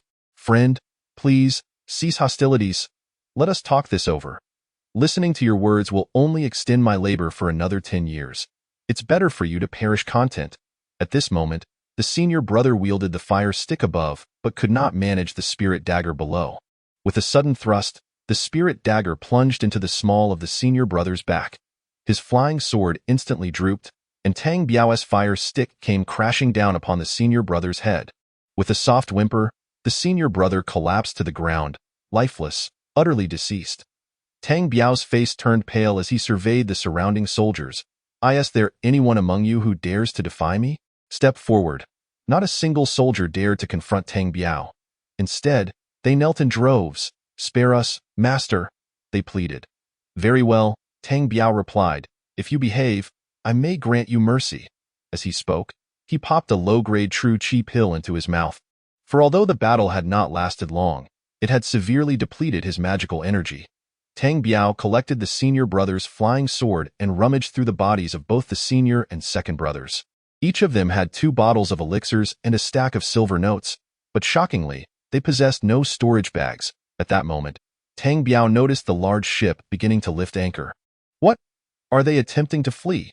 Tang Biao could not allow them to escape. If they did, he would surely meet his end beneath the waves. He summoned his tenderness sword, leaped aboard, and soared toward the great ship. On board, several soldiers, witnessing Tang Biao's imminent arrival, drew their bows and aimed at him. Tang Biao's heart raced. He had only recently learned to fly with his sword, and resisting those arrows in midair was a daunting prospect. With a thunderous yell, he prepared to plunge into the sea to evade the arrows. Suddenly, the blue pearl within his soul sea emitted a radiant glow, enveloping his body in a protective aura. Thud, thud, thud. A dozen arrows struck Tang Biao, but they were all thwarted by the barely perceptible shimmer of light. Even so, he swayed precariously on his flying sword, nearly tumbling off. Damn it. You nearly scared your young master to death. Watch how I deal with you. Tang Biao stepped onto the large ship, holding the spirit dagger in his left hand and the tenderness sword in his right, and with a flurry of strikes, he dispatched all the soldiers instantly. He then relowered the anchor chain to secure the ship. After a brief respite, Tang Biao returned to the entrance of the rocky cave. How long until this reef is submerged? He inquired. Reporting to you, master, if all goes normally, the sea will engulf the entire reef in 3 days. Those 2 masters had originally planned to leave the people below here. An older soldier answered, trembling. Very well, you all go down and summon the common folk from below. Inform them we are preparing to depart. A group of soldiers obediently descended, leaving only Tang Biao and the old soldier atop the reef. Before long, over 100 ragged commoners were brought up. Everyone, place the stones you have gathered into this box. Tang Biao instructed calmly. The crowd complied, and in no time, another box was filled to the brim with spirit stones. Tang Biao smiled slightly, not shying away from it. He swept his consciousness and stowed the leather box away. Ha, splendid. It's still quicker to seize than to earn. Tang Biao thought with excitement. Tang Biao, is that you? De Hu and Er Hu exclaimed in astonishment. Listen, everyone, I have an important announcement. I have slain the 2 masters who had intended to leave you behind for the sea to swallow you. What are your plans now? Upon hearing this, the crowd erupted into discussion. Master Tang, we cannot return now. You have saved our lives. We will follow your lead. De Hu proclaimed boldly. Good. Who among you has ventured into the outer sea? I wish to take you there, master. We have never been to the outer sea, and our ship cannot make it there. However, we can reach the edge of the outer sea, where there is a 1,000-leaf island. Free from any nation's control, we could hide there for a few years, an elder hesitantly suggested. Moreover, if you wish to go to the outer sea, there are specialized ships for that. Oh, that is an excellent plan. It not only provides you a means of survival, but also offers me a way to venture into the outer sea. Tang Biao rejoiced inwardly. Master, it will take over a month to reach 1,000-leaf island, and we need gold coins to replenish food and water on nearby islands. Otherwise, we cannot reach it. Oh, do not worry about the gold coins. I have plenty. Tang Biao replied with a smile. Before long, over 100 people boarded small boats in batches, arriving at the large ship, where they were shocked to see the corpses scattered about. De Hu, Er Hu, have you ever been sailors? Tang Biao inquired. In response to the master, we have grown up on ships since childhood. Very well, from now on, you 2 shall be the captains of this vessel, responsible for all matters. De Hu, here are 50,000 gold coins. Keep them safe, and find a place to replenish supplies. Purchase what you require, but try not to disturb me. After speaking, Tang Biao turned and returned to the cabin arranged for him by De Hu and Er Hu. Chapter 61. An unexpected encounter with cultivators in the days that followed. De Hu and Er Hu led the ship to nearby islands for resupply. Meanwhile, Tang Biao silently sat in meditation, also refining a chi-boosting pill. After just one attempt, he successfully produced a chi-boosting pill. Haha, splendid, from now on, I can be self-sufficient. Tang Biao thought, elated. After consuming the pill, his excitement soared even higher. The effects of his chi-boosting pill were 10 times more potent than that of the low-grade true chi pill. Over the next month, as he cultivated and refined more pills, he astonishingly produced 30 chi-boosting pills from the stolen herbs. Haha, fantastic, with these pills, I have no worries. The skies are mined as soar. Master, we have arrived at Thousand Leaf Island. Dahu's voice called from outside. Oh? We have reached Thousand Leaf Island? Tang Biao exclaimed, stepping outside to gaze below at the ship. It was a bustling port, not heavily populated but a vital thoroughfare between the outer and inner seas. Dahu, what are your plans next? Master, we all owe you our lives. We have discussed it and decided that if you do not leave, we will follow you. If you choose to depart, we will use this ship to seek a living among the nearby islands and reassess in a few years. Very well, that works too. Here are 100,000 gold coins. Keep them safe, and take care of yourselves in the coming days. Thank you, Master. Do you truly intend to leave? Yes, I must go. Do not alert them. Take care of yourselves. Without waiting for Dahu to respond, Tang Biao leaped from the large ship and vanished into the bustling port. Tang Biao wandered alone on the small island, purchasing dozens of jars of cured meat, dried food, and various salts and seasonings. Excuse me, sir, could you tell me where I can find a large ship heading to the outer sea? Oh, young man, do you see that largest ship over there?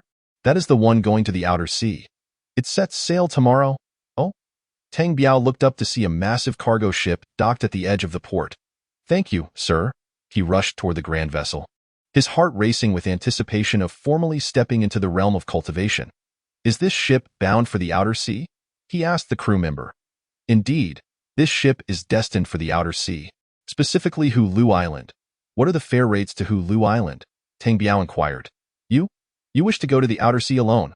That will be 5,000 gold coins per person. The crew member sneered at him. Tang Biao smirked, disdainfully scoffing, then handed over a silver note. Arrange a decent room for me. Ah, young master, that is not what I meant. I didn't mean to imply you lacked money. I meant that going alone is far too dangerous. The crew member's demeanor changed instantly upon seeing the silver note.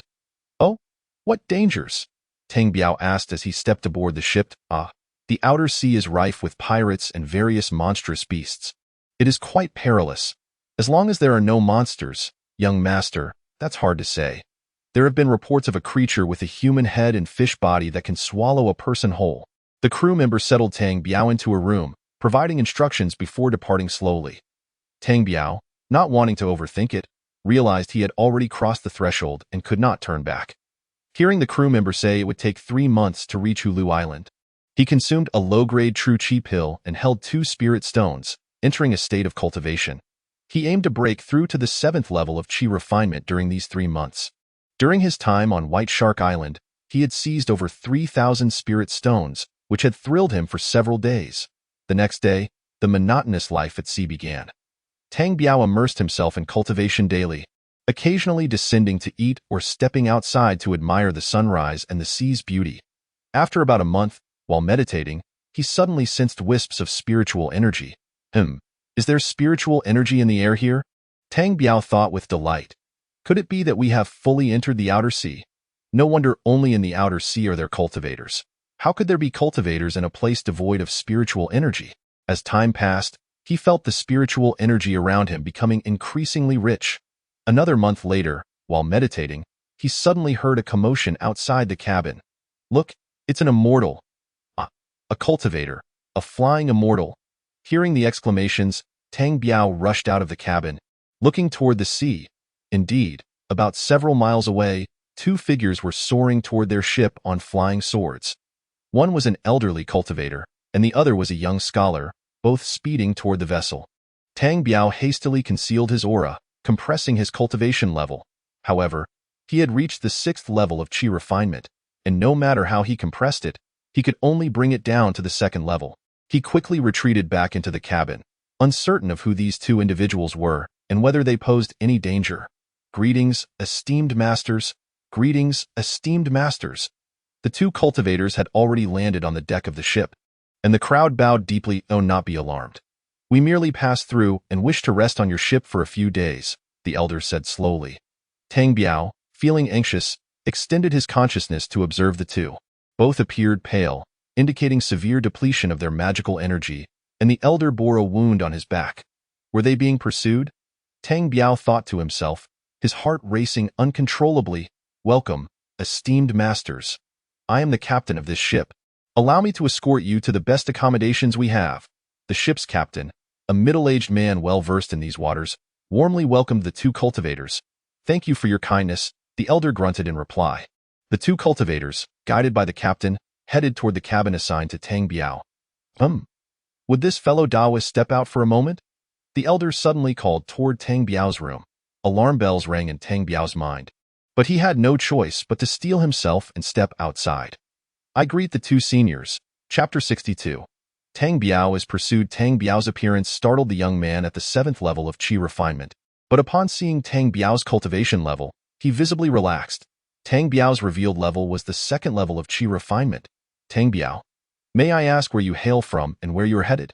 The elder inquired coldly. In response to the senior, I am from the human realm. I heard there are environments for cultivation beyond the outer sea, and I wish to see. At this moment, Tang Biao found himself surprisingly calm, curious to see how the two would react. You come from the human realm? The young man at the 7th level of Qi refinement asked. Indeed. Tang Biao affirmed. I find it curious how you began your cultivation journey in the human realm. The elder queried, furrowing his brow. When I was young in my hometown, I met a cultivator who returned before passing away. He said I had the potential for cultivation and taught me a few incantations. Tang Biao fabricated his story. Oh? And what happened afterward?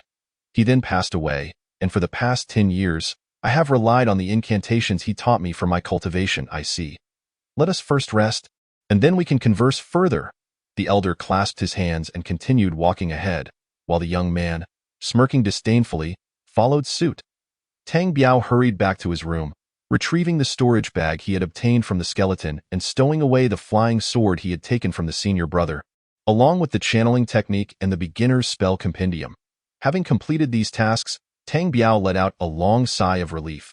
He needed to possess inconspicuous items, or no one would believe his words. He extended his consciousness to observe the elder and the young man, who were ravenously consuming the food prepared by the captain. Tang Biao dared not look too long or attempt to cultivate further, instead collapsing onto his bed. As he had anticipated, a day later, the young man at the 7th level of Qi refinement indeed approached him for a chat.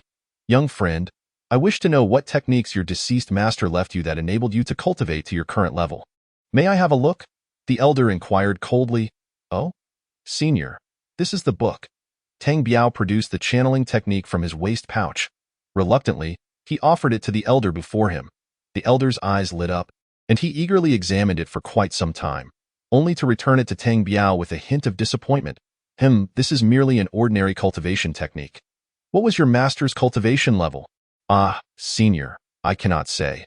All I know is my master was formidable, capable of flying with a sword and casting powerful fireballs and ice spells. Oh, may I see his sword?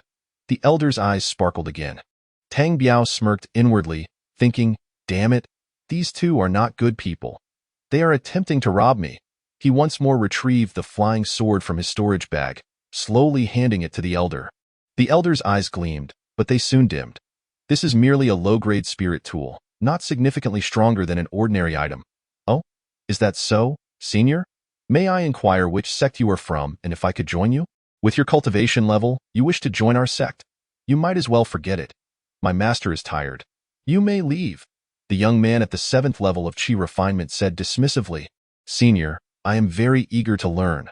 With guidance, I could improve my cultivation level in no time.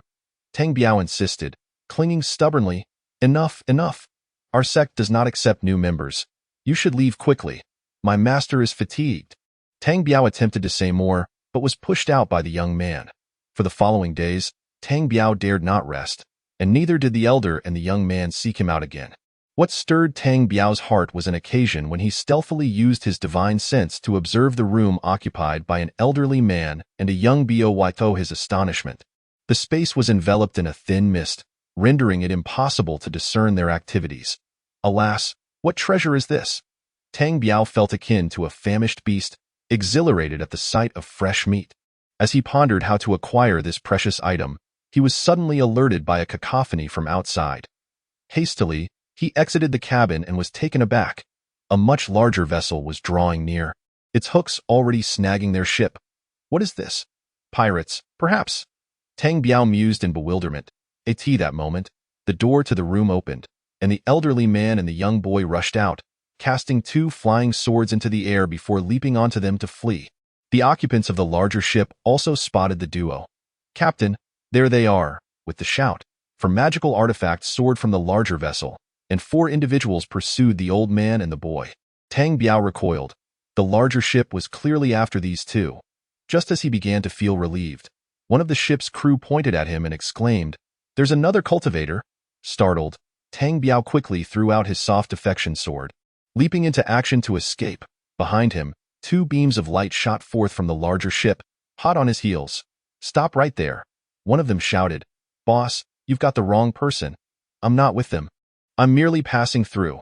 As he fled at breakneck speed, Tang Biao attempted to explain while simultaneously extending his divine sense. One pursuer was at the 6th level of qi refining, similar to Tang Biao, while the other's cultivation was indiscernible but undoubtedly superior. Having begun to utilize his magical power, Tang Biao could no longer conceal his cultivation. They would certainly see through it. Panic surged within him. On this vast ocean, if he couldn't maintain his magical energy for even half an hour, he would plunge into the sea without needing to be captured. After flying for what felt like the duration of a stick of incense, Tang Biao began to tire, yet it appeared that his pursuers were not faring much better, as they had not caught up to him. It seems that fellow's cultivation isn't that much higher than mine. Perhaps just 1 or 2 levels at most. Tang Biao mused. Suddenly, he spotted a small island ahead, adorned with verdant trees. Alas, there was no other choice. He had to confront them, or risk drowning in the sea. Chapter 63. 2 paupers. "Hey, gentlemen, please stop chasing me. You've mistaken me for someone else," Tang Biao pleaded as he popped a mid-grade true qi pill into his mouth. "You little brat, with your sweet talk, stop right there." The cultivator, whose level was indiscernible, hurled a fireball at Tang Biao's back. Tang Biao dodged the attack and sped towards the small island. The 3 of them landed almost simultaneously on the island, which spanned only 4 or 5 miles. Gasping for breath, Tang Biao held his soft affection sword, watching the 2 pursuers, who were also pale and panting. "Brothers, you've got the wrong person. I'm not with those 2.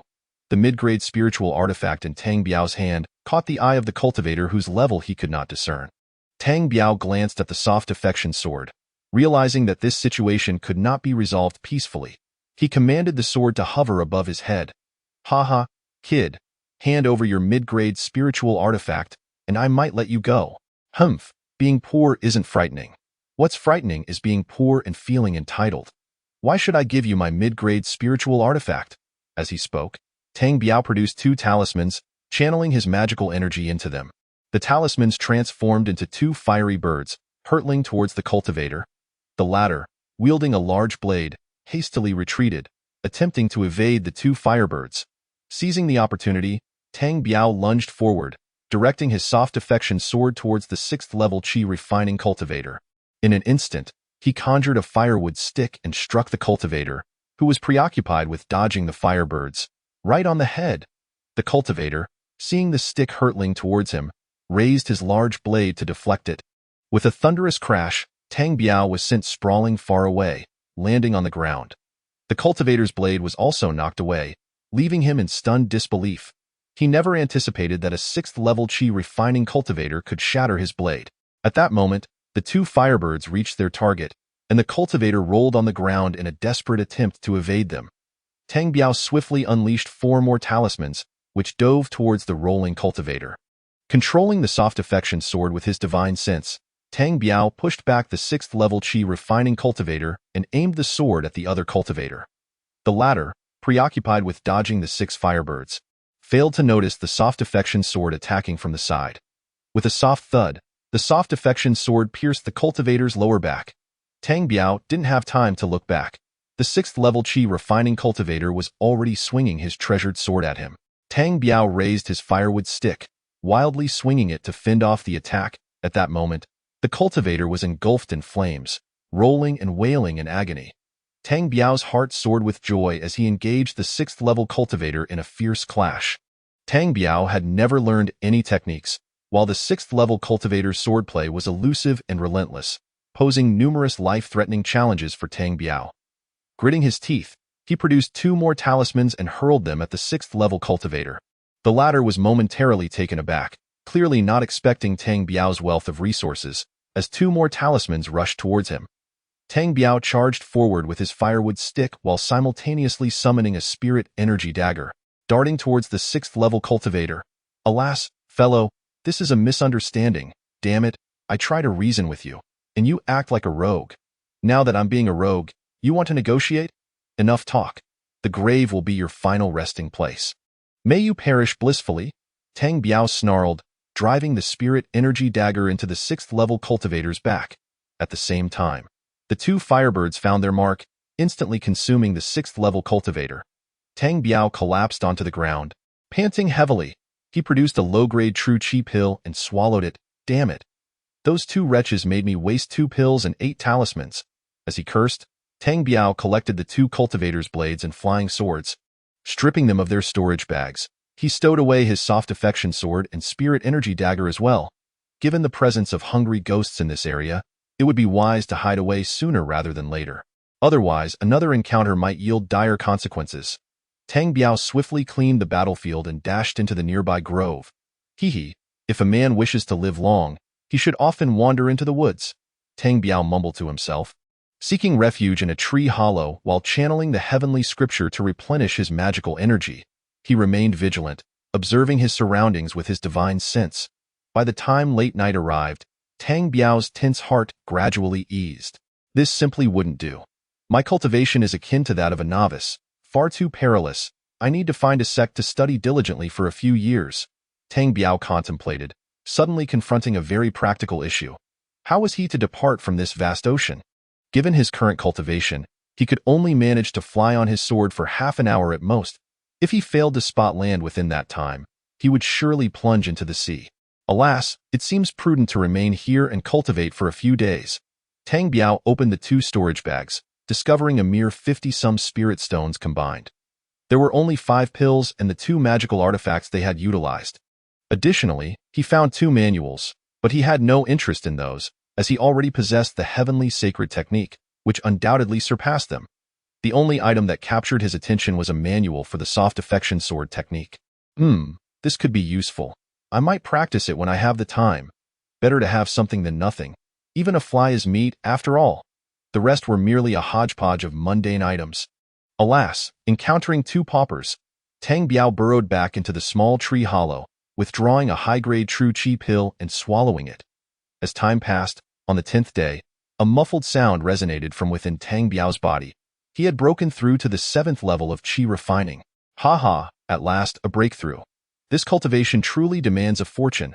This time, I consumed 3 high-grade true chi pills and 1 self-refined chi-boosting pill. At that moment, 2 figures appeared within Tang Biao's divine sense, causing him to freeze in place. In Su, old ghost, you have nowhere to run this time. Hand over the soul-chasing needle technique, and we can still be friends. Chapter 64. The limits of human hearts driven by curiosity. Tang Biao cautiously extended his divine sense to observe the 2 figures engaged in conversation. One was a red-haired cultivator, while the other was shrouded in a cloak of black mist. Tang Biao could not discern either of their cultivation levels, but their auras were undeniably potent, far surpassing his own. Red-haired old demon, I'll tell you once more, that is not a method to break through to the golden core. It is merely a secret technique of our ghost cultivators. It would be futile for you to pursue it. Insu old ghost, don't waste my time with nonsense. The secret technique is useful to me. At the very least, it has been passed down from ancient caves, the red-haired old demon retorted aggressively. Very well, if you wish for mutual destruction, then come at me. Today, it is either you or me. The black-misted Insu old ghost raised his hand, unleashing a barrage of black energy towards the red-haired cultivator. Do you think you can match me in a fight to the death? Your petty tricks dare to flaunt before me. The red-haired old demon waved his sleeve, dissipating the black energy effortlessly. Shattering Insu's attack, from within the black mist, another rapid attack surged towards the red-haired demon. Unperturbed, the red-haired cultivator swiftly retrieved a ghostly blade from his waist pouch, launching it at the black mist. With a resounding crash, the Insu old ghost was sent flying far away.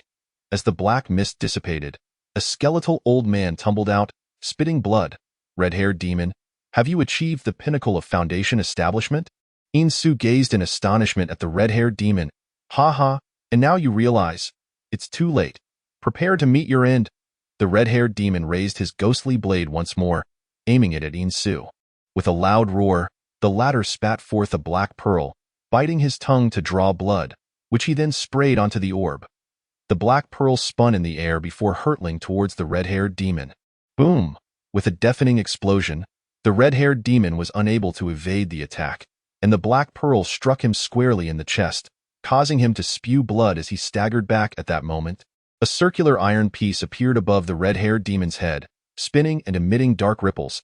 It was this iron piece that shielded him, preventing him from being killed by the black pearl. Simultaneously, the Insu old ghost also coughed up blood. What protective treasure is this? How could it withstand my In Sha Pearl's assault? The red-haired demon spat out the congealed blood, declaring, Insu, today you shall perish. Take another blade from me. He swung down once more towards the Insu old ghost, who, seeing no other recourse, could only smile helplessly and once again sprayed blood onto the black pearl. The black pearl surged forward with unparalleled speed towards the red-haired demon. As the black pearl was about to collide with the dark ripples, Insu bellowed, "Explode!" The black pearl erupted, unleashing a cataclysmic explosion that engulfed the red-haired demon. In that same instant, the red-haired demon's blade energy struck the Insu old ghost, cleaving him in two. Following the explosion, the small island was engulfed in smoke, obscuring Tang Biao's view of whether the red-haired demon had survived. As the smoke cleared, Tang Biao discerned the red-haired demon's body, shattered and bloodied, lying motionless. Could this be my chance? Is there a risk? What if he is still alive? Tang Biao rapidly assessed the situation. Alas, it was of little consequence. One must risk it all to gain anything.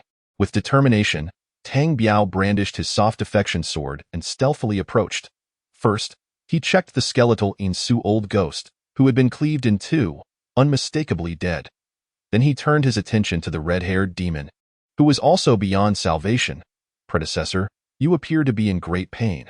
Allow me to send you on your way. Do not blame me, for I am merely performing a good deed without seeking recognition.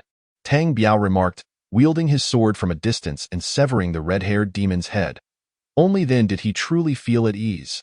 Tang Biao hurried over, drawn towards the circular iron piece, a palm-sized, obsidian-like object resembling a base for something. Surrounding it were unfamiliar symbols. Alas, no matter. I shall collect it first. With a grin, Tang Biao attempted to absorb the iron piece into his blue orb using his divine sense. But to his shock, it did not budge. He was astonished that his divine sense could not manipulate it and could not absorb it into the orb. When he tried again, it was still unyielding. This was not the first time such an occurrence had transpired. The firewood stick had similarly resisted entry into the blue orb until he had blood-bound it to his soul.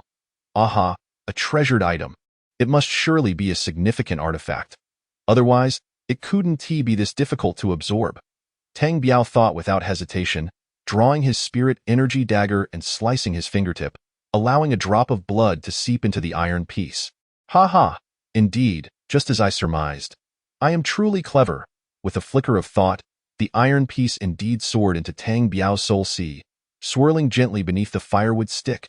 Ha ha! Another precious item acquired. In Tang Biao's mind, any treasure that required blood binding was of great significance. Come now, old man, hand over your storage bag. You surely won't need it anymore. Tang Biao mumbled as he removed the red-haired demon's storage bag. Skeletal Grandpa, what was that soul-chasing needle you mentioned? Could I take a look? Tang Biao rummaged through the Insu old ghost's storage bag but found nothing resembling a needle. He even thoroughly searched the old ghost's body but found nothing. Alas, did you two old geezers know I was eavesdropping and are now teasing me? Where is that soul-chasing needle you spoke of? Tang Biao gazed with disappointment at the two corpses. Alas, the limits of human hearts can be exceeded. What I gain is my fortune. What I lose is my fate. He consoled himself. Dear predecessors, I shall inter your remains together. In the next life, let us be good friends and refrain from fighting. Tang Biao muttered as he dragged the two incomplete corpses together, casting a fireball that turned them to ashes. Chapter 65. The soul-chasing needle. Tang Biao once again returned to the small tree hollow, filled with exuberance as he emptied the contents of the two storage bags onto the ground with a clatter. Ha! Spirit stones. Goodness, is this all there is? The two venerable old experts combined possess merely 600 spirit stones? How remarkably impoverished they are. Poorer than I. What is this elixir? It reeks terribly.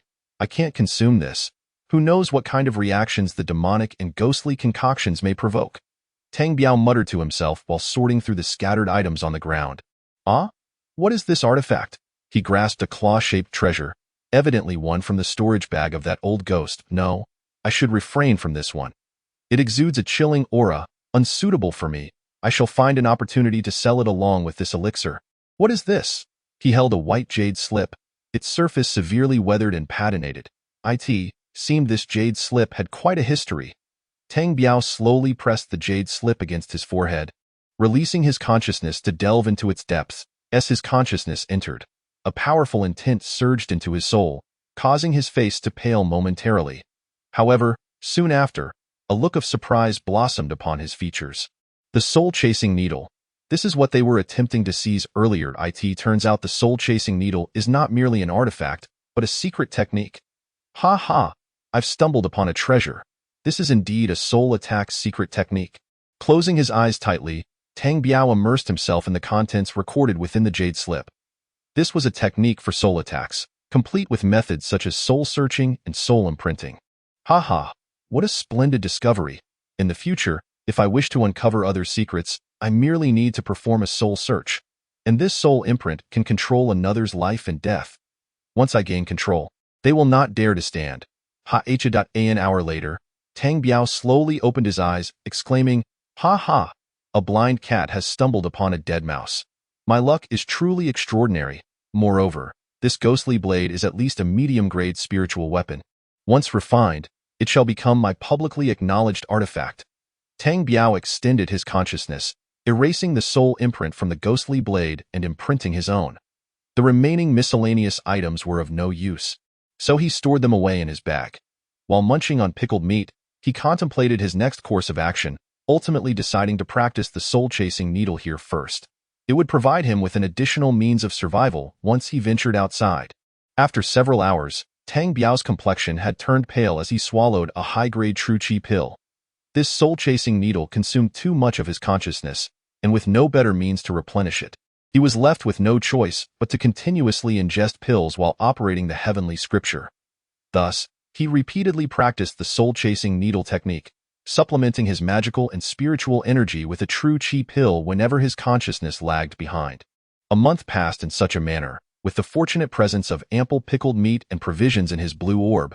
In this month, he had not stepped outside the tree hollow even once and had consumed all the low-grade and medium-grade true qi pills he had obtained from Wuliang Mountain. Now, he could emit a faint soul power attack with his soul-chasing needle, yet he had no target to test its efficacy. Sighing, he thought, it has been almost 2 months. Perhaps it is time for me to depart? Tang Biao, disheveled, emerged from the tree hollow, gazing out at the vast ocean, uncertain of how to leave this small island within a few miles, as no vessels were in sight. Wait, the 2 Foundation establishment cultivators were able to fly directly here, and their magical power isn't exceedingly high. This indicates there must be nearby smaller islands or land. As he pondered, he strolled along the shoreline. Suddenly, amidst a cluster of rocks, he discovered a small boat in a state of near decay. The boat's hull was severely damaged, although it appeared the bottom was not leaking, and it was filled with stagnant water. Overjoyed, Tang Biao exerted himself to lift the small boat, emptied the water, and gently placed it back into the sea.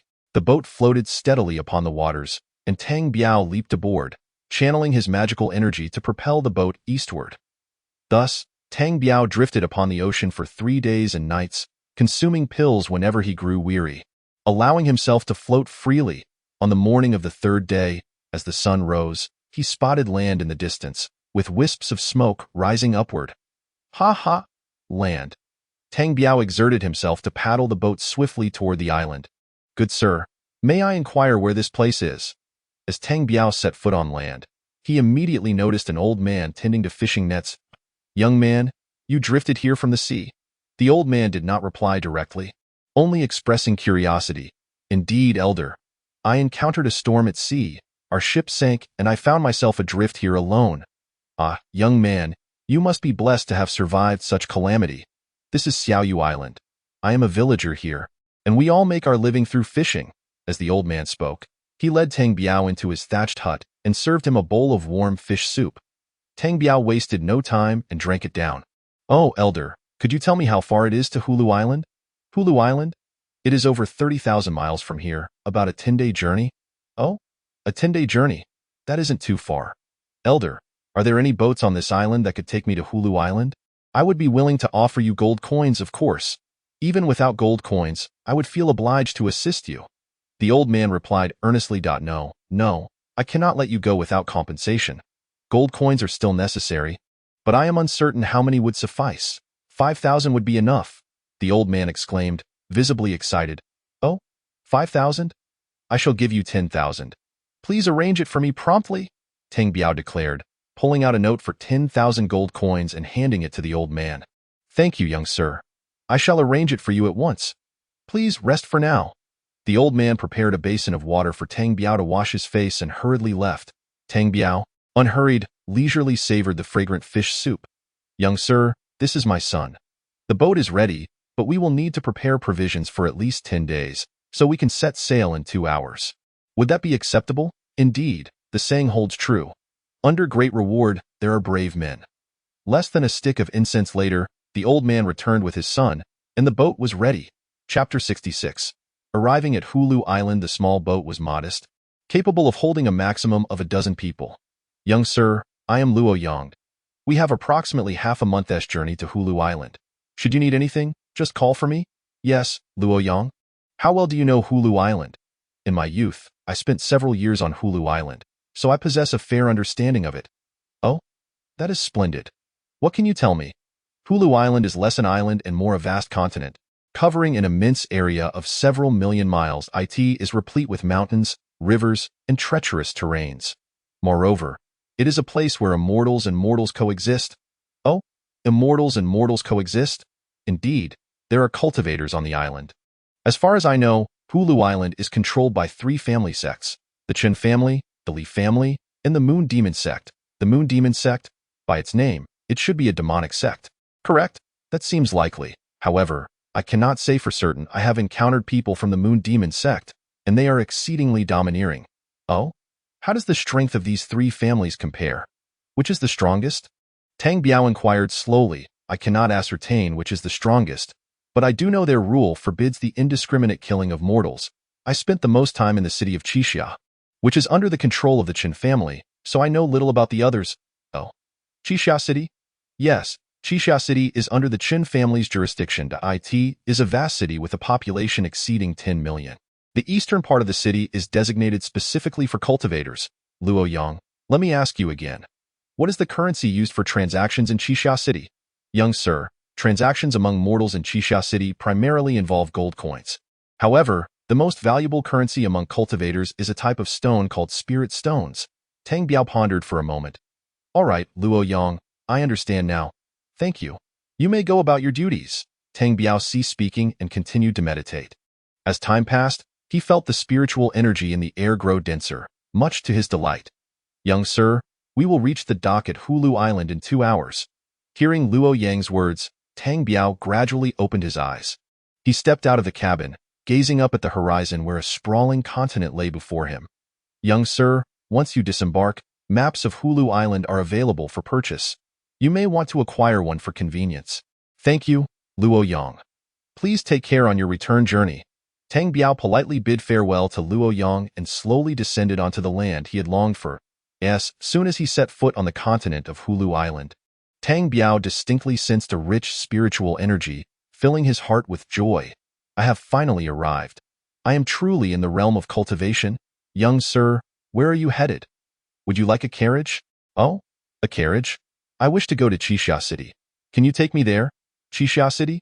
That is not possible. It is too far, and the carriage would take over 10 days, the coachman lamented. Young sir, are you headed to Qixia City? Would you like a map of Hulu Island? My map is very detailed and marks the distribution of various family powers. A clever young man approached eagerly. Oh, let me see. Tang Biao took the map the young man offered, examining it closely.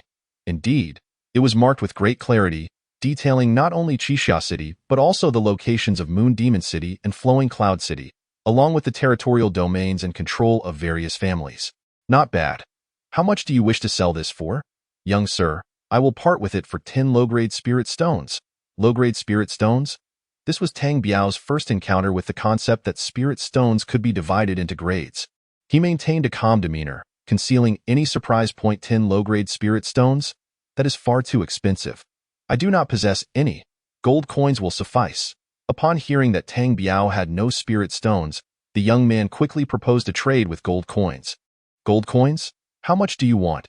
100,000. Too expensive. Far too expensive. I cannot afford it. Tang Biao retorted, turning to leave. Young sir, 80,000, 80,000 gold coins. Tang Biao continued walking, unfazed by the young man's pleas. Young sir, I will say no more. 50,000 gold coins. But it cannot be less. Tang Biao smirked slyly, pulling out 50,000 gold coins and handing them to the young man, receiving the map in return. You thought to swindle me? You still have much to learn, he mused gleefully. As Tang Biao walked, he examined the map while committing the location of Qixia City to memory. At that moment, two figures swooped past him. They were two cultivators, a man and a woman, both at the late stage of qi refinement, slightly more powerful than Tang Biao. The woman stood upon a flying sword and glanced at him with casual interest. Tang Biao was startled but simultaneously elated. Their ability to fly freely on swords indicated that he had indeed entered the world of cultivators. He pressed forward, soon grasping most of the map's contents.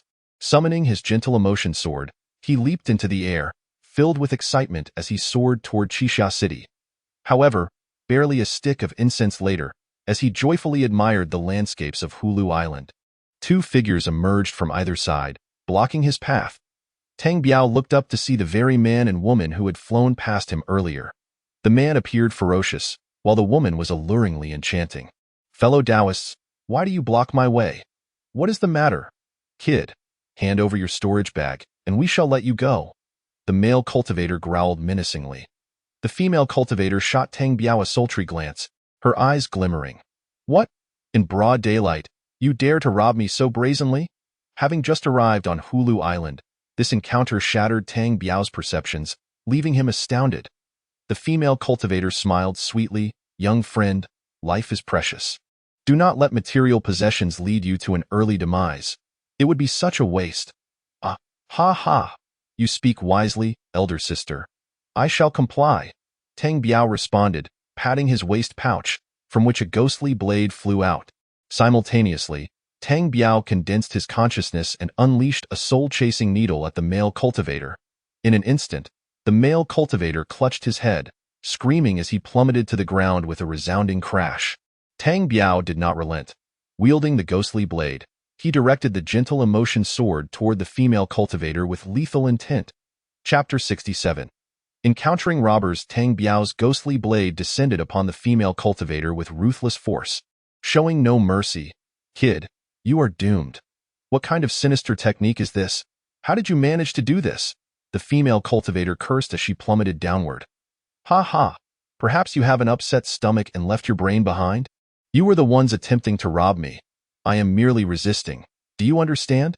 As he berated them, Tang Biao also descended, the ghostly blade slicing through the air with relentless speed. Meanwhile, his consciousness directed the gentle emotion sword to launch a series of attacks at the female cultivator's lower body.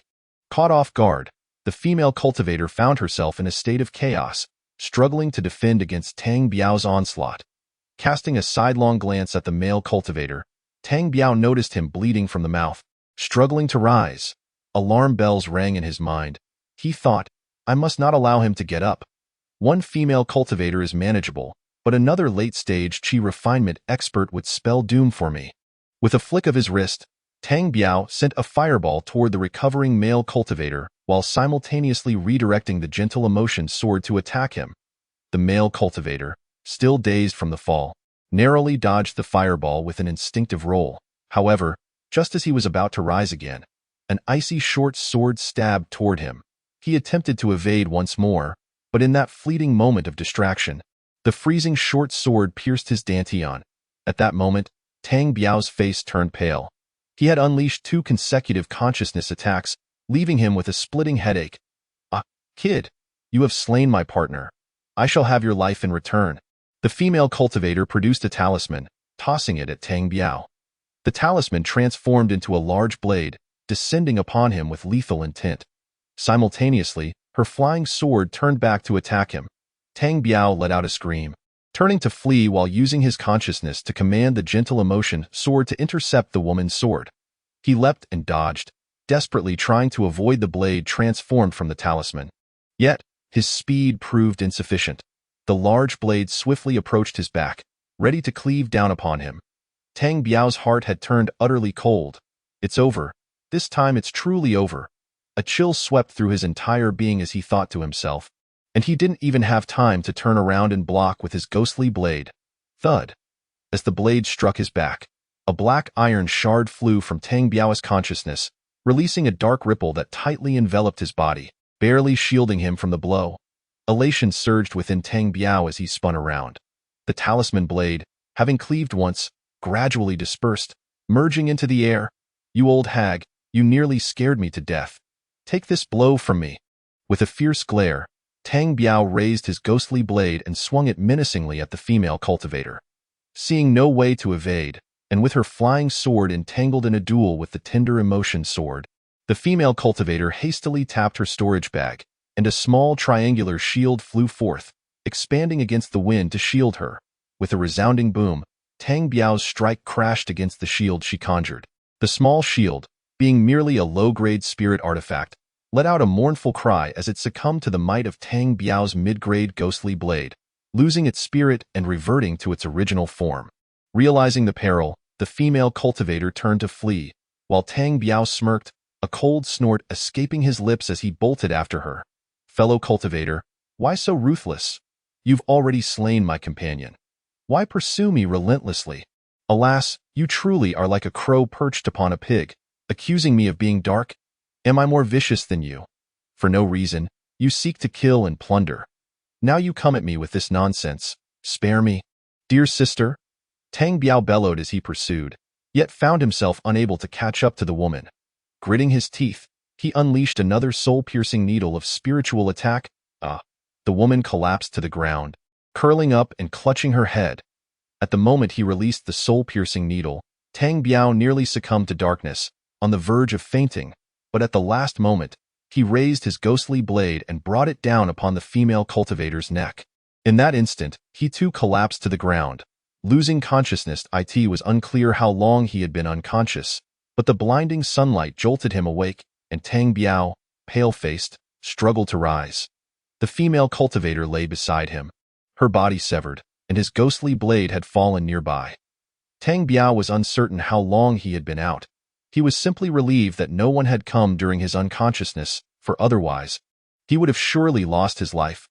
Hastily, he popped a vitality-enhancing pill into his mouth and staggered to his feet, yanking the female cultivator's storage bag from her. A fireball struck him. The depletion of Tang Biao's spiritual consciousness was severe. Even this simple task made his head feel as though it might split. Gradually, he made his way back along the route he had come, swiftly scavenging the battlefield, collecting the female cultivator's triangular shield and long sword. Clambering atop the male cultivator's corpse, he tore away at his storage bag as well. Retrieving it, a fireball struck him again. Stumbling, Tang Biao dashed into the nearby woods, desperately seeking a safe haven to restore his spiritual consciousness and magical energy. His magical energy had not been severely depleted, but his spiritual consciousness was gravely damaged, to the point where he could barely keep his eyes open. Once in the woods, Tang Biao casually collapsed behind a large tree. Without a moment to spare for thought, he began to channel the celestial scripture. After half an hour, his spiritual consciousness had improved slightly, and he rose once more, running toward a nearby hillock. Tang Biao spotted a narrow stone crevice, just wide enough for two people, eroded by years of rainfall. He dove in, feeling that until he recovered, the outside world was far too perilous. The arrival of even a single person could cost him his life. Without hesitation, he swallowed another vitality-enhancing pill and resumed channeling the celestial scripture, gradually replenishing his magical energy and spiritual consciousness. While magical energy was relatively easy to restore, recovering his spiritual consciousness proved exceedingly difficult. It was not until 2 days later that Tang Biao finally managed to open his eyes. Alas, this soul-piercing needle, a relic of the ancient caves, is indeed formidable, though it has greatly damaged my spiritual consciousness. Chapter 68. An unexpected encounter. Damn, is this truly the realm of cultivation? So unreasonable? In broad daylight, they dare to rob. This brush with death transformed Tang Biao's perception of the cultivation world, making him realize that in this realm, not only resources are needed for longevity but also formidable strength. Sigh, I must find a safe place to cultivate for a while, or else I might find myself in grave danger. The people here are utterly unreasonable. Tang Biao contemplated as he opened the storage bags of the fallen male and female cultivators. Their demise made it easy for him to access their belongings. No wonder they attempted to rob. They truly were impoverished, with a mere 100 spirit stones between the two of them. Tang Biao quickly sorted through the contents of their storage bags, leaving behind only a little over 100 spirit stones and 2 talismans, while the 2 low-grade magical artifacts were stowed away for future sale. Slowly, Tang Biao crawled out of the stone crevice, splashed some water on his face, and oriented himself as he continued on toward Qixia City. This location was over 10,000 miles from Qixia City, and at Tang Biao's current flying speed, he would need at least 4 to 5 days to reach his destination. Cautiously, he flew along, occasionally extending his spiritual consciousness to survey the surroundings and the ground. Suddenly, he sensed 2 figures approaching from behind. Figures he recognized, the old man and the young man he had encountered on the boat, who were now hastening toward him. Ah, why must I be so unfortunate? This is the end. Initially, Tang Biao had revealed himself as a second-layer qi refining cultivator, and less than 2 months had passed since then. Now, he was flying through the air on a sword, which was impossible unless he had reached the 5th layer of qi refining, an explanation he could not provide for his previous deception. As he swallowed a vitality-enhancing pill, he rapidly descended to the ground, hoping to conceal himself among the mountains and trees to evade this crisis. Ha ha, kid, don't hide. We've already spotted you. I found it strange that a second-layer qi refining cultivator from the mortal realm could make it this far. The young man of the 7th layer of qi refining laughed heartily, while the older man behind him, whose cultivation was indiscernible, followed with a pale and bloodless visage. Tang Biao knew there was no escaping and reluctantly stepped out from behind a large tree. Ha ha, greetings, fellow cultivator. I never expected to see you here. May you enjoy boundless happiness and live as long as the ephemeral flower. Tang Biao clasped his fists, beaming as he greeted the 2 men. Ephemeral flower? What is that? The old man asked coldly. Oh, the ephemeral flower. It's a beautiful flower from my homeland. Tang Biao continued to smile as he explained. Kid, don't flatter so much. I see you are acting shifty. Why hide your cultivation level from us?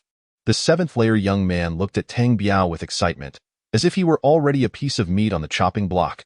Ha ha, it was merely an unintentional act, a plea for self-preservation. I seek no trouble. Deceiving me? There is a price to pay for that. Do you understand? The young man of the 7th layer continued with his arrogant demeanor. This kid is too arrogant. Tang Biao cursed inwardly while maintaining a pleasant expression. I understand. I'm willing to pay the price of a mid-grade magical artifact. Fellow cultivator, would you consider forgiving my transgression? The young man of the 7th layer turned to glance at the old man and smiled faintly. Very well, you're perceptive. Show it to me. Tang Biao nodded in agreement, casually producing the Tender Emotion Sword. Fellow cultivator, this is my finest spiritual artifact. You must not trouble me further once you take it. A pained expression crossed Tang Biao's face. The young man's eyes sparkled upon seeing the sword, his guard momentarily lowered. Good. Hand over the sword, and I promise you no more trouble. Tang Biao, with reluctance, shook his head, sighing as he approached the young man of the 7th layer. Suddenly, Tang Biao's eyes lit up, and with a swift shake of his head, the Tender Emotion Sword flashed as he thrust it toward the young man's dantian. Donger, be careful, the old man behind shouted, rushing forward. But the 7th layer young man remained unmoved, watching as the chilling Tender Emotion Sword slowly pierced his dantian. Tang Biao retreated at high speed, commanding the sword with his consciousness, which swiftly returned to his grasp. Donger, are you all right? The old man cradled the bleeding 7th layer young man, calling out frantically. Tang Biao knew he could not escape and had no intention of doing so. He was merely buying time as he digested the vitality pill he had just consumed. Kid, you truly are ruthless, killing him without warning. Old man, are your ears stuffed with chicken feathers? Did you not hear him attempt to rob my spiritual artifact? Did you think you were here to reminisce with me? You may deceive my feelings, but you can never deceive my treasures. Otherwise, you shall face death." Tang Biao growled fiercely, fully aware that the situation had escalated. "Kid, I will grind you to dust." The old man's wrath flared, dropping the young man in his arms and producing a serrated giant pair of scissors, which he hurled at Tang Biao. Tang Biao dared not delay, raising the tender emotion sword to engage in battle with the giant scissors. What took him by surprise was that despite both being mid-grade spiritual artifacts, the giant scissors quickly overwhelmed the tender emotion sword. Tang Biao desperately summoned his spiritual consciousness to command the sword against the scissors. But in that moment, the old man charged forward, launching a fist at Tang Biao. With a furious roar, Tang Biao retreated rapidly, conjuring a firewood stick, pouring his magical energy into it, only to find it devoured his energy entirely in an instant. Tang Biao regretted his decision. If the firewood stick could not deliver a decisive blow, death awaited him. Faced with the advancing old man, Tang Biao steeled himself, his eyes glinting with ferocity, and with a shake of his head, unleashed a soul-piercing needle. "Ah!" The old man, rushing forward, screamed, clutching his head, and collapsed before Tang Biao. Not pausing, Tang Biao swung the firewood stick down upon the old man's head. Boom, boom, boom. After 3 heavy strikes, Tang Biao finally collapsed to the ground, utterly spent. Chapter 69. Entering Qixia City not long after.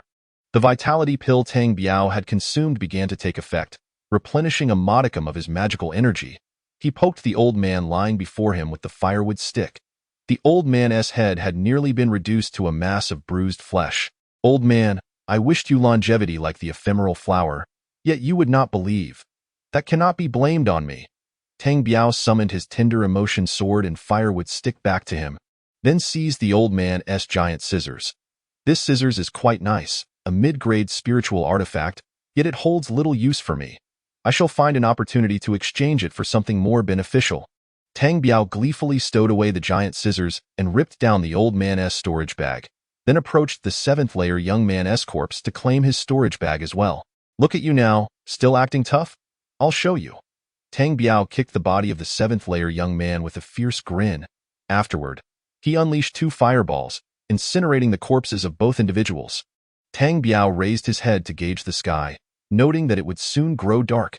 He made his way to a cliff, producing his ghostly blade, and began to dig at the base of the cliff. Before long, he had unearthed a cave barely a yard deep. He stepped inside. Wow, these 2 fellows were quite wealthy. They had over 1,000 spirit stones on them. Tang Biao discovered over 1,000 spirit stones from their storage bags, bringing his total to nearly 5,000. This sword is also good, a mid-grade spiritual artifact, but since I already possess the tender emotion sword, it's of little significance. I'll keep it for future sale. What is this? A small bowl. Were these 2 out begging for a living? Tang Biao uncovered a white porcelain bowl among the old man's belongings and, of course, did not believe they carried it for dining purposes. Scanning with his spiritual consciousness, he found a soul imprint on the bottom of the bowl in a swift motion. He erased the imprint and applied his own. After completing this, Tang Biao infused what little magical energy he had left into the small bowl, which slowly ascended, adhering to the ceiling of the cave and emitting a hazy mist that enveloped both Tang Biao and the cave. Ha ha, a protective treasure that can mask one's aura and spiritual consciousness. This explains why I could not detect them on the ship. Brilliant, splendid. Tang Biao inspected the remaining items, discovering several jade vials, though they contained only 3 meager pills. It seemed they had been on the run and had consumed their pills along the way. Tang Biao pulled out a high-grade true qi pill, smiled, and popped it into his mouth, gradually calming his mind as he began to channel the celestial scripture. The following morning, sunlight streamed into the makeshift cave, warming Tang Biao's face. He exhaled a breath of stale air, slowly concluding his cultivation. It was time to depart. There remained much to learn, and he needed to integrate into the world of cultivators. Tang Biao stored away the small bowl and set off toward Qixia City. After flying intermittently for a day, he finally arrived at the grand gates of Qixia City, a formidable fortress far surpassing the capital of the Hongye Kingdom. The gates bustled with activity, with many individuals transporting various grains and vegetables into the city. Following the crowd, Tang Biao entered the city and, having walked only a short distance, spotted a third-layer qi refining young man enjoying breakfast at the roadside. A spark ignited within Tang Biao. Indeed, it was a mingling of mortals and immortals, as he casually encountered a fellow cultivator. Tang Biao recalled Luo Yang mentioning that the eastern district of Qixia City was designated for the living quarters of cultivators. After inquiring a bit, he learned the direction to the eastern district and strode purposefully toward it. At a street corner, a fourth-layer qi refining middle-aged man and a second-layer young man were stationed at the entrance to the street. Tang Biao glanced at them quizzically. Fellow cultivators, is entry prohibited here? Oh, fellow cultivator, not at all. The eastern district is designated for us cultivators. We are from the Qixia City Lord's residence, and mortals are not permitted entry. Oh, I see. Tang Biao replied, clasping his fists as he turned to walk inside. Fellow cultivator, are you new to Qixia City? The fourth-layer middle-aged man inquired. Oh, how could you tell? Ha ha, entry requires the payment of 2 low-grade spirit stones. Oh? Tang Biao suddenly understood, and without hesitation, he produced 2 low-grade spirit stones and handed them over. Thank you, fellow cultivator. Here is the token for the eastern district. Fighting and flying are prohibited within the city, so please be mindful, the fourth-layer middle-aged man cautioned. Thank you. Tang Biao replied with a respectful nod. You're welcome. If you plan to reside long-term, you may purchase or rent a courtyard in that small building up ahead. Your token will then be exchanged for a long-term one. Tang Biao glanced at the small building not far ahead, nodded, and stepped inside. The streets were lined with various shops, including taverns, brothels, gambling houses, as well as stores selling pills, herbs, and magical artifacts. Excitedly, Tang Biao entered a herb shop named Xian Xiaotang. Esteemed elder, what herbs do you require? The humble shopkeeper is nothing but an ordinary mortal, yet upon seeing Tang Biao, he expresses no surprise, merely greeting him with enthusiasm. Tang Biao surveys the dazzling array of merchandise on the shelves. Some items are familiar to him, while others remain a complete mystery. Well, could you tell me which of these medicinal herbs you possess? Tang Biao inquires, pulling out a list that details over 20 types of herbs required for the qi-boosting pill and the golden body refinement technique, the list jumbled by his own hand. Do you require all these herbs? The shopkeeper's expression grows slightly animated. Let me first inquire about the prices, Tang Biao responds. Esteemed senior, please come inside. I shall summon our manager to attend to you. The shopkeeper ushers Tang Biao into a private room, brewing tea for him before stepping out. Before long, a middle-aged scholar, appearing to be in his 40s, enters with a friendly smile. Tang Biao looks up and notes that this man is a practitioner of the 9th level of qi refinement, while he himself has only reached the 7th level, making the disparity in cultivation evident. Welcome to Xian Xiaotang, esteemed friend. I am Lu, the manager here. May I inquire if you indeed require all 20 types of herbs? Indeed, if you have them all and the price is reasonable, I wish to purchase them all from you. Tang Biao states confidently. Oh? You seek all these herbs? However, I wonder if you have any specific requirements regarding their age? Lu inquires, a hint of surprise in his tone. What ages do you typically have among these herbs? Tang Biao asks, his curiosity piqued. For the 20-plus herbs you seek, I have those aged under 100 years. Lu replies, Oh, Manager Lu, you have herbs that are 100 years old. Tang Biao thinks to himself, astonished yet thrilled. The potency of a qi-boosting pill crafted with 50-year-old herbs far surpasses that of a superior-grade qi pill. One can only imagine the strength of a pill made with a 100-year-old herb. Yes, I also have some that are 200 years old, though not in complete sets, Lu remarks with a faint smile. What would be the cost for a portion of your 100-year herbs? Tang Biao queries. For a portion of a 100-year herb, it would be 300 low-grade spirit stones. Ah, that is rather steep. Tang Biao exclaims, Alas, young brother, it's actually quite reasonable. All these herbs are over 100 years old, Manager Lu. Would you accept gold coins for this transaction? Haha, my friend, that is quite humorous. To us cultivators, gold coins are no more valuable than dirt. How could I possibly accept gold? Could you perhaps offer me a discount? I find myself quite short on funds, Tang Biao says, forcing a smile. Very well, considering this is your first visit and we may engage in future dealings. Let's settle on 280 low-grade spirit stones for each portion. How does that sound? 280 spirit stones? I need to think. Tang Biao hesitates. Manager Lu, if I were to purchase 10 portions, how many spirit stones would that amount to? The manager, taken aback for a moment, bursts into laughter. Young brother, I misjudged you. You are certainly not lacking in funds, are you?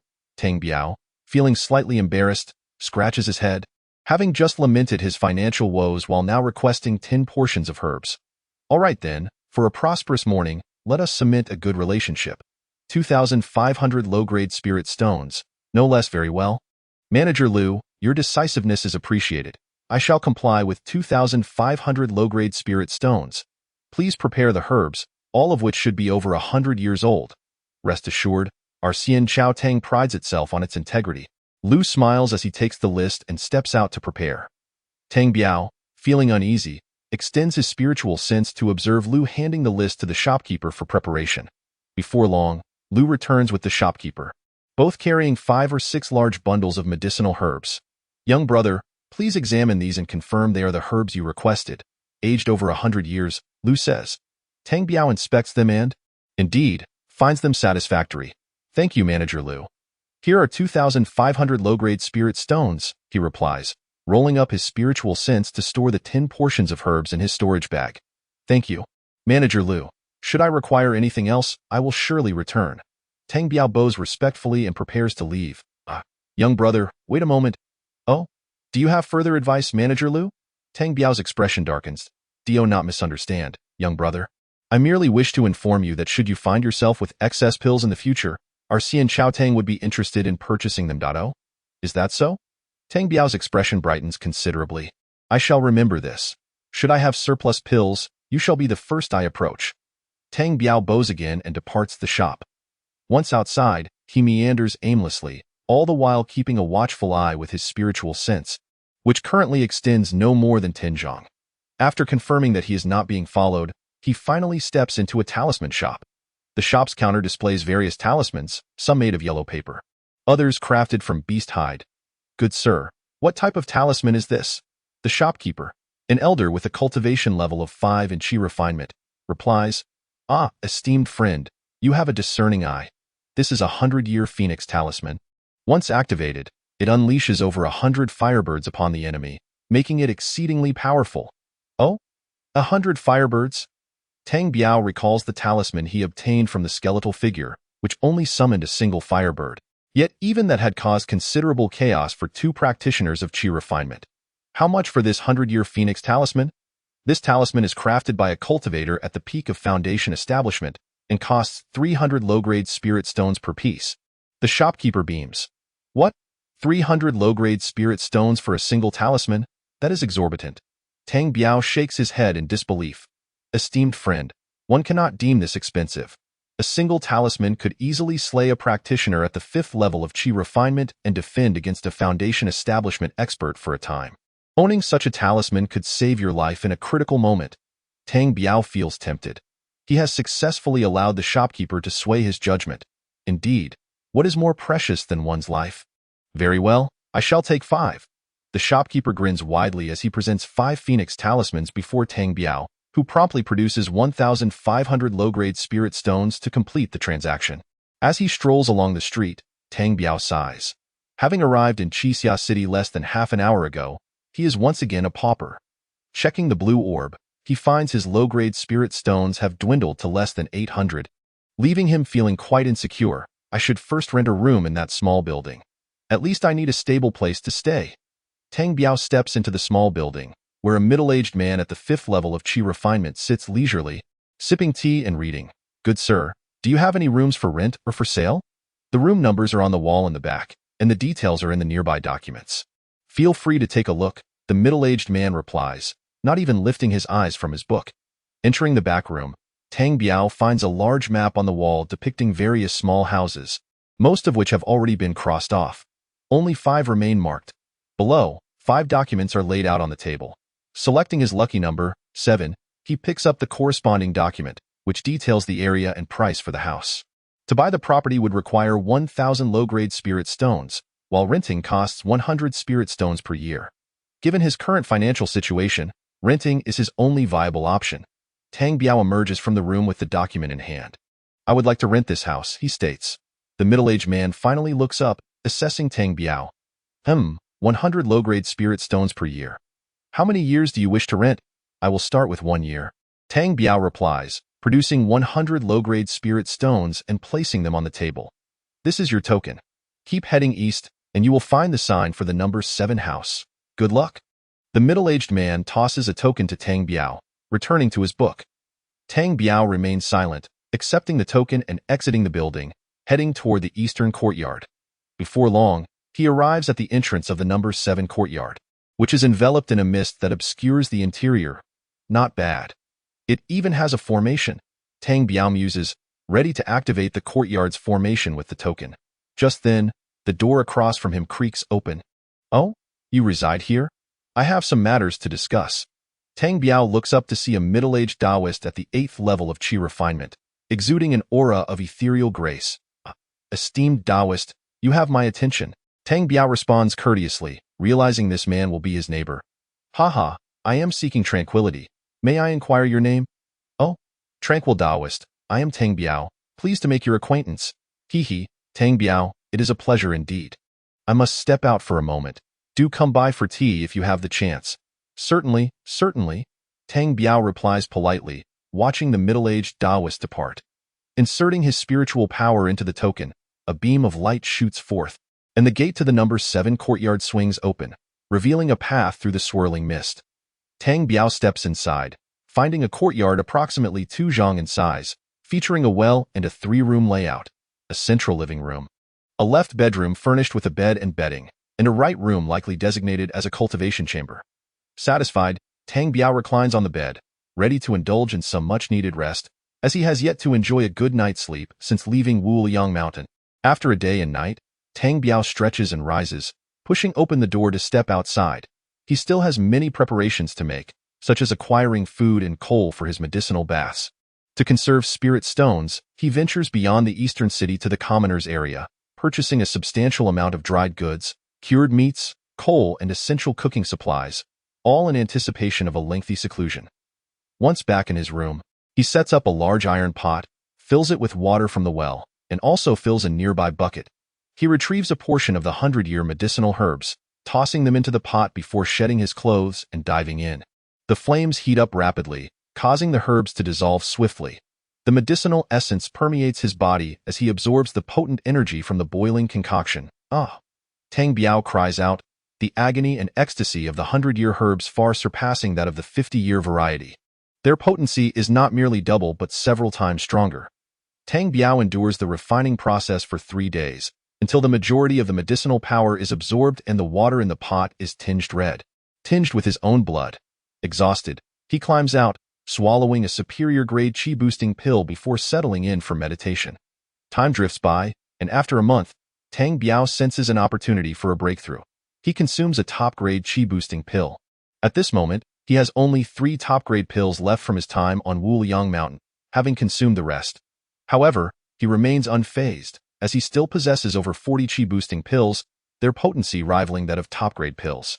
The premium quality of the top-grade pills is incomparable, yielding effects many times stronger than those of mid-grade or superior-grade pills. In less than half an hour, a muffled sound resonates from within him, signaling a breakthrough to the 8th level of Qi refinement. Haha, this heavenly scriptures inscribed on the beast hide scroll is indeed remarkable. As long as I have sufficient pills, I can continue to ascend. Even reaching golden core will not be an issue. Tang Biao envisions this promising future, consolidating his newfound 8th level cultivation through an entire night of meditation before resuming his alchemical pursuits. His blue space still holds ample qi-boosting pills, sufficient for the time being. However, he recognizes that each time he refines pills, his concentration sharpens significantly, enhancing his spiritual sense. Having experienced the benefits of the soul pursuit needle, he is acutely aware of the limitations of his spiritual sense, which tends to deplete after just 2 uses. Thus, he is most eager to augment its strength.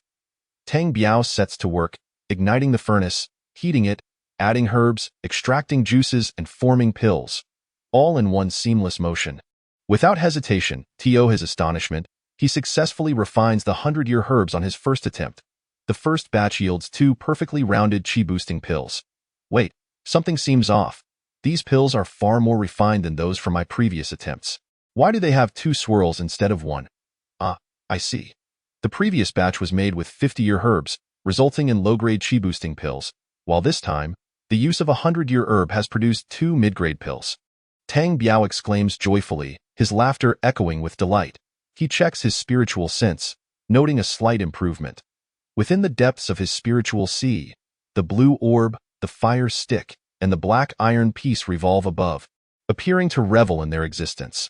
The area of his spiritual sea has noticeably expanded, albeit subtly. Tang Biao revels in his triumph, and with a mere thought, the fire stick materializes in his hand. What exactly is this artifact? Why won't it enter my storage bag? Why does it dwell in my spiritual sea?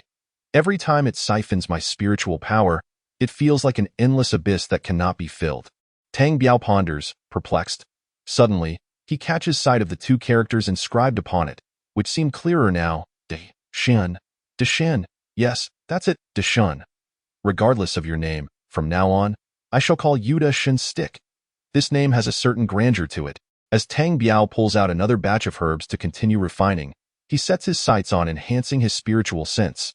Time passes swiftly, and 6 months elapse without him stepping outside.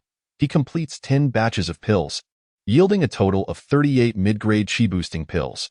With the completion of these batches, Tang Biao senses a marked increase in the strength of his spiritual sense. During this half-year, he has exhausted the 10 sets of medicinal materials for the golden body refinement technique, resulting in a multitude of golden specks appearing on his skin.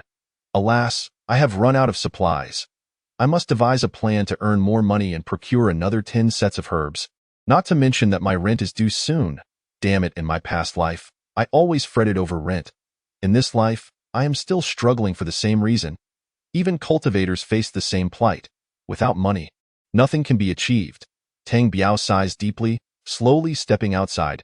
At this moment, he possesses only a few hundred low-grade spirit stones, yet he still has plenty of gold coins, having purchased an abundance of food and coal.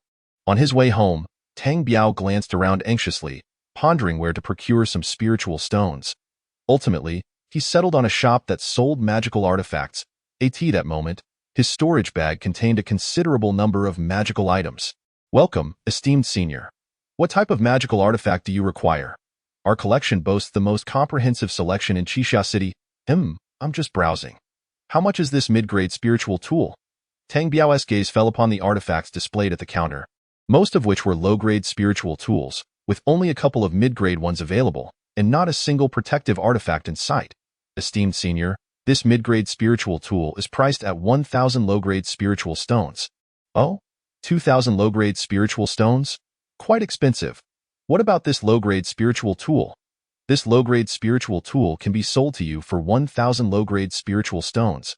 After inquiring about several artifacts, Tang Biao had a rough idea of their worth. Well, I'm not looking to buy artifacts. I actually wish to sell AFEW'd. Do you accept them? The shop assistant's face turned pale. Well, of course, we do. Tang Biao smiled slightly. Good. Let us find a quieter place. The assistant led Tang Biao to a private room, and shortly after, an elder who was at the 8th level of Qi refinement entered. Fellow Taoist, I heard from the assistants that you wish to sell some magical artifacts. May I take a look? Of course, Tang Biao replied, producing a low-grade spiritual dagger. This dagger is quite good. Is this the only one you have? Take a look at this and see how much it's worth. By saying this, Tang Biao indirectly acknowledged that he possessed more artifacts. Fellow Taoist, based on your tone, I assume you have more and I can offer you a maximum of 800 low-grade spiritual stones for this one. What do you think? That sounds reasonable now. Take a look at this one. Tang Biao presented the claw of a ghostly cultivator, a mid-grade spiritual tool. This is a fine item. I can offer you 1,500 low-grade spiritual stones for it. What do you think? Tang Biao felt a surge of joy within. It wasn't too bad that they sold a mid-grade spiritual tool for 2,000. While they were offering him 1,500 for his. Well, your price seems fair. Let me show you a few more. As he spoke, Tang Biao poured out a large collection of artifacts onto the floor.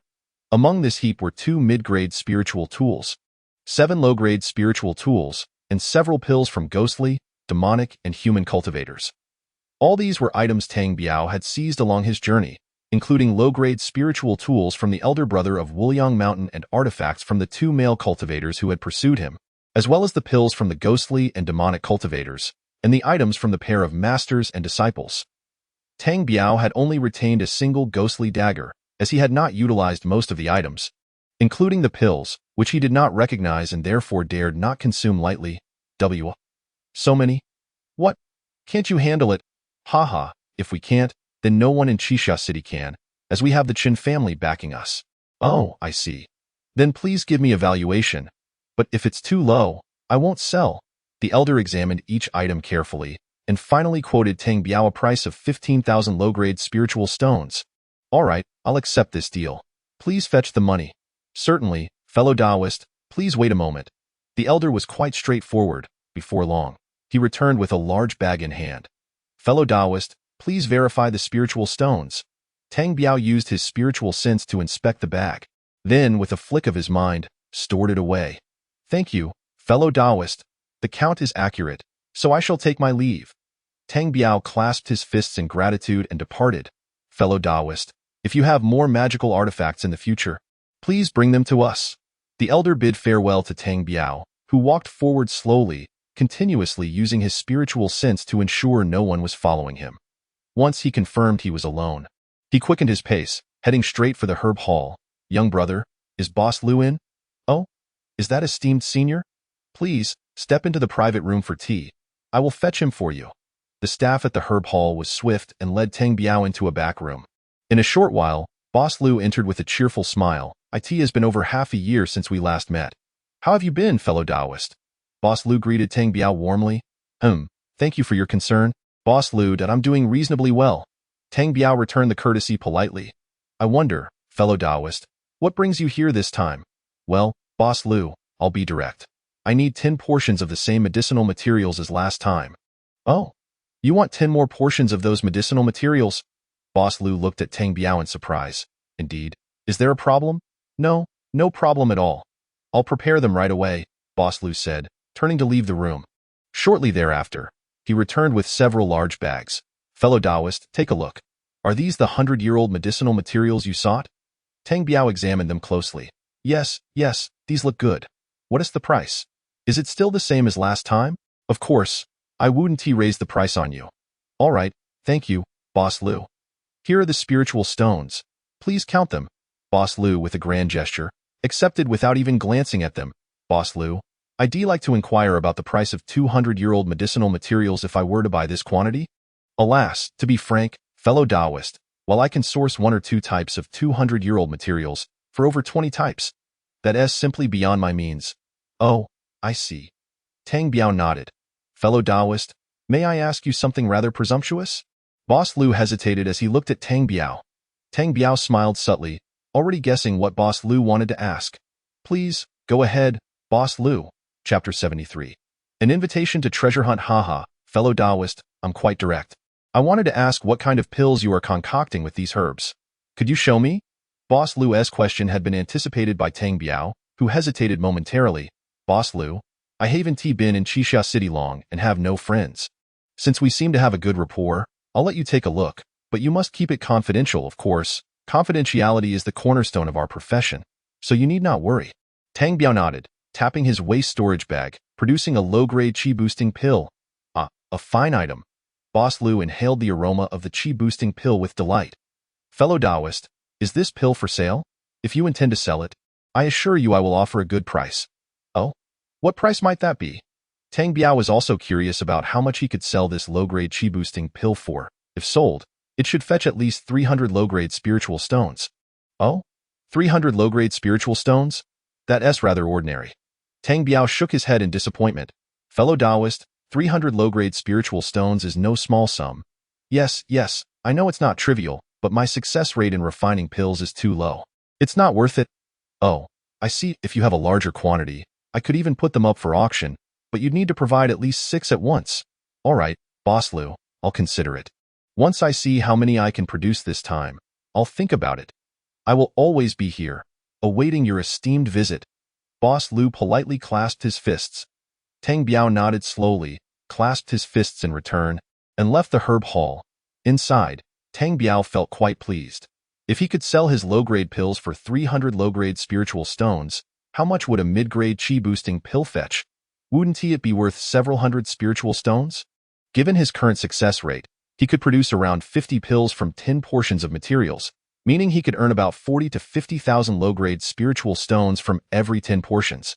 Tang Biao seemed to have discovered a lucrative avenue.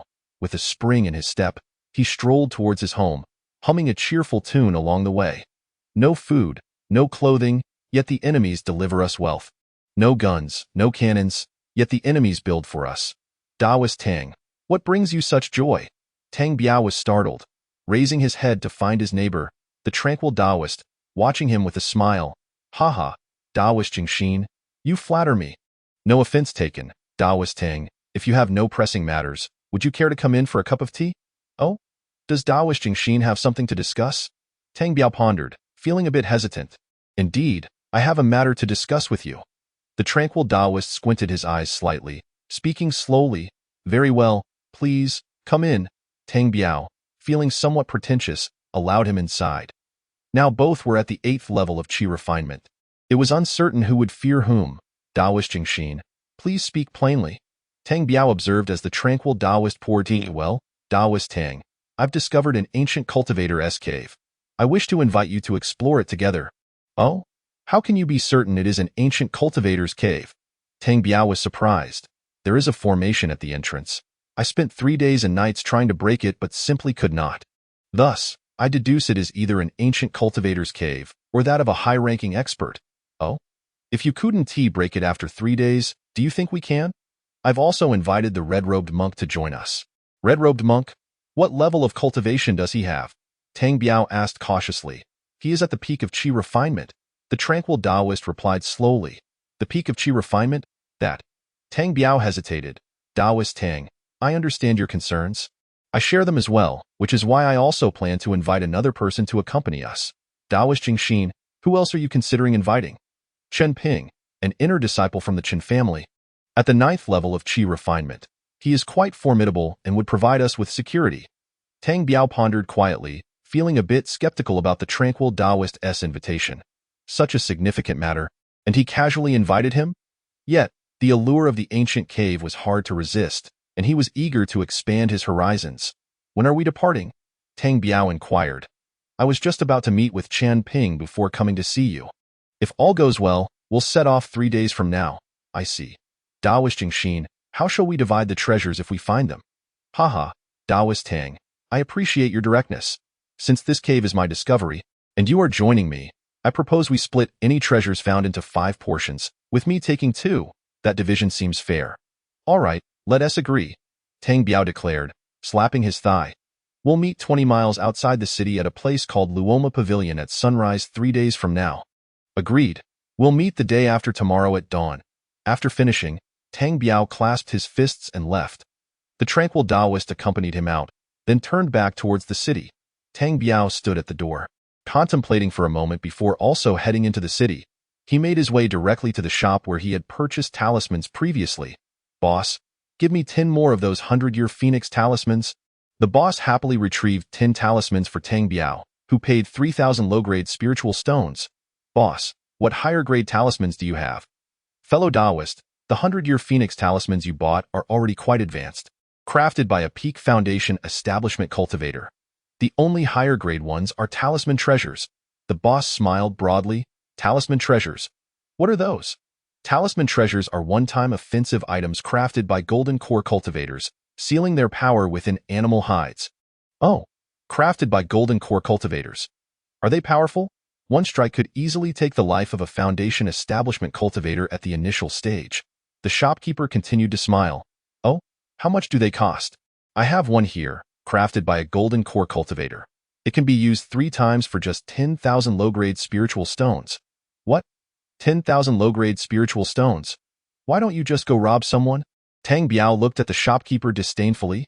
Fellow Taoist, 10,000 is not excessive, especially considering it can be used 3 times. Each time could kill a Foundation establishment cultivator, averaging just over 3,000 low-grade spiritual stones. Do you have any idea how much a Foundation establishment pill costs? What is a Foundation establishment pill? What does that have to do with it? Tang Biao asked, puzzled. Chapter 74. Back to being broke. The shopkeeper regarded Tang Biao with a similar disdain. Hee, fellow Taoist, you don't even know what a Foundation establishment pill is. Tang Biao's face flushed with embarrassment. Hee, fellow Taoist, I truly do not know. I would appreciate it if you could enlighten me. Oh? No wonder. Let me put it this way. We are both at the qi refinement stage. When we reach the peak, we will face the challenge of breaking through to the foundation establishment stage. However, how can one attain foundation establishment without a foundation establishment pill? Is a foundation establishment pill absolutely necessary? Tang Biao asked, confused. It is essential. A foundation establishment pill is a must. To date, I've not heard of any foundation establishment cultivator who could break through without consuming one. The shopkeeper affirmed, oh, I understand now. How much does a foundation establishment pill cost? Tang Biao inquired further. The price of a foundation establishment pill is beyond measure. It is virtually priceless. They are seldom available for sale, usually appearing only at auctions, starting bids at no less than 3,000 low-grade spiritual stones, with most selling for around 10,000 Oh. Why are foundation establishment pills so scarce? The materials needed for foundation establishment pills are extremely rare, with significant age requirements for the herbs. Furthermore, the formulas for these pills are held by prominent families or major sects, and only golden core cultivators can refine them, making them quite rare. Sigh, how many people have been stuck without a foundation establishment pill and unable to break through? Living in despair. Oh, I see now. Thank you, shopkeeper. I've learned a lot. Tang Biao humbly clasped his hands. Haha, no need for thanks, fellow Taoist. Do you still think 10,000 low-grade spiritual stones for a talisman treasure is too expensive? After all, it can kill 3 foundation establishment cultivators. Sigh. If you put it that way, it doesn't seem too costly. With that much money spent on nurturing a foundation establishment cultivator, we could eliminate one for just 3,000 low-grade spiritual stones. Haha, exactly. Fellow Taoist has seen the light. The shopkeeper laughed heartily. All right, boss. I'll take one of your talisman treasures, Tang Biao said excitedly, as if he had just slain a foundation establishment cultivator. The boss handed him a small yellow animal hide, upon which a brick was inscribed. Boss, you're not trying to fool me, are you? Why is it just a brick? Sigh. The forms of talisman treasures vary greatly. This is merely one type of offensive manifestation. The key lies in the power of the attack. Who says a brick can't kill? It depends on who wields it. The shopkeeper patiently explained to Tang Biao. Very well, I'll trust you this once. Tang Biao replied with a smile. Rest assured, our shop is honest. We've been in business for quite some time. The shopkeeper beamed. Tang Biao grimaced as he pulled out 10,000 low-grade spiritual stones. He had sold several magical artifacts and pills, earning 15,000 low-grade spiritual stones, and still had over 800 low-grade stones remaining in his blue orb. Today, however, he had spent a total of 15,500 low-grade spiritual stones, leaving him with just over 300. Sigh. Once again, I'm broke. Tang Biao sighed heavily as he walked toward home. Upon returning, he quietly reflected for a long time, considering if there were any flaws in what the tranquil Taoist had said. Was it a trap? Sigh. Why think so much? Fortune favors the bold. Those who dare to take risks thrive, while the timid perish. Those destined to die will meet their end, while those meant to live will survive another day. Tang Biao decided not to dwell on it further. He cleaned the large iron pot, filled it with water again, and prepared for another medicinal bath, as there were still 3 days until departure.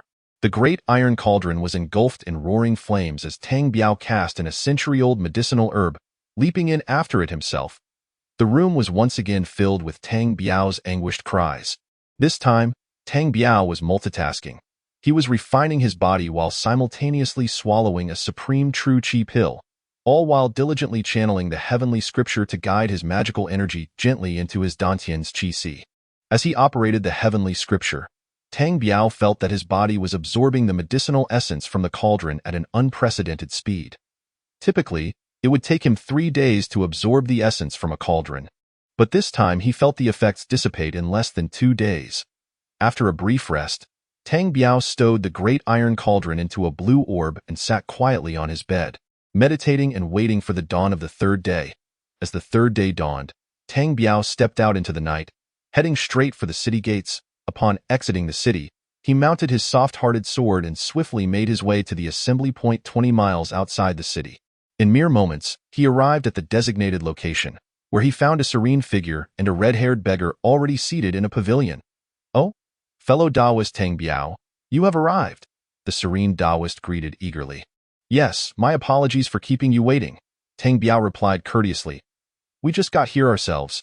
Allow me to introduce, this is the crimson-haired beggar, and this is fellow Taoist Tang Biao. Tang Biao clasped his hands in greeting, acknowledging the crimson-haired beggar. The beggar, however, responded with a dismissive grunt, not even bothering to lift his eyelids.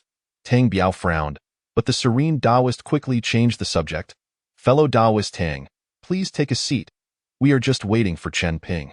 Tang Biao chose to remain silent, slowly settling into a nearby seat. As the sun rose higher, Chen Ping still had not made an appearance. Serene Taoist, what is going on with Chen Ping? Is he coming or not?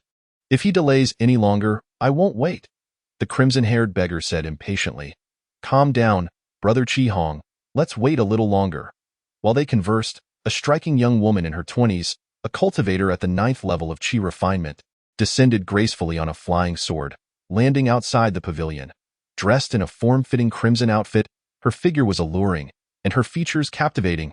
Ha, just speaking of Chen Ping, here she comes, the serene Taoist exclaimed. Come, let me introduce you. This is Chen Ping, an inner disciple of the Chun family, and this is the crimson-haired beggar, and this is fellow Taoist Tang Biao.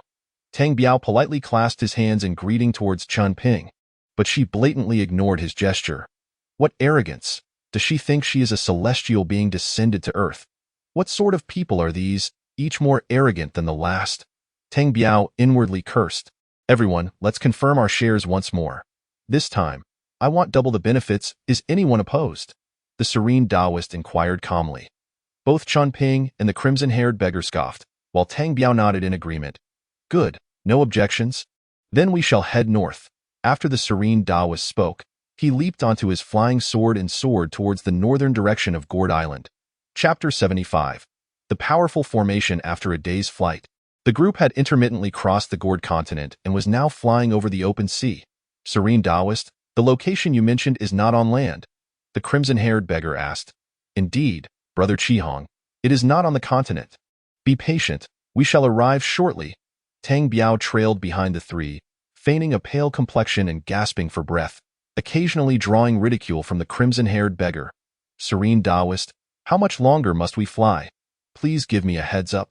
This prolonged distance is taxing on my magical energy. Fellow Taoist Tang, do not fret, we should arrive in about an hour. Humph, useless. Chen Ping coldly scoffed. Oh, Chen Ping, what are you so proud of? Where does your confidence to insult me come from? Tang Biao rolled his eyes inwardly, choosing to endure rather than display any overt strength. An hour later, the four landed on a small island. Without a word, Tang Biao produced a medicinal pill and swallowed it, then sat cross-legged on the ground, clutching a low-grade spirit stone, continuously absorbing and restoring his magical energy. All right, everyone, let's recover for 2 hours, and we will act after dark, the serene Taoist said as he also consumed a pill. The continuous flight had posed a challenge for all of them. Fellow Taoists, how is your magical energy recovery? It is time for us to act. I'm good. I'm ready too. All right, I'm also prepared. Tang Biao said weakly, reluctantly standing up. Oh, you see that mountain? The ancient cave is right there. We shall proceed. In the center of the island stood a modest mountain, adorned with verdant pines and fragrant flowers, creating a picturesque scene. The four flew directly towards it, landing gently on a protruding cliff under the guidance of the serene Taoist. Everyone, follow me. Without hesitation, the serene Taoist entered a narrow crevice along the cliff face.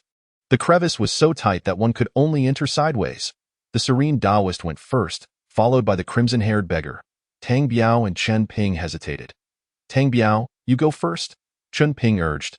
Tang Biao was taken aback, wondering why she cared about the order of entry. How could I let a beauty take the rear? Fellow Taoist Chen, you should go first. I will follow. Chen Ping shot him a fierce glare and turned to enter the crevice, while Tang Biao discreetly drew a spirit dagger and concealed it in his sleeve, following her inside. The further they ventured, the wider the path became, suggesting they were descending into the belly of the mountain. The cave was strewn with scattered stones, hinting at signs of human activity. Approximately half an hour later, the group arrived before a large blue stone, which seemed unremarkable.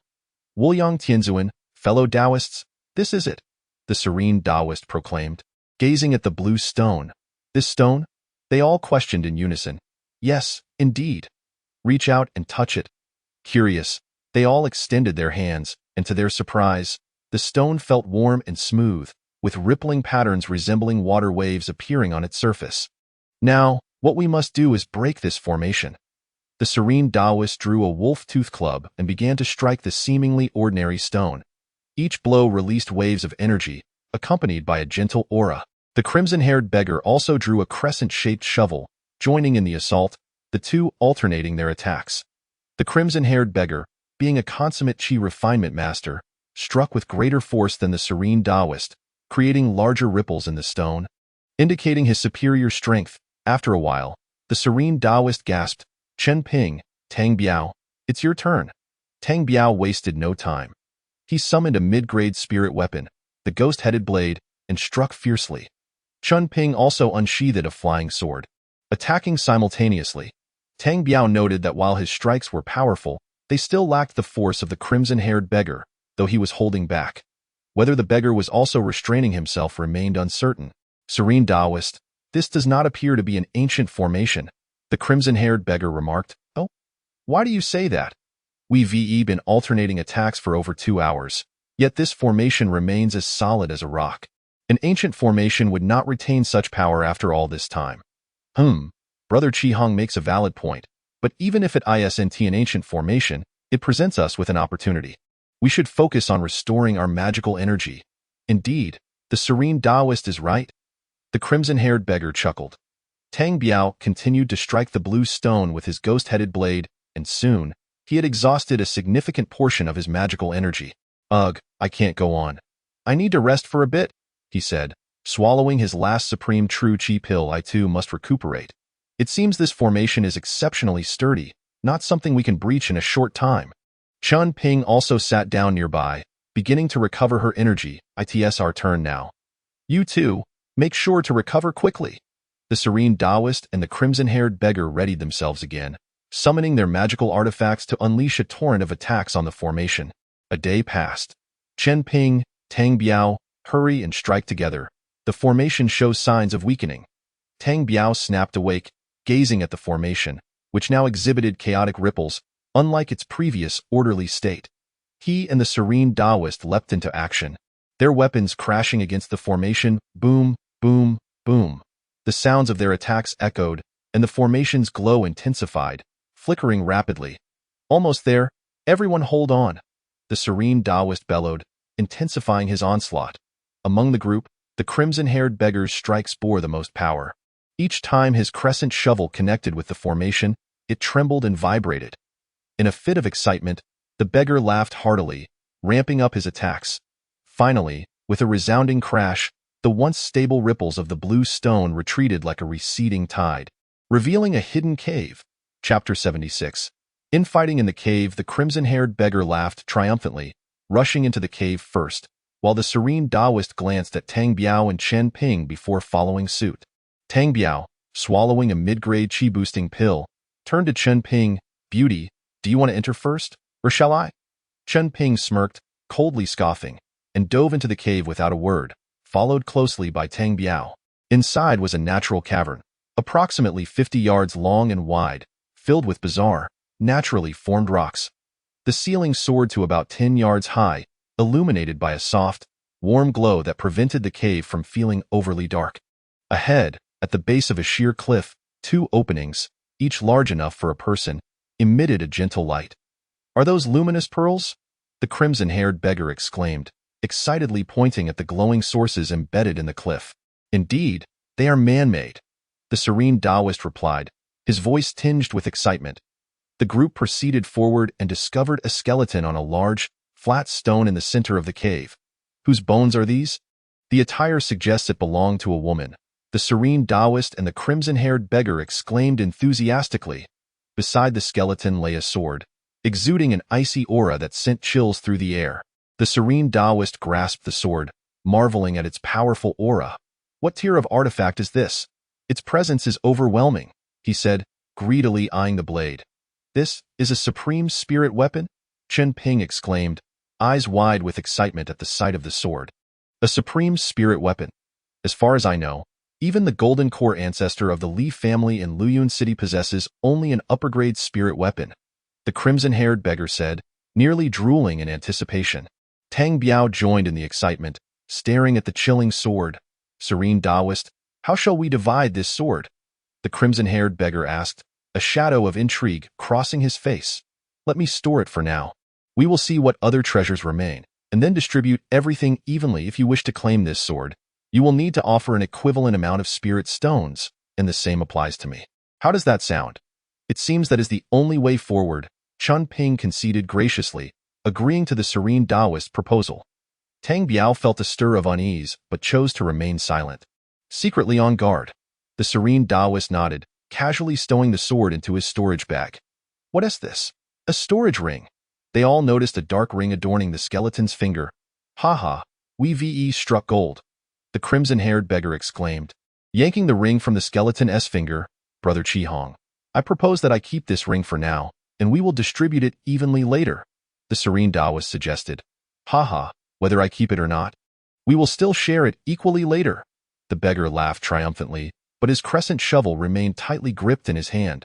This. The serene Taoist glanced at Tang Biao and Chen Ping, who remained silent. All right then, you can keep it for now, but remember to distribute it later, the serene Taoist said, resigned and of course. Ha! The crimson-haired beggar chuckled victoriously. Having found nothing else on the skeleton, the serene Taoist suggested, let us explore those two caves. After the skeleton was thoroughly examined, the crimson-haired beggar eagerly turned toward one of the cave entrances. Just then, without warning, Chun Ping struck, plunging her sword into the back of the crimson-haired beggar. Chun Ping, what are you doing? He yelled as he stumbled backward. The serene Taoist's expression changed, and he rushed forward, brandishing his sword at the crimson-haired beggar. Ignoring Tang Biao entirely, Chun Ping and the serene Taoist combined their attacks against the crimson-haired beggar. What are you up to? I see now. This has all been a trap, the beggar yelled, defending himself while retreating. At that moment, Tang Biao realized the truth. It was Chun Ping who had colluded with the serene Taoist to set a trap for him and the beggar. Tang Biao quickly slipped into one of the caves. His eyes scanned the area, revealing a modest alchemy room with a small furnace positioned at the center, surrounded by 5 or 6 jade bottles on a stone slab. Nothing else was present. With a sweep of his consciousness, he stored the furnace and bottles into his blue orb before rushing into the other chamber. This room was empty, save for a naturally formed pool. Water dripping from the rocky ceiling above and collecting in the pool below. Scattered towels and clothing suggested it was the bathing area of the female cultivator. As Tang Biao prepared to leave, he noticed a bracelet resting on a stone beside the pool. Without a moment to spare, he used his consciousness to collect the bracelet, just as a loud shout from the crimson-haired beggar echoed from outside. Tang Biao couldn't afford to delay. He mustn't allow the serene Taoist and Chan Ping to kill the crimson-haired beggar. If they succeeded, he would certainly be next. Gripping his ghost-headed blade in one hand and summoning his soft-hearted sword above, he burst out of the cave. The crimson-haired beggar was now bloodied, cornered against the cave's edge. With a fierce shout, Tang Biao joined the fray, confronting Chen Ping directly. You dare to fight me, boy? You must be tired of living. Chun Ping scornfully reprimanded him. Oh, little girl, if you want to live long, you should spend more time in the kitchen. I've endured you long enough. Just wait and see how I tear your mouth apart. You arrogant brat. Ha, little girl, if it weren't for this cave, you wouldn't be standing here today. Tang Biao clashed with Chen Ping, and suddenly, she produced a yellow talisman from her storage bag, sending it soaring into the air. Alarmed, Tang Biao shouted, his eyes widening as he felt a chilling energy aimed directly at Chen Ping. Ah! Chen Ping cried out, clutching her head with both hands, her face contorted in agony as the talisman she held fell to the ground. Without a moment's hesitation, Tang Biao seized the opportunity, showing no mercy. The gentle emotion sword, with a piercing whistle, pierced through the body of the female cultivator, nailing Chen Ping to the mountainside. Ah! Ping Mei, Jing Xian roared in anguish, swinging her wolf fang club down upon the crimson-headed monk's skull with ferocity. Chapter 77. I've struck it rich with a thunderous crash. The crimson-headed monk's head burst open. He gazed incredulously at Jing Xian, exclaiming, You are at the Foundation establishment stage? Too late to realize the truth, he declared. You all must die. With a flick of her thoughts, Jing Xian summoned a flying sword that impaled the crimson-headed monk, pinning him against the cave wall. Tang Biao, wary and unrelenting, trembled his hand, summoning 2 ancient phoenix talismans, infusing them with his magical energy. Instantly, over 200 firebirds, each the size of a walnut, surged towards Jing Xian. Fearful that this would not suffice, he whipped his head again, releasing another soul-chasing needle. Jing Xian, momentarily stunned, found herself enveloped by a swarm of firebirds. Watching the heart-wrenching scene unfold, Tang Biao gradually relaxed. In mere moments, Jing Xian was reduced to a pile of scorched earth, with only her storage bag remaining. Generally, spatial treasures possess the ability to ward off fire and water. Tang Biao, pale as he surveyed the blood-soaked cave, lamented the brutality of the cultivation world, where treasures and realms are pursued at any cost. He collected the treasures and storage bags of the fallen, meticulously inspecting them for any overlooked items. Several fireballs ignited, turning Jing Xian, the crimson-headed monk, and Chan Ping to ashes. Even the nameless skeletal female cultivator was granted a peaceful resting place. Having completed these tasks, Tang Biao gazed at the tranquil cave. Deciding to take his time, he settled cross-legged on the ground, extracting a mid-grade chi-boosting pill and swallowing it whole. He then began to cultivate, channeling the heavenly scriptures to restore his magical energy. One day later, Tang Biao's magical energy was fully restored. He first opened Jing Xian's storage bag, knowing full well that the exquisite spiritual sword lay within. Holding the sword, he felt a surge of elation. This was indeed a top-tier spiritual item, rumored to be beyond the reach of even the golden core ancestors of the Li family, who only utilized a superior-grade spiritual item. Ah, this sword bears an inscription. No worries? Is it truly named No Worries? A splendid name. Tang Biao laughed heartily as he erased the faint spiritual imprint left upon it, imprinting his own before storing it within a blue orb. Ha! This fellow was quite wealthy, possessing over 1,000 low-grade spirit stones. Excellent, excellent. Consider it my compensation for mental anguish. Tang Biao chuckled as he stored Jing Xian's more than 1,000 low-grade spirit stones in the blue orb. He dismissed the flying sword, the wolf fang club, and the crescent shovel of the crimson-headed monk, vowing to sell it at a later opportunity. Tang Biao opened the storage rings of the others, finding nothing of interest except spirit stones, which he stuffed into Jing Xian's storage bag for future sale. In total, he gathered over 2,700 low-grade spirit stones from the three individuals. Ah, how swiftly one can profit from robbery. Tang Biao mused. Tang Biao then examined the storage ring belonging to the skeletal woman. After erasing the spiritual imprint, he probed within. Ha! I've struck gold, he exclaimed joyously, discovering over 20,000 spirit stones neatly arranged inside. Without hesitation, he stored them in the blue orb. What is this? Tang Biao pulled out a stone resembling a spirit stone, exuding a refreshing aura. Is this a mid-grade spirit stone? He gasped, his eyes wide with disbelief. Ha! I've truly struck it rich, and not just a little. He gleefully stored 50 mid-grade spirit stones in the blue orb. Aside from the spirit stones, the storage ring contained dozens of women's garments. Dear senior sister, please grant me your spirit stones, for I am utterly destitute. Your clothes and shoes can accompany you on your journey. Tang Biao exclaimed as he discarded the pile of clothing, incinerating them with a fireball. He laughed heartily as he imprinted the storage ring with his spiritual mark, adorning his own hand with it. The gentle emotion sword, spiritual dagger, ghostly blade, and porcelain bowl were all transferred into the storage ring, along with the spiritual items of the crimson-headed monk that were of no use to Tang Biao. What is this? A recipe for soul-condensing pills. Tang Biao held a piece of animal hide inscribed with the recipe, and just the name sent a shiver of excitement through him. He desperately needed a pill to cultivate his soul power. As he examined the recipe closely, he confirmed that it indeed contained instructions for enhancing soul power. Ha! A Lin Mei has fallen from the heavens. Tang Biao's excitement reached its peak. He then retrieved 5 or 6 jade vials, most of which were nearly empty, except for one labeled firming essence pill, containing a single pill the size of a longan. Could this be the pill that grants eternal youth? Tang Biao pondered, inspecting the pill from every angle before suddenly swallowing it whole. After an indeterminate amount of time, he felt no change in his body, nor any obstruction in his magical energy. Ha! A gamble well played. It is not poison, Tang Biao exclaimed as he produced a pill furnace. This furnace is splendid. It is a spiritual item, at least of mid-grade. With it, my pill success rate will surely increase. Tang Biao excitedly stored the pill furnace in the blue orb. What is this bracelet for? Could it be a storage bracelet? He wiped away the spiritual imprint and probed within. What? Just a pile of skeletons. Are these merely ordinary beast bones? What purpose do they serve here?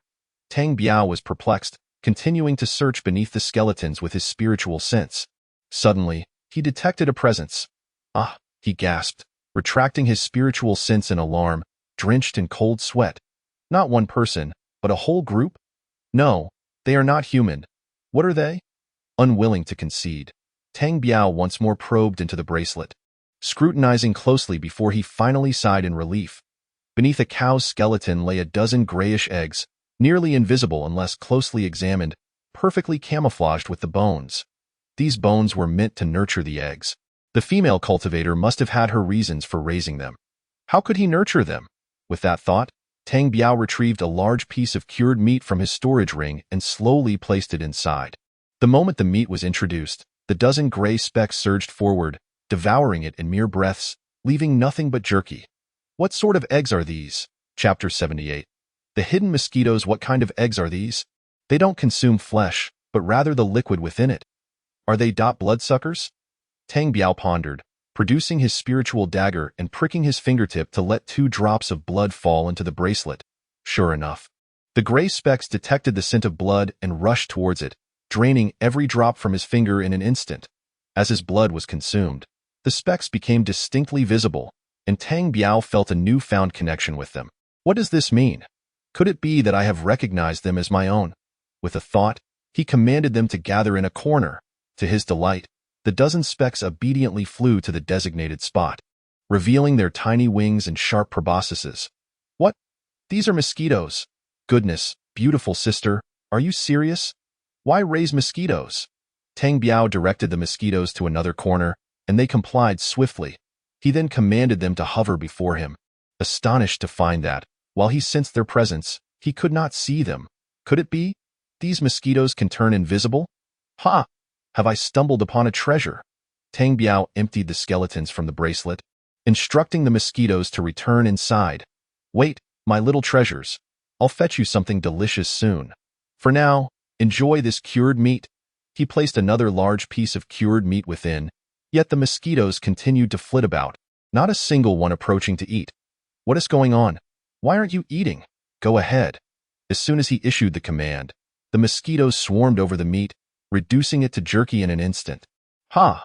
So they were waiting for my instructions. I understand now. This is the legendary spirit beast bracelet. Tang Biao reveled in his discovery, donning the bracelet on his arm. After stabilizing his emotions, he retrieved a mid-grade chi-boosting pill, slowly consuming it, and resumed his cultivation. Time flowed languidly over the next 3 months, during which Tang Biao remained in the cave, determined to reach the 9th level of chi refinement before venturing out. On a day when he had ingested several mid-grade chi-boosting pills, a muffled sound erupted from within him, heralding his breakthrough to the 9th level of chi refinement. Tang Biao kept his eyes closed, his expression neutral, neither joyful nor sorrowful, until 3 days later, when his 9th level of chi refinement was firmly established, and he finally opened his eyes. It's time to leave. He rose slowly, surveying the cave to ensure he had not overlooked anything before departing. As he stepped outside, blinding sunlight flooded his vision, nearly preventing him from opening his eyes. Grinning, Tang Biao unsheathed the gentle emotion sword and ascended into the air. Having flown several hundred zhong, he spotted 2 wild boars mating in the grass. Ha! My apologies, gentlemen. I didn't mean to interrupt your moment. My little mosquitoes are hungry. I hope you can assist me. May you soar together as a pair of flying pigs in the afterlife. Tang Biao laughed heartily, using his spiritual sense to draw the mating wild boars into the spirit beast bracelet. The bewildered boars, still caught in their act, were momentarily confused by their sudden change of scenery. Tang Biao commanded his mosquitoes to feast. The moment the first mosquito landed on a boar, it stood frozen in place within 5 breaths, eventually collapsing into a mere bag of bones. What is happening? Shouldn't they have moved at all before dying? Could it be that these mosquitoes possess a paralyzing ability? Tang Biao was overjoyed. If the mosquitoes could turn invisible and incapacitate their prey, he had acquired a formidable weapon. He released his spiritual sense, soon locking onto a goat, which blissfully grazed when, suddenly realizing the ground beneath it had vanished, It found itself within Tang Biao's spirit beast bracelet. Startled, the goat dashed around in panic within the space of the bracelet, and Tang Biao instructed the mosquitoes to feast. As the first mosquito approached the goat, it too froze within 5 breaths, transforming into a goat's skin. Excellent, excellent. They truly possess a paralyzing function, lasting roughly 5 breaths. Ha! I've struck it rich. This is indeed a treasure. Tang Biao laughed heartily as he unleashed the gentle emotion sword, soaring once more towards Gourd Island. Just as he landed on Gourd Island, preparing to find a safe spot to recover his magical energy. Having expended some during his flight, he suddenly spotted 2 figures. One was a Foundation establishment cultivator, and the other, a youthful practitioner at the 9th level of Qi refinement. Tang Biao did not hesitate but continued forward. Brushing past the duo. As he did, the Foundation establishment cultivator called out, "Tang Biao." Startled, Tang Biao paused. He did not recognize either of them. Despite having spent over a year on Gourd Island, most of his time was devoted to secluded cultivation. How could anyone know his name? Ha! It truly is you, Tang Biao. The Foundation establishment cultivator laughed heartily, approaching him. Oh? Senior, do you know me? Without answering, the cultivator brandished a long whip from his storage bag and struck at Tang Biao. The force of the wind nearly shattered Tang Biao's body, compelling him to dive towards the ground in panic. The Foundation establishment elder pursued him, laughing heartily, while the 9th level Qi refinement youth drew his weapon to join the chase. What on earth? When did I offend you, old man? To strike without warning? At that moment, Tang Biao landed on the ground, where his offensive capabilities were significantly heightened. You sharp-tongued brat, once I catch you, you will know when you have crossed me. The Foundation establishment cultivator swung his whip again. Dodging deftly, Tang Biao retrieved a talisman, infusing it with his magical energy. With a resounding crash, a talisman resembling a golden brick flew towards the cultivator's head. Ah, a talisman? You little cultivator possess a talisman? Chapter 79. Settling in Luyun City, the golden brick talisman soared towards the Foundation establishment cultivator's head, crashing down with a thunderous boom, shattering his skull and sending him sprawling to the ground. Offering no chance for escape, Tang Biao was momentarily stunned. The talisman proved far more powerful than he had anticipated. He stowed away the remaining talismans and summoned his divine stick, charging at the 9th level Qi refinement cultivator. The young practitioner had just landed, still trying to comprehend the situation, when the Foundation establishment cultivator collapsed, startling him. Please spare me, I want to do it again. I'll leave right now. While fleeing, the 9th level cultivator continued to plead for mercy. Humph! The heavens offer you a path, yet you refuse it.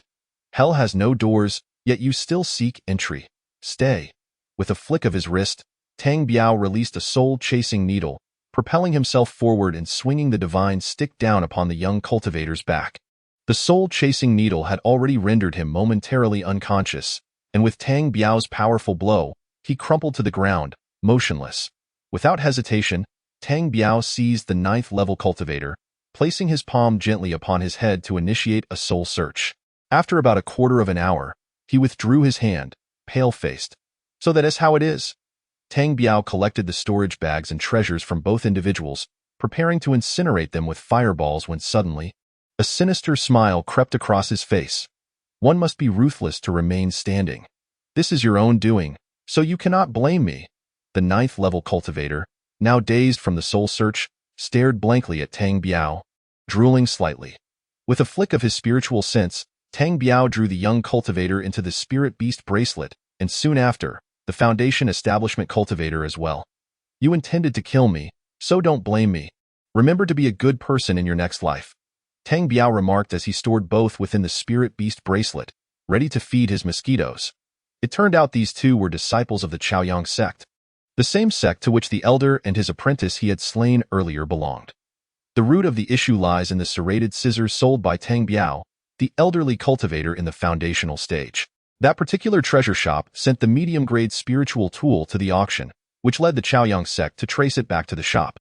The treasure shop then provided the Chaoyang sect with details about Tang Biao's appearance and physique. And now the sect is scouring Qixia City for him.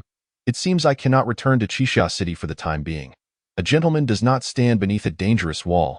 I should lay low for a while. Yes, I shall head to Luyun City. Thus thought Tang Biao as he trembled slightly, retrieving the black robe made for him by Xia Xiaomei, enveloping himself entirely within it. He then leapt onto the soft emotion sword, making his way towards Luyun City as marked on his map a month later. After a series of stops and starts, Tang Biao finally arrived at Luyun City. This city, too, was a blend of immortals and mortals. With a designated area for cultivators to reside, it seemed that the city rulers of Hulu Island were learning from one another, as the practices within the city were quite similar. Tang Biao successfully rented an apartment. Paying a year's rent and still shrouded in his black robe, he ventured onto the streets. His first order of business was to purchase a plethora of daily necessities, as food was essential for someone who had been in seclusion for an extended period. Through soul-searching, Tang Biao learned that once a cultivator reached the golden elixir stage, they could abstain from food, and after entering this stage, he could also fly freely without the need for a sword. Is there a Xianchao Hall here as well? After a moment of hesitation, Tang Biao confidently entered the Xianchao Hall. I wish to meet your owner. Tang Biao rasped to the shop assistant. The assistant, perceptive and enthusiastic, ushered Tang Biao into a private room. Before long, a middle-aged man at the 8th level of Qi refinement entered. Haha, I am the manager of Xianchao Hall. My surname is Liu. May I inquire what brings you here? Friend? The manager inquired politely. Another Liu. Are you perhaps related to the Xianchao Hall in Qixia City? Tang Biao mused internally, yet kept silent, slowly extending a list. Manager Liu, could you check if you have the herbs on this list? What are their ages? How many spirit stones will they require? After speaking, he ceased to talk. His eyes from beneath the black robe fixed intently on Manager Liu. Manager Liu glanced at the list, his expression shifting to one of astonishment, momentarily at a loss for words. The list Tang Biao provided included not only the herbs for the qi-boosting pill, but also added over a dozen ingredients for the soul condensation pill. Friend, I have most of the items on your list, but 5 are currently unavailable. If you grant me 10 days, I can retrieve them from headquarters. Oh? How many years of age will they be? Tang Biao inquired. Over 100 years. Manager Liu replied with a slight smile. Tang Biao's heart skipped a beat. He sensed that Manager Liu had already deduced his identity. Oh? How many spirit stones will this cost? Initially, the herbs alone would suffice at 250 low-grade spirit stones per portion, but with the additional rare items, the total would amount to 800 low-grade spirit stones. Upon hearing this, Tang Biao comprehended fully that Manager Liu had surmised his identity based on the herbs listed. Haha, Manager Liu, your words are laced with meaning, and I perceive your intentions. Here are 8,000 spirit stones. Prepare 10 portions of herbs for me. Excellent, friend. I shall provide you with what I have now, and the remainder will be ready within 10 days. How does that sound? No problem. Tang Biao nodded in agreement. Before long, Manager Liu returned with several large packages of herbs. Friend, here are the various herbs, a total of 10 portions, all sorted. The remaining 5 herbs will be ready for you in 10 days. Thank you, Manager Liu, Tang Biao expressed, clasping his fists in gratitude. There's no need for thanks. Friend, my duty is to keep my clients' secrets. Manager Liu replied with a mysterious smile. Tang Biao understood the implication of Manager Liu's words, signaling that he would not speak out of turn. Manager Liu, I would like to inquire about another matter. Oh? Please, go ahead. Manager Liu, I wish to know where I might purchase Foundation Establishment pills. Oh? Foundation Establishment pills? Those are quite difficult to procure. However, I know that 3 will be available at the Luyun Auction House in a month. Oh? In a month? The Luyun Auction House will feature Foundation Establishment pills? What do you estimate their auction prices will be? According to the usual auction practices, a Foundation Establishment pill should fetch between 15,000 to 20,000 low-grade spirit stones, but this year will be different. Oh? Why will it be different this year? Is there an increase or decrease? From what I understand, this year's auction has been fully booked by the Qin family of Qixia City, the Moon Demon sect, the Chaoyang sect, and over a dozen other major and minor sects from Hulu Island. This auction will undoubtedly be crowded. Therefore, each of the 3 Foundation Establishment pills will likely sell for no less than 30,000 low-grade spirit stones. Oh, I see. Tang Biao began calculating how many spirit stones he currently possessed. Recently, he had amassed a total of 27,000 low-grade spirit stones, and after paying 8,000 for the herbs, he was left with 19,000 low-grade spirit stones. He needed to bridge the gap of over 10,000 stones, and it would be prudent to prepare a bit extra. Manager Liu, do you buy pills? Yes, we certainly do. Our business revolves around the trade of herbs. So how could we not accept pills? How many spirit stones can you offer for this pill? Tang Biao casually produced a low-grade chi-boosting pill. Manager Lu examined the pill closely and was taken aback. Friend, I can offer you the highest price of 1,000 low-grade spirit stones for this pill. Oh? And what about this one? Tang Biao produced a medium-grade chi-boosting pill. A medium-grade pill. Manager Lu gasped once more. Tang Biao remained silent, his eyes fixated on Manager Lu's expression. For this pill, I can offer you 2,500 low-grade spirit stones. What do you think? Manager Lu finally managed to articulate a figure. This pill is known as the chi-boosting pill. I possess 20 low-grade chi-boosting pills and 20 medium-grade chi-boosting pills. Please prepare the spirit stones. Manager Lu's eyes lit up. All right, friend, please wait. Tang Biao slowly closed his eyes. He had become quite adept at refining chi-boosting pills. With the 10 portions of herbs, he could easily produce at least 40 to 50 medium-grade chi-boosting pills, ensuring his success when cultivating the foundation establishment. After the previous incident with the treasure, he had become exceedingly cautious, now only selling pills instead of his numerous treasures. Before long, Manager Lu appeared before Tang Biao, carrying a storage bag. Friend, here are 70,000 low-grade spirit stones. Please count them. Tang Biao accepted the storage bag, inspecting its contents meticulously before nodding and storing it away. Simultaneously, he produced 2 jade vials before Manager Lu. Manager Lu, please check if everything is in order. Manager Lu examined the pills closely, a look of delight spreading across his face. The pills are perfect, thank you, friend. Here is an entrance ticket for the auction, a gift for me. Oh, thank you, Manager Lu.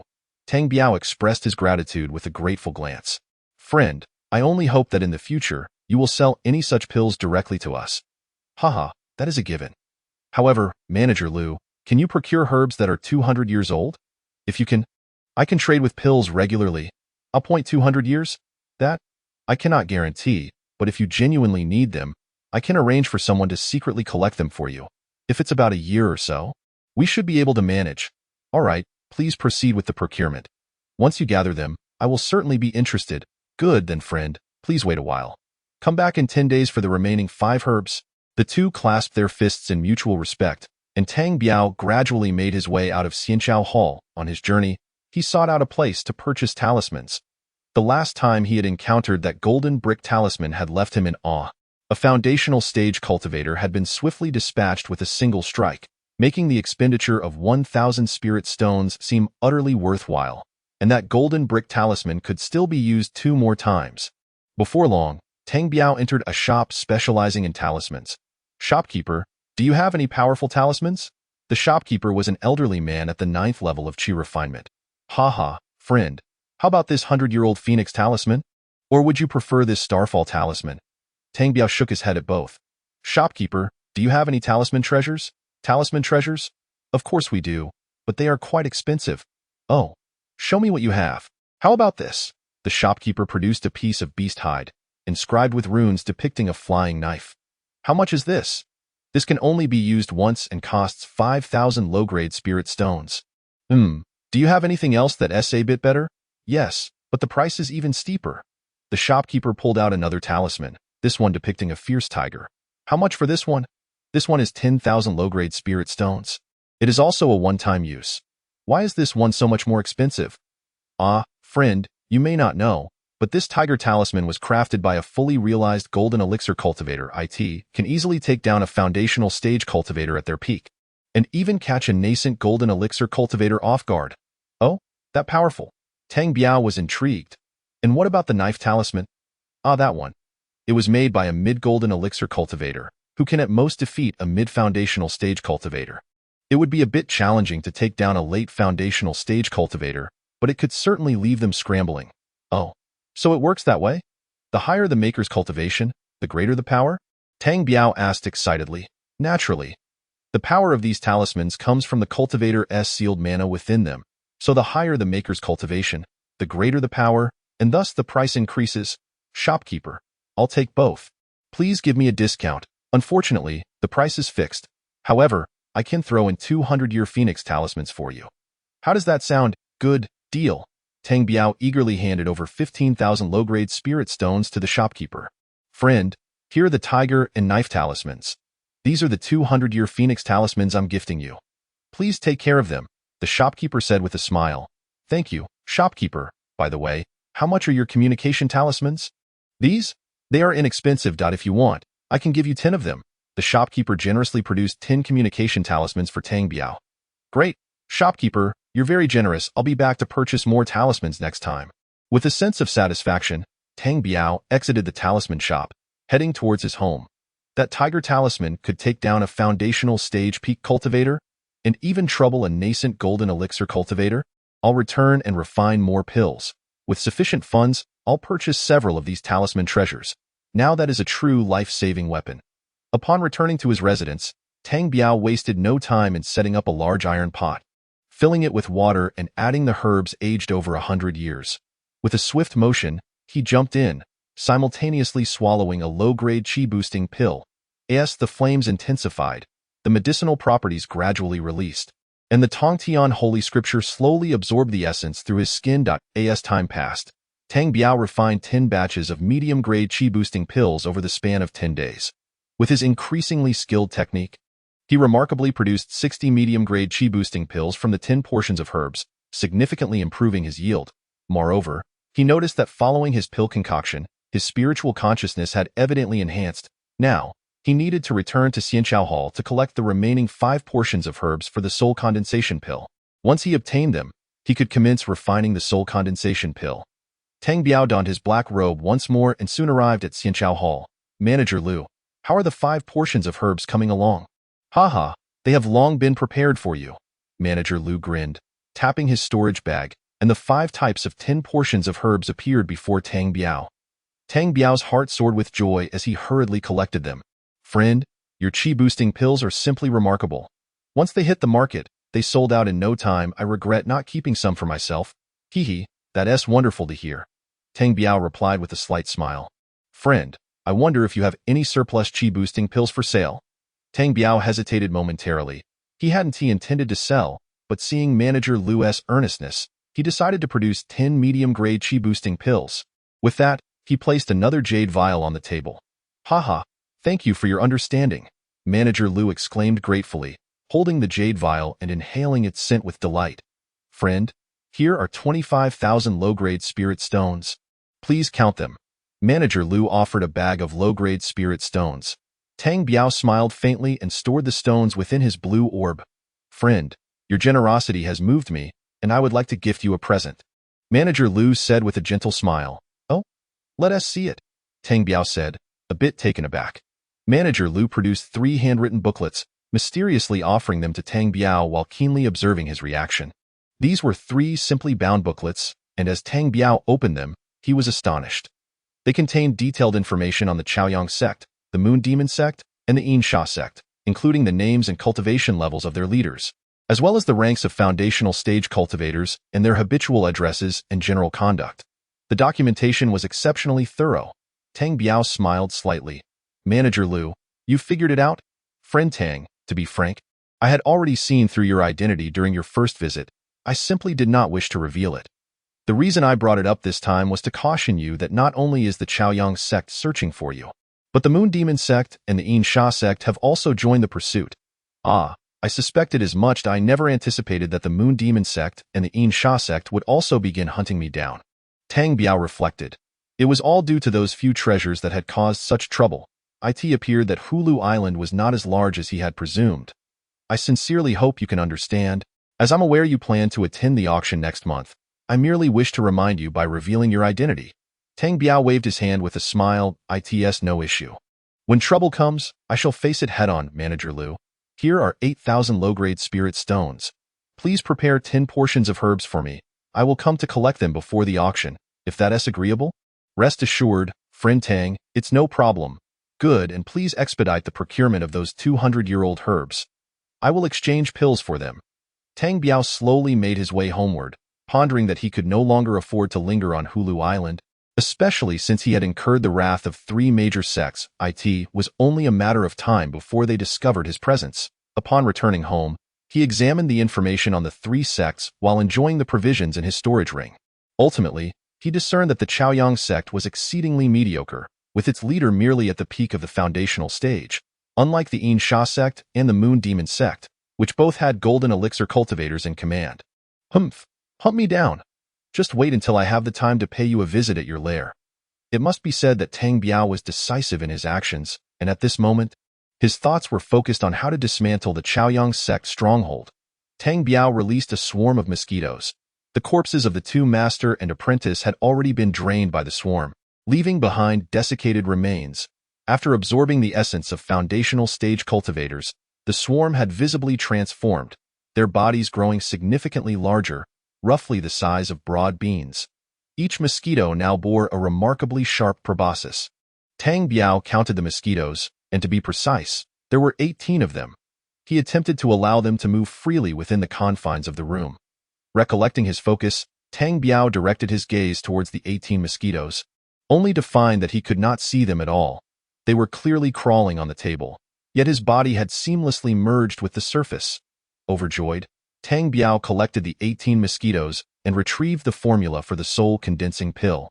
Delving into its intricate details, 10 days swiftly passed, during which Tang Biao became intimately familiar with the formula. He resolved to ignite the furnace and commence alchemy. He produced the pill furnace he had acquired from the cave, an artifact of moderate quality. With this furnace, his chances of success in pill crafting were significantly enhanced. Tang Biao meticulously heated the furnace, added the medicinal ingredients, and performed a series of operations. 3 hours later, Tang Biao, pale-faced, held 2 white pills in his hands, scrutinizing them closely. These 2 pills were round and white, exhibiting excellent quality, adorned with faint, ethereal patterns that hinted at their potency.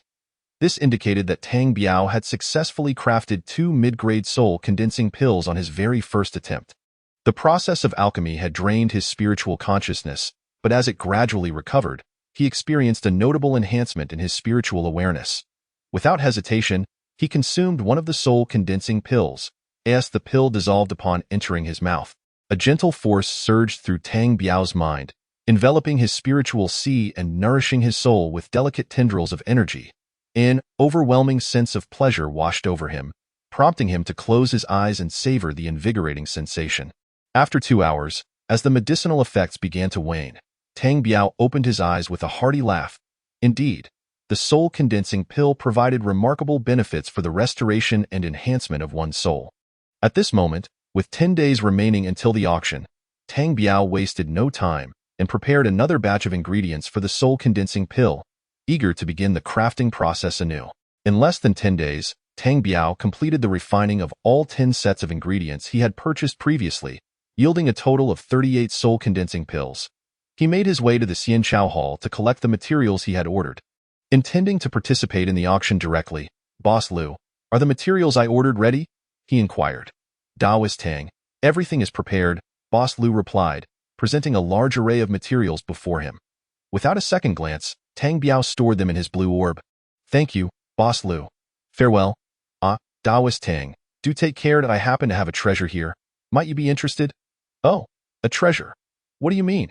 Tang Biao was momentarily taken aback, as the Xianchao Hall did not engage in the trade of treasures. I encountered this at a small auction not long ago, and I thought it might be useful to you. So I took the liberty of purchasing it," Boss Liu explained, producing a human skin mask from his storage pouch. "Daoist Tang, this is a low-grade spirit artifact. When worn, it allows for the transformation of one's appearance. With each infusion of true energy, it can maintain its effect for 1 to 3 hours, depending on the amount of spiritual energy you input. When the time is up, simply recharge it to continue using it." Tang Biao's heart leapt with joy. "Ha, Boss Liu, you truly anticipate my needs. This is precisely the artifact I require. How much is it?" As long as Daoist Tang is pleased. Regarding the spiritual stones, could you provide me with 2 mid-grade qi enhancement pills? I am in dire need of such elixirs." "Certainly, no problem, I shall give you 5. With a flourish, Tang Biao produced a jade vial and handed it to Boss Liu. "Is this not taking advantage of you?" Boss Liu, we are already friends and no need for such formalities. This is a personal gift for you." With that, Tang Biao strolled towards the Luyun auction house. The streets were now bustling with a crowd, with scattered cultivators setting up their stalls and loudly hawking their wares. Tang Biao pressed onward. Arriving at the entrance of the Luyun auction house, his appearance that of a middle-aged man in his 50s. Before the auction house, a throng of people had gathered, with a dozen Qi refinement stage cultivators maintaining order, while 3 foundation establishment stage cultivators welcomed guests at the entrance, each adorned with an embroidered white cloud on their chests. Taoist, please present your ticket. One of the Qi refinement cultivators halted Tang Biao. Tang Biao slowly produced the ticket given to him by Boss Liu and handed it to the cultivator. Oh, no problem. Please enter and take your seat according to the number on your ticket. Tang Biao glanced at his ticket, which bore the number 98, confirming his assigned seat. He nodded and entered the auction hall. The hall was vast, with a stage at the front and rows of chairs densely arranged below, each marked with a number. Finding his seat, Tang Biao settled in, observing the 3 tiers above, which contained around 100 private boxes, reserved for prominent families and sections. The main hall below accommodated thousands of scattered seats for lesser cultivators. Tang Biao's consciousness delved into the blue orb, where he had amassed 95,000 low-grade spirit stones and 50 mid-grade spirit stones, adhering to the exchange ratio of 1 to 100 on Hulu Island. As the hall gradually filled with attendees, the sounds of chatter from the upper boxes echoed down, signaling that people were entering the venue in earnest. Tang Biao closed his eyes to meditate briefly. Soon, the commotion intensified as the auction hall buzzed with excitement. Finally, with a resounding bang, the auction doors were closed, barring entry for latecomers. A refined and affable middle-aged man of Foundation Establishment Stage stepped onto the stage. Welcome, esteemed friends and seniors, to the Luyun Auction House. You are all familiar with the rules of the auction, so I shall not belabor the point. The auction is now officially underway, and I hope you all depart with your desired treasures. The first item is our special representative from Luyun City, the Luyun Sword, a low-grade spirit artifact. The starting bid is 1 low-grade spirit stone, with each increment not less than 10 low-grade spirit stones. Bidding begins now. The host brandished a gleaming sword, and it was evident that the Luyun auction house knew how to generate enthusiasm among the crowd. The opening bid of 1 spirit stone ignited the fervor of the scattered cultivators, and before long, the Luyun sword reached 500 low-grade spirit stones. Typically, the value of a low-grade spirit artifact ranges from 500 to 1,000 spirit stones, and bids began to dwindle at this price point. 550 low-grade spirit stones, 600 low-grade spirit stones. An old man barely on the brink of death, bid 610 low-grade spirit stones. A frail Qi refinement stage cultivator added 10 spirit stones, provoking laughter from the crowd. Haha, old man, you should just go wash up and sleep. 650 low-grade spirit stones, exclaimed a robust man. Humph, a crow perched on a pig. You dare mock him? 700 low-grade spirit stones? You. The burly man fell silent. What? Speak up. This is a place for transactions, not idle chatter. The robust man clearly realized he could not afford to provoke the other, lowering his head in defeat. 700 low-grade spirit stones. Is there anyone else wishing to raise the bid? The host inquired once more. 700 low-grade spirit stones. If no further bids, this sword belongs to this esteemed friend. 700 low-grade spirit stones. Sold. A beautiful attendant delivered the Luyun sword to the winning bidder, who promptly paid the amount. The second item is the Liuguang Jade Pendant, a low-grade spirit artifact, a defensive treasure. The starting price is 500 low-grade spirit stones, with increments no less than 50 spirit stones, 800 low-grade spirit stones. Someone immediately called out. Tang Biao understood well that such defensive artifacts were quite rare on Hulu continent, naturally attracting attention. The bidding for this protective talisman quickly escalated to 1,200 low-grade spirit stones, with offers still pouring in. Not interested in these artifacts, Tang Biao's focus remained on the Foundation Establishment pills. Before long, the defensive artifact reached 1,600 low-grade spirit stones. With 2 Qi refinement stage cultivators still fervently bidding, it appeared that resources on Hulu Island were indeed rather scarce. Tang Biao thought to himself. The third item, 3 Qi pills, a first-tier medicinal pill suitable for ghost cultivators, began with a starting price of 500 low-grade spirit stones, with increments of no less than 50 spirit stones. 800 low-grade spirit stones, called out a figure in black robes from the back. There were not many ghost cultivators present, and soon, the 3 Qi pills were claimed by the figure for 1,200 low-grade spirit stones. Approximately an hour later, the auction had reached its 20th item. Tang Biao, mindful of his human skin mask, discreetly infused it with a significant amount of spiritual energy. Fortunately, the mask required minimal energy, and it did not pose a substantial burden to him. The 21st item, which many have been eagerly awaiting, is a foundation establishment pill. There are 3 foundation establishment pills up for auction today, so seize the opportunity. The starting price is 3,000 low-grade spirit stones, with increments of no less than 100 spirit stones. Bidding begins now. 10,000 low-grade spirit stones. A voice from the upper box declared, tripling the initial bid within moments. Wow, such audacity. It seems one must pay a hefty price to obtain this foundation establishment pill. Tang Biao mused silently. From the 3rd floor box, someone snickered and quickly raised the bid by 3,000 low-grade spirit stones, bringing the price to 13,000. 15,000 low-grade spirit stones, chimed in a sweet voice from the 2nd floor. Tang Biao couldn't help but extend his spiritual sense to investigate, but the box was shielded, providing him no visibility. Haha, my disciple is about to establish their foundation. This foundation establishment pill is mine at 20,000 low-grade spirit stones. Indeed, as Boss Lu predicted, the price has skyrocketed 7-fold in just a few moments. Tang Biao sighed, preparing himself mentally for a range of 30 to 40,000. Well, old Chun, does your disciple really need to establish their foundation? Who doesn't need to? Someone retorted, laughter rippling through the crowd. Humph, Sima, your useless disciple would merely waste it. Let me have it. 30,000 low-grade spirit stones. The crowd gasped in astonishment. The price of the foundation establishment pill now 10-fold. Old Chun, have you lost your mind? 30,000 for a single pill? Insanity. I want to contend with a lunatic like you. I'll go after the next one. 30,000 low-grade spirit stones. Is there anyone else? The host prompted. 31,000 low-grade spirit stones. Tang Biao interjected hoarsely, drawing the attention of the crowd. Who would have thought a mere chi refinement stage cultivator would dare contend for a foundation establishment pill? Let me show you who S boss. 33,000 low-grade spirit stones. The Chun surname cultivator retorted. I don't care who S the boss. It's about money here, not bluster. 34,000 low-grade spirit stones. Tang Biao countered, determined to hold firm. He knew that if he failed to secure the first foundation establishment pill, the second would be even more challenging. You're asking for trouble.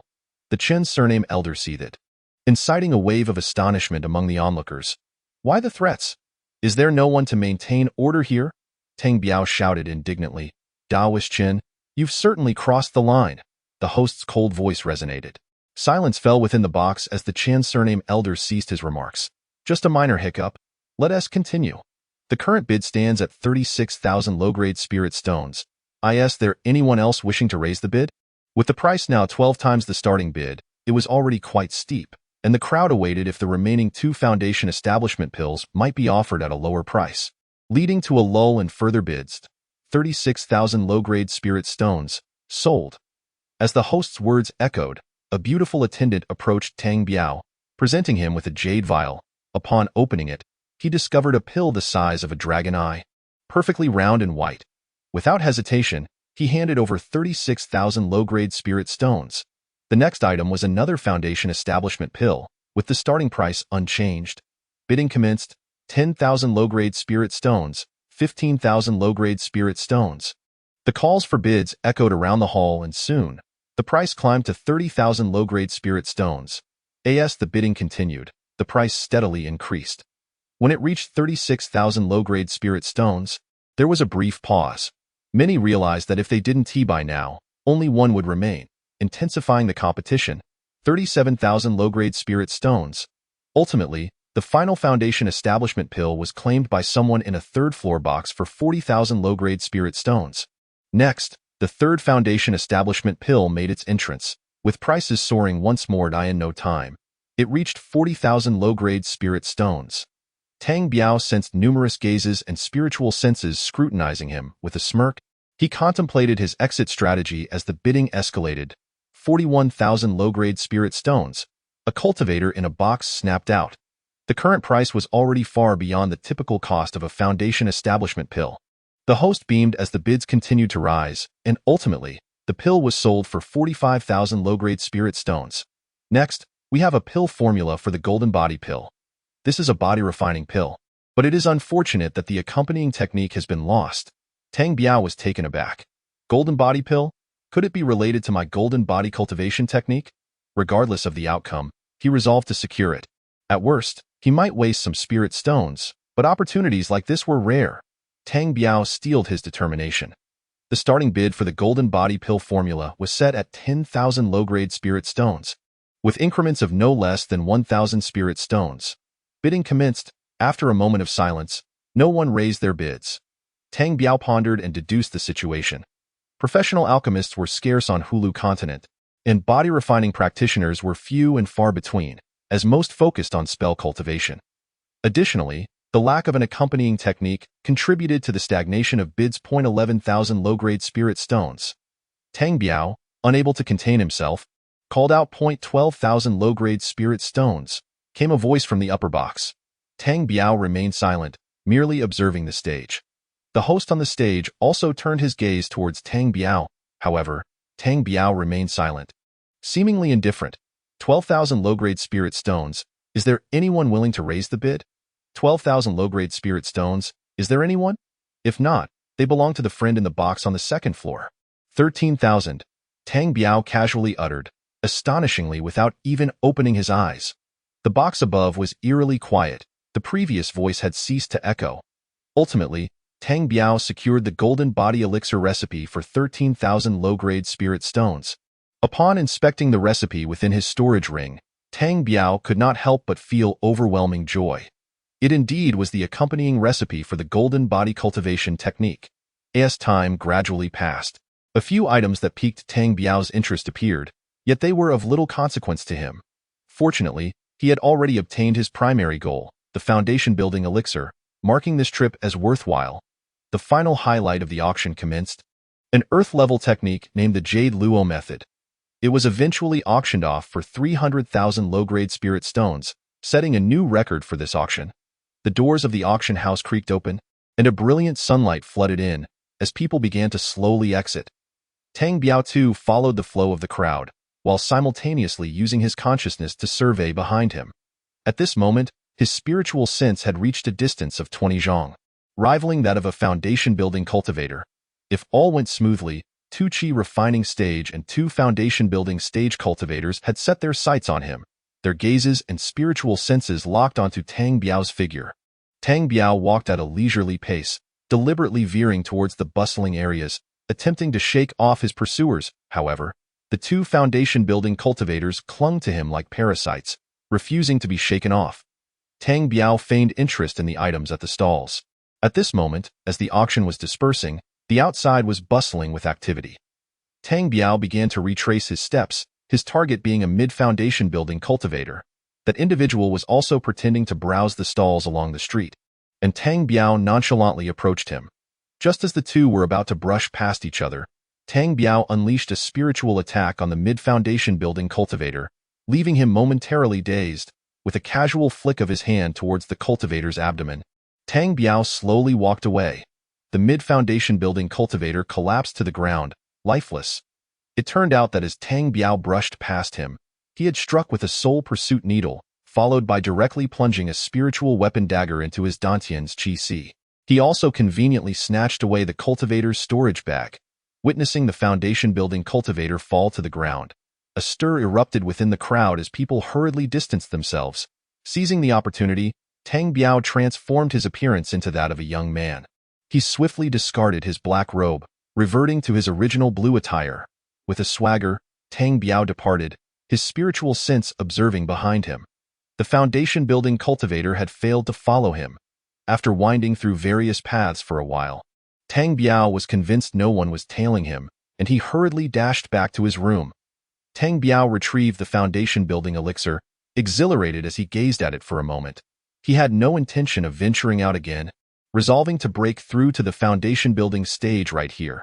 He once more filled the large cauldron with spring water, adding in medicinal herbs aged over 100 years, and activated the golden body strengthening technique to commence his physical training. He planned to visit the herbal hall in 10 days to see if there were any materials for the golden body elixir. As half a year slowly passed, Tang Biao made 2 trips to the herbal hall to collect the materials he had ordered, including those for the golden body elixir. During this time, Tang Biao successfully refined the golden body elixir.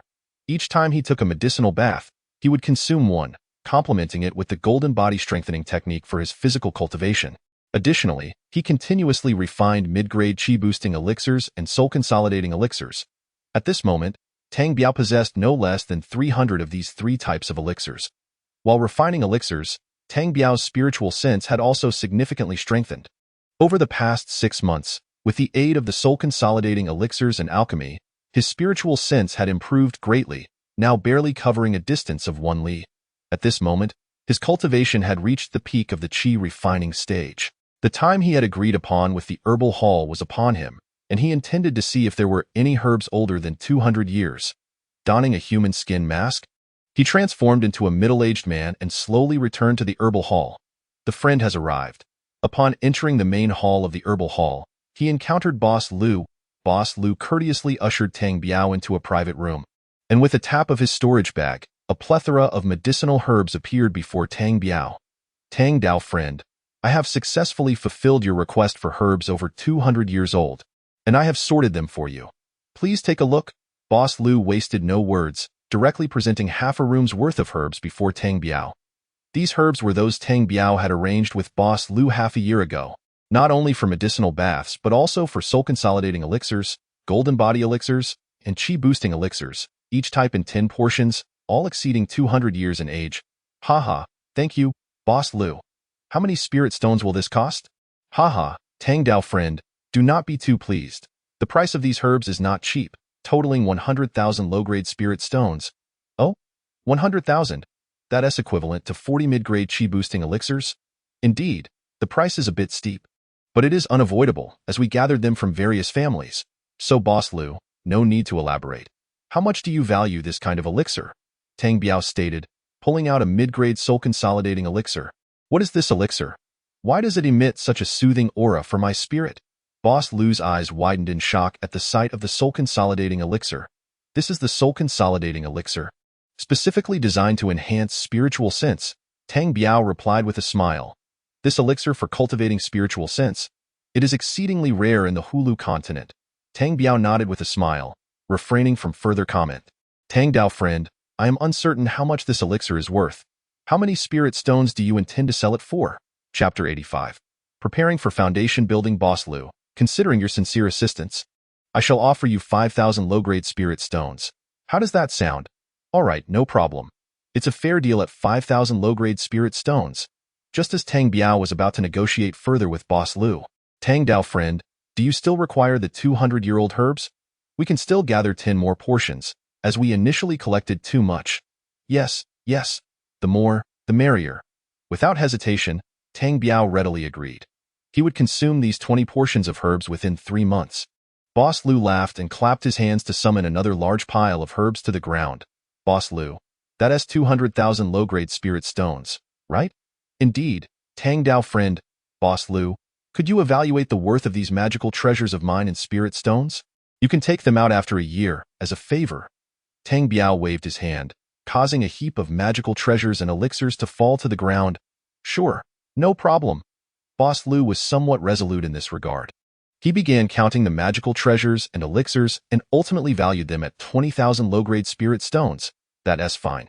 Here's 50,000 low-grade spirit stones, and I'll compensate the remainder with elixirs. I still owe you 130,000 low-grade spirit stones. Here are 20 second-grade mid-grade soul-consolidating elixirs and 12 second-grade mid-grade qi-boosting elixirs. Please check if everything is correct. No problem, no problem. Boss Lu was so excited he nearly shed tears. The only shortcoming was that there were too few mid-grade qi-boosting elixirs, only 12. All right, Boss Lu, if there are no issues, I shall take my leave. Tang Biao smiled as he stood up. Thank you, Tang Dao friend. Take care. This is a gold plaque from our herbal hall. We have branches everywhere in this continent. If you need assistance, you can approach them. And when spirit stones are scarce, this plaque can be used to borrow 100,000 low-grade spirit stones, with an additional 20% discount on elixirs and herbs. Oh? That sounds excellent. Thank you. Boss Lu, to be honest, Lu Xian will also be returning to the headquarters next year. I hope to see you again someday, Brother Tang. Boss Lu clasped his fists in a polite gesture. Oh? Where's your headquarters? Our Lu family is also a prominent family in the Hongwu continent, primarily engaged in the trade of herbs and elixirs. I am merely an outer disciple. It is not due to your influence. With a bit of merit, I will soon be returning to cultivate my foundation, Boss Lu said excitedly. Oh? Hongwu continent. Where is that? Tang Biao inquired with excitement. That is the center of our world, a paradise for cultivators. The vast expanse is beyond your imagination, and many nascent soul cultivators spend their entire lives without traversing even half of the Hongwu continent. Compared to it, this place is but a small island. If even that, merely a rock. The Hongwu continent is rich in cultivation resources, teeming with demons and monsters, and various techniques and secret arts abound, where golden core cultivators are plentiful and nascent souls are everywhere. It vastly surpasses this place. Oh, so that is how it is? Brother Lu Xian, how do I get there? Tang brother, I am sorry, but I cannot assist you with that. I am just a minor role in the Lu family. If you truly plan to go one day, first reach the Mingzhu continent, fly east for over 10 million miles, reach the Mingzhu continent, find the Golden City, locate the headquarters of the Herbal Hall, and pay 1 million low-grade spirit stones to use the teleportation array. Of course, the gold plaque from the Herbal Hall can also be used for a 20% discount. Oh, I see. Thank you, Brother Lu Xian, for the information point. One day, I shall visit the Hongwu continent. All right, take care, Brother Tang. You too, Brother Lu. As Tang Biao pondered over Lu Xian's words, he passed by the talisman shop he had encountered last time. He longed to purchase 2 powerful talismans, but upon realizing he was completely broke, he sighed deeply and headed home. Damn it, money really doesn't last these days. I'm broke again. A horse without night grass will not thrive, and a person without external wealth will not prosper. No, once I break through to the foundation building stage, I'll deal with that Chaoyang sect. How dare they pursue me? They've surely forgotten how to write the word death. Tang Biao's mind wandered as he made his way home. Upon returning home, Tang Biao wasted no time and began refining elixirs, this time using herbs aged over 200 years. He was eager to see whether he would produce upper-grade or even top-grade elixirs. 3 days later, Tang Biao completed the refining of several batches of elixirs. 1 batch of soul-consolidating elixirs, 1 batch of golden body elixirs, and 1 batch of chi-boosting elixirs. Indeed, the 200-year-old herbs were remarkable. During the refining process, Tang Biao found himself nearly overwhelmed by the demand on his spiritual power and consciousness, relying on elixirs to barely complete the 3 batches.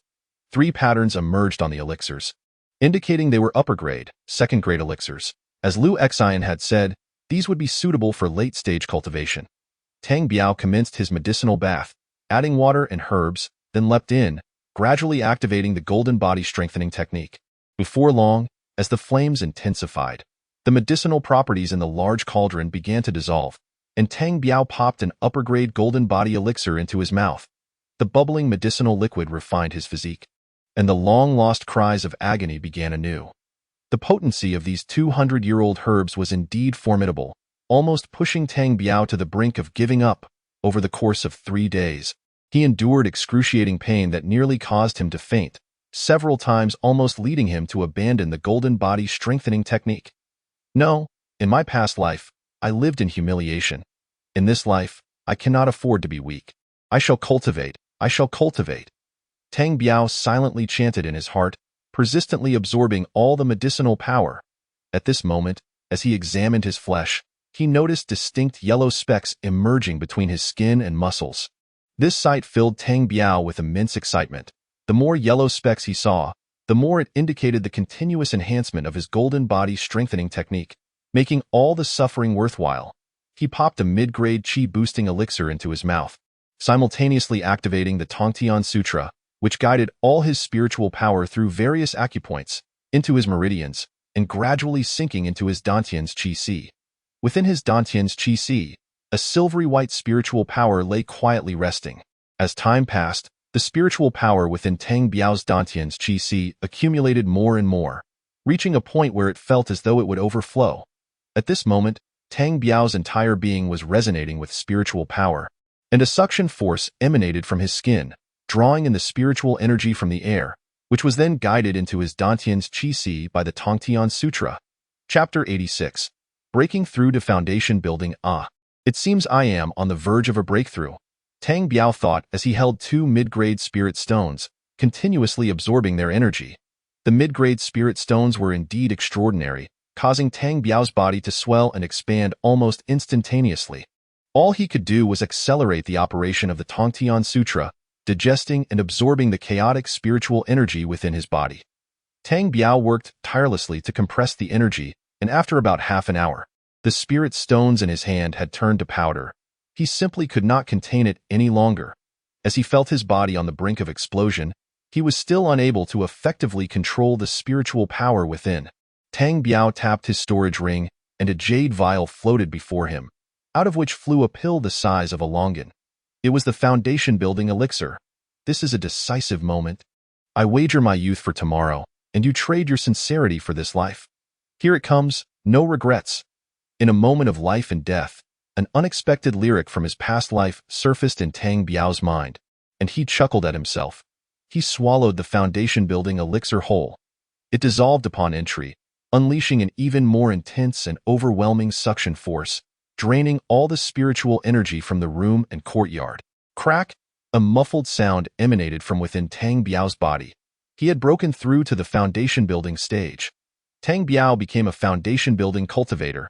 He kept his eyes closed, continuing to meditate and consolidate his hard-earned foundation-building cultivation.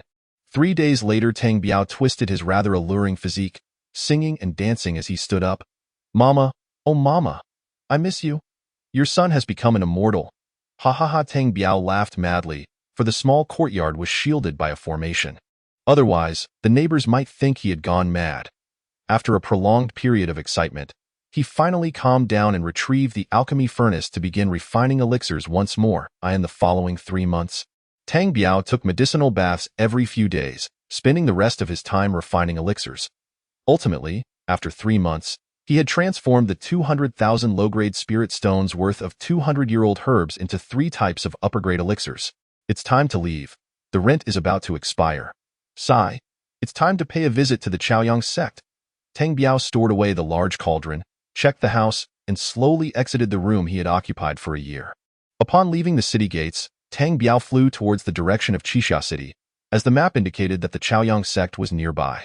While flying in the air, Tang Biao clearly felt that his speed had significantly increased compared to before, and his flying endurance had also improved greatly. A day later, as Tang Biao passed an unknown mountain range, he suddenly spotted a woman running ahead, pursued relentlessly by 2 demonic cultivators. At that moment, the woman evidently noticed Tang Biao as well, hastily veering towards him. She appeared to be in her 20s, alluring and in mid-foundation building cultivation, clad in tight-fitting attire that accentuated her voluptuous figure, soaring towards Tang Biao on a red flying sword. "Dao friend, save me!" she cried as she rushed towards him at breakneck speed. Tang Biao instinctively frowned. Behind her were 2 male cultivators, one in late foundation building and one in mid-foundation building. In such a situation, her plea for help was akin to pushing him into a fire pit. Tang Biao instinctively dodged to the side, attempting to escape from the female cultivator, implying that he wanted to flee for his life directly. Little did he know, the female cultivator showed no hesitation and swiftly maneuvered behind him. "Friend, save me! Friend, save me! Alas, alas, beautiful lady, you have mistaken the person. How could my cultivation level possibly save you? You should hurry and flee for your own life." To his surprise, the mid-foundation female cultivator remained unfazed, persistently hiding behind Tang Biao. "Friend, please help me. They want to kill me." Tang Biao furrowed his brow, retreating at an alarming speed. "Why can't you understand? How can my level possibly save you? It's already commendable if I can save myself." He quickly accelerated to the side, trying to escape, but the female cultivator just had to hover in front of him.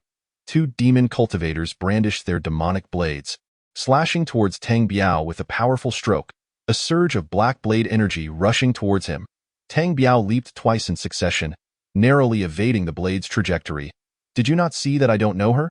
He repeatedly attempted to shake off the female cultivator, yet she remained resolutely in front of him, following his every move. I understand now. It's not about running the fastest. It's simply about running faster than me." Just then, the late foundation demon cultivator had already flown behind him, bringing down another fierce slash. With no other choice, Tang Biao drew his large blade and clashed with the opponent's demonic weapon. A resounding crash echoed, pushing Tang Biao back several steps, nearly causing him to fall from his flying sword. With no alternatives left, he had no choice but to descend towards the ground, while the 2 demon cultivators, seemingly oblivious, abandoned the female cultivator and pursued Tang Biao instead. Meanwhile, the mid-foundation female cultivator flew away with laughter. "What the hell? I neither evade taxes nor owe debts. I don't engage in fundraising or loans. How could I encounter such misfortune? Truly, I am terribly unlucky. Alas, alas, two brothers, I am merely a passerby. Why pursue me instead of her? Ha ha, kid. Hand over your head. The mid-foundation demon cultivator laughed heartily. Tang Biao felt a surge of anger and decided not to flee any longer. He turned around, gripping his ghostly blade, and glared at the two demon cultivators. I say, are you all insane? I am just a passerby. Why are you relentlessly pursuing me? Humph, it is not you, kid. Who can let that woman escape? The mid-foundation demon cultivator brandished a black warhammer, saying, Alas, do you have no reason? I have been evading, and that woman has been clinging to me. Did you not see? Kid, spare us the nonsense. If she runs away, capturing you will suffice, haha. The late Foundation cultivator laughed heartily as he raised his blade to strike at Tang Biao again. Tang Biao was quicker. He swiftly produced several talismans, and in an instant, thousands of firebirds surged towards the two demon cultivators. The demon cultivators, startled by the sky-filling firebirds, hurriedly waved their magical treasures to fend off the fiery onslaught. Seizing the opportunity, Tang Biao unleashed a soul-chasing needle at the late Foundation demon cultivator while simultaneously drawing his soft sword to stab at him. Not daring to be negligent, he thought of capturing the leader first and swung his ghostly blade at the now-dazed late Foundation demon cultivator. Chapter 87. The Secret Realm of Shattered Stone Island. A series of attacks fell almost simultaneously upon the late Foundation cultivator. At that moment, the late Foundation demon cultivator had awakened from the soul-chasing needle's influence, but what met his eyes was a short sword slowly piercing his body. The short sword penetrated his flesh with barely a sound, and when the late Foundation cultivator raised his head in astonishment, he was greeted by the sight of a massive black blade descending from above. Although he had protective treasures, which shone brightly, they proved utterly ineffective against Tang Biao's strike, cleaving him in two. Tang Biao turned his gaze towards the mid-Foundation cultivator, who had already fled far away amidst the firebirds. The firebirds gradually dissipated into the ether. Seeing the late Foundation cultivator cut in half by Tang Biao, he fled without a second glance. Tang Biao sighed, estimating that he wouldn't be able to catch up. He swiftly snatched the storage pouch from the late Foundation cultivator and stowed his demonic blade into his storage ring. People should not seek trouble when there's none. Weren't you quite arrogant just moments ago? Why not keep that arrogance going? Tang Biao cursed the already deceased late Foundation demon cultivator fiercely. And that mid-Foundation female cultivator, I must not encounter you again. I shall repay this grievance. You can deceive me of my money, and you can deceive me of my emotions, but you cannot treat me like a fool. As Tang Biao contemplated, he summoned his flying sword once more and continued his journey towards Qixia City. After flying for over 3,000 miles, the sky gradually darkened, and Tang Biao began to feel fatigued from his prolonged flight. He slowly descended, casually finding a dirt slope to dig a man-sized cave with his ghostly blade. Extracting a white porcelain bowl, he infused it with true energy, causing it to float gently, emitting a colorless and transparent gas that enveloped the cave. Tang Biao sat cross-legged, beginning his meditation and waiting for the dawn to continue his journey. In the dead of night, he suddenly opened his eyes to see two figures descending slowly near his cave. Senior brother, let us rest here for 2 hours. All right, junior brother, we shall rest here until dawn. Senior brother, I have wine and pickled meat. Let us have a light meal. Upon returning to Qixia City, we shall feast properly. Ha ha, junior brother, by the time we return, we might not even have time to eat. The one referred to as senior brother, a perfect Foundation cultivator, chuckled. Oh, why is that? Do we have matters to attend to upon our return? Hee, do you think the family head is so urgent for nothing? What do you think we are returning for? Aren't we supposed to prepare for the tribulation? Hee, you are merely a late Foundation cultivator. What preparations do you need for the tribulation? Indeed. I am still far from the golden core tribulation. Why call me back? Junior brother, it's good news. The second elder has sent me a 1,000-mile talisman, stating that a secret realm has been discovered in the northeastern waters, and you and I are to return to explore it. Oh, this is wonderful news. But why would this good fortune fall upon us? Can't the family head go? Well, it is said that this secret realm was found within the joint mining area of our family and the Qin family and the Moon Demon sect, and only those at the Foundation stage can enter. Oh, is that so? So, the three families are planning to explore the secret realm? Indeed, the three families will enter to seize resources and treasures, so the cultivation level cannot be too low. You and I are considered decent among the foundation members of the family, hence the urgent recall. Tang Biao's heart stirred at this revelation. A secret realm? How many people are each family planning to send in? Not entirely sure. The agreement is for each family to send 6 individuals, and whatever is obtained belongs to that family. Haha, senior brother, this is great news. A splendid opportunity for wealth. Do not speak carelessly. The second elder has repeatedly warned that if those small families and sects catch wind of it, they will all rush in. Oh, I understand. I must gather some spirit stones in the coming days and arm myself. Indeed, that's a good plan.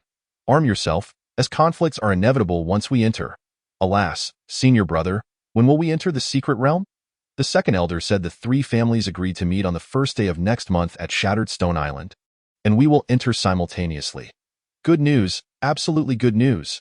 If we manage to procure something valuable, we shall never have to worry about the tribulation to Golden Core. Haha. Tang Biao listened to their conversation, already forming a plan in his mind. First day of next month, Shattered Stone Island. That's ample time. These 3 families are not to be trifled with. I shall stir the waters first. I ascended this an opportunity? Tang Biao mused inwardly. Outside, the 2 foundation cultivators began drinking, discussing their cultivation experiences. The following morning, the 2 foundation cultivators mounted their flying swords and headed straight for Qixia City.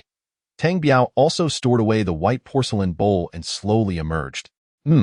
This bowl is quite remarkable, allowing 2 foundation cultivators to be so close without detection. Tang Biao flew toward Qixia City. After some time, he spotted an old foundation cultivator accompanied by an 8th-layer qi refining cultivator on the road. Alas, friend, please wait a moment. The old man eyed Tang Biao warily as he approached. What is it, friend?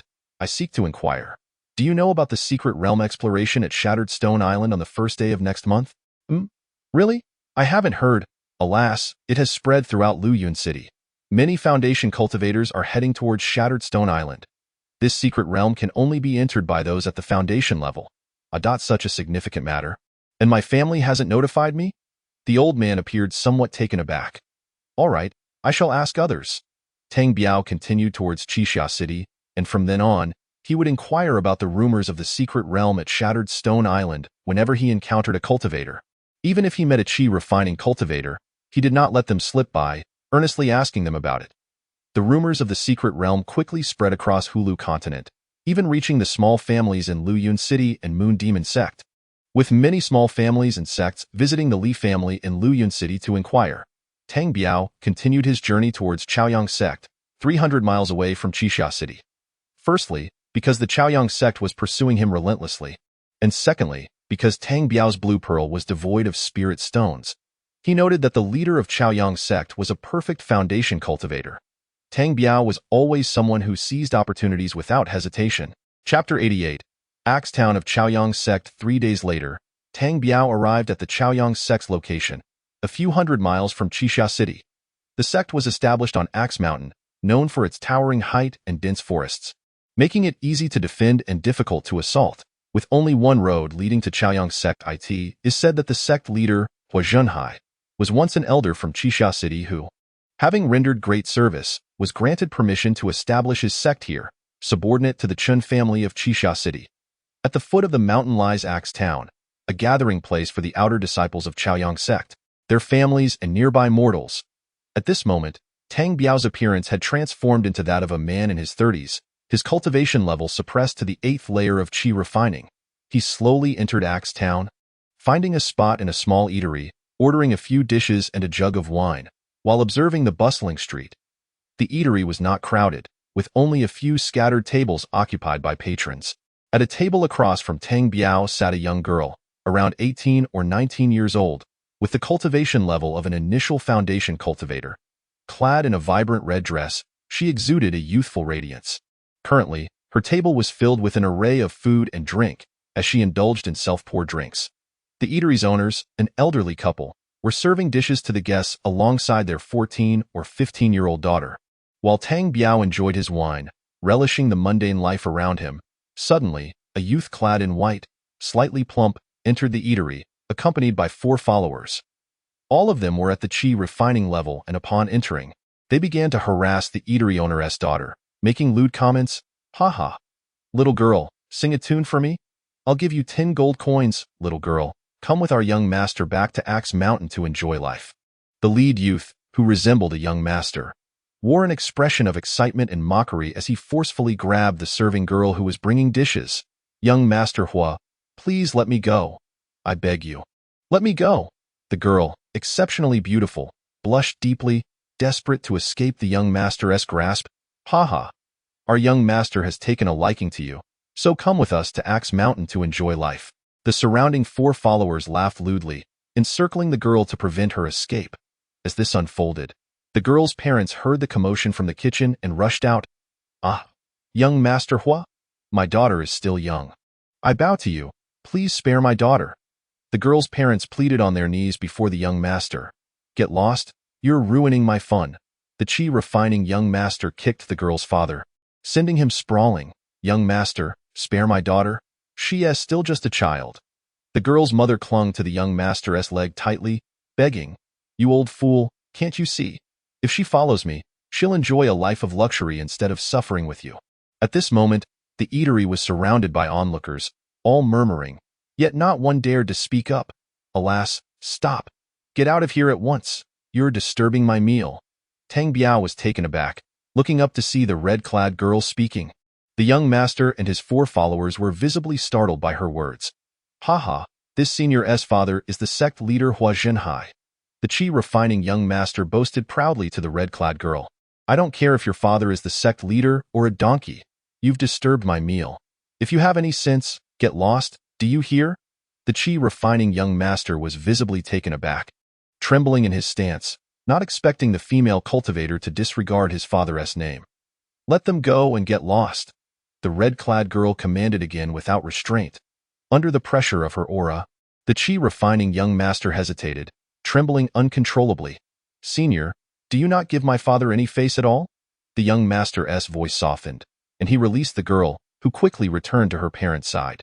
Humph, stop shaking that ragged robe of yours. If you keep shaking, the lice will fall out.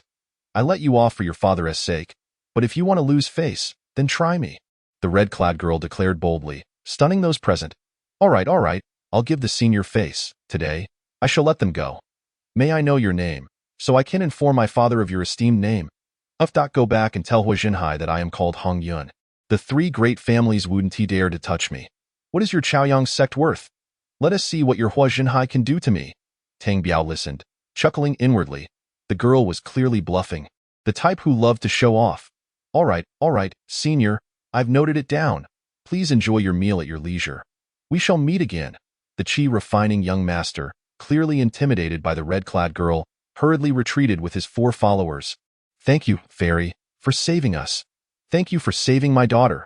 The girl's parents repeatedly bowed in gratitude before the red-clad girl. All right, get up quickly. Here is a silver note worth 10,000 gold coins. Take it and leave immediately. I can only protect you for a moment, not for a lifetime. Hurry, take nothing and leave at once.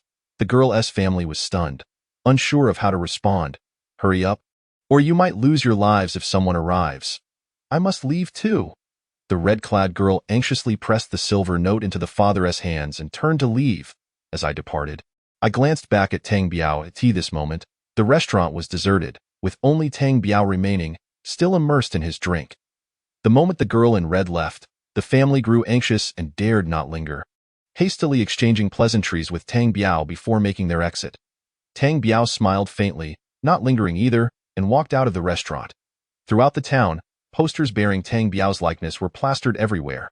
The old and young men he had encountered aboard the ship were sons of the Chaoyang sect's leader, whom Tang Biao later killed. It was after Tang Biao had sold his treasured artifact that he exposed his trail, prompting the Chaoyang sect to offer a hefty bounty on his whereabouts.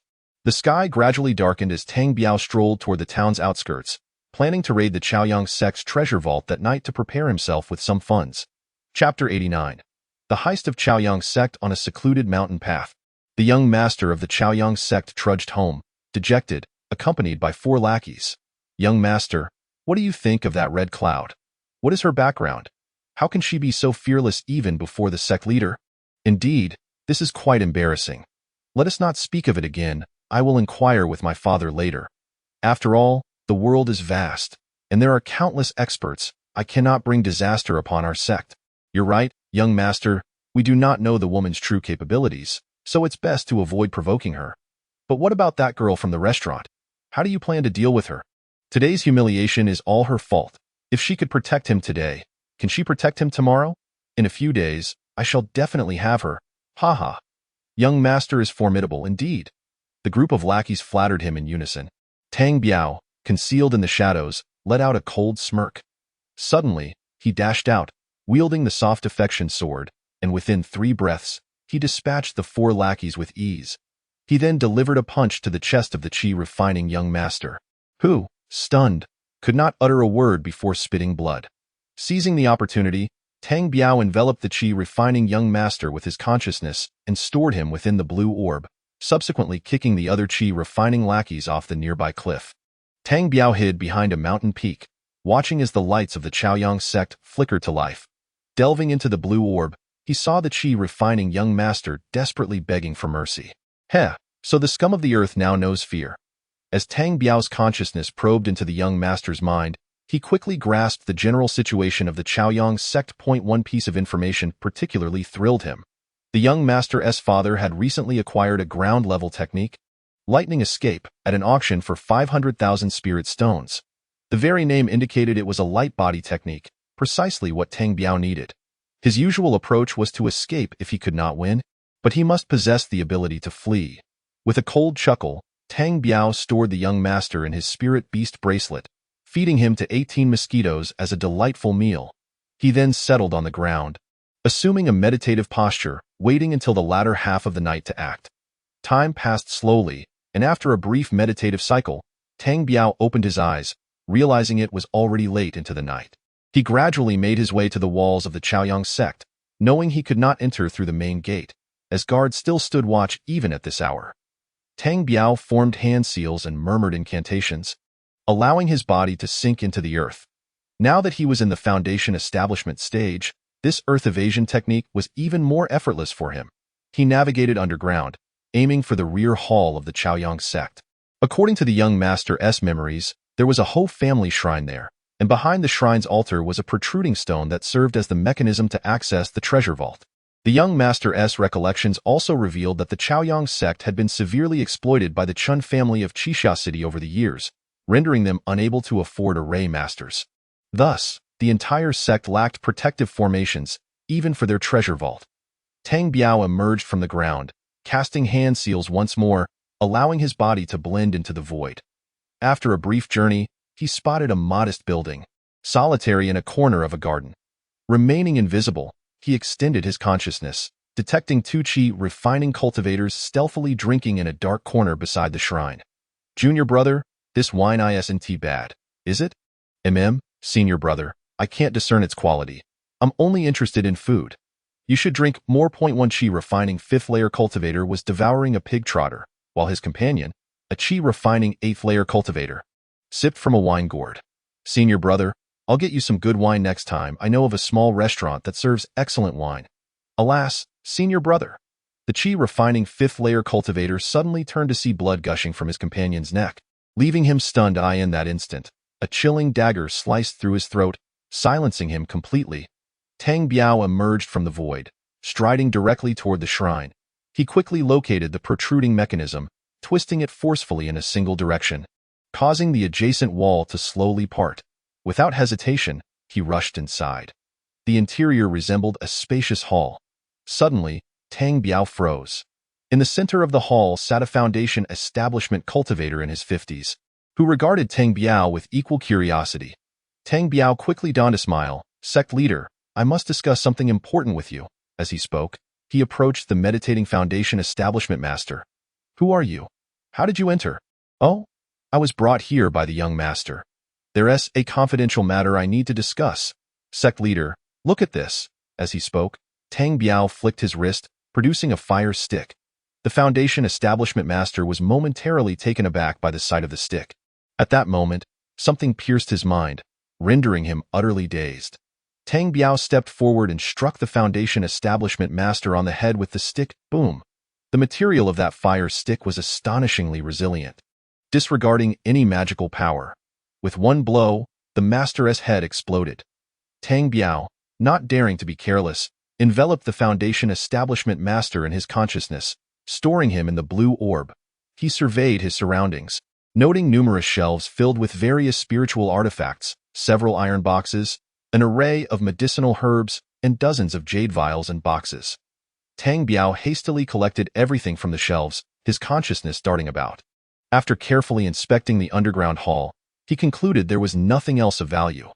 Delving into the blue orb, he discovered the Foundation Establishment Master was beyond saving. Damn, this fire stick is indeed powerful. How did it kill him with a single blow? Tang Biao pondered as he removed the Master's storage bag, erasing the consciousness imprint before probing inside. The storage bag contained over 30,000 low-grade spirit stones, 3 magical artifacts, and a plethora of various vials and containers. Ah, this is just what I need. Tang Biao extracted a jade slip from the storage bag and pressed it to his forehead to scrutinize its contents. Lightning Escape. Chapter 90. Cultivating Lightning Escape. Tang Biao's heart soared with joy. He had achieved his goal. Unbeknownst to anyone, he slipped out of the Chaoyang sect and headed toward the back mountains. Tossing the soft affection sword into the air, it expanded to the size of a door panel, and Tang Biao leapt onto it, soaring into the dense woods of the back mountains. After flying for over 2 hours, Tang Biao gently descended to the ground, swiftly carving out a cave and retreating inside. Sealing the entrance with a white porcelain bowl, he settled comfortably in the cave, counting the spoils from the previous night. Ha! Spirit stones, stored in the blue orb, there can never be enough. This magical artifact is useless, and these medicinal pills are unnecessary. So into the storage ring they go for sale someday. What are these herbs?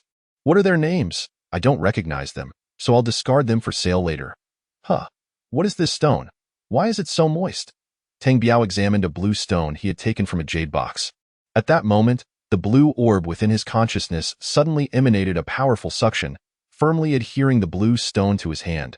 Damn, it's been ages since this happened. Have I stumbled upon something good to eat? Tang Biao mused, not resisting, for whatever the blue orb coveted was undoubtedly valuable, and its enhancement would greatly benefit him in less than the time it takes for a stick of incense to burn. The blue stone had transformed into a pile of powder. Tang Biao eagerly observed the changes within the blue orb, feeling a sudden moisture in the orb's space, the ground becoming less firm. Oh, I understand now. That was a water spirit pearl, a treasure of the 5 elements, immensely beneficial for the blue orb's restoration. Not wishing to dwell further, Tang Biao continued sorting through his spoils. Last night, he had acquired over 500,000 spirit stones from the Chaoyang sect, surprisingly finding more than 100 medium-grade spirit stones among them. Additionally, there were nearly 20 magical artifacts, though most were low-grade, with only 3 belonging to the sect leader being medium-grade. The remaining medicinal pills and herbs were a hodgepodge, which Tang Biao was not particularly interested in, as his own pills sufficed. There was no need to consume theirs, especially if they might be poisonous. What excited him most, however, was discovering a talisman in the storage bag of the Foundation Establishment sect leader, a talisman that had been used once. The talisman depicted a sword, and judging by its size, it should still have at least 2 uses left. Tang Biao happily stored it in the blue orb. He gathered all the miscellaneous items into a single storage bag and then slowly picked up the jade slip. This was the priority. Tang Biao intended to enter the secret realm of Shattered Stone Island, a venture fraught with danger, thus necessitating an escape skill. He aimed to fully master Lightning Escape before the first day of next month. Fortunately, he had 20 days remaining. Tang Biao pressed the jade slip to his forehead and began to comprehend the Lightning Escape technique recorded within 0.2 days later. Tang Biao found himself traversing the surrounding forests.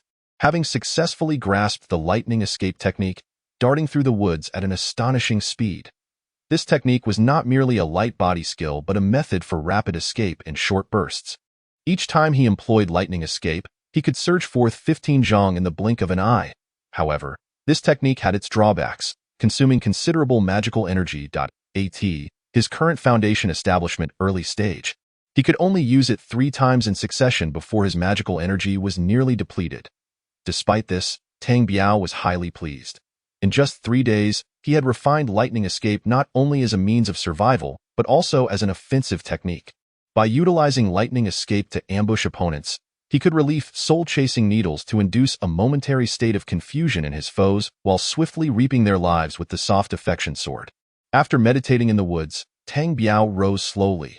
With 10 days remaining until the first day of the next month, it was time to depart. Tang Biao muttered to himself, casting the soft affection sword into the air, swiftly soaring toward the outer sea. As he hastened his journey, just after flying several hundred miles away from Hulu Island, Tang Biao suddenly spotted a familiar figure. It was the girl in red who had aided him at the small restaurant. At that moment, the girl also noticed Tang Biao, and after a moment's hesitation, he chose to ignore her and continued flying ahead. "Hey, you scammer, stop right there." Tang Biao was taken aback. Did that girl just call him a scammer? Had he ever deceived her? "Hey, fellow cultivator, when did I ever deceive you?" Tang Biao responded, unwilling to be impolite. The girl in red, known as Hong Yun, urged her flying sword to her side. "Oh, you scammer, and you still claim you Haven Tea deceived me? Back in Axetown, you claimed to be at the 8th layer of Qi refining, and now just a few days later, you are at the early stage of foundation establishment?" Tang Biao stared blankly at the beautiful girl in red. "I was just fooling around. Fooling around.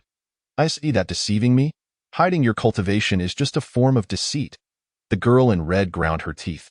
Tang Biao, with no retort, rubbed his head in exasperation. "Oh heavens, what does my cultivation have to do with you?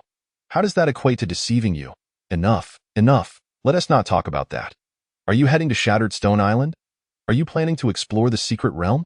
The girl in red deflected the conversation, inquiring about Tang Biao's intentions. "Indeed, do you have any advice?" Tang Biao replied coldly. "Well, it seems you're not lying this time.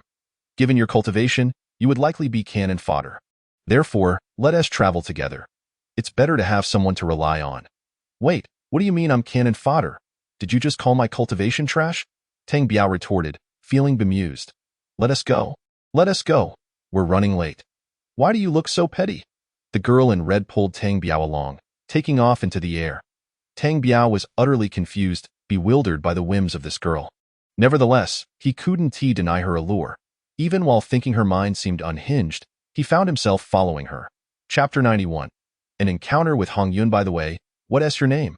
"My name is Tang Biao." "Oh? You can call me Hong Yun Dato?" "Hong Yun, wait a minute. How did I end up walking with you so mindlessly?" Tang Biao suddenly regained his clarity, hastily releasing Hong Yun's hand. "Look at yourself. You don't look like a man at all." "What do you mean I don't look like a man?" Tang Biao found himself exasperated with this girl. "Do you think you look like a man? I'm just a little apprehensive about entering the secret realm and wanted some company. Is that so bad?" "I never said I was against it." Tang Biao stammered. "You said it yourself, so that means you agree.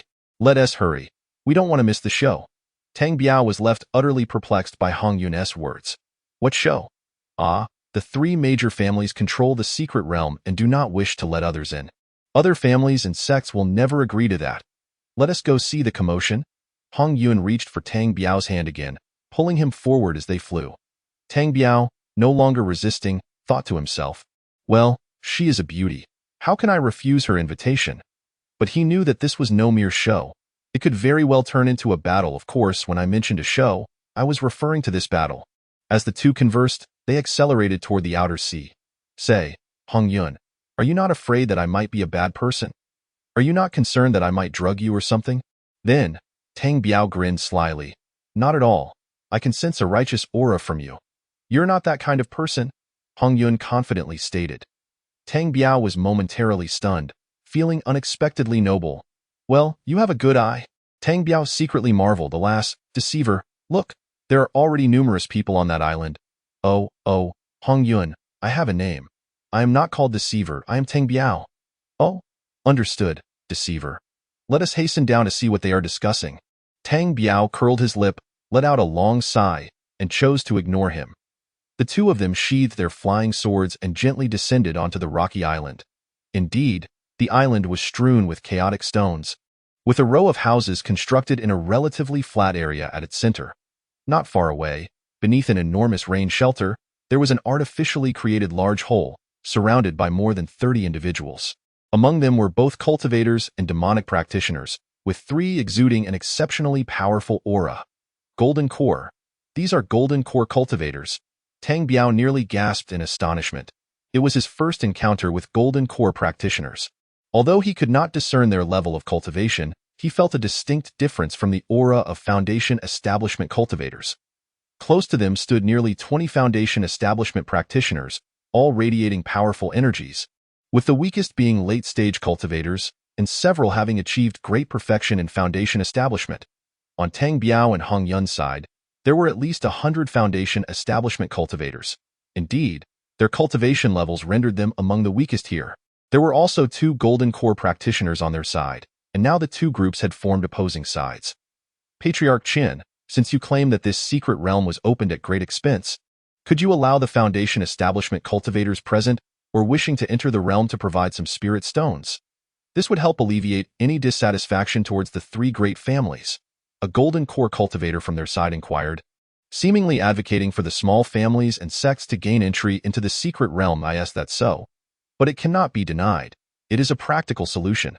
The Golden Core patriarch of the Chen family turned to a refined middle-aged cultivator and a figure enveloped in black mist. The refined middle-aged Golden Core cultivator nodded, and Tang Biao recognized from the white cloud embroidered on his chest that he was certainly from the Li family of Lu Yun City. That is indeed a solution.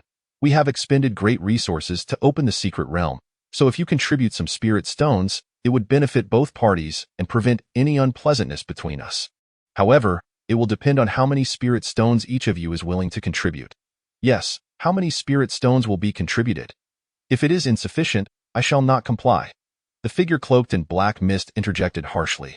Esteemed Golden Core ancestors, what do you believe is a suitable amount for each to contribute? Someone from the loose cultivators on Tang Biao's side posed the question. The 3 Golden Core cultivators exchanged glances, and it was still the refined middle-aged one who spoke first. Esteemed guests, you are aware that this secret realm was jointly opened by our 3 families. If you wish to enter, it is not that we are stingy. There are indeed costs involved. Therefore, we have deliberated and decided that each should contribute 10,000 low-grade spirit stones. If you are unwilling to pay, you may leave. 10,000 low-grade spirit stones? If I had that much, would I be here risking my life? This sum was indeed substantial. I shall not go. I lack spirit stones. The discussions among the over 100 loose cultivators and small families grew fervent. The smaller sects and families fared better, given the support of their sects, but for loose cultivators, gathering 10,000 low-grade spirit stones was a formidable task. Enough of this. You gain treasures yet deny us. Those with money pay, and those without should scram. The figure in the black mist scolded. Esteemed guests, to speak frankly, 10,000 low-grade spirit stones is neither excessive nor insufficient. I have made every effort to negotiate with the Golden Core ancestors of the 3 families, and this is the best I could arrange. You may decide. The Golden Core cultivator from the loose cultivator side also spoke up. At this moment, the Foundation Establishment cultivators from the 3 great families had already prepared to descend into the nearby pit. Small families and several minor sects began to count heads and collect payments for entry. A portion of loose cultivators also stepped forward to offer spirit stones to the 3 families. Alas, deceiver, shall we enter as well? Of course we shall, Tang Biao replied earnestly. Suddenly, he remembered, alas, I am not called deceiver. I am Tang Biao. Oh? Tang Biao, my apologies. I am simply accustomed to it. Hong Yun made a face at Tang Biao. Some individuals had already begun to waver, and Tang Biao and Hong Yun slowly moved with the crowd toward the pit. Alas, speak little when approaching. Those are Golden Core cultivators, and their tempers are not to be trifled with. One careless word could be lethal, Hong Yun cautioned Tang Biao. Tang Biao rolled his eyes. What nonsense! You keep spouting trivialities. Do you think I am unaware that they are Golden Core cultivators? Alas, Hong Yun, why do I feel you are somewhat unhinged? Surely, you must be ill. I am indeed ill. I suffer from a mental disorder, and killing is not a crime for the insane. Hong Yun shot a disdainful glance at Tang Biao. Chapter 92. Entering the secret realm, the 2 continued to flow with the crowd. Alas, deceiver, you have spirit stones, correct? Hong Yun inquired. Indeed. Tang Biao nodded in affirmation. Good, that is good. You too. 20,000 low-grade spirit stones? A Foundation Establishment cultivator from the 3 great families inquired of Tang Biao and Hong Yun. What are you staring at? Pay up. What? What do you mean? Are you implying I must cover your 10,000 low-grade spirit stones as well? Tang Biao was stunned, utterly flabbergasted. He prided himself on his thick skin, yet he had not expected to encounter someone even bolder. What nonsense! Did you not just claim to have spirit stones? Hong Yuan remarked nonchalantly. Damn it, I meant my own 10,000 low-grade spirit stones. Of course. Alas, are you going in or not? If not, step aside. We are about to enter the secret realm. The Foundation establishment cultivator spoke coldly. At that moment, the Golden Core cultivator's gaze turned toward them. Tang Biao dared not express joy. He feared being recognized, hurriedly handing over 20,000 low-grade spirit stones and stepping beneath the rain shelter. Alas, Hong Yuan, this is rather unscrupulous of you, Tang Biao complained, glancing discontentedly at her. Did I not ask if you were a man? You affirmed. Can a man utter such words? Hong Yuan retorted without answering. Eye-eyed, normally sharp-tongued Tang Biao found himself at a loss before this Foundation establishment female cultivator. What do you mean by I? Onward, deceiver. At that moment, the crowd had paid, with over 80 individuals prepared to enter the secret realm, including 18 Foundation establishment cultivators from the 3 great families. Tang Biao was furious, yet a soft little hand was pulling him toward the pit. Alas, heroes falter at the hands of beauty. Tang Biao sighed internally. No, I cannot let this slide. I shall only exploit others, not be exploited myself. When the opportunity arises, I will reclaim my losses with interest. Suddenly, Tang Biao noticed Hong Yun's little hand secretly caressing his hand. Alas, you lecher! What are you doing? Tang Biao stared at Hong Yun, puzzled as to why she was touching him. Wait, this ice into your hand. Why is it so soft? This does not resemble a hand of someone over 30. At this moment, Hong Yun still appeared to be in her 30s. Ah, I understand now. Your hand is correct, but your face is not. Come, let me see if you are wearing some sort of mask. Hong Yun said, reaching out to grab Tang Biao's face. Alas, what are you doing? Tang Biao exclaimed in alarm, quickly seizing Hong Yun's hand, casting a furtive glance around. Alas, confess honestly. Is it your face that is incorrect? Hong Yun whispered. No, stop with the wild guesses. Let us hurry inside. Tang Biao pulled Hong Yun along, continuing to follow the crowd downward. Oh, so I was mistaken? Then I shall scream, Hong Yun threatened, pretending to shout. All right, I admit it. Is that sufficient? Tang Biao hurriedly whispered. I told you that you are a deceiver. Why do you still refuse to acknowledge it? Deceiver. Once we find a secluded spot, let me see what you truly look like. Tang Biao was nearly fainting. He could not fathom how, after years of triumph, he was rendered powerless by this little woman. Just then, Tang Biao suddenly spotted a familiar figure ahead. It was a voluptuous woman, the very one who had lured those 2 Foundation establishment cultivators to him. Ah, it is true that enemies are fated to meet. She wishes to enter the secret realm as well. I shall find an opportunity to reclaim my losses. Wow, are you quite discerning? You ignore this beautiful maiden to look at that aged hag? Hong Yun disdainfully mocked Tang Biao upon noticing the voluptuous woman ahead. What? Nonsense. Remember to return my 10,000 low-grade spirit stones. At this moment, they had entered the tunnel and visibility was waning. After descending about 50 zhang, a wall appeared before them, shimmering with rippling water patterns, indicating a powerful formation. Listen well. This formation will not activate for 3 months. When the time comes, should you fail to exit, do not blame us for not waiting. It will seal. The Golden Core Patriarch of the Chen family bellowed. Now, you may enter. May fortune favor you. The cultivators from the 3 great families surged toward the water wall, and Tang Biao and Hong Yun followed suit. The moment Tang Biao's feet touched the ground, a wave of panic washed over him, and a chill ran down his spine. Instinctively, Tang Biao sidestepped, just as a late-stage demonic practitioner approached him, grinning and brandishing a scythe. That scythe was a superior-grade magical weapon. Should he be struck, Tang Biao could not guarantee that the blue orb would save him. As he dodged, a spiritual weapon dagger flew from his sleeve, thrusting toward the late-stage demonic practitioner. Simultaneously, 2 short spears darted toward the demon from above and below. It was Hong Yun making her move. Tang Biao cast a grateful glance at her, though she appeared frail. Her heart was indeed kind. At that moment, Tang Biao's gentle affection sword also soared forth, targeting the demonic practitioner. Just then, Tang Biao flicked his head, unleashing a soul-piercing needle aimed straight at the demon's soul sea. The demonic practitioner was taken aback at the sight of Hong Yun's two short spears. Were they extraordinary spiritual weapons? Tang Biao overheard the demon's words, equally astonished, yet there was no time to ponder. The surroundings had descended into chaos. It was unclear who was fighting whom. Several cultivators had already engaged in a melee, and some newly emerged cultivators were slain before they even understood the situation. At that moment, the demonic practitioner, wielding the superior grade scythe, suddenly let out a roar and collapsed to the ground. Hong Yun's attack was swift. Her two spears whirled, piercing toward the demon, with Tang Biao's gentle affection sword closely following. Thud, thud, thud. Three sounds echoed as three bloody holes appeared on the demon's body. Even with protective treasures, they could not withstand the might of Hong Yun's extraordinary spiritual weapon. Brother, a voice rang out not far from Tang Biao, belonging to another demonic practitioner, similarly cloaked in black mist. Flee! Hong Yun yelled, swiftly snatching the superior grade scythe and turning to run. Damn it, she is even faster than I. Tang Biao had intended to seize the superior grade scythe, but Hong Yun was quicker. Not daring to lag behind, Tang Biao snatched the fellow's storage bag and darted in the direction Hong Yun had taken. Chapter 93. Secret Realm Palace. Return that scythe. It belongs to my moon demon sect's leader. The demonic practitioner's brother seemed somewhat unhinged, shouting from behind, demanding the return of the scythe. Return it? Once it is in my mouth, can I regurgitate it? Hong Yun cursed as she dashed away. Tang Biao closely followed her. At this moment, the fighting began to subside. It seemed the three great families merely sought to eliminate some loose cultivators to reduce competition.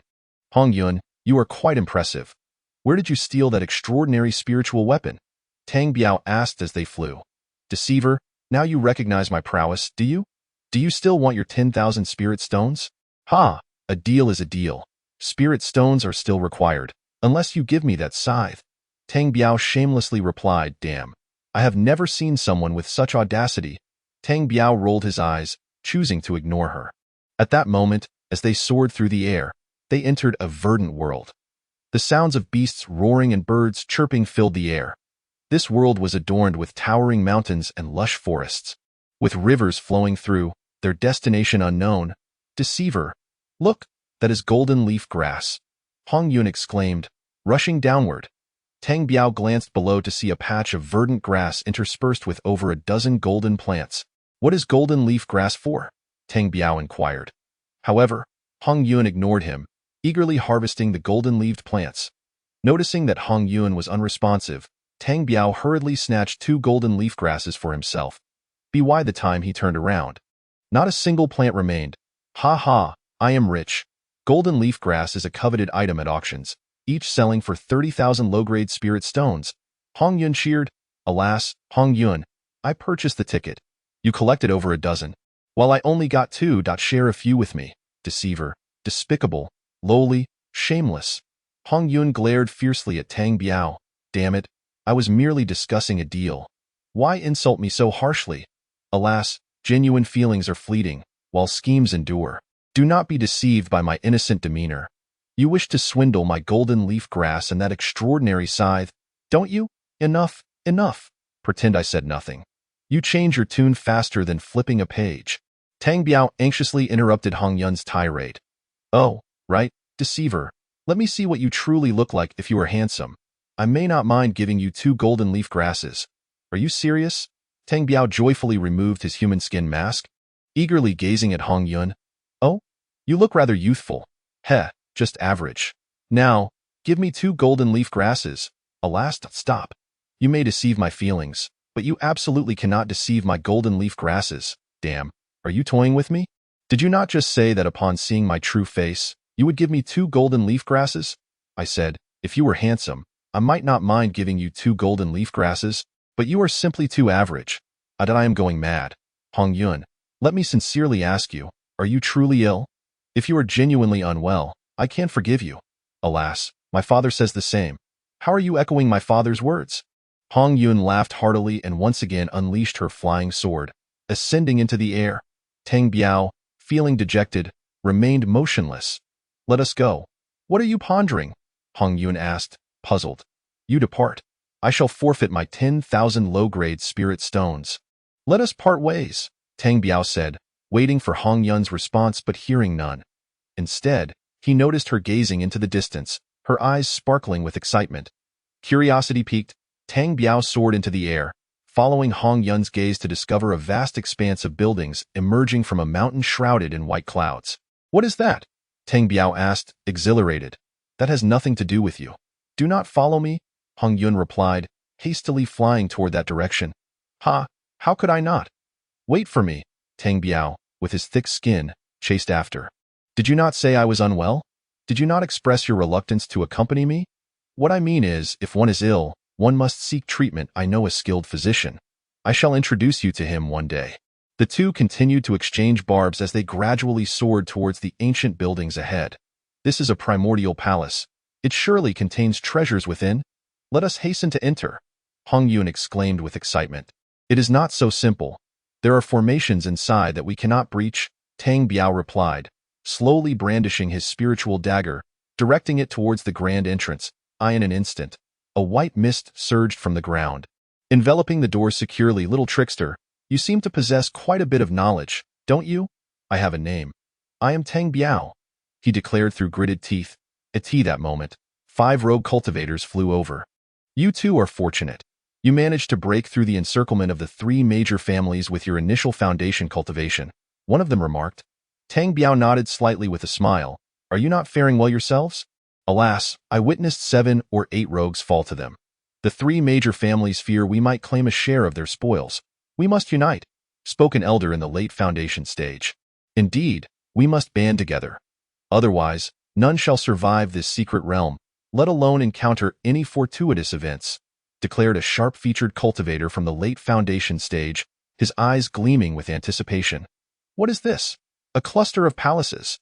The elder inquired, his eyes alight with excitement. Precisely, but we cannot gain entry. There exists a formation, Tang Biao replied slowly. Very well, while they remain oblivious to this place, let us swiftly work together to dismantle this formation. The treasures within shall be divided equally among the 7 of us, agreed. Let us put our plans into action. A tall cultivator in the mid-foundation stage was the first to summon a copper hammer, striking fiercely at the white mist. The other 5 cultivators quickly summoned their artifacts, unleashing a barrage of attacks upon the formation. Boom, boom, boom. The sounds of their assaults echoed relentlessly. Tang Biao and Hong Yun exchanged a glance, also invoking their artifacts to strike at the formation. After about half an hour, Tang Biao detected 5 cultivators approaching through his divine sense. They were from the Li family of Luyun City, each adorned with an embroidered white cloud on their chests. Upon noticing the Li family members, Tang Biao and the others ceased their attacks, though not fear. We are 7, they are but 5, and a skirmish,